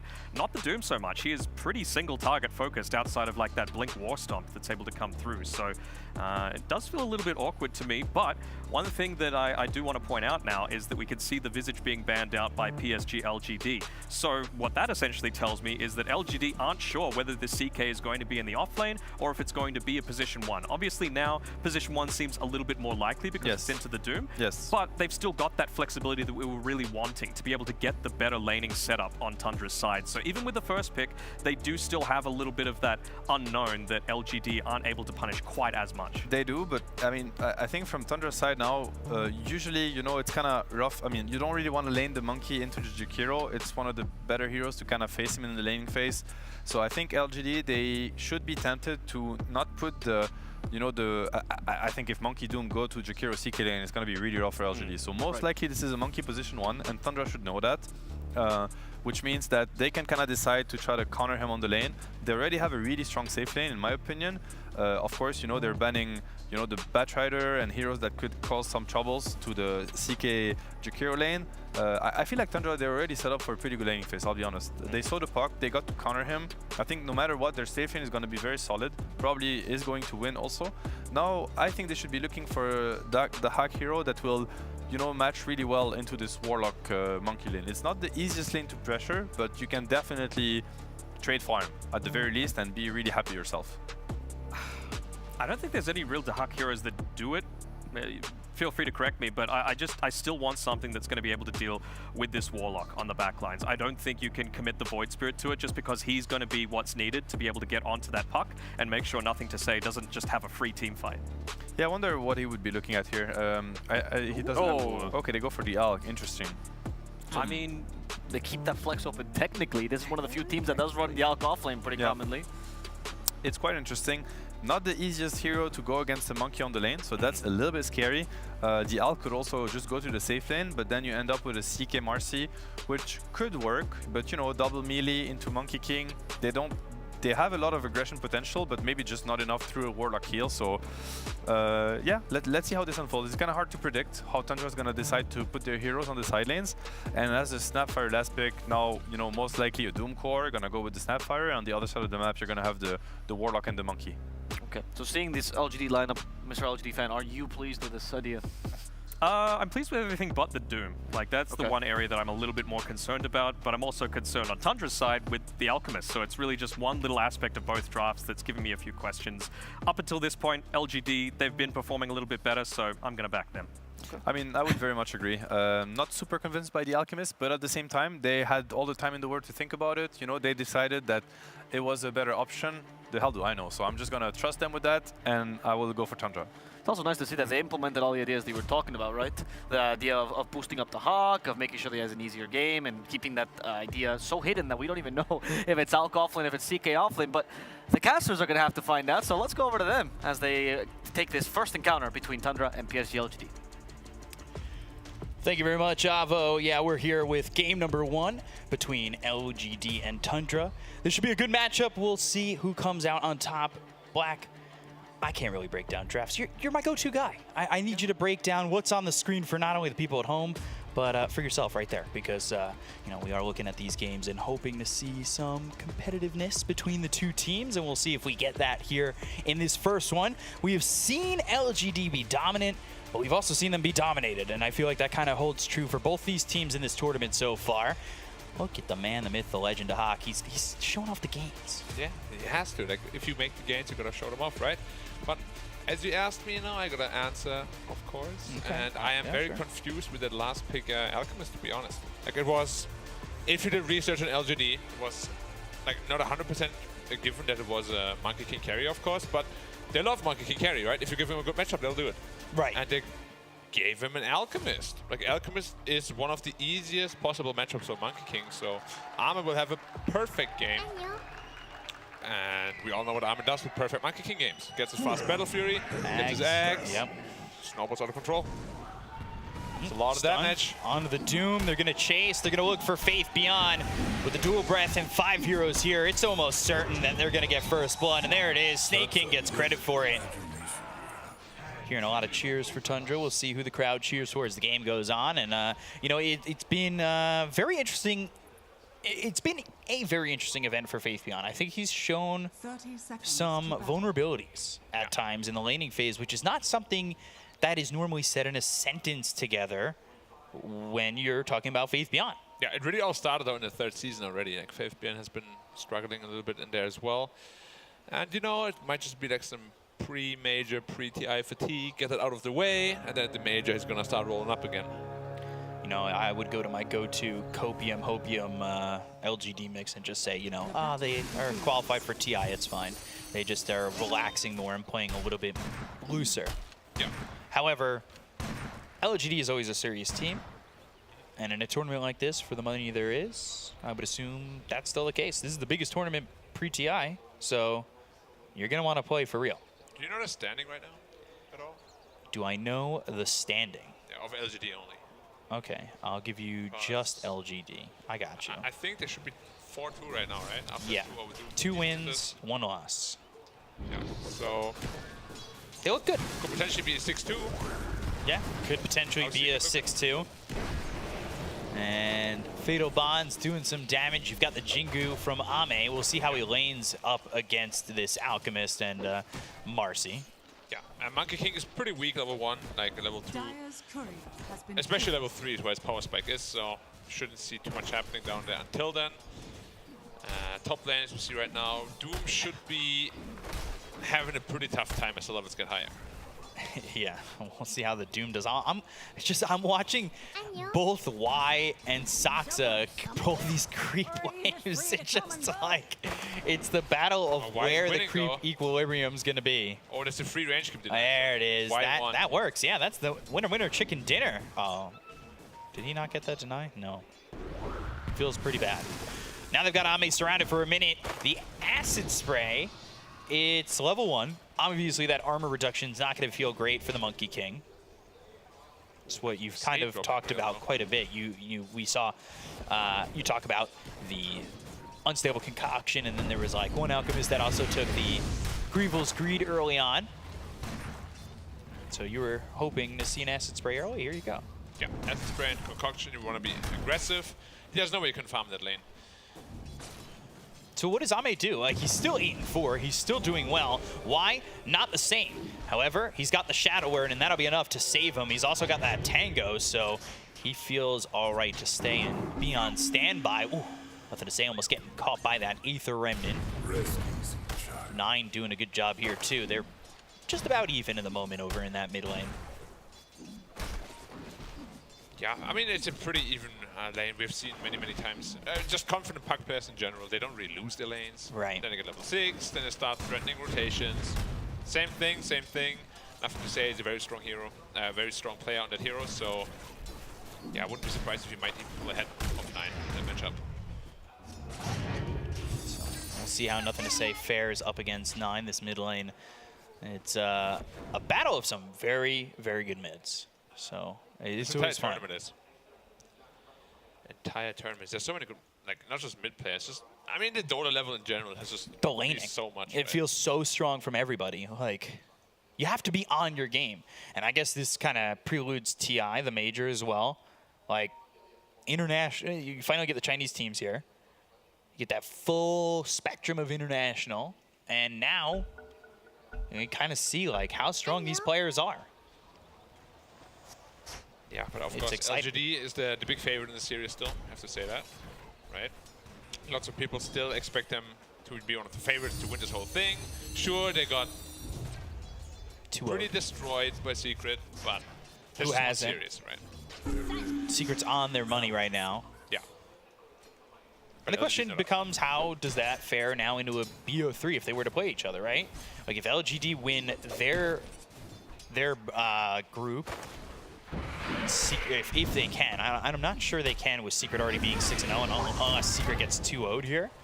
Syncu in trouble. The chase is on. They want the kill, but they don't have a stun or a reality rip, so he'll survive. No boots on him either. Charging up the stun. Bottom. They're going to look for Ame, and again, he's getting really low. He's looking to get the Jingu. Now he's got that, so he can kind of fight, as well as the Shadow Word being there. But like you said, it doesn't really feel that strong when you're fighting into all this. And now why? Because he's put the Shadow Word out, he's put himself in a bad position. They're going to throw this unstable concoction. Ame needs to really step away so he doesn't get stunned, and that's exactly what he's done.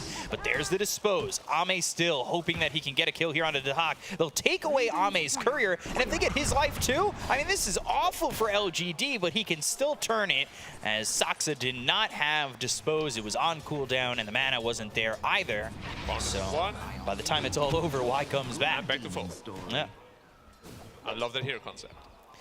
So Secret will probably, if they win the group, they'll go to the semis. Yeah. And then LGD, I would assume maybe opposite. I don't know how the bracket's going to be drawn, so I'm not going to even make theories. But we could see them again. That's all I'm going to say. In the final. Yeah. Yep, for sure. Say it's getting pressured. Nice remnant dodge though, so shouldn't amount to anything. Whoa, he almost walked back into that. Pretty even lane at the moment. It's just Nothing to Say up by about 200 gold. Yeah, which is pretty surprising because usually you would give a Void Spirit the edge in the lane, and then Puck kind of counters you, come level 6, and then you get your Yule Scepter and you're strong against Puck. Like a back and forth all the time.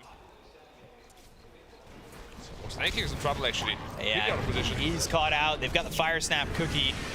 They'll get the stun, but the dual breath does slow them enough where Skitter, if he wants to come over and maybe get a kill here, he could. Snake King's still taking a lot of damage from these creeps. He's trying to juke them. Is this salve even enough? Creeps were trying to help out. Where Skitter moves forward and just pushes him away. Never mind, dodges the Primal Spring. And not a pause. Obviously, he would have hit that if he didn't lag. Normally in the China DPC, this is where we see WC. Yeah. Or Kale. WC, Kale, or both. Yeah. I was hoping that one person would write WC. Ooh, Number's in trouble. He's dead. Ooh, Dream Coil committed, and that's going to try and get the turnaround at least for Xingqiu, so they do trade. Juicy for Xingqiu. That's like 1.5 levels for him. Yeah. Almost level 5 now. And he's going to get this wave, too. Yeah, that's what Xingqiu loves, right? Oh, greediness? Remember his Weaver? What did he go? Maelstrom? Diffusal or something like that? And he went something ridiculous on that 4-position Weaver. Yeah, post for Weaver game, he just went Rapier as well. Yeah, well. Like, he knows when to greed it up, and you give him a good start like this. Sometimes I question when he does and doesn't. Oh, that's a good move here by Soxa if they can get the Dispose, but now they've got the Ice Path, Fire Snap Cookie, the stun on the 2 with the Scatter Blast. I'm going to say he's in trouble, the Dispose coming in. So Faith Beyond moves over. They've got the Fatal Bonds on 3, Illusory Orb, and Soxa, he's going to try and get a rebound off, but it's not going to be there in time for him, so nothing to say gets a kill coming back to lane. And a lot of heroes start to party over mid. Yeah, which is very bad though for the Tundra side, because Monkey King 1v1 against Alchemist, like, as we said, Alchemist cannot even touch the lane. Just look at his net worth. He's so far behind the Monkey King, over 1,000 net worth already. How do you get back into the game? You know, you're an Alchemist, sure, but if you can't lane until level 6, even jungling becomes hard. We've talked about Alchemists sometimes struggling, and I find that a lot of these Alchemists, they're very stubborn in just committing to the Acid Spray Unstable Concoction. Would going more for the Grieval's Greed instead allow you to come back more? Like, obviously it gives you that bonus gold, but does it then mean you can't farm the bonus gold? I mean, usually as Alchemist, if you lose lanes, offlaner, as we see Faith Beyond in trouble. Yeah, he's under the tower. He is very dead, and Skitter will get the kill there. Yeah. Like, offlane Alchemist, you pick to win lane generally, which is why I'm very surprised they picked it into the Monkey King, because Monkey King is a very generic counter to Alchemist. He also has the Radiance queued up. So he's going full greed, which they're very well accustomed to though. 33 does the same thing. Different build for Ame. Maelstrom. Also, he's going into the early game a little bit more because they are so greedy on Tundra. It makes perfect sense. Yeah, well, what we've seen be standard from him is that, obviously, that Battle Fury Axe. However, now going into the Maelstrom, he's top of net worth as well. He went to the Orb of Corrosion. Usually, that's the telltale sign of whether he's going to go Maelstrom or Battle Fury. He usually skips that Orb of Corrosion. Dream Coil, that's going to be placed down. It's through onto 9. It's a 2-pronged fight at the moment. They've got the rebound. They'll throw the Dispose. The Fire Snap Cookie only lands on a 1, but they've got the Illusory Orb as well as the Phase Shift to get away. However, Soxa not so lucky. So he'll end up falling, and now nothing to say. His Courier will go down, but nothing to say himself is okay for the moment. They do have Snake King nearby. Juicy stack. However, Ame and Y might be looking to even counter what 9 and Snake King are going to throw their way in terms of some sort of initiation. Fire Snap Cookie doesn't land onto anybody, but he's got the Phase Shift and the Illusory Orb. It's not enough to get away. 9 gets the kill. Ame is nearby, but now here comes the Hawk. He stuns himself. He's quite low, actually, and they're still going for Xingqiu. They'll find another LGD. They kind of broke away from each other. Ame went on to focus farming, and 9's got a double kill. They still have a Dispose to follow this one up. That's the Ice Path coming through from Snake King. The 8th Remnant's there with the Dispose of Y is landing, and it's a triple kill for 9. Wow, that is a great way to make your own comeback mechanic. Yeah, if I'm not wrong, also Tundra needs to win both games to have a chance at a tiebreaker. So if they lose just a single one, their tournament hopes are over. And obviously they have a lot to prove, right? Like, without 33, they looked a little bit more vulnerable, so they really got to prove that even without him, they're a threat to LGD. Because, I mean, look at the other side, right? Like, Secret with Resolution, they're making it work. They haven't lost the game. Yeah, very scary. Very, very scary indeed. Faith Beyond might be in some trouble. Only level 5, he's deep in the lane. They've got the Reality Rift, they have a 2-second stun. Ice Path is easy to land. Dual Breath is there. Faith Beyond's very tanky. They're gonna TP up the Warlock. He doesn't have Chaotic Offering. He's only level 4. He'll put the Shadow Word on Faith Beyond, who will throw out a Thunder Clap, and now he's level 6, so he's got the Doom. It's on the Skitter. Dream Coil's in, and they put him in their own trap. They'll get 1 and 2. Skitter, Snake King, they'll fall. 2 kills there for LGD, and they just rallied them in. They were like, oh, you gotta get it. And, well, they never did. They took the bait. And, well, now they're on a picture frame in the LGD house. You could tell though, they were thinking about going back, then they kind of started a step back, and then they went back in again. Unfortunate. Like sometimes if you second guess yourself, that's already too late. You gotta go with your instincts there. CQ level 6 as well. He hit that level 6 during the fight, right? Trouble now though, potentially. ZQ. You do want to overchase again, be Fog. careful here. And they're gonna go and look to get this kill onto the Snapfire, but again, Fumi once, but Fumi twice? This time they don't chase too far. Yeah, this game is gonna get a little bit scary for Tundra for a while. Because Alchemist is farming a jungle stacks now, which means you basically have 2 carries that just want to farm. Right. Puts a lot of pressure on the 2 supports and 9, the Void Spirit. Who also went Boots of Travel. I mean, they're always going so greedy. Like, even yesterday they've done that when they got steamrolled. You gotta be really careful. Would they go Midas on the safe lane and Boots of Travel? On the mid lane, the mid lane? Yeah, it was very interesting. Unleash, Dispose, Chaotic Offering with the dual breath. ZQ's pretty tanky, but how tanky is he? Well, about that tanky. They're looking to land the Boundless Strike. Ooh, feint. There it is. He'll finally throw it. They've got Saksa in a bad spot. He does rebound himself back into the fight. They've got 9 coming in with the Astral Step as well as the Macro Pyre down. Ame's come to die. Dominating for 9, and he has one more Astral Step, so he'll catch up to Y. The Ice Path won't. So Warlock just surviving, but that is a very important kill to get when you can slow down Ame, especially like you said. They've got cores that want to farm here for Tundra, and when you can open up some space time, well, maybe you're working with string theory. I'm not really sure. But you are trying to make your way to the other side where you've got enough farm and your fights feel better. Yeah, this was a lot of space for Alchemist. He's almost into a Sacred Relic. Which, of course, once he has his Radiance, he's going to be a very, very strong hero in conjunction with that Void Spirit. Strong enough, though? Yeah, potentially. I mean, he's going to be farming, right, for a long time after that. Like, the pressure is really on LGD to do something. Like, when you see this greed on all the heroes, you're like, oh my god, we kind of forced them to do something aggressively. And every time they want to make a move like that, I feel like Nothing to Say really needs to be part of it. Because he's the only, like, guaranteed lockdown they have. And he does have that Dream Coil available. He's going for the Blink Dagger next. He picked up that Witchblade. Pretty standard puck building. Midas there finished for Faith Beyond. And he's going into the Devour Midas. Boost up my gold. Let me hit that in insurance play here. And by insurance, I mean he's taking the life policies away from these creeps with that Midas and claiming in on that gold. This is LGD still putting the pressure on, like they're walking through Tundra's jungle trying to make something happen. So we'll see if they find anything. For right now, though, Tundra's movements have been good enough to avoid the side of LGD. Yeah, it's really on Nothing to Say to find maybe a good toilet before things get out of hand. The Sacred Relic is already done. Now he needs the rest of it. Radiance. Yep. They've gotten away with the greed so far. They get punished for it. So far, it's all there. Taking a look at the crowd while we watch Alchemist farm. There's Ame. Oh, look at that. And the gold numbers coming up. His set is so cool. What's in the backpack? Air? Diamonds? Concoction Clarities? Stuff. Chemicals. Maybe. And Radiance will be completed after the camp. We'll see if they want to farm more after that, which they can. Their late game is pretty strong. Or if they want to try to take a fight with that Radiance.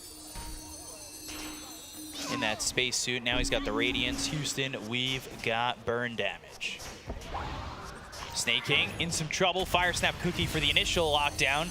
They don't need the coil, they'll just get the kill. Nothing to say. Finally, this aggression inside the Tundra jungle pays off. They get something out of it, but there's that Radiance. We've got burn damage. Dream Coil placed on a 9. Skitter's here. Scatterblast hit on a 2. They use the Unleash. They've got the Chaotic Offering. It's through on a 3. And now they're going to look to get the rest. Fire. Oh, Mortimer's Kiss is coming out. Ooh, kiss, kiss, kiss, kiss, kiss. Neutral creep is there to get the kill on a 9, but the kisses don't land. Not what they wanted there if you're LGD.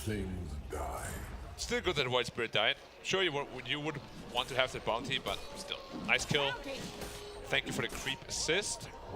Still no Alchemist is farming away. And his Radiance is farming very fast. That was already. looking to pull him in, and now Illusory Orb out Fatal Bonds. That makes a bit of a deterrent. Sound of the golem dying. Poor Warlock golem. Oh, it sounds so sad when it dies, right? Yeah, I mean, he comes in and Warlock's there. Yeah. Basically, Warlock's his father, right? Yeah. Even demons have feelings. Yeah. Now, I'm a little bit surprised, honestly, at how LGD is playing with the Monkey King. Like, if you want to play like this, I feel Battle Fury is a much better fit. Because he's kind of playing the farming game. Yeah, he wants the BKB.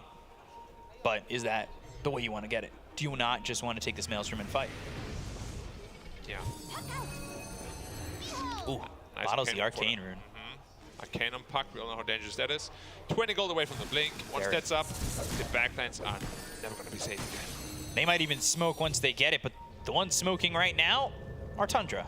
They've got Marcy, they've got Alchemist, both smoked up. And for right now, they might be able to get a kill on his InQ. They'll go to the rebound, but it's off the mark. He's been off the mark with a couple of those rebounds. Maybe the Vector targeting giving him a little bit of trouble. Yeah, not the easiest hero. Oh, I mess it up all the time. Me too. I feel like I've played that hero only a handful of times, and I've given up. No, it's like because you have to like do it instantly. As soon as you see something, like, the mouse has to be in the right spot every Pulling time. him in, and That's Faith a lot Beyond's of coming damage. over. Skitter, whoa, the hands are up. You have to be so careful. If you get Doom with Armlet on, you are dead. Because that extra 40 health drain per second is actually going to take you down. 45. Don't worry, I didn't question you. I just said yes. Yes. We all heard 45 the first time anyway. Yeah. Radiant's bottom tower is under attack. We're gonna see a 4-man smoke. Indeed, we are. No Warlock Golem though, up in 20. And no Monkey King joining them just yet. He is not too far off the BKB. Smoke broken. They're going to jump in with a blink. They've got the Waning Rift, the Illusory Orb, the Phase Shift all there. Snake King happy to tank the gank. He's okay with that. As long as the rest of the team is safe, it's fine. Yeah, the Hack still busy farming away. Is under attack. It's a little bit of a weakness, of course, of the Alchemist that you don't really want to be involved too early on, but he's very close to his BKB, and then it's Nothing fighting. to say. He's coming in. He does have Dream Coil, Aether Remnant, 9's there. There's the Dispose, Astral Steps, Phase Shift, and now they'll go after the Marcy. They put the Doom on a 9, so he's just going to run away. They get the kill on a Sox, so they'll take out one. Do they go any further? I think 9's just out of there, and now Doom is down. Yeah, I expected Puck actually to try and look maybe for more on the right side, but they choose to play it a little bit more defensively, while the Alchemist is farming the enemy Ancients. That, yeah. He's getting so rich. That feels very, like, OG of them, farming the enemy Ancients. Not that they're the only team who does it, but we were talking earlier about how efficient they were with the farm, and Amar is somebody who finds farm everywhere, even if it's in the other team's jungle. They've got the Alchemists in an interesting spot, and Ame's here with Faith Beyond. Doom or not, you're still doomed. Doomy doom doomed. They're gonna chase down the Alc, but he's so fast. Boundless Strike eventually gets him, and Ame will get the kill into Dahak. As, well, he's gone for 40 seconds, and that gives time for LGD to finish their next items. Finally, his crimes are being punished. I can't believe how long he actually farmed there and stayed there. Got kind of ridiculous, and finally he gets found out and dies. But does he have his BKB already? Nope. No, he's short of it. 500. And that's really the fighting timing of Tundra, so they'll have to wait for his Alchemist. And that's the fighting timing, but that does give Doom potentially the opportunity to get his Doom back up. It's down for another 60 seconds. They look over, and there it is. There's another one. Just easy like that. Easy like Sunday morning. Soxa, he's died a couple times this game. And by a couple, he's 0-5-6. I feel like all Masters that we watch, like, the game goes like this, right? They You always try to dispose move when you can. Ooh, that was very close. You get stunned there. Does that give away that they have vision, or is it just like you could chalk it down to coincidence? No, he definitely jumped right on top of you. Yeah, 100% vision. Alchemist BKB is coming in the courier. I would love to just see a smoke from Tundra. Like, you can't really win a game against LGD by just purely sitting back and farming. Right. Because it's not like they're not scaling on the Monkey King and Doom. Radiant's middle tower is under attack. But the CK already used his ult to farm again, so that smoke timing would be a little bit awkward.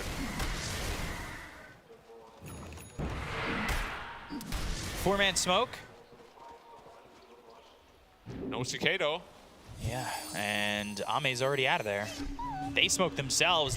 Nothing to say. You're a little bit late, man. They just can't pass the smoke anymore. You were out of the circle for a second. They'll go over. Boundless Strike. That comes through. Ice Path down with the BKB popping as well as the Wukong's command. 9 just gets obliterated. They go after Snaking. They've got the Waning Rift as well as the Mortimer's Kisses. They'll find themselves a second. The rest of the team starts to run. But with that, rebounding and thinking about going back in. Maybe not the advised move here, Tundra. They don't exactly have the lockdown from the Dream Coil anymore. So they are kind of free to back up. That was very forced. Like, expecting to be able to catch Monkey King before he presses BKB with the Remnant is very optimistic. Obviously, Arma is a very good player. He's going to press BKB before you hit him with the Remnant. And easy coil, easy kill on 9. Like, they don't really have any great instant stuns, so BKB should always be able to be used. Is the next item, now that Chaos Knight has this Blink Dagger, do you go Shard there? Or Probably you want to go to the BKB. Yeah. Like, the only reason he went Blink is because he's kind of taken the offlane role in this game, where the Hawk is taking the carry role, so it makes a lot of sense. 3-man smoke again. Doom used on 9. He's got the Inferno Blade to follow it up. The chase is on, but Tahak is coming in, as well as Skitter. It's time to get out of dodge, Faith Beyond, as, the Waning Rift, and now he's going to stun himself. Nothing to say with the save. As I guess Sox is just cleaning up the camp by throwing that Centaur away from his home. That's not cool. He would have gone for that if he had BKB, but of course it was still in cooldown. And now Doom is down at least, so maybe they can find a favorable fight. Maybe even try to force a Roshan, which is very scary against Monkey King though. Ame has 2,500 gold saved up and nothing queued yet. Certainly giving it some thought. Yeah. I hope after the Blink Dagger they will be able to make good use of the Alchemist, because he has been farming a lot, right? And when you're farming a lot, it's always time to repay your team that depth of space. Give and take. Exactly. Like a good relationship. Two-way street. Two-way street. When it's a one-way, it doesn't work. Xingqiu bottom, he's looking for a Blink Dagger. We've seen what he can do, especially with this Shard. You recall last year, that 4-man Scatterblast stun on the high ground. It was the highlight reel for LGD. He is not afraid to jump in. Yeah. Never is. I mean, he's a very confident player anyway, so. What did Arma purchase? Basher, okay, just to be able to counter out the Alchemist. Very strong item. Like, Alchemist will not be able to fight this Monkey King at all now. Right. So, and we're probably gonna see a Skadi next, and once that's up, Alchemist is pretty much out of the game. So, I feel like Tundra's windows are kind of tightening, and they're gonna use the Alchemist somehow now. Like, he's been farming for so long. That Skitter and 9 suffered a lot for it. Dream Coil coming through. They've got the Infernal Blade and a quick kill there on 9. They're going to look for more. Mortimer's Kisses will, get some farm. That works too. Xingqiu with the killing spree. So he's loving life as he's going to get closer to that Blink Dagger that we were talking about. So 9's item build is also very interesting. Like, usually when you're not completely snowballing and you're playing against a puck, you kind of want to get into a BKB or Yule Scepter, like some sort of defensive item, just to be able to deal with the coil. But you can see every time he just gets coiled, he's just dead. There's no counterplay. Coil, kisses, you're dead. And he's going for the axe. That's what he's very hoping to greedy. grab. I've seen it also last time when he played Zeus. He tends to go for very greedy item builds. Really, all of Tundra do. I mean, Boots of Travel might have safely in that game was from behind too. What was that? That was against Secret? Yeah. Stun thrown out. That lands. But where's the follow-up to go after Ame? The rest of the team is starting to show up, but Faith Beyond's near that choke point. Doom is back up again. I would love it if they just try to find a Centaur for Faith Beyond, because obviously the Stomp is very, very potent. They're still looking to make a move. They want to go in. Ame shows himself for a second, but you need to be quick, and especially with Xingqiu right there. If he throws a Scatter Blast, it could just be Wukong's command and conquer. And now they're forcing Roche. Makes a lot of sense. They have strong heals at the Roche pit. And they shouldn't be taking too much damage, courtesy of the water kill. They got Doesn't movement look like- ready as well. Yeah, it doesn't look like Tundra's going to contest this. Yeah, I don't think you can fight into this. Now, the problem is like Alchemist is going to lose more and more value. He actually went back to the modes of travel as well. Like, I don't know what the plan of Tundra is, but like just farming away this game will not work. Radiant's middle tower is under attack. There it is. Aegis for Ame. Yeah. Kind of sounds like a small-time garage band, Aegis for Ame. Like a 90s kind of thing. Yeah, I mean, they had some weird band names. rather interesting names. So they're staying together here on Tundra. Definitely gives me the idea that they want to fight, but also maybe using it to just protect themselves. They've got Snake King and Soxa just in case LGD do come their way. Yeah. And they're also nearby, close enough to Dahak that if you were to get got on, they can retaliate to that. Yeah, so something to know with Tundra is, at least in the DPC and in the tournaments they did really well, they usually have a very laid-back playstyle where the late game Radiant's middle is better. tower is under attack. But in this game, that is not the case. Top tower is under attack. And as we spoke about earlier, the windows are tightening, they're closing, and not necessarily new windows are opening because of it. So one door may close for Tundra and the next one may not open. Yeah, they will finally get the mid tower at minute 27. But again, minute 27, they're not even getting it probably. To be fair, that happened when OG was losing that game, and then they took a tier 1 mid at 27 and won. Yeah. Radiant's bottom tower is under attack. Things happen. So it's not always the telltale sign of course the game not, but is you always want lost. to have the tower for map control, which they've only really been on their side of the map, other than the bottom side. I'm not really sure how they're going to kill Nothing to Say. He's ready with an Aeon Disc to unlock. Yeah. Armistice at Aegis, of course, for 3 minutes. Doom is super tanky with the plate mail. Where's the damage going to come from? I'm surprised he still chooses to use discs. Dyer's top That kind of got phased out a little while back. Radiant's middle If he was a hipster, he'd get the Aeon Vinyl, but that's not really it just yet. They're going to look over towards mid. They've thrown the Doom. It's onto the Alchemist. Dahak is in trouble. He is already dead on his screen. They're going to go through with the Chaotic Offering. They've got Nothing to Say following this one up. There's the Dream Coil down. Skinner can run out because he's got the BKB. They're still trying to take down Faith Beyond. The Fatal Bonds are through. The rebound is there. The kill is out. Faith Beyond is gone. It ends up being a 1-for-2 now with Soxa falling. 9, though, trying to get out of the hands of Ame. They've got the Mortimer's Kisses coming in. They get the kill on the Snake King. That's going to be 3 dead. Ooh, Boundless Strike. This is trouble. Skitter gone. 4 heroes down on the side of Tundra. And LGD is dominating, as it says, for Ame too.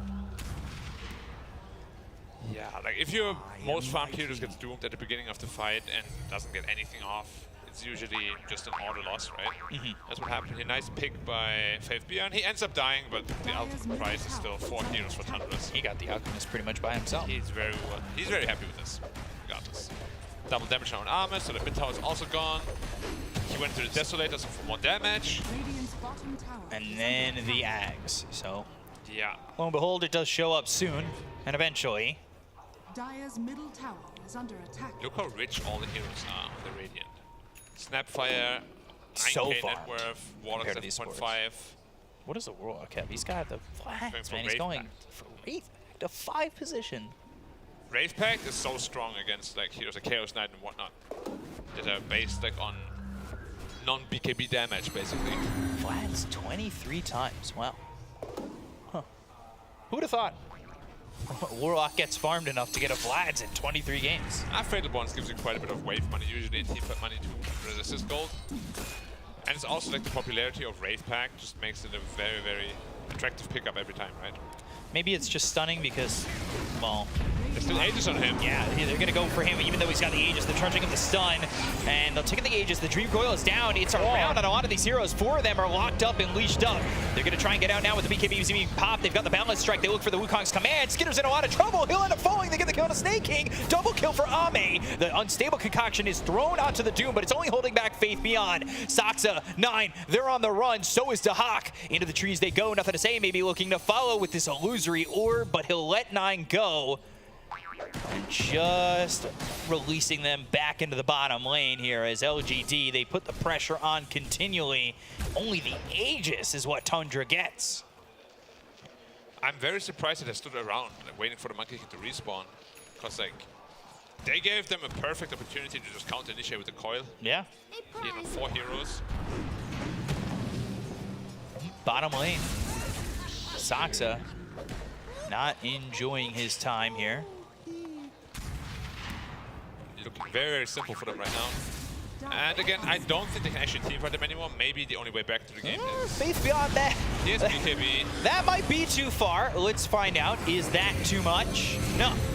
Right now it's going to be the BKB and then the Infernal Blade. They've also got Nothing to Say nearby. Nothing to Say now has Dream Coil. It's just come off cooldown. They start to chase. They've got the Astral Step. They've got the Silence, but there's the Aeon Disc. The Dream Coil is going to be placed down to 2 as well as the Waning Rift. That's going to be silencing both of them. Snapping the coil onto 1. The kisses, well, they don't hurt that much.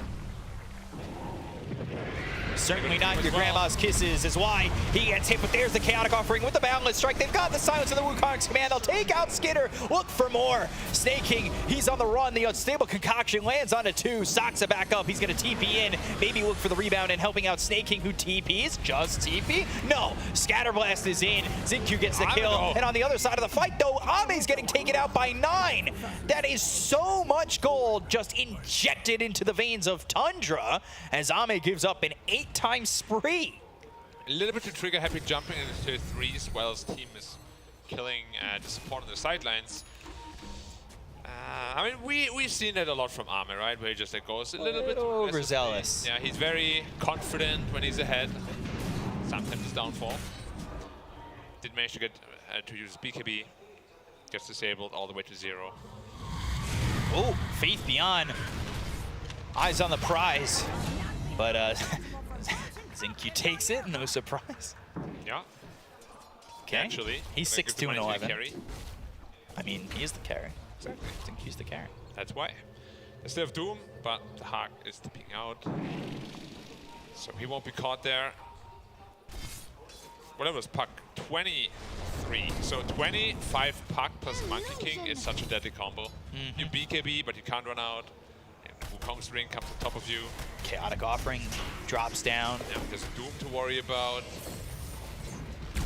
You're 15k gold behind, even though you have an Alchemist on your team. That's always a bad look. Yeah. Ame just respawning. 50 seconds potentially till Roche is back up.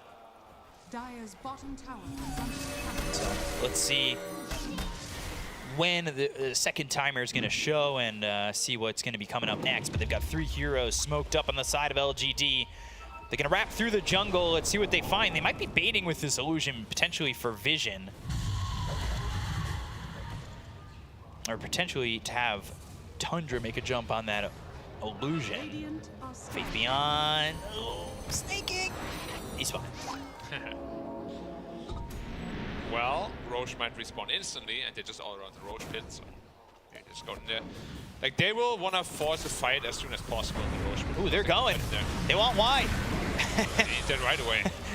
They'll get him. He has no buyback, too. Skidder just ripped him apart. Yeah, that's unfortunate for Tundra. 2-minute plus. We've been seeing a lot of that today. A lot of those long Roches. They're still going to go in. Oh, Xingqiu! He's not afraid to make the jump. He never is. They've got the Doom on Dahak. They're going to chase. Now here comes the Dream Coil. Oh, they snapped it. Oh, man, Dahak. He'll be killed off by Nothing to Say. They get the kill on Saksa. That will be 2 dead on the side of Tundra. Xingqiu is never afraid. And there goes Snake King. Double kill for Nothing to Say. He's unstoppable. And now they're going to go high ground. How much can you really defend here by yourself, 9? Because you can't show yourself, Skidder. You say that, they jump in. But there's the Wukongs. Oh, did she get there's the reflected? 4 seconds, okay.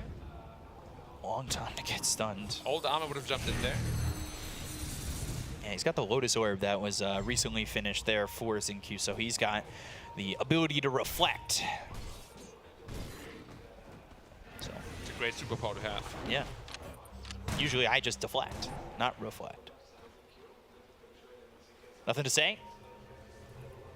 Picks up a haste. Almost into the Octarine Core. Octarine Core on Puck, generally super strong anyway, especially if you have an Aeon Disc. Because that means more immortality. He's got Chaotic Offering, like, jumping. Oh. Didn't see him. They're going to look. They didn't see him. Yeah, Chaotic Offering comes out. It's going to try and save Faith Beyond, but they've got themselves the Ice Path. He'll burn away. Dream Coil down onto 2. Snaps on 9. They'll drop the Macro Pyre probably right on 9 to protect him if they were to go. And it ends up being a 1-for-1. Roche up in 38. So both these heroes will still be down when it does come time for Roche. Throwing out the Unstable Concoction. It's on his IQ. They've got 3 heroes here. Reality Rift, they'll pull him in. Boundless Strike, Fatal Bonds onto a couple, and they'll take out the Snapfire. They'll look for more. They look over at Y. They've got the Silence next to the Ags on the Void Spirit. Skitter with a double kill, and now that kind of sets up Tundra to say, hey, whoa, wait a minute. Roche may be ours when it respawns. No buyback for 200 gold. And Roche is reaching the max timer soon, so they should be very well aware that it... Well, Ame just jumping into the hero by yourself. Whoa, Ame! Okay. Well, that by himself. Now, there's arrogant and there is wow. There's a thin line between arrogance and stupidity. I'm not going to say Ame was stupid there. He's confident. Copium. However, Tundra, this gives them a clear line back in, and they want to push away. Nothing to say. And Skitter, he's going to get his hands on to not only that Ag Shard, but that Aegis, which is big here for Tundra. They'll start to cut into that net worth lead. LGD bleeding it away a little bit. They still have that 5-digit lead. Never mind. 8K all of a sudden, as they, I believe, use the Shard. Doesn't count towards your net worth till you devour it, right? Right. Back to 10K though, so I guess the numbers are close. He's about 2K gold away from finishing a Bloodthorn though, if he chooses to. And that's gonna basically just negate all your damage issues, right? You have Bloodthorn plus all the CK heroes hitting one hero. You're dead. There's nothing you can do about it. And Ame has to be so careful because now, because of that fight, Chaos Knight actually got the Reality Rift Pierce the Spell immunity talent. So now you're not as stable in these fights. And if you're not too careful, he can even pull you out of the arena. Yeah, the command. Yeah. I know why I call it arena. I played too much Mars. It's a circle. Everything that's a circle is an arena. Truth. Oh, whoa. Y again, dead. Right on to Y, and it was the rebound in with the Unleash that was activated immediately, but they still get the kill there on Asaxa. That'll take out Y. They lose Snake King. Both supports already gone, using those spider legs to get over the cliff and around the Wukongs. So he'll escape for the moment, but the Doom gets dropped. Let's see if he can survive. Faith Beyond on the chase, coming for 9. He's got the Infernal Blade. They'll get the kill into the Void Spirit now. Skitter with the Hawk. They're trying to take out Faith Beyond. Maybe look over it, nothing to say. But you still need to worry about Ame coming into the fight as well as Zincu. Zincu's not afraid to blink in as well as get that Scatter Blast in. They have a lot of chase potential on the side of LGD, but Tundra disengage, at least for now. They still hold on to that Aegis, but they lost 2 and Saksa fought back. They have to be very careful how they approach these fights. If they give away all their positions to just kill the supports, the Doom will have like a free reign. You're going to be so careful with the Wukong's command also, which now is level 25, so you have that additional ring. Yep. Things are going to get very tough again. Like, if they're actually 5 as LGD, it's very tough to teamfight into them. Yeah, and now they've got that refresher. It comes a little bit later than the average, but not terribly too far afterwards, so you can still see that Faith Beyond's in a decent spot. It's actually Ame who is the lowest on the net worth for the cores on the side of LGD. Nothing to say leading it. And we've seen this a couple times, right? Where pucks feel like the most important hero on the map for a team. Yeah, so Alchemist is bought. Oh, why again? Oh boy. Why, oh why? Are you there? The Hawk has an Acceptor. Who's gonna give it to? Probably CK. Yeah, you're still scaling, eh? Well, I got my items. Here we go. We're handing out Ags. Jakiro maybe? Nah, it's gonna be CK. Does he have it? It's on the Korea. Now? Yeah. Radiant's middle tower has fallen. Okay. Who's he gonna give it to? It's gonna be CK. Just so good on Chaos Knight. Oh no. Oh, he just give it to 9, so he just purchases a Lincoln Sphere. Wow. Of course, you get refunded the money. Huh. Yeah. Now 9 is suddenly really strong as well. I forgot about that mechanic actually. That it refunds the money. Ooh, they're gonna go. Skitter in. He's too far. He's copying Ame, but he's got the Aegis to work with. So maybe he can get out of this one, but they've got the Wukong's command. They're gonna try and get the kill on a Skitter. They've got themselves the Dream Coil. They're focusing their attention onto the CK. Goes to the Phantasm. He ends up dead. A lot of silence here. Oh boy, Tundra in some trouble. They've got the waiting rifle once again. They've got the Doom out into the Hawk. They're going to go with the rebound, but they get the kill. It's through into the Jakiro. They're focusing their attention onto the Alchemist, and the Doom is no longer on him, but they still want to chase. They can't keep up with him for the moment, so he'll get away. However, Skitter in deep again. He's cosplaying Ame on that one.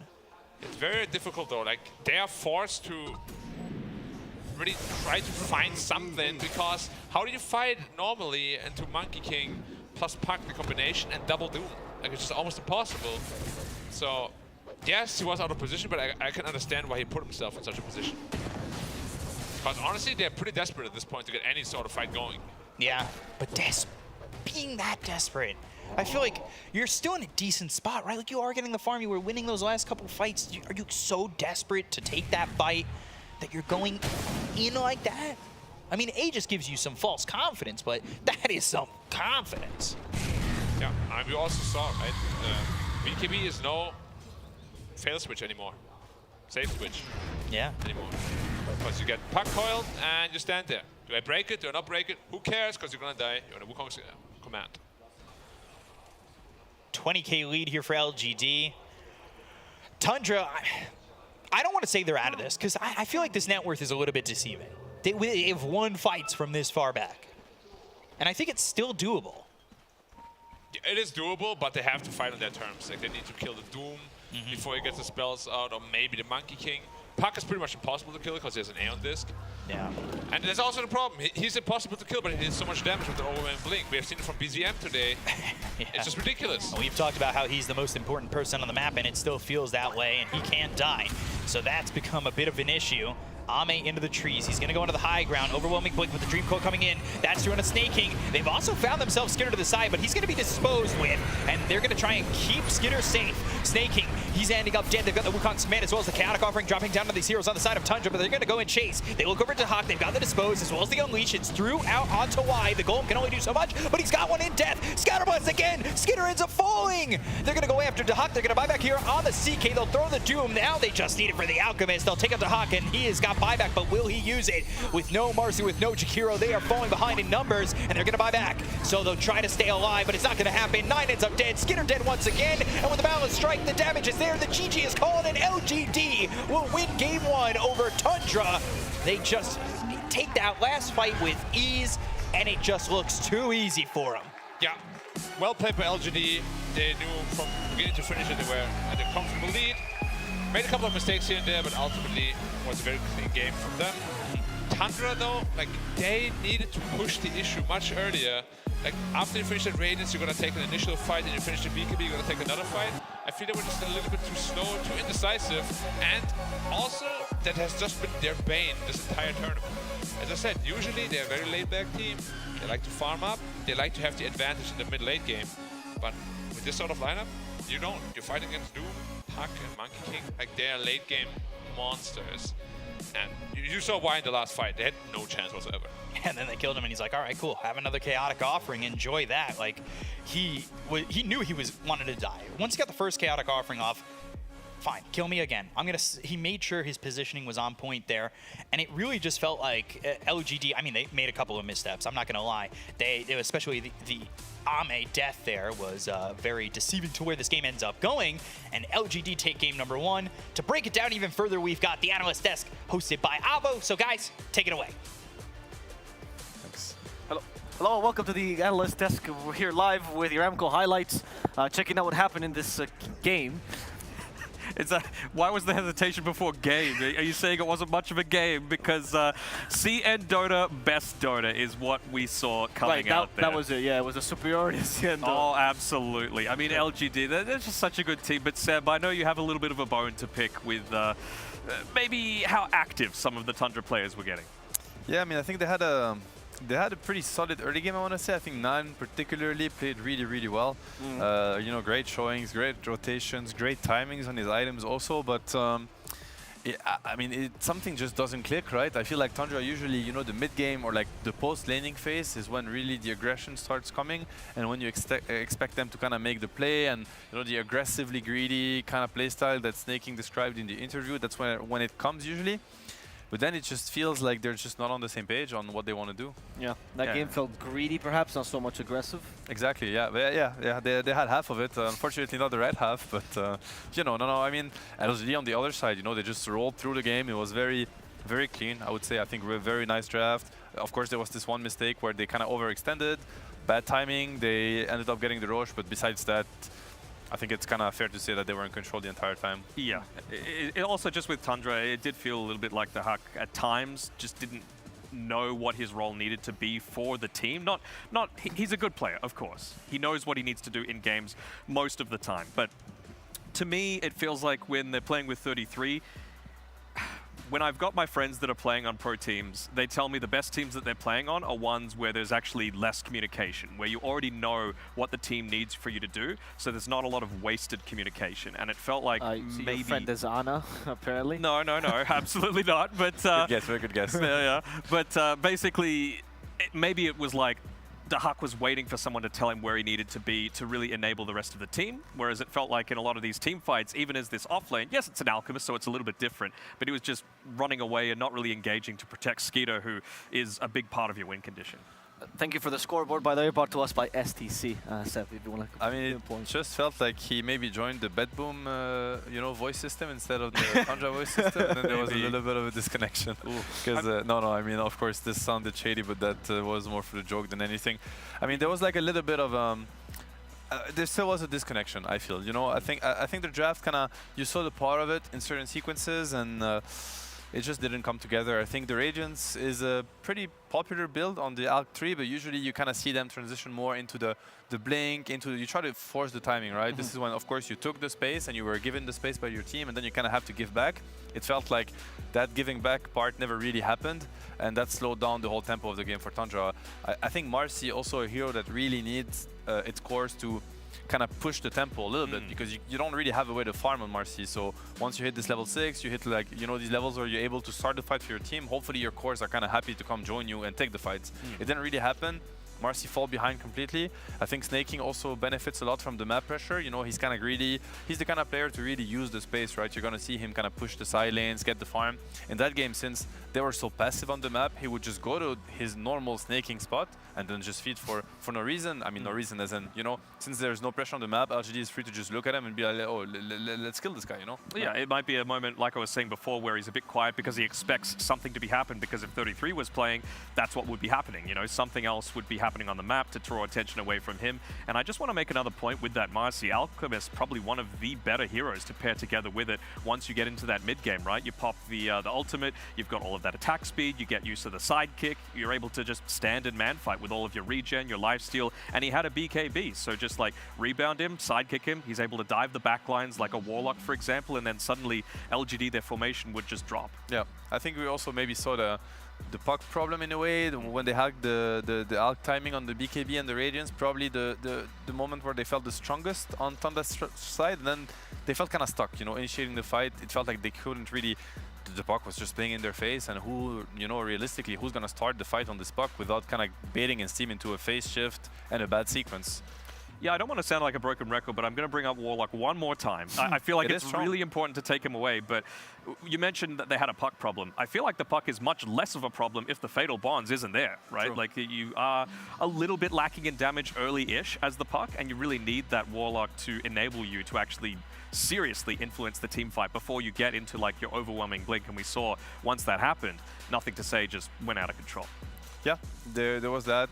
You saw I mean, especially Warlock Fatal Bonds versus these tanky cores, right? The CKs and the Alk of the world. It's like everybody's just gonna die. The supports just cores die, are linked to you.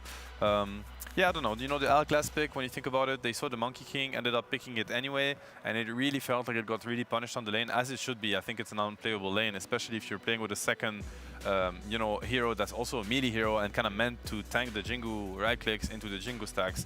it's an impossible lane, I think, for the Alk. It's very tough. Well, with that, I think we got to know a lot about this first game. We still have a second game to play. Tundra's not playing for as much this time, but, you know, pride is always on the line. And before that game, we're going to take a small break and come back soon for that second game of the series. So stay tuned.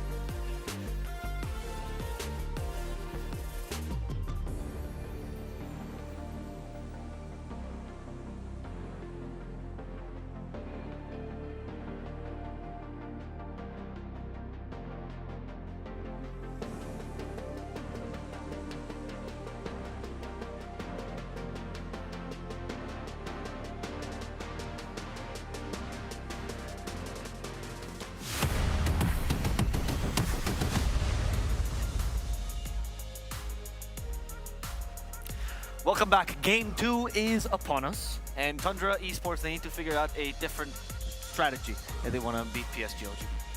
Just something that forces you to get aggressive. You know, that's what I want. I don't want the Hux sitting on his side of the map anymore. I think if I was the coach, and again, who am I, right? But if I was the coach, I would just be saying, look, just play aggressively. That's all we want you to do. We want you to try and enable the rest of the team. Allow us to play that aggressive, greedy style. That's usually more likely to happen when the team is like probably a lot of, you know, frustration or disappointment. You know, you're kind of out. You know, you're not going to make it through the playoffs, but then at least you're like, well, you know, what else is there to lose, really? So let's just, you know, go all out and try our best and really throw everything we have to throw at the opponent. And I mean, we might get a better game for our own sake, so that's kind of nice. Definitely what they needed to do, and you know what they need to do now if they want to kind of put up a proper fight. Yeah. Okay. What is a way that you could like have fun in the say, but also have the lineup that you'd like to go for? Let me see what D-Boosters picked in their games. It was Techies and a Pudge and level 1 Roshan they went for. I mean, they've still got a lot to play for, right? They've got the pride to play for. They want to be able to test their mettle against LGD. Exactly. How many times do you get the chance to play against LGD? They might at the Arlington Major, of course, but you want to take every opportunity that presents itself. For sure, the little things, the lanes, you know, the matchups, the spellcasting, the mid game. There's so much to get out of these games, and I think especially when it comes to these days, you know, COVID kind of still there sometimes from China. I mean, I think you really want to use the opportunity to play versus the, you know, the big names on the Chinese scene. So I would be really surprised if they took the game any lightly. I think they're gonna go, you know, full force still. Okay. Which You gotta is the right ban thing the to do. Warlock. You gotta ban. Like it's That's so the full good, force. man. It's so good. Like Wise able to play it. First ban? I would first phase it, yeah, unless you're gonna pick it. Okay, so first ban the Warlock Razor, is that what you're suggesting here? Yep, I'd be pretty solid with that. Or come up with a better plan against it. I think people have not given enough respect to the hero. Maybe you have to kind of, you know, I mean, what I'm gonna say sounds silly, but you're playing versus a Warlock, you're not playing versus another hero, you're playing versus a Warlock. So you have to kind of give it some thoughts. Exploit the weaknesses of Warlock. Yeah, exploit the weaknesses of the Warlock. Which you know? are? I mean, we saw, for instance, TSM today against OG's Warlock in game 1. They had this interesting approach where they're tri-laned and they let, you know, a hero play solo versus a Warlock. Warlock obviously more known for kind of defending his carry, helping him get through the lane with the sustain rather than being aggressive on the offlaner. So that's one route. It seemed pretty okay for TSM. I'm sure there's plenty of other routes that I can't really disclose here, but fair enough, fair enough. I'm gonna hold back a little bit, but definitely a hero that is strong, but that you can abuse in many ways if you decide to look at it. If you just ignore him, then you just get punished. And we just have to think of what happened before the draft in game number 1 with LGD winning that choice for pick or side priority. We don't know what they actually chose, but now it goes to Tundra because it's a best of 2. If you didn't win it the first time, you get the choice in game number 2. So maybe we'll see that second pick finally start to come out for them. That would be nice. I'm just curious because, you know, he can't disclose, but you can. Right, you're my freebie. What are your options against Warlock? You always talk about one option particularly, which is catching him in the backlines. Yeah. You think one mid laner is not enough? What would be your idea? Like, what is it that can catch a Warlock without committing too much in your draft for it? Clockwork. Something as simple as a Clockwork Like or a an 4 that does yeah, this. Position, even a position 5, like 5 Clockwork could work super well. More stuff that's able to just instantly get on top of him and stun, give him some vision. That's why I really like Clockwork, because it's not just the hook shot, but it's also the rocket flare just for the rest of the team to be able to find him. Beastmaster wouldn't be horrible, but again, it really goes down to, do you have that second pick? Are you able to protect it? If you don't ban it, is Faith Beyond going to pick it? Like, there's a lot of intricacies and what-ifs that go into a lot of these drafts against one of the best teams in the world like PSG LGD. For sure, for sure. But they have made the hero work. It looks really strong, you know, it definitely looks very dominant. And I think, you know, one thing maybe we don't talk about as much also with the Warlock is the Shard. I think the Shard is very, very good, very interesting for grouping up. Obviously, you know, Warlock really also enjoys this play style of being able to group up, and he really has these spells that really strive in teamfight. And I think he's also quite good at the early rotations, honestly. I mean, there's very few heroes that actually bring that amount of heal in the early game, and usually in the early game these kills they're very close, right? You see these heroes like on the edge, like dying, but it's like, you know, 40 HP difference because you don't have that many nukes, that many way to dish out damage. And then the Shadow Word is it's a really good way to kind of negate the aggression. I'm thinking about rune fights, you know, these little skirmishes in the beginning of the game.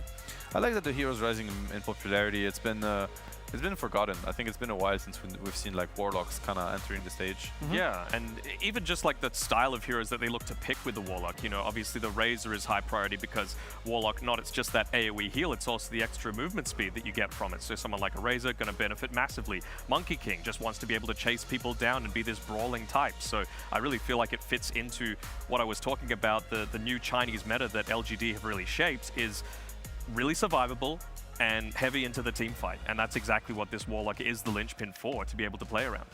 Okay. Was the Warlock being more predominant part of this shift, particularly guided by the BKBs, where people are starting to pick these BKB piercing disables like Wyvern as well?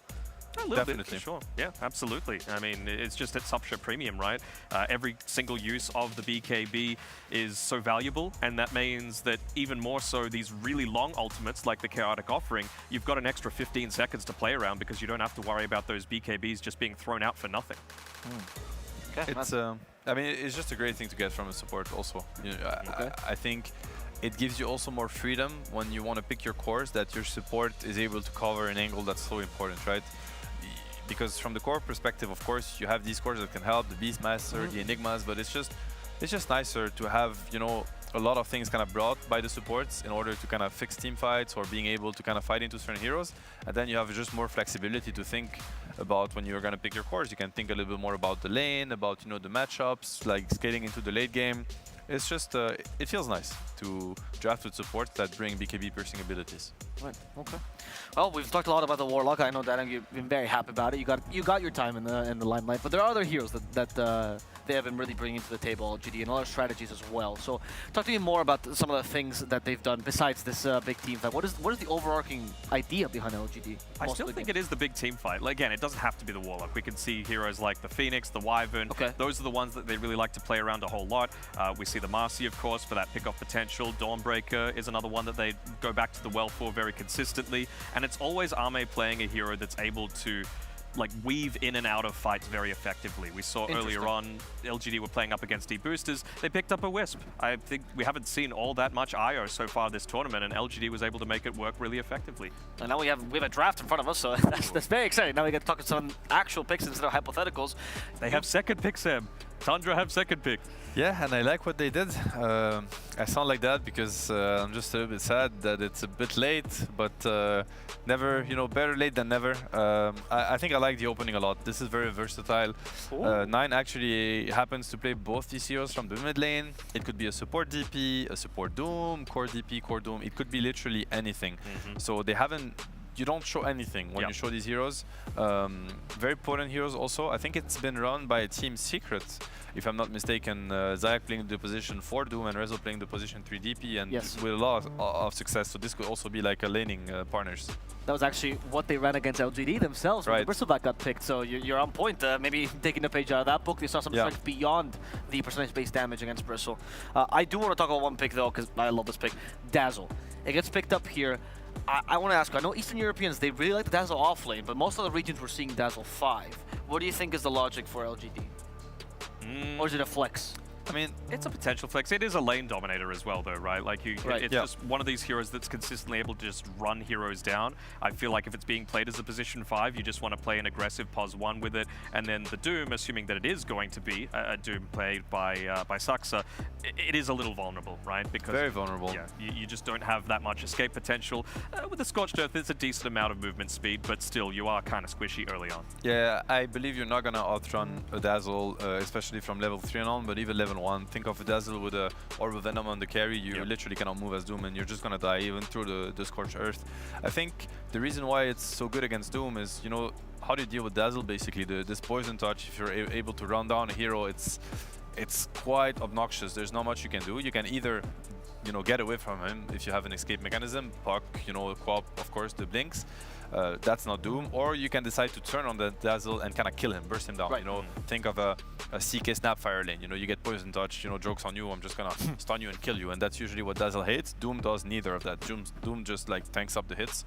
So very scary to run into a Dazzle lane as a Doom, as well as in the game.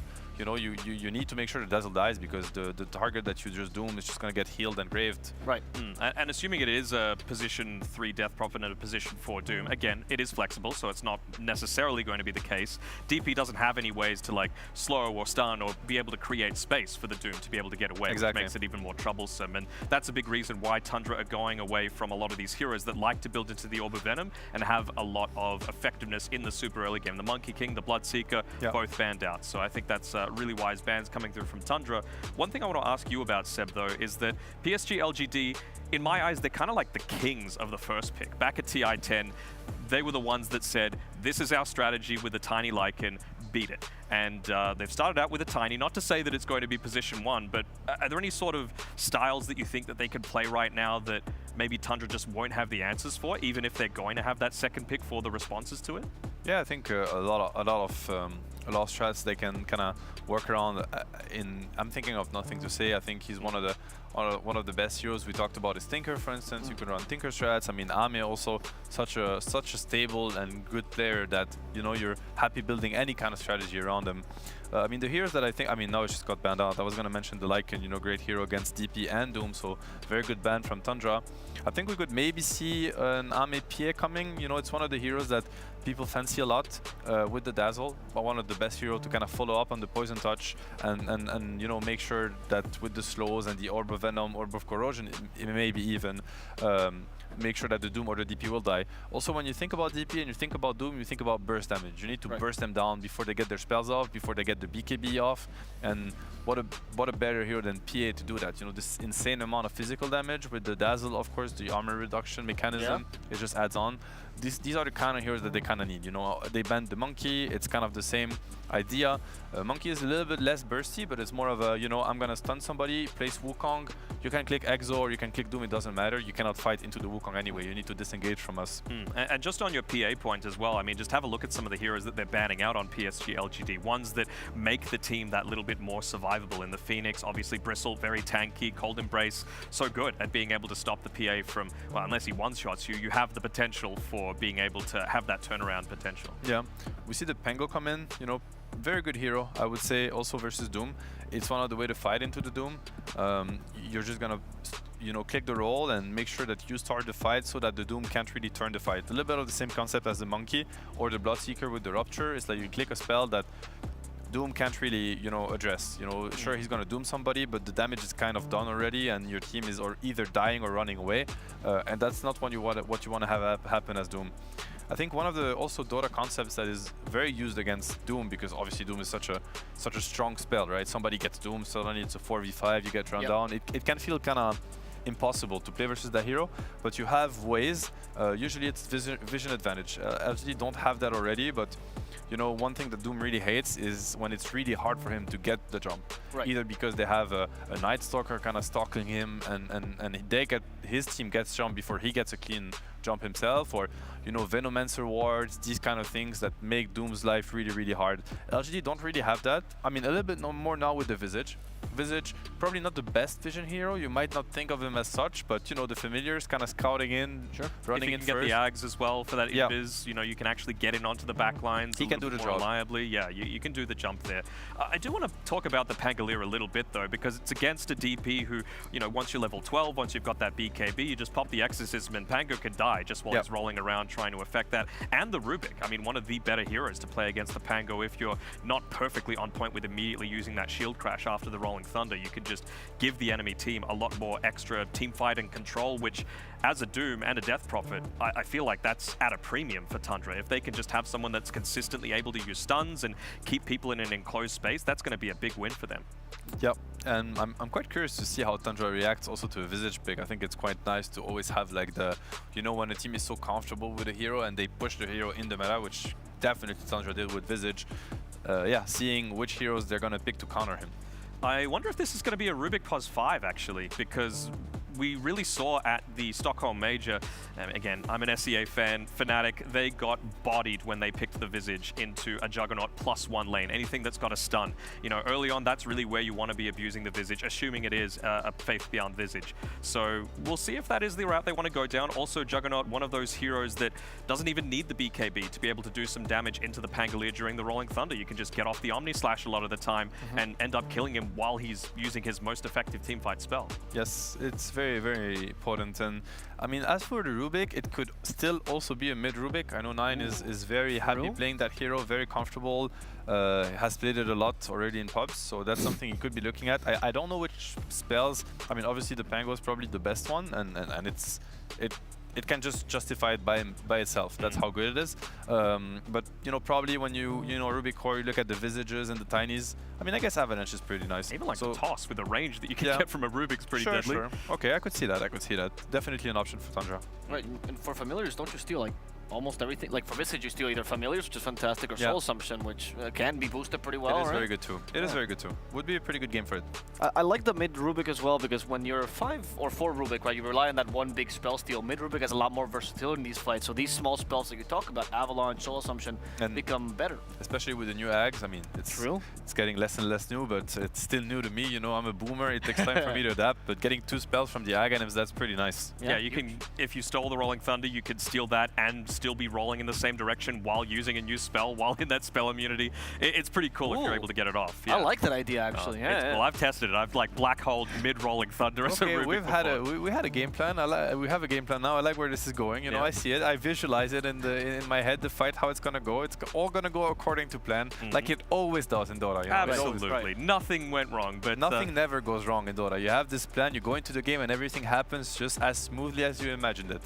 That's Dota for you. They do ban out that PA though, so it's not going to be the PA combination together with the Dazzle. Instead, the TA. Minus armor, man.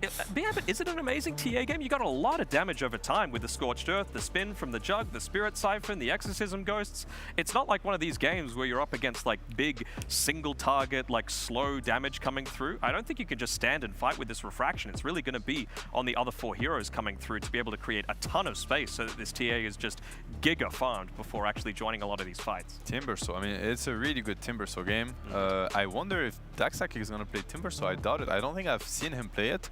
It could be 9. It could be him. Maybe it could still be a DB core or a Doom core and the Timbersaw would go mid. I think that's more likely to happen. Definitely a great Timbersaw game. And as for LGD with the TA, I think they're mostly looking at their team synergy and there is a lot of damage, a lot of physical damage on their lineup. It's very scary. I think they're even going to be able to melt through the Timber. Yep. Well, we're going to have to find out. Actually, I'm kind of curious as well what positions we're going to see for Tundra in general. That's always the question we have as we leave this panel. We never know, but the casters will. So I'm curious to find out with Big Up in Black. Thank you very much, Avo. Yeah, we know the answers. We've got the answers you seek. It's 9 with the Timbersaw. And it's going to be Skitter with the Jug. So we're seeing the positionings come out as well as the Hawk on the Death Prophet. Do you like it? You think it's right?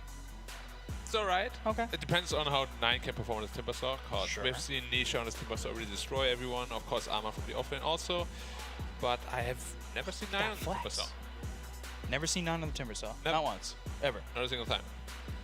I don't know if he played it before or not. Probably he has. But this hero is really easy to mess up on. Yeah. Well, really not for Amar. Not for Amar. Not for Nisha either. Amar is really becoming my base stat for so many things. Oh, man. We haven't seen Dahak at the gym. You know, he's got the big muscles. He's bulking. We haven't seen him there yet. But he's also doing the strat where he puts his like knee on his arm, so it looks like way bigger. Okay. You know, like if you push your arm in like here. Yeah. Yeah, like, it goes like.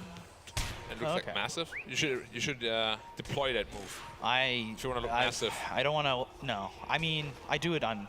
Yeah. Sure. Yeah. Glad we had a conversation. Yeah, you know, I'm not trying to cheat my gains here. I would never cheat. Yeah, you're my pretty gains. honest. You're pretty honest. I respect that about you. Sometimes. Sometimes. Yeah, it's got to be sometimes, always. 30 seconds to battle.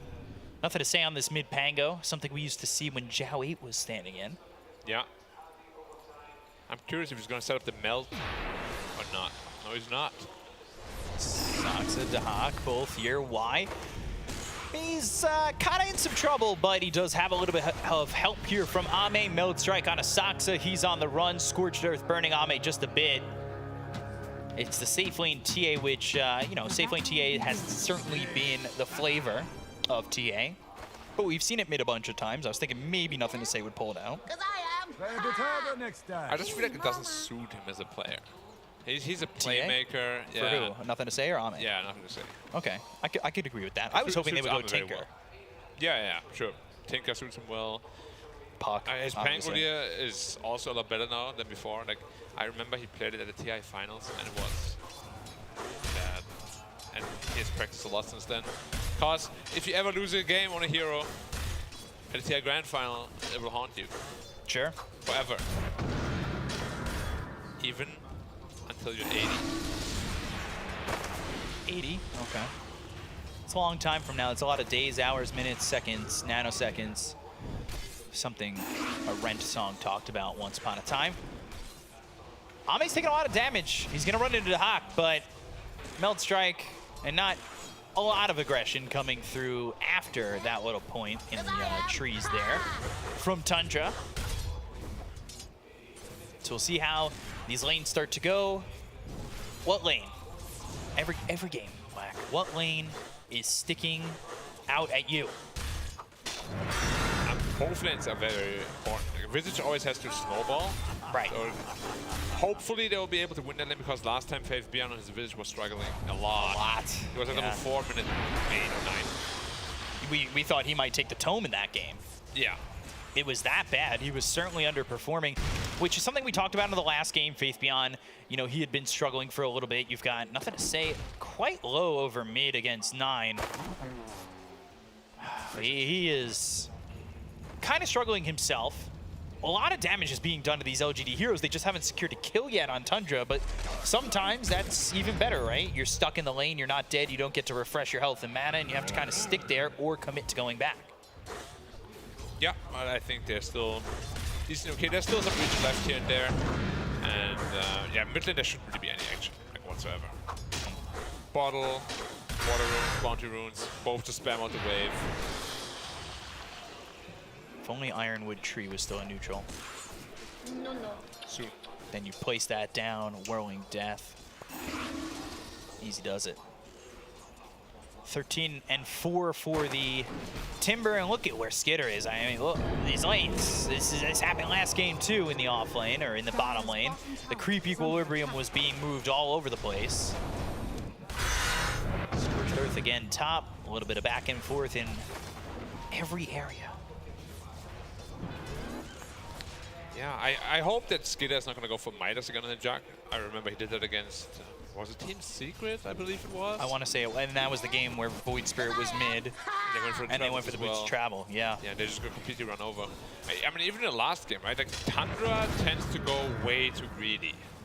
Yeah. The itemization. And not in an opportune spot to do so. Like, their lanes didn't exactly go well, and they're still choosing to go Midas, bots, items that make it so, you know, that early 12-minute, 13-minute mark is not going to be yours. It's going to be the 20-minute mark, but then you're behind by 8,000-9,000 gold, and those timings don't exist. They just evaporate. You never really get a chance to be there. Yeah, there's a very thin line between being too greedy and being optimal, right? Yeah, for sure. Very careful. And I feel like Tundra, in particular, this tournament, they've missed the mark on that quite a bit. They really need to figure it out, that's for sure. Toss back up into the air. Wondering how Xinq's gonna build on this Tiny. We saw how greedy of a build, or well, more playmaker, and he did take a lot of farm because he was very farmed, but also that is a equation of LGD that is, we're winning, we've got space, Xinq is farming. We'll see if they can get that again here, and what he ends up going for. I would assume it's just, let me look for Blink at some point, right? Yeah, I mean, be the initiator. Support Tiny, you need to have to Blink. Probably Tranquil Boots as well. Arm is sitting real low. Only level 1 of the Shadow Wave. Probably wants to bait out another wave. Bottom lane again. Taking a look, Faith Beyond, he's sitting low. And strictly farming, it's a 1K lead. Dahak gets first blood, taking out Ame. Wise on the run. With another Crypt Swarm, they'll get the kill, and it's a double for Dahak. You can see his picture on the screen, and just the scary muscles coming your way. Yeah, I mean, DP doesn't look too muscular, but it hurts. It does hurt. 9 is chasing. Nothing to say, but he should be fine. Has a swashbuckle. If need be. Ame's back into the lane and immediately under half health. This is... The poison, though, is ticking onto the Doom. Saksa, is he leaving it for Ame, or at least trying to? The poison takes. And now he should just be able to get the kill there. Meld Strike comes out of Dahak. Now he's got the Spirit Siphon on Ame. They'll break that. He did get a kill that's a return for Ame to get some gold back his way. Even though immediately into the lane, Ame, he took 55% damage and just was not really stable in that position. Look at Faith Beyond again, though. Like, his snapper is so low again. He's level 3 still. How many times does it take for you to, like, not like a hero anymore? Because I feel like whenever we see Visage offlane in this tournament, it gets absolutely shut down. Top lane. Why? Shallow Grave. He's fine. Nice. Got to hit himself as well. Well played. Oh, we've talked about Faith Beyond's Visage in the past, though. Like, we've seen it be disgusting. There wasn't a different meta, though. Yeah. Like now it's very lane-centric, the meta, right? And Visage is really that strong. Faith Beyond Maybe they could get a kill on the Snake King. I say that. Avalanche comes out from Xingqiu. They've got a Soul Assumption. That is a lot of damage, but now with a tree toss, it's Xingqiu who gets it. Skitter on the run. He's got Blade Fury. He's fine unless Xingqiu gets another toss on him and Skitter just allows it to happen. Dire's middle tower is under attack. Mid lane, there's some action. 9 hoping, nothing to say, shows himself. And there's the swashbuckle away, but 9 wants to rip his shell off his back and get a kill here on nothing to say, but won't be able to do so. Over level ahead though on the Pangle here, so definitely did a very good job on the Timbersaw in the landing phase. But the big challenge of Timbersaw is in those team fights, how many spells can you connect to? Because that's one of my biggest problems when I play Timbersaw. I play the lane almost perfectly, but then in team fights I just miss so many spells and it's just not nearly as impactful. Yeah, it could be. It's Massive very easy to miss those spells, you know? Yeah. And he's still looking to go. The Timber Chain doesn't land. Swashbuckle away. They come in. The Exorcism, nothing to say, will fall. And 3 heroes here. Dahak makes the rotation. And this is all to make sure that they can secure the tier 1 and open up the map for them and take away what is going to be safe here for LGD. They might even get a +1. Wise got the shallow grave, so eventually he can pop it to make the chase longer. But at some point, he's dead on his screen already. And Dahak's got himself a killing spree. I like that though. Like he did that intentionally to draw away DP from the tower. Yeah. And now the tower's up, almost half health. Rolling Thunder? No. Telekinesis. Now Rolling Thunder. And now the Rolling Thunder. And they'll go in. I don't know where that Timber Chain is going, but it's certainly onto nothing. And it won't hit, nothing to say. Yeah, he's hoping to hook. That's usually what I do on Timber, so I'm like, I can't get him. Hook. Maybe he's thinking he's a robot from a different game that does have hook. You know what? What's great? You know what it should do? Like if you hook a hero with it, it should like latch you onto them and you pull yourself to them and you go like bam, you just hit them like a body slam kind of thing. That would make his hook way too strong. That would be way. It's either trees or heroes, not both. Okay. There are some heroes where we start to list the amount of things it gets away with. I don't want that Timber Chain to be a hook. A latch. Oh my gosh. Avalanche, Skitter. Blade Fury going forward. They've got the telekinesis. It's going to land onto both of them. They're doing a lot of damage. Might just follow this up with the Omni Slash. Is he lucky enough to get Faith Beyond? No. It goes to Xingqiu and then the creeps. Oh, they survive the Omni Slash. And they take out his courier. That feels kind of like a punch to the gut. He's going for the Midas again on the jug. Greedy, but this time they have the lead. Meld Strike on Asaxa, but Dahak being there, especially with the level 3 and the Spirit Siphon, is kind of a deterrent, but they split up from each other and it allows Ame to get Saxa. Yeah, nice trap slow. While 9 is still putting on the pressure into the mid lane. Yeah, but nothing to say is here bottom. He does. He's got Avalanche, they've got Toss, he may not even need the roll. He really doesn't. Nothing to say he's gonna get a kill and a little bit of gold infused into his body. So now, you know, he is behind 9 by a lot. About 1,000 gold. He does have this point though where he's got the Rolling Thunder and maybe they can use that to bring him back into the game. Dahak back mid, they really want this tier 1 tower. Yeah, got extra to work with as well, pops it. Nothing to say. He's got Rolling Thunder, he's just running Swashbuckle away. And 9 has chased him off. But again, Wise here. He wants to do it again. Draw them off the tier 1 tower. This time they don't have Glyph though. Yeah. This time Dahak won't fall for it. Meteor gone. Yeah. Nice space created. Success to be a bit careful that he doesn't get trap slowed again. Tiny and the Rubik, they grab themselves the tomes. Going invis towards top, there's a trap there, and they've got Saxa. He's only level 5, but the chase is on. They've got the Spirit Siphon. Ame, well, no refraction for a while. It's on cooldown for 10 more seconds. Throws the silence, and look at the TPs coming in for LGD. Saxa's gonna stay nearby. Swashbuckle lands, but they've got the telekinesis coming out from Snake King. They want to get the kill on Ame. The Rolling Thunder! It rolls through them, and Thunder's at their feet. They get the kill on Saxa. They look over now at Snake King. He's hit not once, but twice, and the last shot comes in for nothing to say. They save their carry, and they get themselves 2. There's a lot of baiting going on this game by LGD. Yeah. Like, Ame's like, okay, I guess I'm dead. I don't know if they did 4 TPs. It was rainbow TPs right there. Yeah. Coming in like the Power Rangers. Ame is sitting very high on net worth now. Of course, Timbersaw now hits the power spike as well. Not entirely sure how to kill him right now. He has way too much HP and armor. So do you just avoid him, try to split push the side lanes? I'm really wondering what's up with Midas on the jug every game for Skidder. He's kind of getting away with it now, right? Like, they're not... They were like 4K behind at this point when he was trying it last time. Yeah, but it's basically your Maelstrom, right, which is usually a farm item. We'll see if he gets away with this time. So why, of course, going for the shard? You've talked about it, to me at least, how broken you think Dazzle is. Yeah, the shard is ridiculous. Like, that hacks for 2 seconds on every poison touch. Really kind of crazy. Yeah, the cooldown is really short on max level, especially with that Juju later on.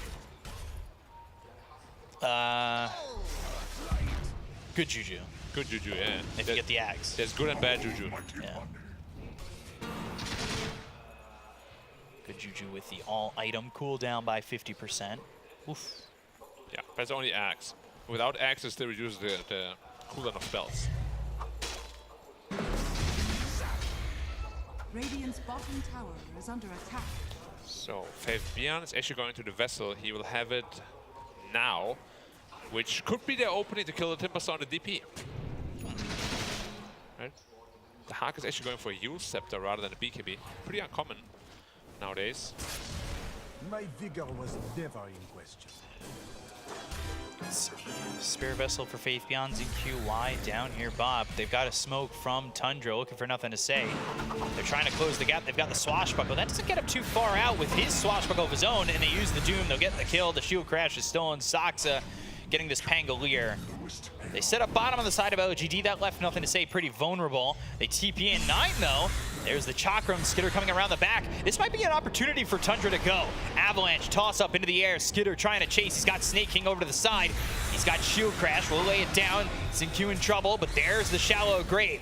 Familiars are here potentially for that lockdown. They use that Soul Assumption. Throw it over on the Skidder. He's taking some damage. Now 1 Familiar, 2 Familiar. Here you go. Potentially hitting the floor. Avalanche, Telekinesis. He throws it down onto the other 2. They've got the lockdown on all 3 heroes. So now the side of Tundra, they're A-OK. 9 on the run. If they had a +1 for LGD, maybe they could get it, but nothing to say is a little bit too late. If only the Visage had more mana, it was a dead Timbersaw there. And now you have no Spirit Vessel charges, so that item is basically just a placeholder for the moment. Little something extra for the ether. But they are going to put pressure on the Tier 1 tower bottom. Once you get these Familiars, you do have that potential push power. And here they go, but Skidder with the Blade Fury, and then the TP. Kind of need to be careful. Yeah, just try to depush the lane a little bit before he goes out. But the tower will still fall. He's getting run down by Ame for free. Trying to draw them in, maybe into Hawk as well as Skidder, but they don't get there quick enough, and he doesn't survive long enough. Yeah, Tia did a ridiculous amount of damage once they have 4 levels to the meld, 4 levels once to he the gets that refraction. Dire's top tower is under attack. Ame top of the net worth. After 9 had such a good game, he was sitting top of the net worth for a while. He's going, now he's got Kaya, he's going Lotus Orb next. Sometimes we see Timbers go a little bit differently where they can feel like they can fight more and be more aggressive. Do you agree with the Lotus Orb? I'm looking at the heroes to have, and Lotus Orb doesn't scream. Bottom lane, the Xingqiu dead. Goodbye Xingqiu, yeah. Very close to his blink. Yeah, that's Speeded it out just a little bit. But yeah, why Lotus Orb? I'm not entirely sure. It gives bonus armor, maybe that's why. But a plate may will do that as well. That's a big stack for Ame. Does he have his Desolator already? It's on the way. Minute 15 Desolate Dragonlance, that is ridiculous. Whoop. And there it is. Yep, all the stacks also waiting, the juicy money. What is Y close to this shard? Nah, not really. Soon. TM. Now the Diffusal, which we saw this a lot when we were seeing Pangoliers in like Tour 2, Tour 3. I really like this Diffusal. Allows you to chase. It kind of gives you that like Rolling Thunder. Oh, you're too far? No, Diffusal. Now I'm going to catch up. Make sure we get this kill. Yeah, they're also very mana dependent on the Radiant. Yeah. And obviously, you know, the Diffusal mainstay is the fact that you're draining that mana. Ooh, okay. Deso one shot. Taps it. They're going to be looking for the mid tower next. They have to be careful though that they protect Ame, because there is a lot of single target damage coming out. He stepped way far forward.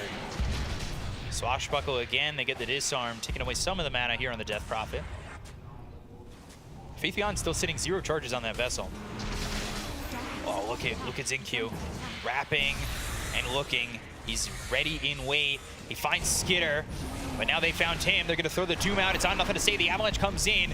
He's got the heal from the Dazzle, so Doom is used right now with no follow-up to get the kill. All the right clicks from Ame, mega kill streak, and now they've got the toss back out of Skitter, forcing him to use that Blade Fury. Nothing to say, he's gonna be unmuted in just a second. Turn the volume up, he's ready to go. They'll go in with the Rolling Thunder, they look over at 9, they hit him up into the air. He can't use that Timber Chain, and it's a double kill for Ame. And now he's unstoppable. The tier 1 tower over mid is gonna fall as well. Looking good for LGD, and with the Deso, with the kills, look at where they're going. It's right on to Roche. Yeah, and without 9, you can't really be thinking about contesting it, I think. Should be 3 Ages for Armor, and we all know how hard he can snowball on the TA. I'm just always looking at Tundra and the way they itemize, like, when is gonna be the timing to fight this game? Because usually it's like a DP, BKB or something, Snaking. right? Yeah, goodbye, sir. Faith Beyond getting that kill, so 3 charges in that Spirit Vessel. Yeah, we talked about it, right? I think they reveal. Now you have the Maelstrom. Yeah, but it's not really timing, right? No, because we talked about it. Midas pushes your timing back, then you get to the Maelstrom, but you're now sitting 1k behind and against an Aegis. Do you really have the timing? It's pushed back even more. Now you need another item. Not really timing either. Like, Dual Scepter on DP isn't really timing. We're talking about like BKB DP, you know, unkillable, you're super strong. You can run in, you can be a frontliner with the help of 9, who did have a good game. Oh, they scouted the Hawk with the traps. He's farming the enemy triangle again. He has to be so careful now. Take that as tribute. Trying to be greedy. He's not the Alchemist this time. Not the Alchemist this time. Exorcism commitment. For that, okay. And it's a big they're starting to come over. They've got Faith Beyond over to the side. This tower might drop, but Dahak may not keep his life for it. There goes the tower, and like I said, he's in some trouble. The Soul Assumption's there with the shield crash down. Thinking about going into the Rolling Thunder, but not committing just yet. Another familiar drops down on Dahak. The Spirit Vessel charge will be used, and they won't get a kill for it, but now they're going to look over at Saksa. They've got the help of Ame, the toss up into the air. They'll take out the Doom. They've got themselves one, and Skitter, Blade Fury, TP, get out of here. Yeah, look at the TA's net worth. He's so far ahead of the rest of the pack. Going to the BKB next. I mean, they will still have an answer to him, because they have the Doom, of course, as well as the Omnislash and the DP ult, but if you let him get too far ahead, we have already seen how good Armor is on this tier when he's so far ahead. He had that one death, and since then, gave up first blood, and that's been it. Yeah. That being said, though, the net worth is still pretty even, right? Faith Beyond isn't the most farmed, and neither is nothing to say. But Pangolier is so useful even without farm. And that's what we spoke about too, right? Here's a challenge for 9. Like, what is his impact post-laning stage? Right now, it doesn't feel like he's had much. He's 1-1-1. Yeah. And that's where these really good Timber Saws always shine and impress me. How do they connect all their spells all the time? Somebody put us on the line with they caught Armor. That's the Doom, but that's for the Aegis. If they get it, they've got Y. Like, he's got the Shallow Grave. They're not even going to get him. He's so confident, he's farming. Okay. And back to half. Sure. They've got the trap down, Snaking in trouble, Spirit Vessel there, Soul Assumption toss. He'll die on his flight. It's a quick one. He's up, he's down, he's dead. And so is the T2 bottom, probably. Oh, man. Saksa, he'll take the Tome. He's only level 9. You compare that to Zinq, he's level 11, level 10 here for the Dazzle. And he's starting to look over at 9. Yes, he's got that Lotus Orb, but here comes the Rolling Thunder in a bad choke spot. That is a really poor spot to be in, because he can bump you up and pump you up as he's going to try and get this kill with the help of Ame. He just isn't allowed to move. Gets killed off. Saksa's next, and well, wicked sick for Ame. Skitter was trapped, he didn't TP straight away. Ooh. It doesn't land up perfectly. Oh, I think he didn't go for it. Could have actually avalanched him out of there. Maybe he just assumed. Yep. Shard is there for Y. So now he's got That upgrade to the Poison Touch, giving the 2-second Hex, which is kind of ridiculous, right? Like for 1,400 gold, a regular Scythe of Ice is 3.5 seconds. For 5,675 gold, but 1,400, we're given discounts. Here it is for multiple heroes. If you hit 2, you're better than the Scythe of Ice for 1,400 gold. Yeah. I don't want to... lower cooldown. Yeah, I don't want to say broken, but I mean, you can translate. Oh, he got bashed! He got bashed! Oh no! The shard from the Rubik to try and telekinesis and throw him back is not going to be in time. Skitter ends up dead. They've got the defusal slowdown to Saxa. He tries to get up out of the high ground, but that's not happening. They've got themselves a killing spree. By the way, the Poison Touch hit on the Snaking. They've got themselves a Hex. Move again. Oh boy, Nine's in trouble. The Soul Assumption coming back at him. He's not going to matter. They're going to kill on a Snaking. They'll take out 4. Dominating here for Xingqiu, and LGD are running it down. Yeah, this is the snowball we were speaking about. Well played also, but nothing to say. Buying a surprise basher. Look how fast the base dies. Bye mid. Against the Visage plus Desolator. Well, let's see, Rex gone. You lose one team fight in front of your base against the Visage. That's what's going to happen every time. And the TA. All right. Right as the Aegis gets reclaimed, look at this hero damage. You're comparing the two, and the TA is just leaps and bounds. They go together ahead of Skitter on this jug. Hey, you know, maybe the Midas and the Maelstrom is just not paying off. He's just not got what he needs right now for his team, and it's kind of showing. Yeah. What was the hero damage? 4,000? 3,000 on a Juggernaut.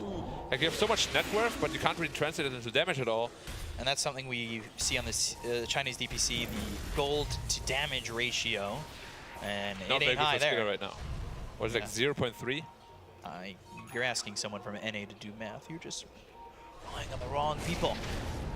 Blink, Infernal Blade with the right clicks coming into Saxa. They've got the toss up into the air with the Desolator. Makes it easy to get the kill here onto the Doom. They'll go to the Exorcism. Dahak trying to chase him down with the BKBB pop, though. They'll turn this one. They go after Xingqiu. They'll take out Snake King. 2 heroes down on the side of Tundra. They're on the run. They've got the Ghost trying to surround him, but the Desolator shots just not enough to get the kill. But now they've got the Rolling Thunder again. He'll bounce off your base. He'll throw the Chakra Mount. 9, well, maybe 0. He's dead again. They'll look at the jug. Skitter in trouble. Make it a 4th. That's going to be 4 dead on the side of Tundra once again.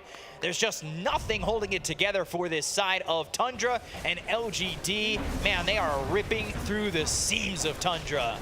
Second side down, and that was a full power DP. She just finished the BKB. Look at the Hawk's quick and had to run. Quad Shadow Amulet. Yeah. He's done. He wants out of this game. Bottom center Axos, they've got the toss back. Saxa, he'll fall once again.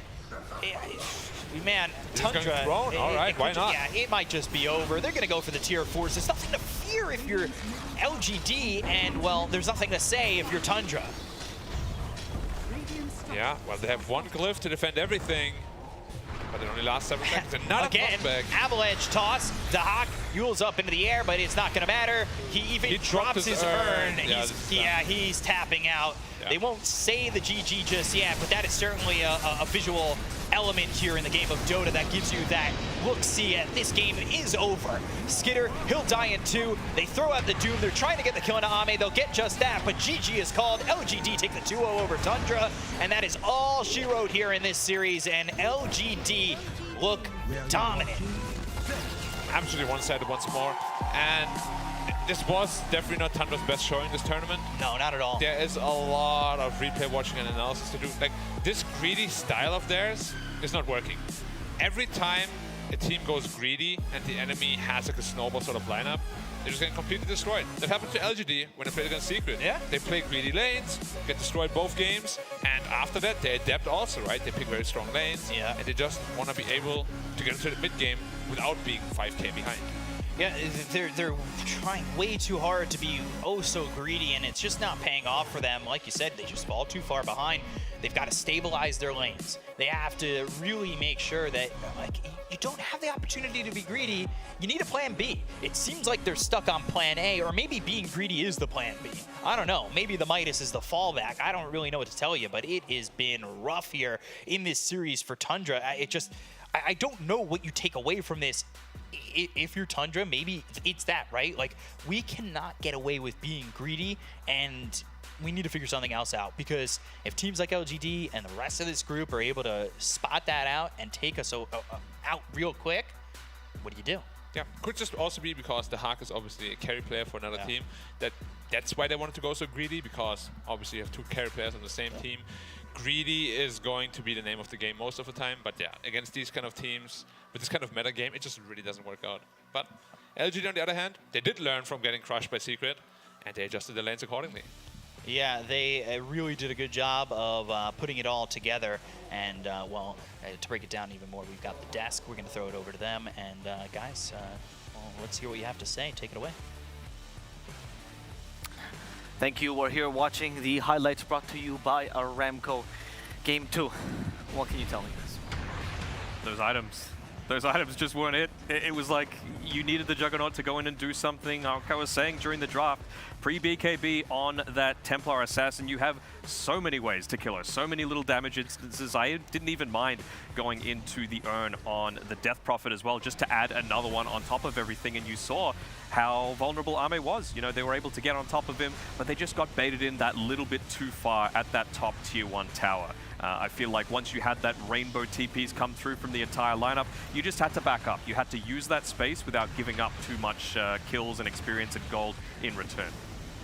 Yeah, I mean, I feel like the biggest difference is it felt like LGD, they had this plan, right? Like the lineup, the way it comes together, they have such an overwhelming amount of damage. The Tia Deso coming at the same time as the Pango Diffu comes, and then the Visage buying the Vessel, hitting the level 12. I mean, their power spikes, you know, like Tiny Blink, literally 5 of their heroes.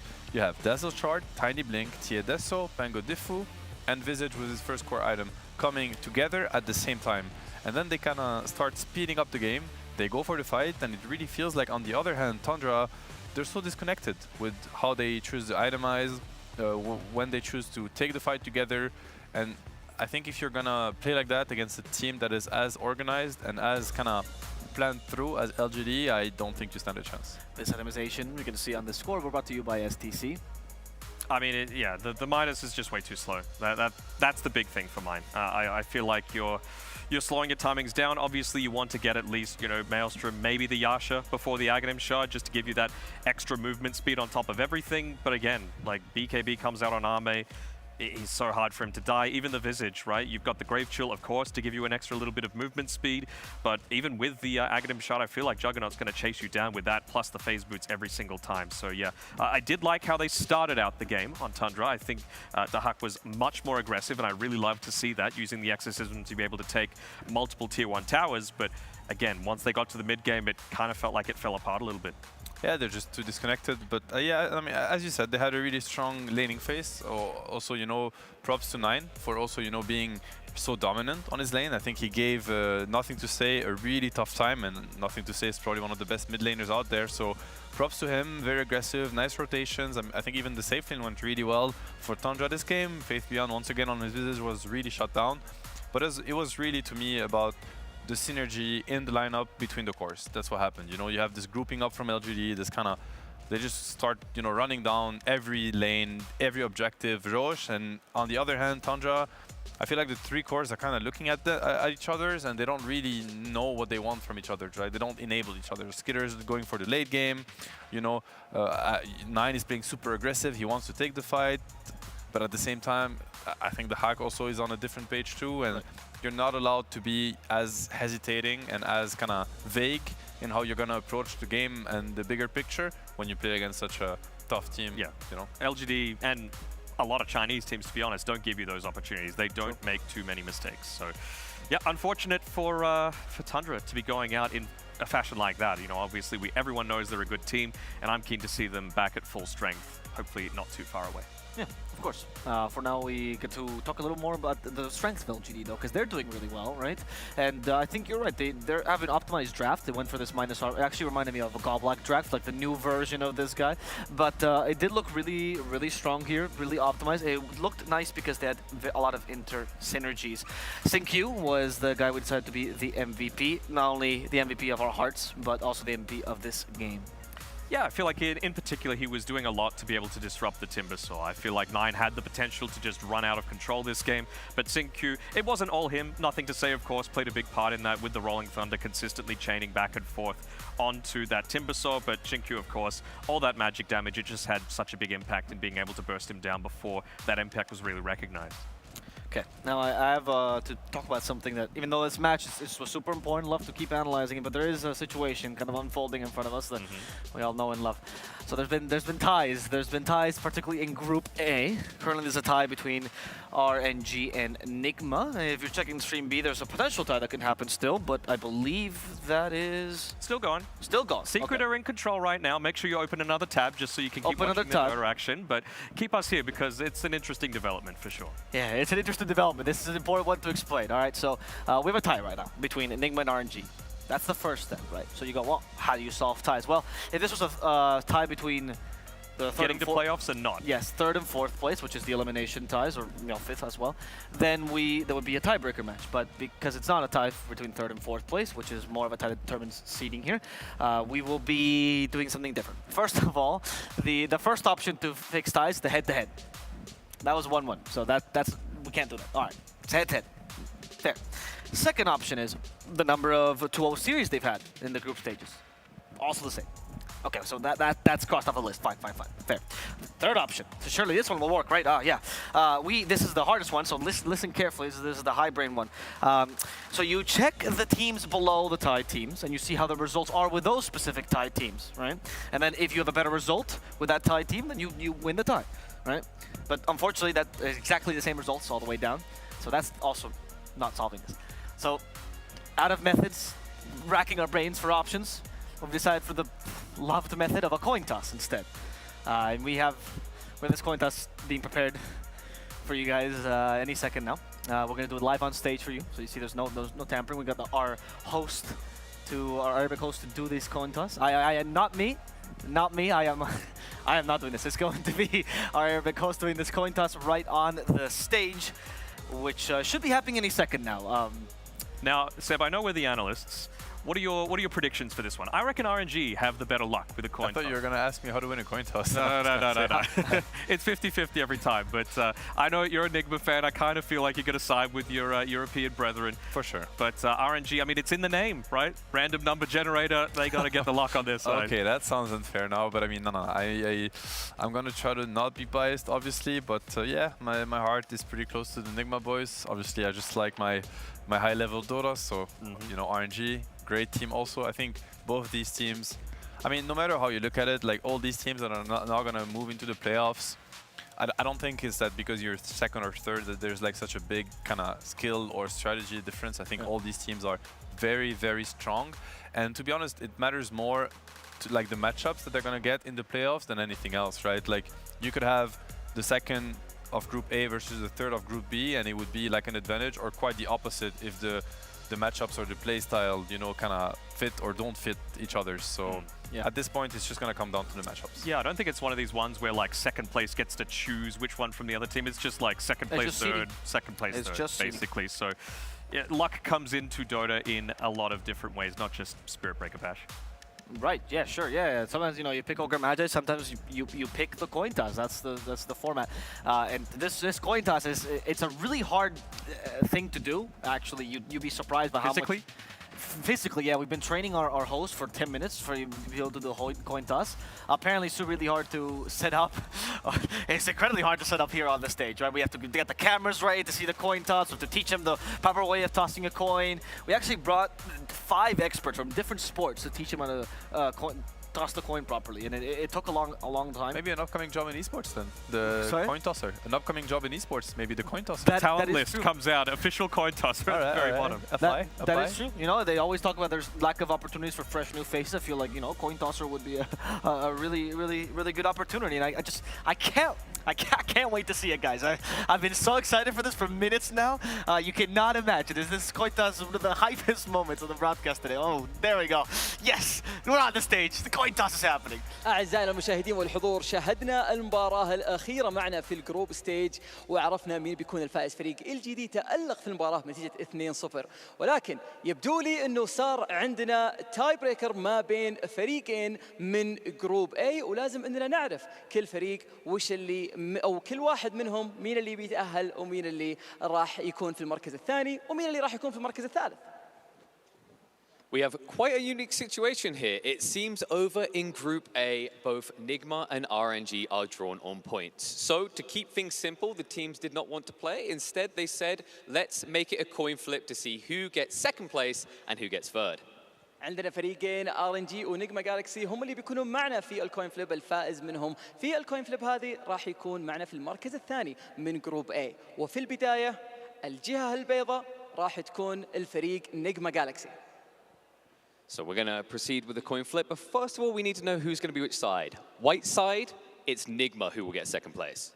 اللون الأسود من الكوين راح يكون الفريق Royal Never Give Up. And that means the black side belongs to RNG. So let's go ahead and do the coin flip.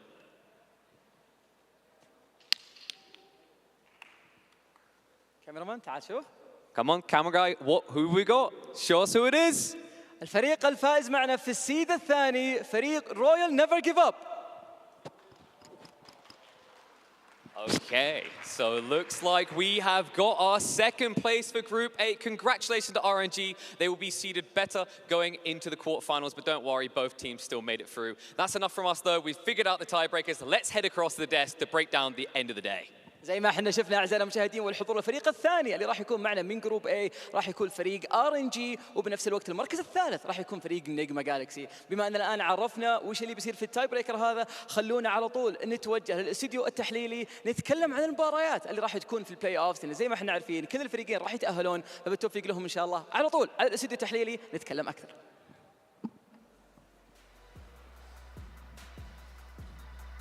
There you have it.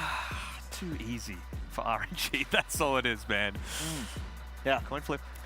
Yeah, so we'll get the second seeding, and I would love to explain to you what that means, but since the second stream has not ended, I can't. But we are waiting for that game to end to see if we can talk to you about these developments of the group stages. For now, let's actually talk about some Dota. That's what we're here for, after all. That LGD versus Tundra match. We talked about it a little bit, but maybe let's expand on the idea for Tundra. I'm curious from the pro player perspective here, Seb. When you come into a tournament that's, again, third-party tournament, right? So maybe not so many DPC points on the line, you're not looking to the longevity here, and you come in with a stand-in. What's the mentality for a team usually when they go into these tournaments? I mean, the mentality is always to try your best and to try your best in order to win the tournament. I don't think any team ever comes to the tournament, you know, trying to just participate. I mean, you gotta have a winner's mentality, else you don't belong at this level anyway. And even if you don't, you're just gonna get eaten up by other teams. And I'm pretty sure that the fact that they're here means that they have that mentality, right? So there's no doubt about that. I just think that it maybe relieves a little bit of the pressure, because then the expectations are not as high. You're gonna tell yourself that, you know, you're already in a rough spot. So at this point, you know, whatever. Just make the most out of the situation and don't pressure yourselves into thinking that, you know, we have to win, we have to perform. Just try your best and see what happens. So I don't think they're going to be too phased by it. Obviously, you know, losing always comes with you know, its fair share of, you know, disappointment and frustration, but at the end of the day they're going to look at this as being a learning experience for Tundra themselves, you know, understanding. Maybe it helps you also grasp better what is it that makes, you know, 33 fit that team so well. What are our strengths? Because probably they were looking for these strengths during this tournament and did not find them. So if anything, it's going to help them put some distance with themselves and understand themselves better as a team. As for the Hawk, it's just great experience. You know, he got to play in a different team, different environment, different way to view the game, the different position. Yeah, the different position. So I think, you know, maybe tonight it's not such a positive experience, but I'm sure that as early as tomorrow it will be. People often say you learn more from your mistakes than you do from the victories, right? It's a learning experience. They've got a great coach in AUI for Tundra to be able to come back from this, and they've got other things to be able to play for. Again, they haven't officially qualified for TI just yet. They're a little bit of points short, about 100 or so, but I'd say they're relatively close to being locked in. So again, use this as a learning experience, do your best in Arlington, and then hopefully be ready to peak at TI. Glad you mentioned that, actually, because since we have some time to kill, let's throw some praise AUI's way. I got the pleasure of interacting with him a fair number of times. I know Seb, you have as well, and he's always stricken me as one of those people that's like, I've never seen someone who rethinks his own ideas as much as he does. Literally, I've seen people where like 1KMR give him an idea about Dota, and he'll genuinely, seriously ponder it. And then if he thinks it's wrong, he thinks it's wrong, but he won't ever consider the person for what they are or where they come from. It's all the idea itself. Is that something that's like incredibly valuable as a coach? It is. It's very valuable. I think he's a coach that, yeah, is self-reflects a lot. I think he also looks at a lot of, he's very open-minded, generally, you know, when it comes to other teams, also like Dota. I remember having a conversation with him the first time I met him. I think it must have been TI4, as in like that I interacted with him. And back then OD was a big hero, like OD mid, and he started talking to me about Lycan mid, you know, against OD, and Lycan mid was completely unheard of back then. It was like very crazy. I like to think out of the box myself, so that's how we kind of connected. I was like, that sounds really cool and stuff, but then I could already tell that he was somebody that's really willing to explore kind of the depth of Dota. And I think he always carried that with him, and I'm really happy that, you know, when you think of Tundra, you think of that too. I think, you know, 33, he's very unique, very special. 9 also in his own way is a very special mid laner. I think he, you know, busts out these heroes that you don't necessarily expect.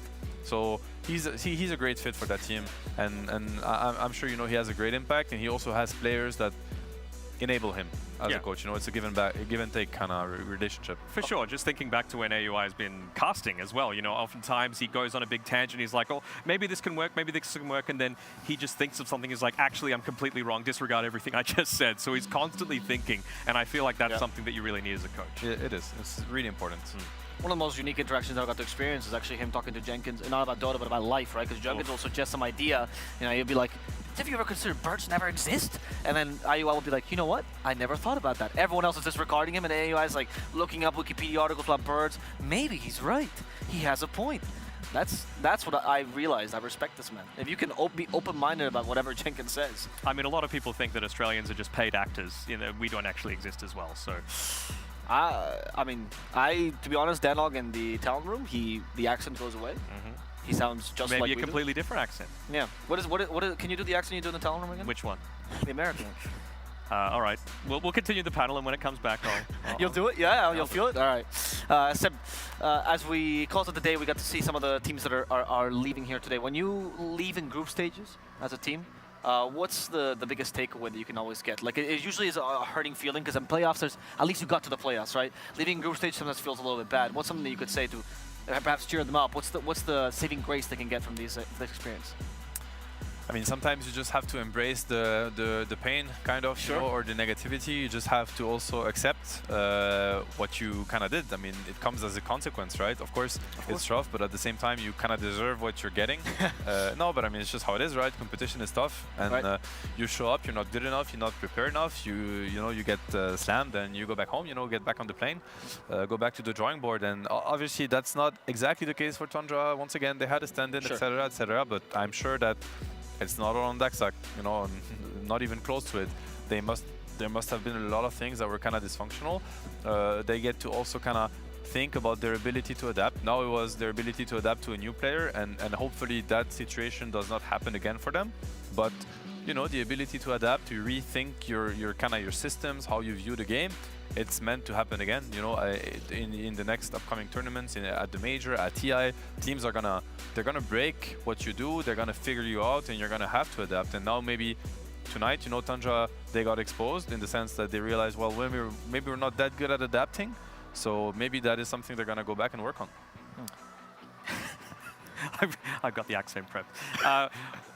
Well, maybe it's like you also need to consider a lot of different things. You know, there's things that you can do to change the way that you play, the dynamic of the team. And then there's also, like, you have to think of the enemy team. How did they exploit the weaknesses that we had, the holes in the draft that we need to make sure are filled? So there's a lot of different intricacies in Dota, and it's really something that you need to consider. Yeah, for sure. I mean, they have the major coming up, honestly. I don't think it's all that bad, you know? Of course. Yeah, they're gonna have like it's literally, it's around the corner, literally. So I think it's even more painful when you have this kind of desert in front of you and you know that you're not gonna get to play for like a month or 2 months. You know, if there would be like now the TI, like the break before TI, maybe it's a little bit more rough. But I mean, 10 days from now, they're gonna be back full force, and I'm sure that they're gonna be very, very grateful for being a full squad. I'm sure they're gonna welcome 33 with a lot of, you know, they're gonna be very welcoming to him. Like, welcome back, my friend. You know, have a seat. Let's enjoy some good Dota together. So. It's like, do you need a back rub? Yeah. Exactly. Is everything what okay? do you need? You know, are you feeling good? Feeling happy? It's okay. It's okay. Then they get to meet the Hawk at the major as well. I can't wait for that matchup to happen. No, he's out. He didn't qualify, bro. Oh, it's true. But we lost They got fourth. They got fourth. Oh, that's my bad. That's my. It's true. Oh, salt in the wound. That was my bad. I apologize for that. It's been a very, very long day, which is why we're gonna close it out. That's that simple. We figured out a lot of things today. Teams learn a bunch of things. Australians don't exist, Birds don't either. And we're gonna close the show and we're gonna get to the favorite moment for everybody, which is the highlight brought to you by Dr. Suleiman Al Habib.